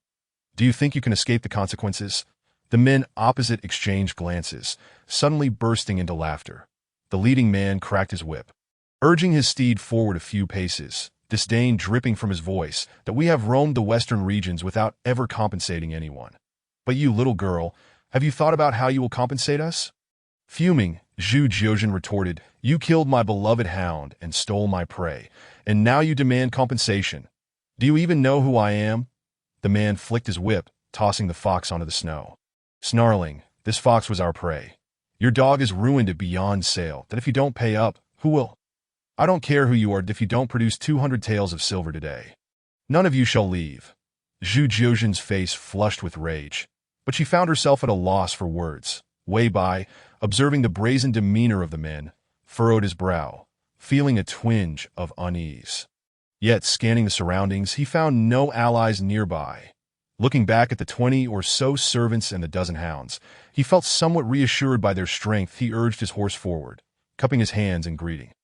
"Gentlemen, I am Wei Bai of Zhu Wu Lianhuan Manor. May I inquire as to your origin? I apologize for any lack of hospitality." "Apologies for lack of hospitality? Bah!" The leading rider scoffed, spitting to the side. "I've never known Zhu Wu Lianhuan Manor to be under the Wei name. What is this? Zhu Chongling is a fine lord, yet he is reduced to serving the Wei family like a dog." He continued, "Stop with the connections. I fear no one. Today, if you don't produce 200 taels, you shall lose your heads." Zhu Jiuzhen, incensed, unsheathed her sword with a sharp clang, declaring, "You dare insult my father? Cousin, why waste breath on them? Slay them." As she moved, the servants of the Zhu family drew their weapons. Meanwhile, Wu Qingying stood bewildered, unsure how their hunting expedition had devolved into such chaos. However, given the long-standing alliance between the Zhu and Wu families, she could not hesitate. With a wave of her hand, the servants brandished their long knives and advanced toward the men. Seeing the situation escalate, Wei Bai sighed, suppressing his unease. Narrowing his eyes, he commanded, "Make it swift. Kill them." The men opposite let out a series of cries, the leader spurring his horse forward, shouting, "You've crossed the line. You steal our prey and now wish to kill us. Do you think I am easily intimidated?" Wei Bai, coldly snorting, charged forward on his steed, sneering, "You few are seeking your own demise. When you meet Yama, tell him it was Kunlun Wei Bai who ended your lives." Just as the two sides were about to clash, A piercing arrow whistled through the air, cutting through the atmosphere with a sigh. In an instant, a deadly arrow shot forth from the distance, swift as a meteor, with unparalleled force, aiming directly for Wei Bai's chest. His eyes widened in disbelief. He gasped as he noticed the arrow embedded in his heart, piercing through his chest and protruding from his back, the shaft still quivering. How could this be? Wei Bai's face contorted with incredulity, unable to fathom that he would meet his end here. Yet, as the arrow struck, a cacophony of bowstrings echoed from afar, unleashing a volley of arrows, even with trees shielding much of the onslaught. Zhu Jiuzhen's side still suffered severe casualties. Zhu Jiuzhen was struck in the left shoulder, her arm hanging limply. Wu Qingying fell to the ground, rolling in disarray, her mount riddled with arrows, and she too was hit in the chest. Though narrowly missing a fatal blow, pale as a ghost, she trembled, half from blood loss and half from fear. With a clarion call, a battalion of cavalrymen surged from the woods, the leader wielding an ornate longbow. Dismissively waving his hand without even a glance, his men brandished curved blades and charged forward. Wei Bai, dazed, felt the world spinning. He was still on his horse, bewildered by the sudden turn of events. As his head struck the ground with a dull thud, darkness enveloped him, extinguishing all breath. The servants of Zhu Wu Lianhuan, though possessing some rudimentary skills, had never faced such a large-scale cavalry charge. And panic gripped them. Were it not for the fear of retribution from their master, they would have fled long ago. The two young ladies, though accustomed to privilege, had never encountered such a scene. They stood frozen in place. Protect the young lady. We must leave at once. As long as she is unharmed, our families will be safe. We will fight. Someone shouted. Faced with threats to their families, the servants bore fierce expressions. Their rage evident, several who had been injured in the rain of arrows gritted their teeth and charged forward. Alas, the cavalry swept through like a scythe through grass, heads tumbling to the ground. By the time the charge passed, the ground was littered with corpses. Leader, the two young ladies and several guards have escaped through a gap we left. After a moment, a bandit rider rushed in from the woods with the news. The man with the ornate bow sneered, "Burital, relay the order. In 15 minutes, the entire force will set out, targeting Zhu Wu Lianhuan Manor. This time, Zhu Chongling must provide sufficient wealth to secure the lives of his family." He pointed at the headless corpse still slumped on the saddle and continued, "That one, the one named Wei Bai. Retrieve his head. When we return, deliver his body to Wei family gathering as a token. And slaughter the Wei family gathering." "Yes," Burital replied, signaling to the others to begin their preparations.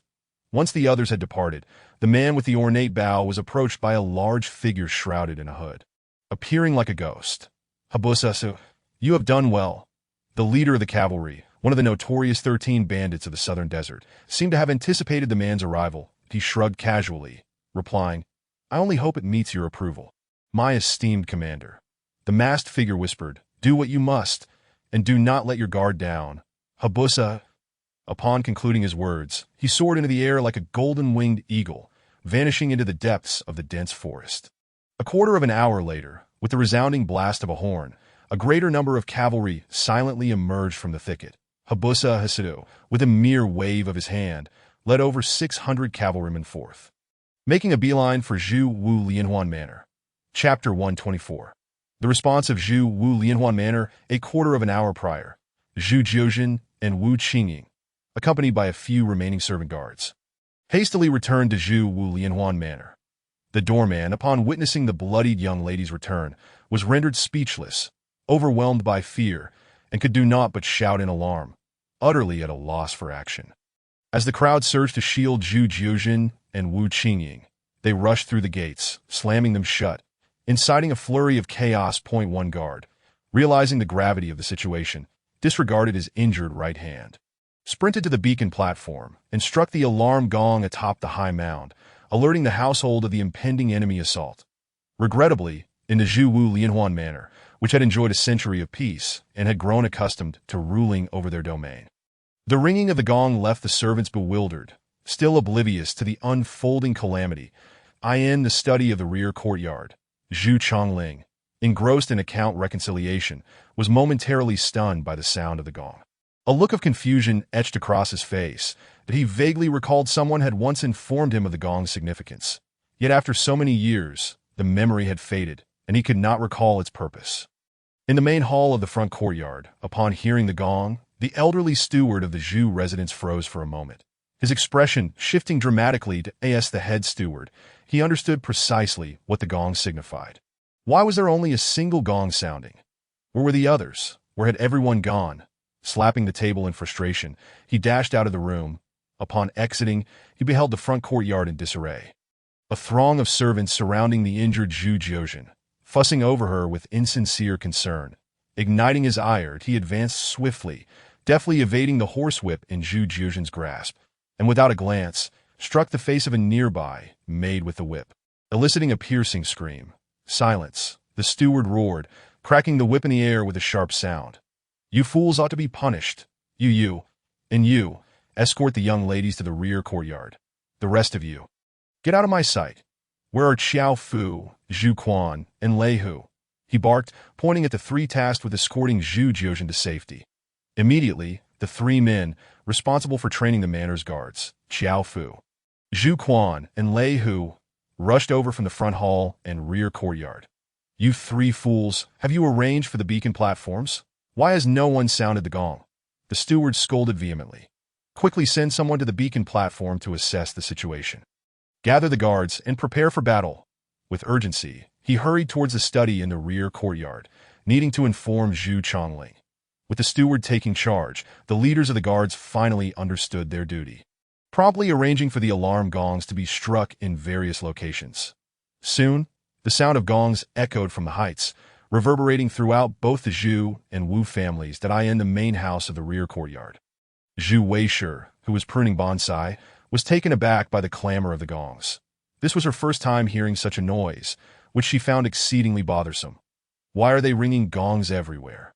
Xiao Chui, go see what is happening, she ordered her nearby maid, visibly displeased. Before the maid could respond, another young servant rushed through the courtyard, approaching her breathlessly. Madam, it's terrible. The young lady has been injured.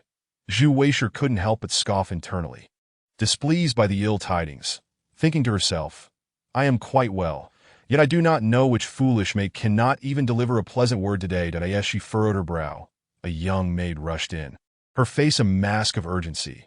Zhu Weisher was momentarily taken aback. Now hearing the latter part of the maid's sentence, she quickly asked, Jiuzhen is injured. What happened? Is it serious? Have we summoned a doctor?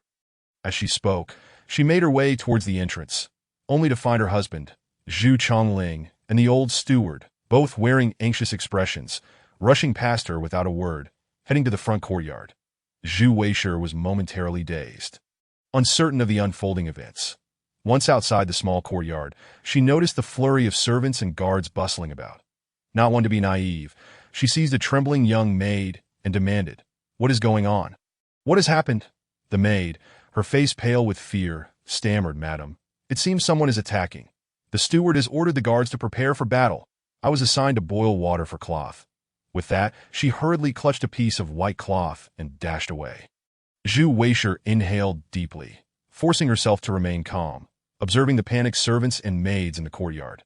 She hastened towards the area where Zhu Jiuzhen resided, in the small courtyard of the rear. Zhu Yuqing, hearing the chaotic commotion, could not help but scoff, turning to his companion, Anyo, and said, Do you think if Zhu Chongling chooses to flee, he would remember that he has a son here?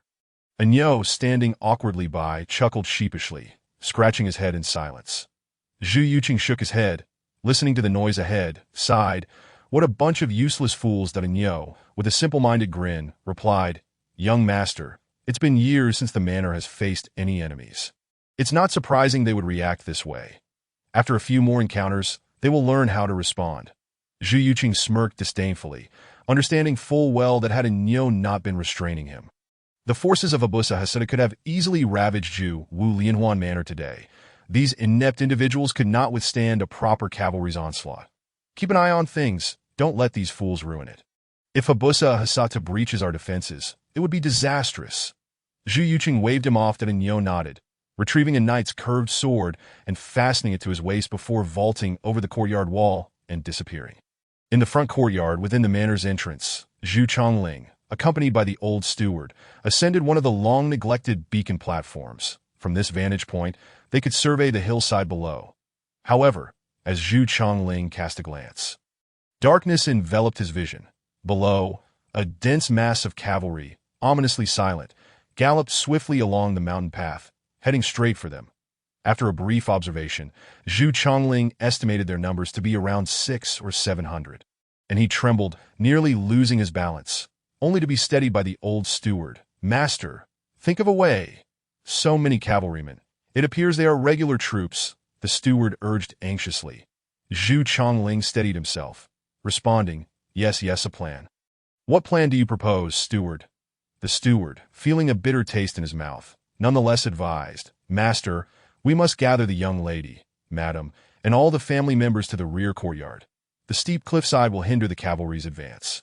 If absolutely necessary, they can escape through the back mountain. Furthermore, we need to organize the guards and servants in the front courtyard to confront the enemy, that we must block the main gate.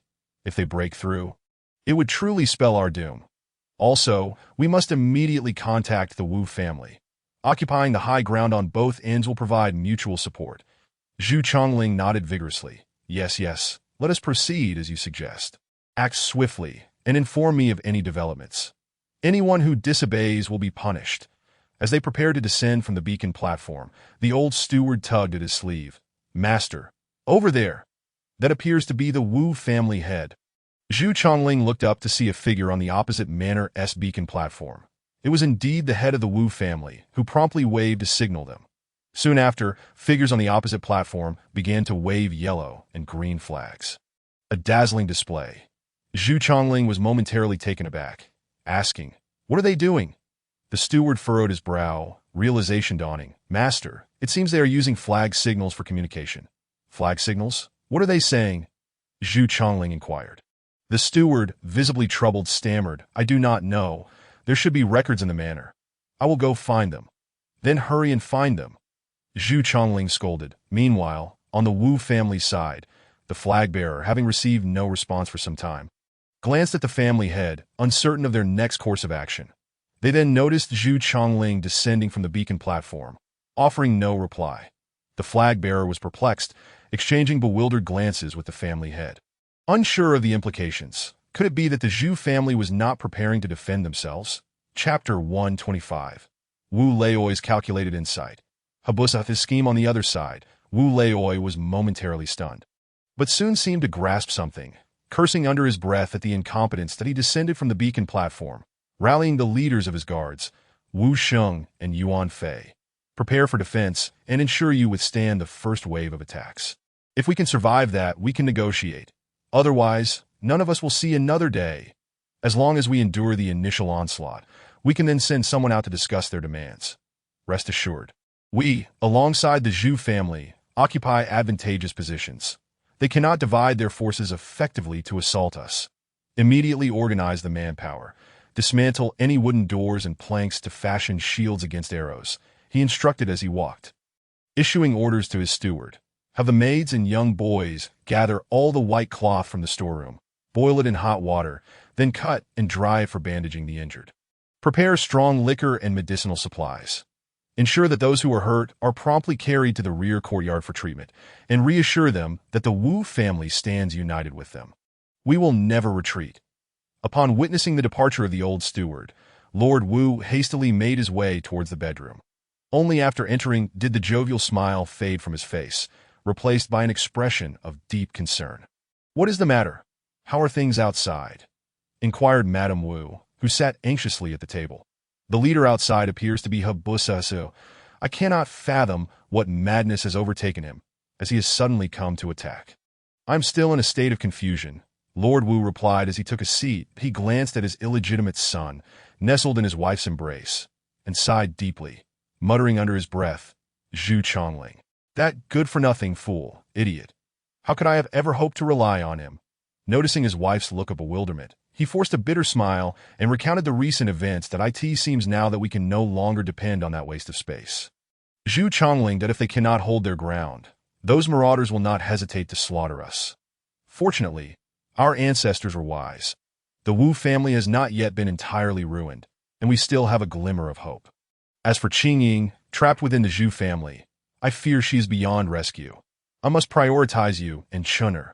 With that, he rose and gestured for his wife to follow him to the bed. Lord Wu lifted the bedding, revealing a faint dark mark on the bedboard, and indicated for his wife to press it. Stunned, she realized something and gently pressed down, unveiling a large hole that led to a secret passage. Lord Wu let out a wry chuckle and said, "Our forebear had foreseen such a day when the Wu family might face uncontrollable peril. He prepared this escape route, and I never thought I would have to utilize it." This passage led directly to the foot of the back mountain, where a bundle hung from a vine on the left, containing a map, jewels, gold leaves, and a deed. Once you exit the passage, follow the path indicated on the map and take Chun'er away from here. Do not return to your family. Wealth stirs greed, and without the Wu family, you may not be able to protect yourselves. The deed in the bundle is for a small residence. Go there. Should you hear news of the Wu family being exterminated, flee to another land. If we survive this calamity, I will come to retrieve you. Madame Wu's expression changed as she clenched her fists and asked, "And you, my lord? Will you not come with us?" Lord Wu waved his hand dismissively, stating, "I cannot abandon my post. If I leave, the morale will collapse, and we will certainly not withstand the assault. Until the bitter end, I must remain here. That'd be why staying. I still have a chance to find an opportunity. If I flee, the legacy of the Wu family will be irrevocably lost. Rest assured, with this secret passage, I will find a way to escape. Trust me." With that, he disregarded his wife's protests, pushing her and their son into the tunnel before sealing the entrance and hastily making his way toward the front courtyard. As he traversed the path, the guards greeted him with respectful nods. Lord Wu acknowledged them with a nod and, sword in hand, ascended the platform, asking, "What is the situation?" Looking out, he saw that over 300 mounted warriors had surrounded the area. Maintaining a foreboding silence without launching an attack, that a glance around revealed that Habusa Hasato was not among them, which brought a momentary sense of relief. Perhaps the main assault was not directed here, and there was still hope. However, he was soon plagued by worry, as the reason for Habusa Hasato's sudden aggression remained shrouded in mystery. It seemed as though the attack was aimed at the Zhu family. "Prepare for defense. If they do not shoot, we shall not engage, and one is to act first," Lord Wu commanded. Meanwhile, the situation at Zhu's manor was vastly different. Habusa Hasato personally commanded his forces, now only a few paces from the great door. With a wave of his hand, the cavalry behind him readied their bows and arrows. After a volley, cries of pain erupted from behind the courtyard walls. Only a few had the foresight to use door planks as shields, while the rest, armed only with long knives, found themselves utterly defenseless against the arrows that ha. Habusa Hasato cackled, his laughter echoing through the air, as his cavalry joined in mocking the Zhu family. Behind him, a bandit named Jiraj, his eyes glinting with mischief, urged forward, "Boss, this place seems far easier to conquer than the Wu family. Perhaps we should try again. Who knows, after another volley, these fools might collapse under pressure. If we charge in, the Zhu family's riches will be ours." Upon hearing this, the cavalry became animated, excitement palpable in the air as they looked eagerly at Habusa. Caught off guard, Habusa Hasato quickly smacked Jiraj on the head.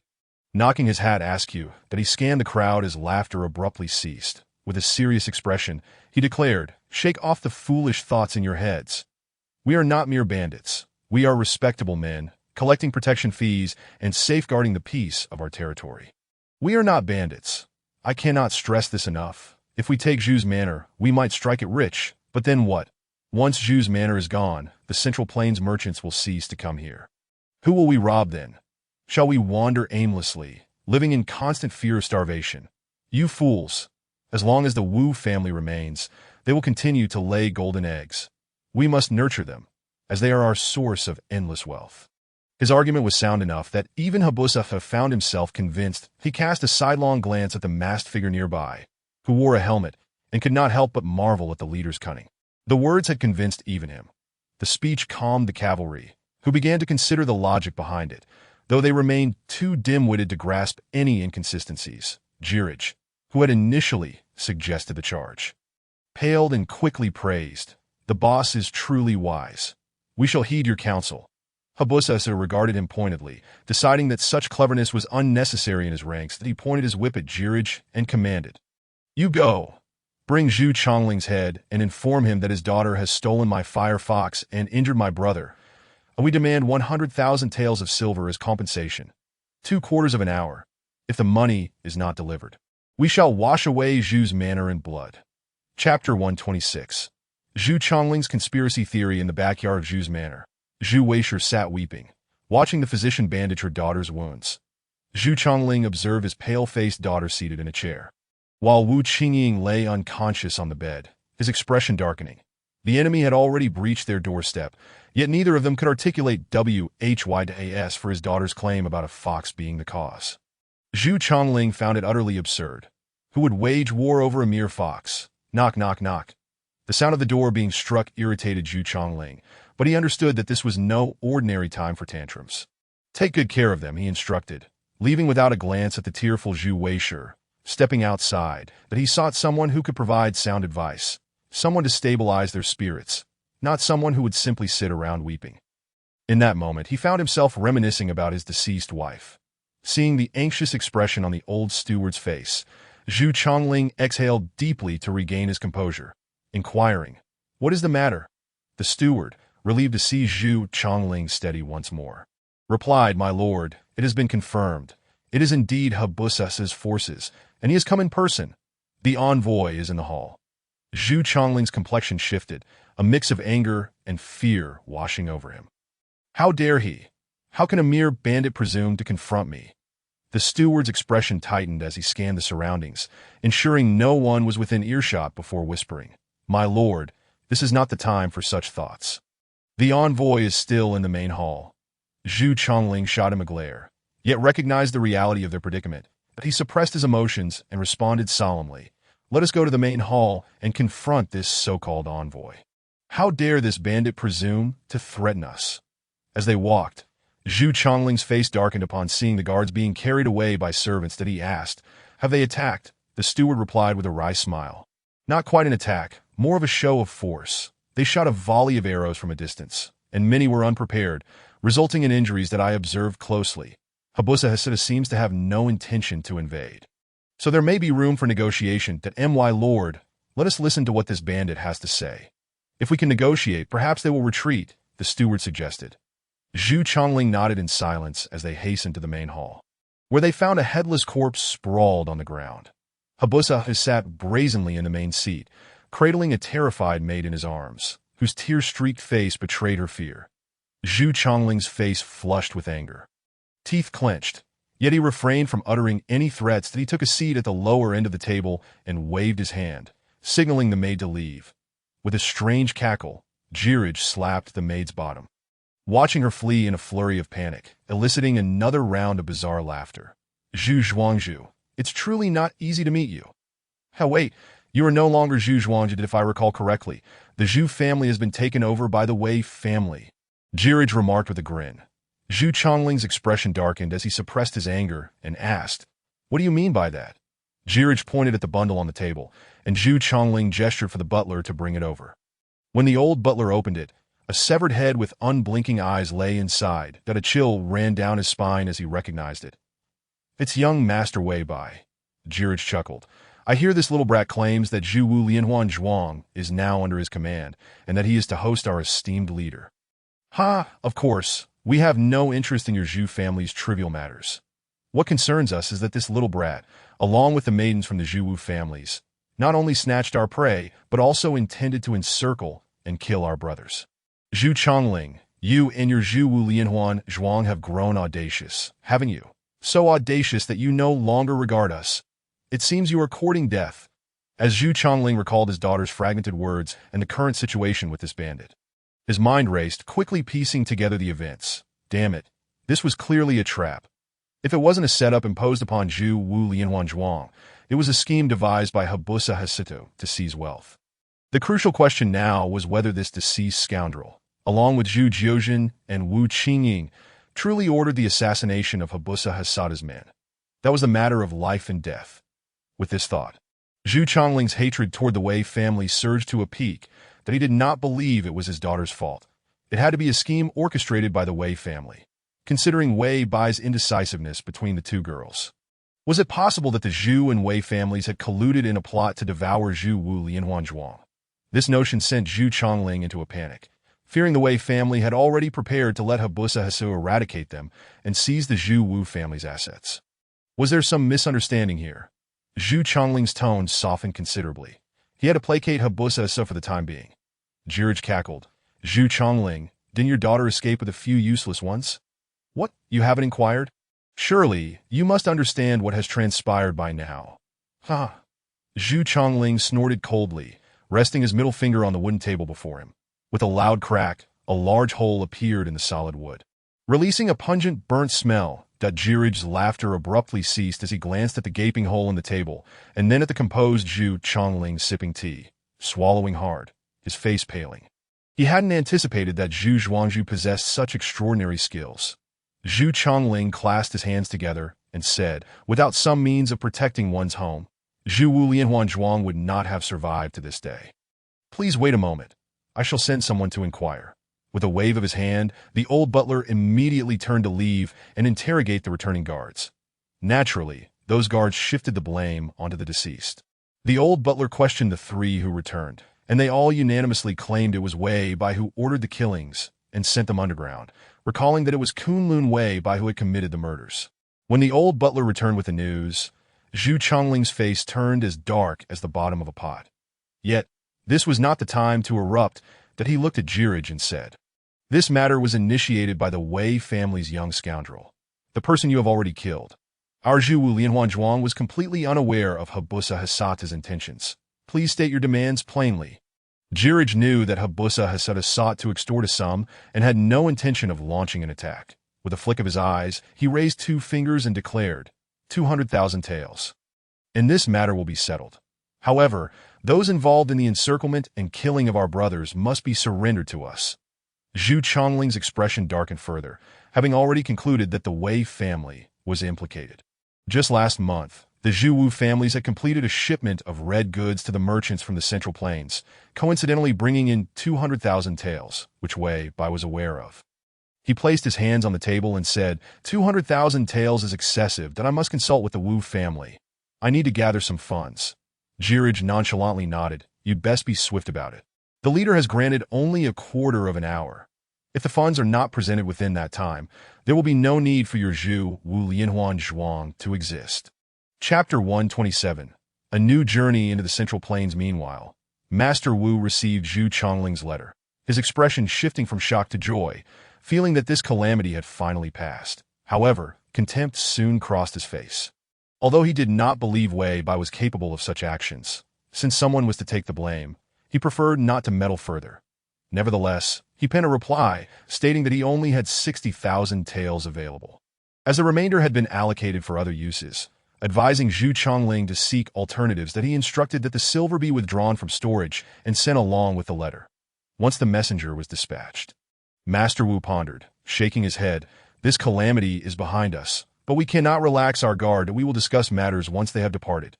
Once they leave, arrange for Qingying to be brought back immediately. I want to know exactly what has transpired. How can my Wu family have fallen to such depths, such a disgrace? Observing Master Wu's despondent demeanor, the old butler sighed and quietly withdrew. On the other hand, Habusa Hasata looked at the 200,000 taels of silver brought back by Jiraj, momentarily taken aback, marveling at the man's talent. Alas, such a person, capable of both earning money and winning hearts, is ultimately disloyal. He mused. As for the few guards from the Zhu family who had returned alive, Habusa Hasata waved his hand, ordering them to be executed at the entrance of Zhu Wu Lianhuanzhuang. Then, amidst a cacophony of strange cries, the bandits galloped away, the siege of Zhu Wu Lianhuanzhuang dissolving without rescue. Regrettably, the curses of those men, as they faced death, left the guards and servants of the Zhu families deeply affected, extinguishing their spirit and making them hesitant to oppress the local populace thereafter. Following this ordeal, Zhu Jiuzhen was plagued by nightmares, repeatedly awakening to scenes of murder, and became significantly more timid, refraining from venturing outside for years.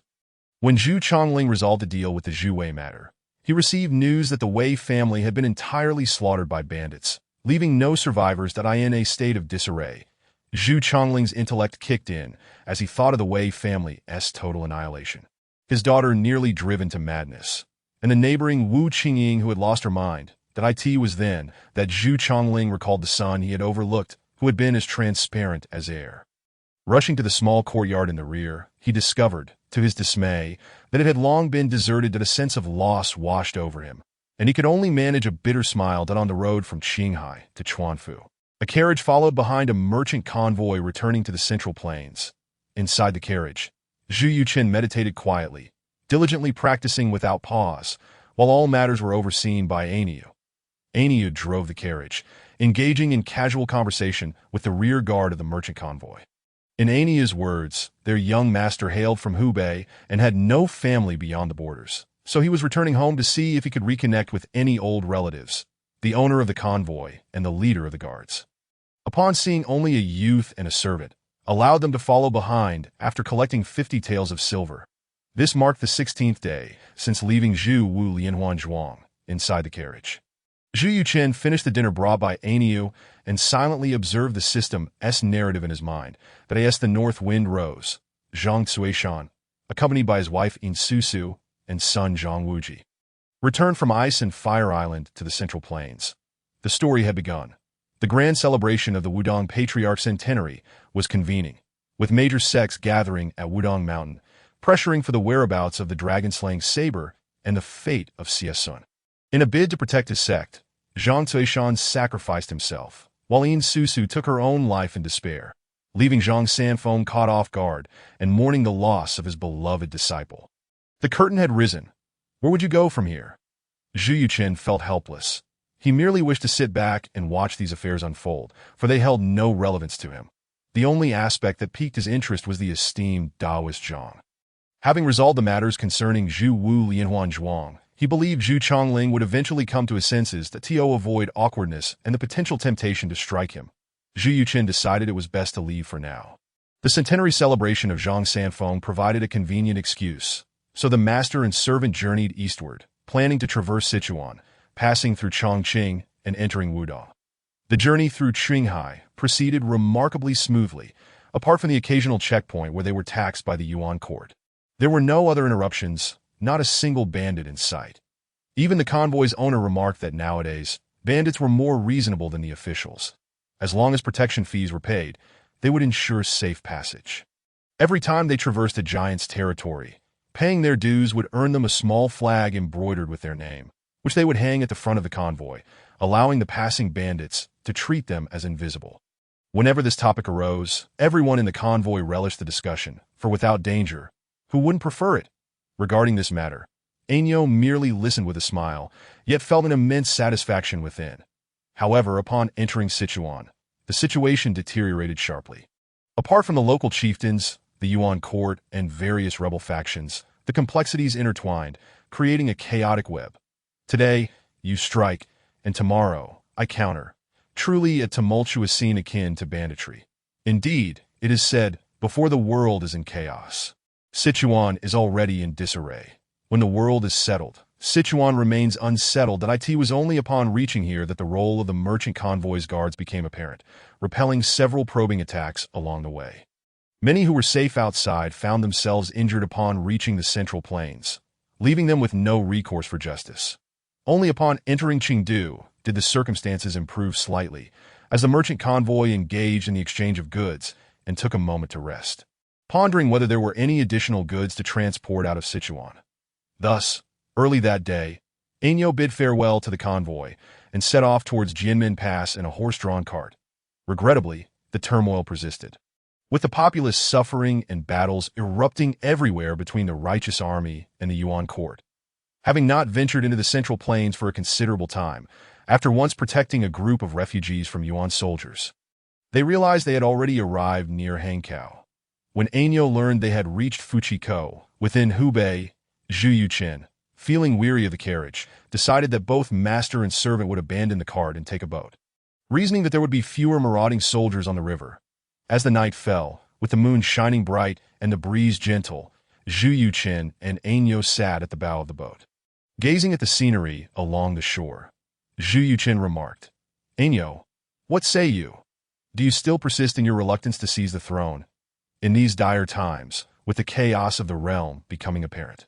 If one could swiftly bring an end to this turmoil, it would indeed be a blessing for the common folk. These righteous forces lack leadership. In my view, they cannot amount to anything substantial. Whereas your prospects appear the brightest, Año shook his head, and before he could respond, a derisive laugh emanated from a nearby fishing boat. Año glared furiously, and upon closer inspection, saw two men and a woman, accompanied by a child on the boat. The woman, initially wearing a mocking expression, felt a chill run down her spine as she gazed at Zhu Yuqin, her eyes turning cold and devoid of warmth, rendering her momentarily speechless. The child, noticing his mother's change in demeanor, tightened his grip on her hand, and she reciprocated, lowering her head in silence. The two men remained oblivious to the woman's transformation, their faces marked by embarrassment. With one visibly displeased, clearly holding disdain for the woman who had laughed out loud. The disgruntled man, casting a courteous glance at Año, repeatedly clasped his hands in apology, saying, "Please forgive us. My sister-in-law was unable to restrain herself. And I beg your pardon for any offense caused." Zhu Yuqin, not even glancing at them, waved his sleeve and turned back to the cabin, his voice icy as he declared, "Your second brother Yu is somewhat courteous. I shall overlook this transgression for the sake of Zhang Sanfeng. In Susu, words can bring calamity. Now that you are a wife, you must consider your husband more, should you dare to bark again. Even Zhang Sanfeng cannot shield you." Año instruct the boatman to set sail. Año snorted coldly and promptly ordered the boatman to depart. Chapter 128. Zhu Yuqin's mental poison afflicts In Susu with Año's cold snort. Yu Lianzhou and Zhang Tuishan both emitted muffled groans. Feeling as though a cacophony of bells and drums reverberated in their ears, they struggled to suppress the tumultuous energy within, exchanging alarmed glances. What formidable internal energy! Who is this person? Judging by his attire, he appears to be a servant. The Yu Lianzhou observed the departing fishing boat. Zhang Tuishan forced a wry smile, saying, having been away from the Central Plains for many years, "I wouldn't recognize him, let alone you." Senior brother Yu Lianzhou nodded, pondering, "It is indeed strange that upon your return, various factions sought you out for Xiesun. Yet this person knows me and does not come for your family." The two brothers exchanged uncertain glances, mulling over the enigma, when suddenly Zhang Wuji's startled voice broke through. "Mother, what is wrong with you?" They swiftly turned to see In Susu, her eyes rolling back, her face ashen, trembling as if she were caught in the depths of winter. "Susu!" Zhang Tuishan exclaimed, rushing forward. However, the moment he touched her hand, he instinctively recoiled, exclaiming in astonishment, "Why are you so cold?" In Susu managed a feeble smile, stating, "So cold. My body feels like it is freezing solid." Zhang Tuishan embraced his wife, feeling her temperature plummet, even seeing frost gathering on her brows, leaving him momentarily stunned, unsure of what to do to at that moment. Yu Lianzhou disregarded everything else, apologizing as he grasped her wrist, channeling a surge of true energy into her. Among the 7 heroes of Wudong, Yu Lianzhou was known for his reticence, yet possessed the highest martial prowess. As he imparted his pure yang energy, In Susu felt the chilling force rapidly dissipate. After a considerable time, as Yu Lianzhou's forehead beaded with sweat and a faint mist rose above his head, In Susu finally felt the coldness within her vanish, reviving her spirit. Once Yu Lianzhou completed his adjustment, and In Susu had regained her composure, she furiously declared, "That young man must have been the one from earlier." Yu Lianzhou and Zhang Tuishan exchanged concerned glances, and Zhang Tuishan asked, "Susu, do you know how you fell victim to this treachery?" In Susu trembled, hesitating for a moment before shaking her head with a bitter smile. "I do not know. I merely glanced into his eyes and felt an overwhelming chill within me. Momentarily, it was as though I were trapped in a frozen wasteland, my blood nearly solidifying." Yu Lianzhou's brow furrowed deeper as he inquired, "You merely glanced." In Susu thought for a moment, affirming with a nod. "What kind of martial art is this?" Zhang Tuishan questioned, perplexed that Yu Lianzhou shook his head, replying, "I do not know. Perhaps our master might have some insight. When we return to the mountain, we shall ask him." He cast a disapproving glance at In Susu, admonishing, "Sister-in-law, you must be cautious with your words and actions. When out in the world, remember that there are always those more skillful than you. And had that man not regarded our master's honor, you would have already perished. Insusu, feeling both anger and shame, recalled Yu Lianzhou's life-saving intervention, considered her husband's dignity, and reflected on the man's parting words. Her expression turning grim as she forced a pained smile, dragging Zhang Wuji into the cabin. Zhang Cuishan sighed, "Second brother, I truly apologized at Yu Lianzhou sighed, waving his hand dismissively. We are brothers. There is no need for such formality." Encountering that pair of master and servant, one cannot discern whether it is a blessing or a curse. We must set forth and return to Wudong as swiftly as possible. Having said this, he instructed the boatman to set sail for Wudong Mountain.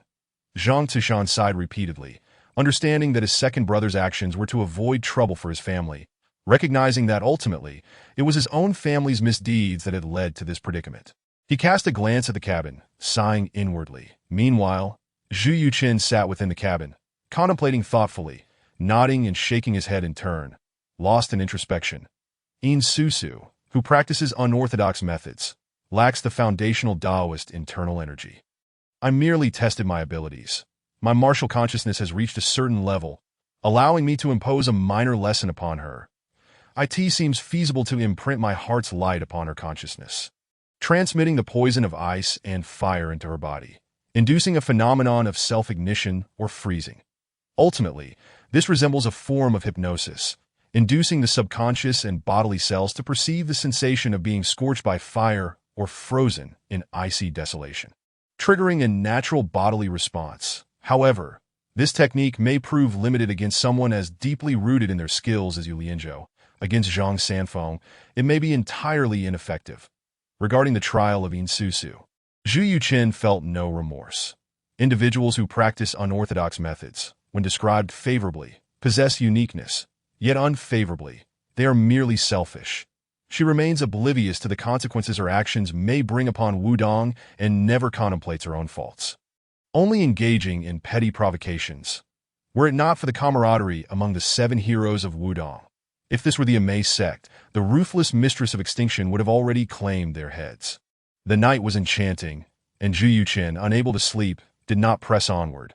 Unwilling to strain the boatman with a long night journey, he instructed a slower pace and rose to sit at the bow, gazing at the moon reflected in the water, lost in thought. Meanwhile, after Yu Lianzhou called the boatman and handed over a silver ingot, the boatman, overjoyed, immediately set sail under the cover of night. As Zhang Sanfeng's centenary birthday approached, coupled with Zhang Cuishan's return, Wudong seemed to be celebrating double happiness. Thus, after a moment of gloom, Yu Lianzhou collected himself. After all, he believed that as long as their master was present, there would be no insurmountable issues.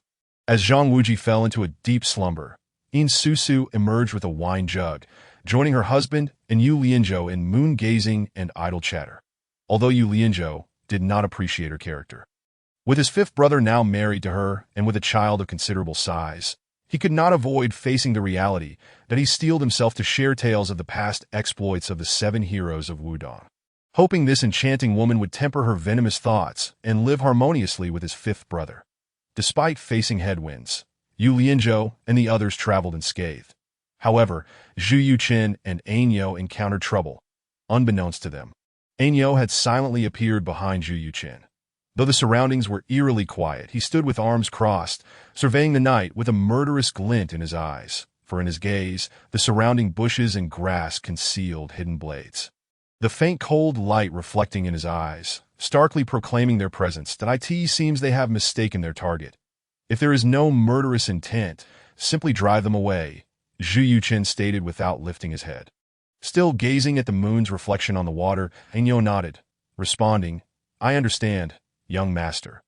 Having spoken, he paused, causing the fishing boat beneath his feet to falter slightly, coming to a momentary standstill amidst the flowing waters.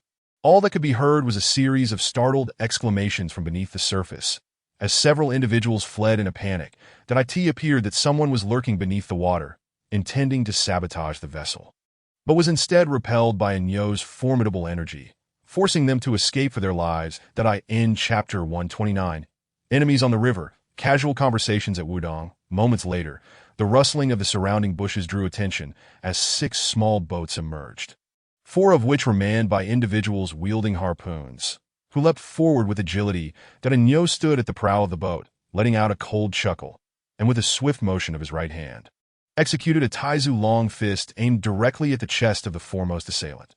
The man attempted to block the blow with both palms, but Agneau, without even glancing back, turned his body, his right hand slicing through the air like a blade towards another's neck, while simultaneously delivering a fierce kick with his left foot, performing an elegant stance akin to a golden rooster standing on one leg. The leading man felt the force of Agneau's fist and was sent reeling backward with a resounding thud, staggering several steps until he landed on the rear boat. The second assailant, caught off guard, was swiftly struck on the neck, his eyes rolling back as he plummeted into the water. At that moment, the third man, seemingly inviting his own demise, was met with a powerful kick to the chest, joining his fallen comrades beneath the waves. Just as the fourth man stepped onto the fishing boat, Agneau, with a pointed finger of his left hand, struck the pressure point on his chest. With a disdainful snort, he hurled the man towards the opposite boat, commanding, "Get lost! If you dare come back, I will show no mercy." The remaining 2 men were momentarily stunned into silence, and before they could utter a word, they noticed several figures rising from the grasses along the shore, brandishing sparks of fire and hurling them toward the fishing boat. The oarsman, his eyes bulging in alarm, cursed loudly, "Which scoundrel is tossing so many fish bombs? This is a death sentence." He paid no mind to Zhu Yuqin and his companion, who had already leapt into the river, disappearing from sight. Zhu Yuqin cast a glance at the so-called fish bombs. His expression won a surprise. Had explosives truly been developed at this time? As he witnessed dozens of bombs raining down on the fishing vessel, fearing for Agneau's safety, Zhu Yuqin had no choice but to rise. Flicking his sleeves in a graceful motion, the bombs returned to his sleeves like swallows returning to their nests. Before he promptly tossed them back, that a commotion arose in the bushes as a dozen individuals fled in haste. And soon after, loud explosions echoed, followed by a thick cloud of smoke arising from the black powder. Realizing they could not contend with these 2, and perhaps having recognized their mistake, the individuals on the boat clasped their hands in a gesture of respect before swiftly paddling into the reeds. Vanishing from view, Zhu Yuqin and his servant exchanged glances at the bow of the boat, for one had been born and raised in the northern frontier, while the other, despite having lived multiple lifetimes, had never learned to ROWAT this moment. The fisherman had swum to an unknown location. Zhu Yuqin sighed in resignation, intending to carry Agneau towards the shore and take a land route instead.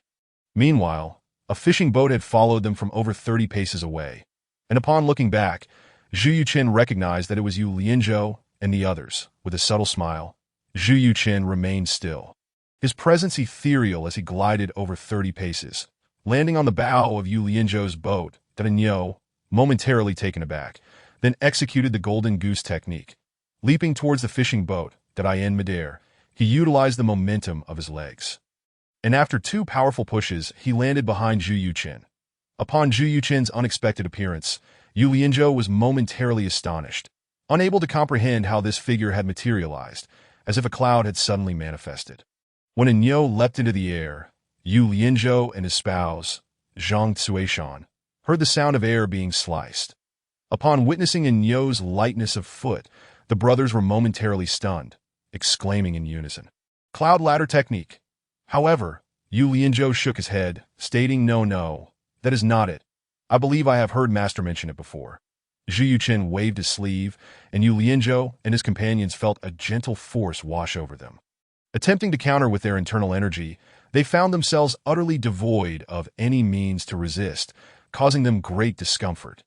Their bodies swayed, and as they leaned forward, they were forced to stagger backward. Retreating 3 steps, when they regained their composure, the 3 had relinquished their seats, standing aside, while Zhu Yuqin had already taken a seat at the small table at the bow, gesturing, "My servant and I have averted disaster for you. We merely wish to borrow your boat for a stretch of the journey, as we are headed in the same direction." Without awaiting their response, he continued to gaze vacantly at the water.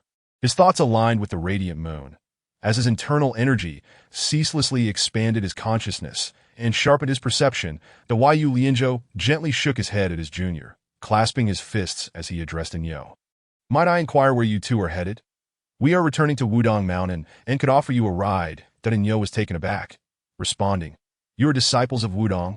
We are indeed going to Wudong Mountain. He continued. Upon hearing this, Yu Lianzhou and Zhang Cuishan were equally surprised, realizing that this servant was unaware that his master's mention of Yu, the second hero, referred to a Wudong disciple. Zhu Yuqin chuckled lightly. My servant and I have traveled from the western regions. My companion has never set foot in the Central Plains, so he is unfamiliar with the fact that Yu, the second hero, is one of the 7 heroes of Wudong. Please forgive his ignorance. Having said that, he suddenly became animated, beckoning to Yu Lianzhou and indicating the seat beside him. Come, sit with us. Yu Lianzhou, with a slight bow, took a seat across from him, saying, the 7 heroes of Wudong are not particularly illustrious figures. It is entirely normal for your servant to be unaware that I am curious. What are your names? Zhu Yuqin glanced at him, replying, there is no need for formal introductions. You do not know me, and I have no desire to introduce myself. As for him, you may simply call him Aniu. Yu Lianzhou took no offense, clasping his fists in acknowledgement. Ah, so it is Brother Aniu. Pausing momentarily, he inquired, may I ask what brings you both to Wudong? Zhu Yuqin smiled faintly, waving his hand. There is no need for concern. I merely seek to pay a visit to Zhang Sanfeng. It is a mere coincidence that I encountered you, that he mused on the current state of Zhang Sanfeng's martial prowess. Yu Lianzhou, displaying no surprise regarding his age, shook his head. I cannot say what Master-S martial level is at present. I regret disappointing you. Zhu Yuqin, undeterred, replied, it is only natural that you do not know.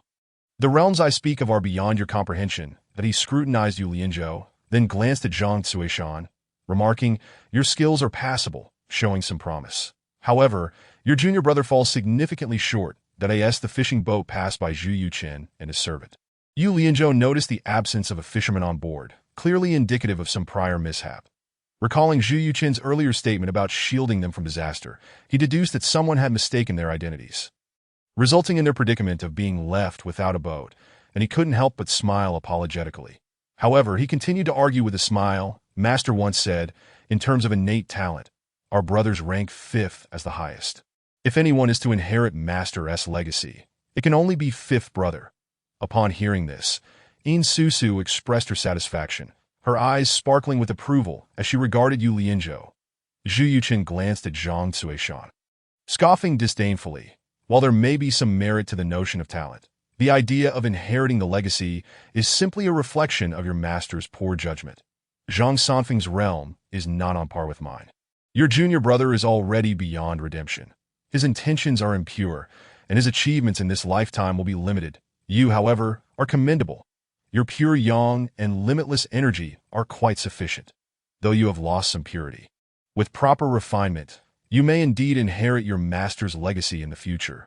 But enough of this. Such matters are for you Wudong to resolve, that I have no desire to discuss it further with one so young. As for Wudong's swordplay, I know but one technique. Let me see how well you wield your martial prowess. Pièce gratitude to Luosec for their unwavering support, and to all readers who have not given up on this work. I will continue to strive for updates. In Chapter 130, Transmitting Skills on the River, he reached out, plucking a chopstick, and aimed it at Yu Lianzhou's Laogong Point, that Yu Lianzhou and Zhang Cuishan, having been displeased by his earlier disparagement of their master, were taken aback, but upon witnessing his sudden assault with the chopstick, which resembled a sword albeit peculiar, they recognized its familiarity. Yu Lianzhou, having delved deeply into Wudong martial arts, quickly discerned the essence of the technique, exclaiming, the 13 swords of the divine gate. No, that is not it. Without further ado, he grasped the chopstick, executing the soft as a finger technique, aimed at Zhu Yuqin's wrist. The essence lies in the sword. Techniques are both dead and alive. Do not be confined by forms, but rather grasp their meaning, Zhu Yuqin instructed. Then, with a pause in his movements, he transformed motion into stillness, effortlessly evading Yu Lianzhou's sword tip, before converting stillness into motion, allowing the chopstick to rest lightly on his fingertip. Yu Lianzhou felt a surge of internal energy reverberate, causing his fingers to tingle and involuntarily loosen his grip on the chopstick.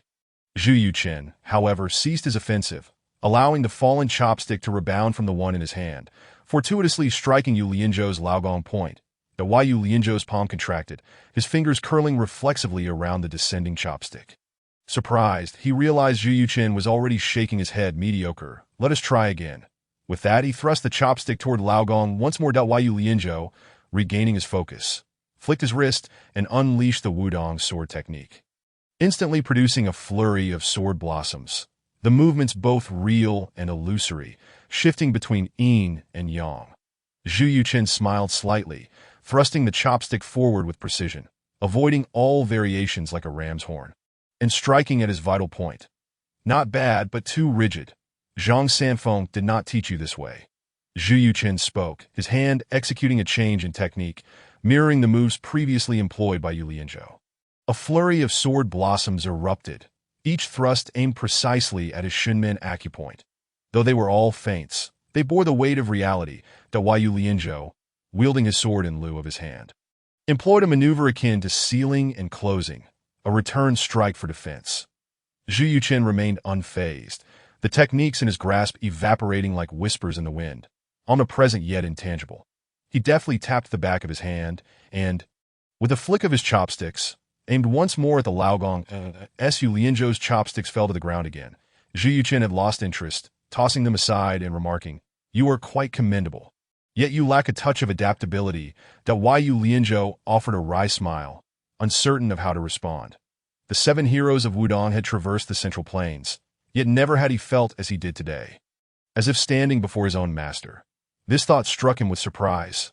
Could this person truly be an expert akin to his master? Yet, judging by his age, he seemed only a couple of years older than Wu Ji.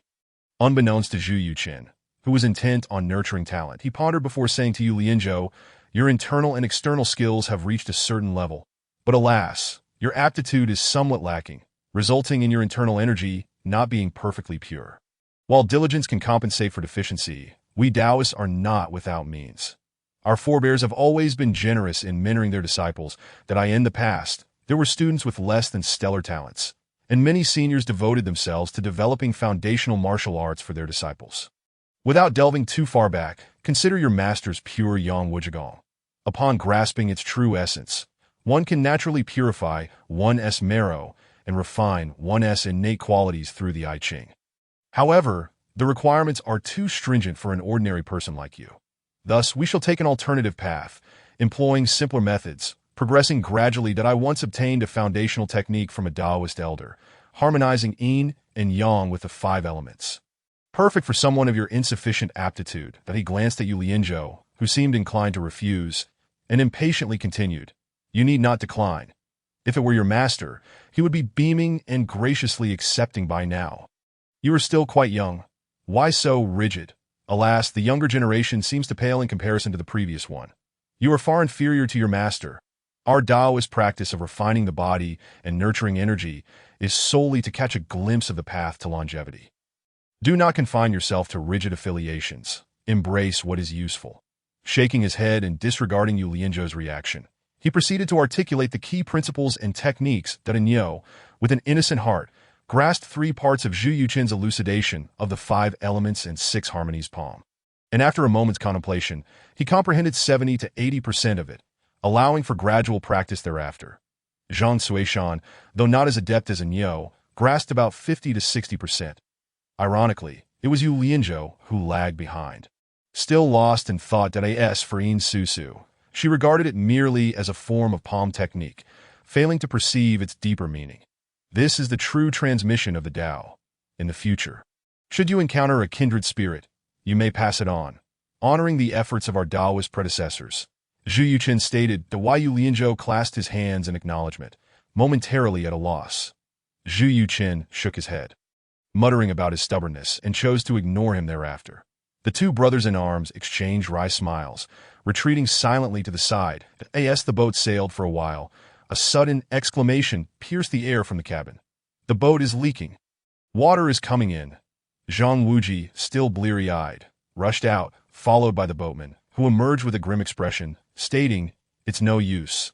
Someone has planted wooden stakes beneath the water, and the bottom of the boat has been pierced.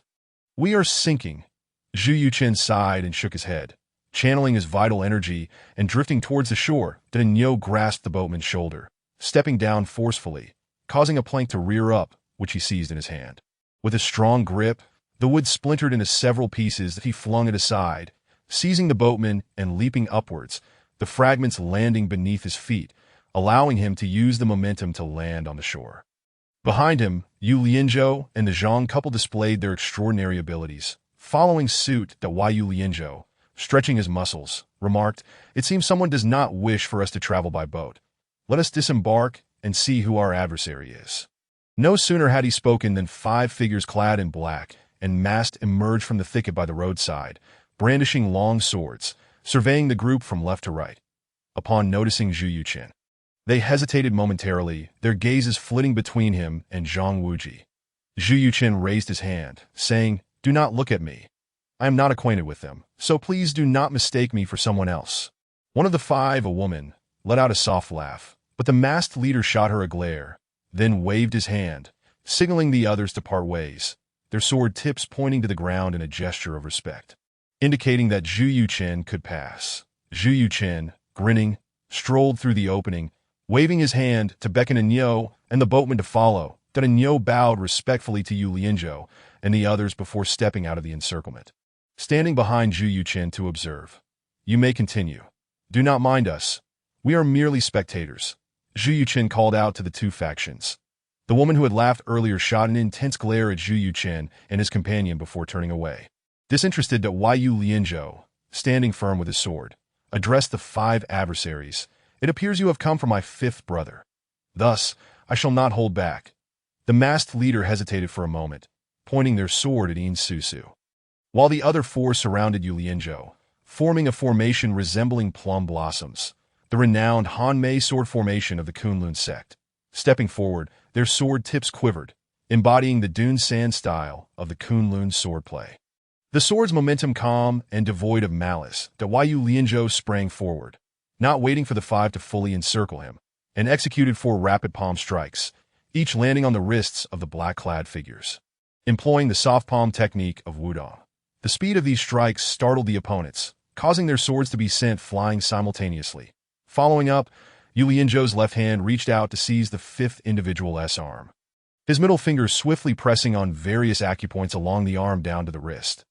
The individual, wielding a long sword, reversed the grip, the yin and yang energies inverting, aiming a slash at Yu Lianzhou's fingers. "The duality sword technique?" Yu Lianzhou exclaimed, recognizing the style of his opponent, a disciple of Master Tai Qin, that he retracted his left hand, flicking it aside, and with a series of metallic clinks, deflected the sword's trajectory. The black-clad woman, her weapon bending under the force, recoiled, the sword tip curving like a dragon, unexpectedly lunging towards Yu Lianzhou's left shoulder. Yu Lianzhou leaped back, and the woman, letting out an ouch, staggered back, blood spilling forth. The other 4 quickly retrieved their swords, encircling her as she gestured for them to retreat into the thicket, disappearing swiftly from sight. Once the 5 vanished, Yin Susu turned to Zhang Wuji, asking, "Second brother, are these individuals from the Kunlun sect? Could they be under Shihuazi's command?" Yu Lianzhou shook his head, clarifying, "No, they're disciples of the Amaze sect." Disciples of the Amaze sect. Could this be the intention of the ruthless Master Mia? Zhang Cuishan's brow furrowed with concern. Yu Lianzhou responded, "Based on our earlier encounter, these individuals lack profound internal strength, and their swords bore no murderous intent. It seems someone was privately testing the waters. Master Mia is likely unaware. Wudong has always maintained a cordial relationship with Amei. Yet with Master Mia's disposition and character, it is likely that future interactions may become strained." Zhang Cuishan's expression soured, recalling the day they returned, when Wudong and Kunlun had united against the Heavenly Eagle cult. Now, however, the Kunlun sect had turned against Wudong, and with the attitudes of Amei and Kongtong sects, it appeared that Wudong's situation was precarious. Contemplating this, his heart sank further. Zhu Yuqin let out a derisive laugh, which only served to infuriate Yin Susu, while Zhang Cuishan gently grasped her hand, subtly shaking his head. "Very well, I shall give my 5th brother some face." He conceded, though Yin Susu's heart brimmed with tender affection. Zhu Yuqin, indifferent to their exchange, turned to Niu and asked, "Did you discern anything?" Niu pondered before responding, "I have seen He Taichong and Ban Shuxian's sword techniques. While those individuals executed their moves correctly, their essence was misplaced." Yu Lianzhou and Zhang Cuishan exchanged glances, surprised that he seemed to regard the Kunlun sect's leader with such disregard. However, recalling the martial prowess Nyo had previously displayed. They understood. Zhu Yuqin nodded, stating, Kunlun is situated in the western regions, facing the desolate sands, solitary smoke, and resilient icebergs, with the cold plum blossoms defying the snow. These sentiments are beyond the comprehension of the Central Plains martial world. The young girl in the lead exuded a pure Buddhist aura, her sword techniques radiating a sense of illumination and warmth, embodying the essence of Amei's golden summit. This young lady is remarkable. She has already grasped the rudiments of her own sword intent. You have not studied the Nine Yang manual, hence you were unable to perceive the subtleties of her internal energy. Although her internal cultivation may not rival Yu Lianzhou's, she not only managed to respond with composure to his repeated assaults of vital energy, but also effectively mitigated potential internal injuries. Her understanding resonates with the principle of the subtle moves first. The self follows the shifts of advance and retreat, harmonizing yin and yang. It seems that Guxiang has incorporated a portion of the Nine Yang manual into the Amei Heart method. However, while she possesses wit and adaptability, her innate talent may fall short. Thus, only a trace of the Nine Yang essence remains, likely to ensure a smooth integration with Amei's Nine Yang techniques. This young lady possesses commendable martial prowess. Were it not for unforeseen circumstances, Master Mie would indeed have a capable successor. It is regrettable that Master Mie herself is somewhat lacking, and may not fully appreciate the young lady's potential. Amei has suffered a loss. If we were to discuss lineage, Guxiang was far more audacious than Zhang Sanfeng in her prime. Yet alas, her efforts were ultimately in vain. Fengling Crossing, where one glimpse of Yangguo leads to a lifetime of regret. Thus, despite her renunciation to the Buddhist path, she bestowed upon her disciple the name Fengling Shirtai. Alas, why do I share these tales with you? The entangled emotions of the elder generation, much like the relentless rain and wind, have long since been swept away by time, leaving naught behind. Zhu Yuqin stood nearby, shaking his head in exasperation at the chaotic ramblings, and after a moment's contemplation, remarked, the centenary birthday of Zhang Sanfeng has long passed, and I fear that various sects are now gathering near Wudong, ready to threaten it. We should first seek out Miezhu. She possesses something I desire, and thus I shall grant her an opportunity to live through death. Should she gain enlightenment, Amei may yet be salvaged, but if she persists in her madness, then it is the will of heaven that as he spoke, he turned to Yu Lianzhou and said, You, at times stubbornly rigid, and at others remarkably perceptive, should I commend your conviction or deem you foolish? The two of them, as husband and wife, will surely perish upon Wudong. If you pity them, prepare 2 coffins in advance. Yin Susu is selfish, while Zhang Cuishan, both foolish and self-serving.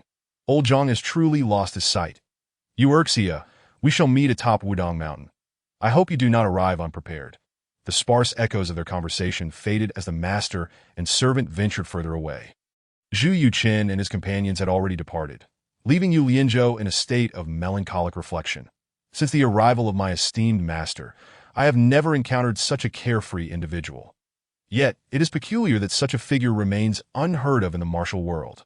He recalled Zhu Yuqin's assertion that various sects intended to coerce Wudong and speculated that it was no idle threat. Fifth brother, we must set forth immediately and return to Wudong to report the details to our elder brother. So we may prepare accordingly to we, the 7 heroes of Wudong, are not to be trifled with. These individuals are sorely mistaken. Yet, what could Miezhu Shirtai possibly seek from such a character? Alas, could it be the Sword of Heaven? However, my master once said that the Sword of Heaven is merely a slightly sharp blade. How could such a person covet it? Upon Zhang Cuishan's return to the Central Plains, he felt everything was markedly different. And he could not help but smile wryly, that if you cannot comprehend it, second brother, then I am even more at a loss, that I can only hope that our master can unravel this mystery. Yet if my spouse's disruption indeed mars our master's centenary celebration, it would be an unforgivable sin. Yu Lianzhou shook his head. You are one of the 7 heroes of Wudong. How can you allow others to bully you? Where is the reputation of Wudong? Everything must adhere to reason. Contemplating the notion of reason, Yu Lianzhou could not help but smile bitterly. Yin Susu's massacre of the entire family of the Linen Dragon Gate Escort Bureau was an undeniable injustice.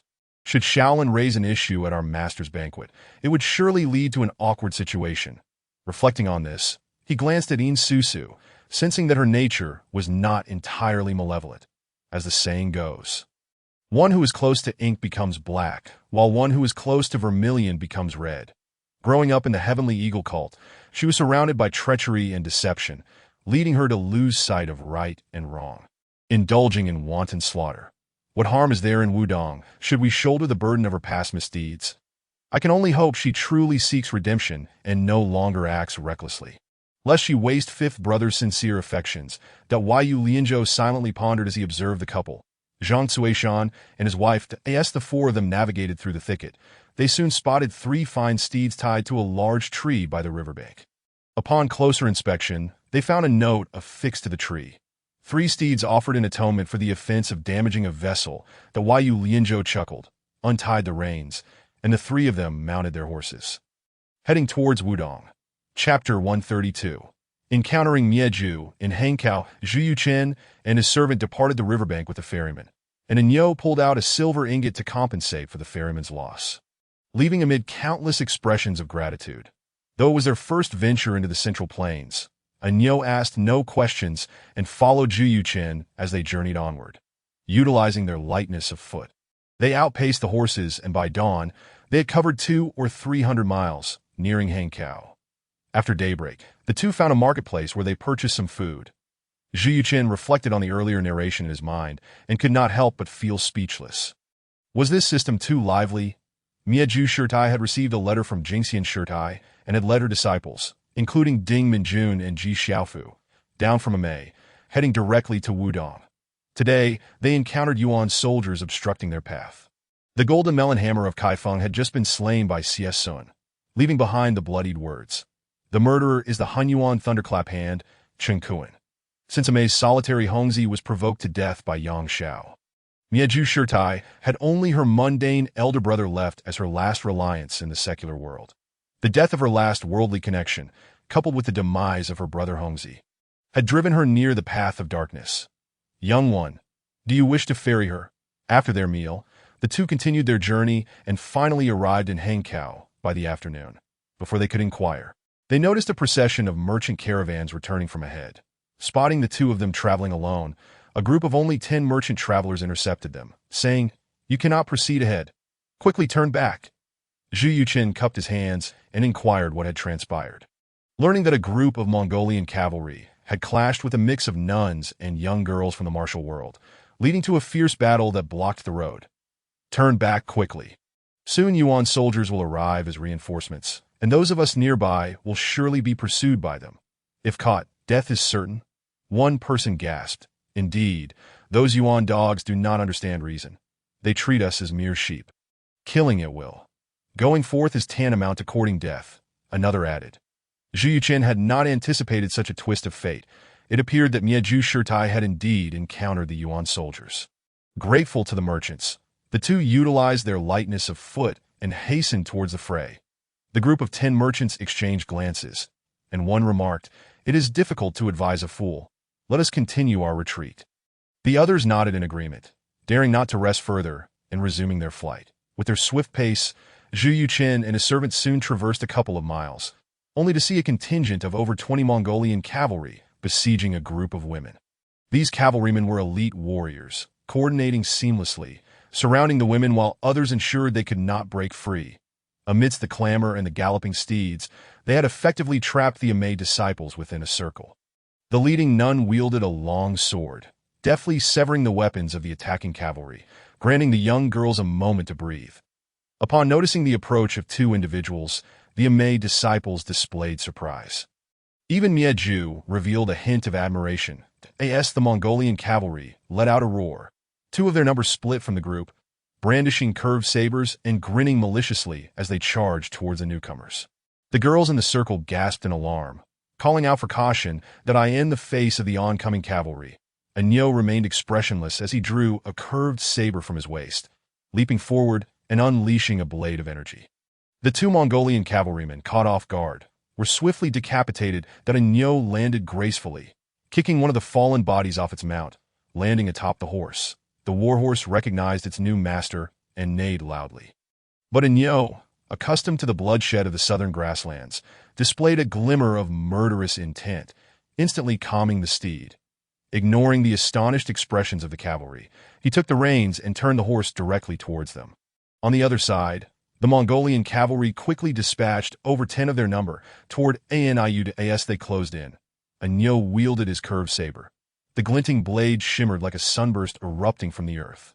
Showcasing the might of the desert sun blade, that in an instant, the two sides clashed, and Enyo's saber danced, unleashing an unknown number of strikes. Not only did he parry all incoming weapons, but he also countered, killing 5 adversaries, 2 with severed necks, 2 cleaved in half, and 1 whose head was struck with the back of the blade, exploding upon impact. In that brief exchange, Enyo had decisively slain nearly half of his foes, and without hesitation, leaped back into the fray, soaring like an eagle, skimming low, and landing once more atop an enemy's mount, attacking with blade and kick, leaving a trail of corpses in his wake.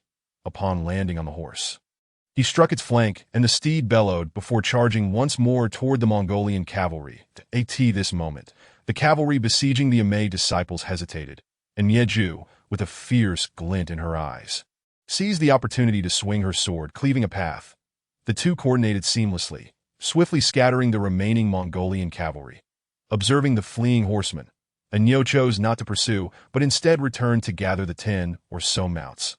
Patting the neck of one horse, he couldn't help but exclaim, "Young master, these are exceptional war horses. It would be a shame to return them. They would gallop straight back to the camp." Zhu Yuchen shook his head, smiling faintly. "If you desire them, then keep them." Enyo nodded in agreement, turning to select suitable steeds for their journey. Meanwhile, among the Amei disciples, several young girls huddled together, pointing in their direction. One girl seemed to confirm something and approached Mieju, whispering a few words. Mieju raised an eyebrow in surprise and promptly led her disciples towards them. "Mieju of Amei, which sect do you two belong to, and who is your master?" Mieju scrutinized the pair. Enyo smirked, positioning himself behind Zhu Yuchen, preparing to teach her a lesson. Zhu Yuchen sighed. Although Mieju donned monk's robes, her gaze was fierce, her features sharp, devoid of the composure expected of a practitioner.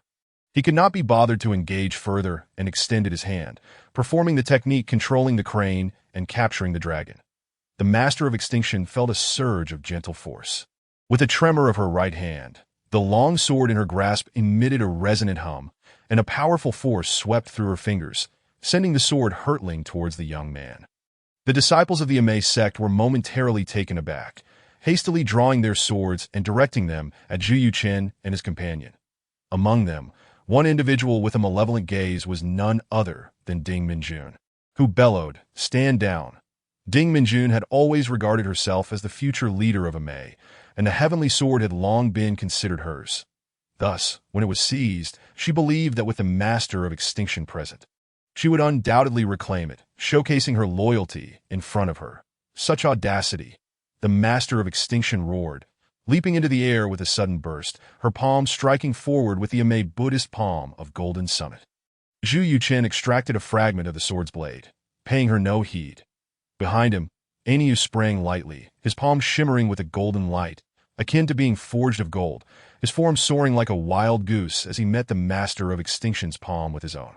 A deafening explosion echoed, reminiscent of thunder on a clear day, as the residual energy from their clash surged forth, whipping the air into a frenzy around them.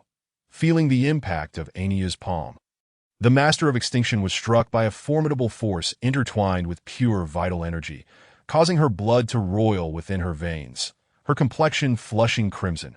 After retreating several steps, she could no longer suppress a cough, spitting out a mouthful of congealed blood. Witnessing this, the Amei disciples were astonished, and a flicker of panic crossed Ding Minjun's face, as no one had anticipated that the Master of Extinction would be injured in a single exchange. The Master of Extinction staggered back, her right hand trembling uncontrollably, her gaze astonished as she turned to Aniu, who appeared unfazed, standing behind Zhu Yuchen.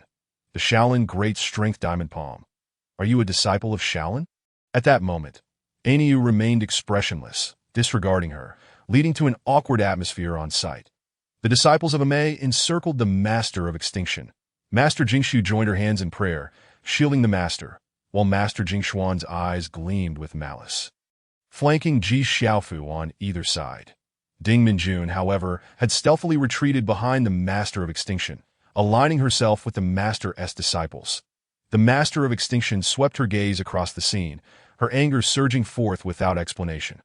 And with a sharp slap, she struck Ding Minjun across the face, leaving a deep purple-red mark that caused blood to trickle from the corner of Ding Minjun's mouth, yet she dared not utter a word.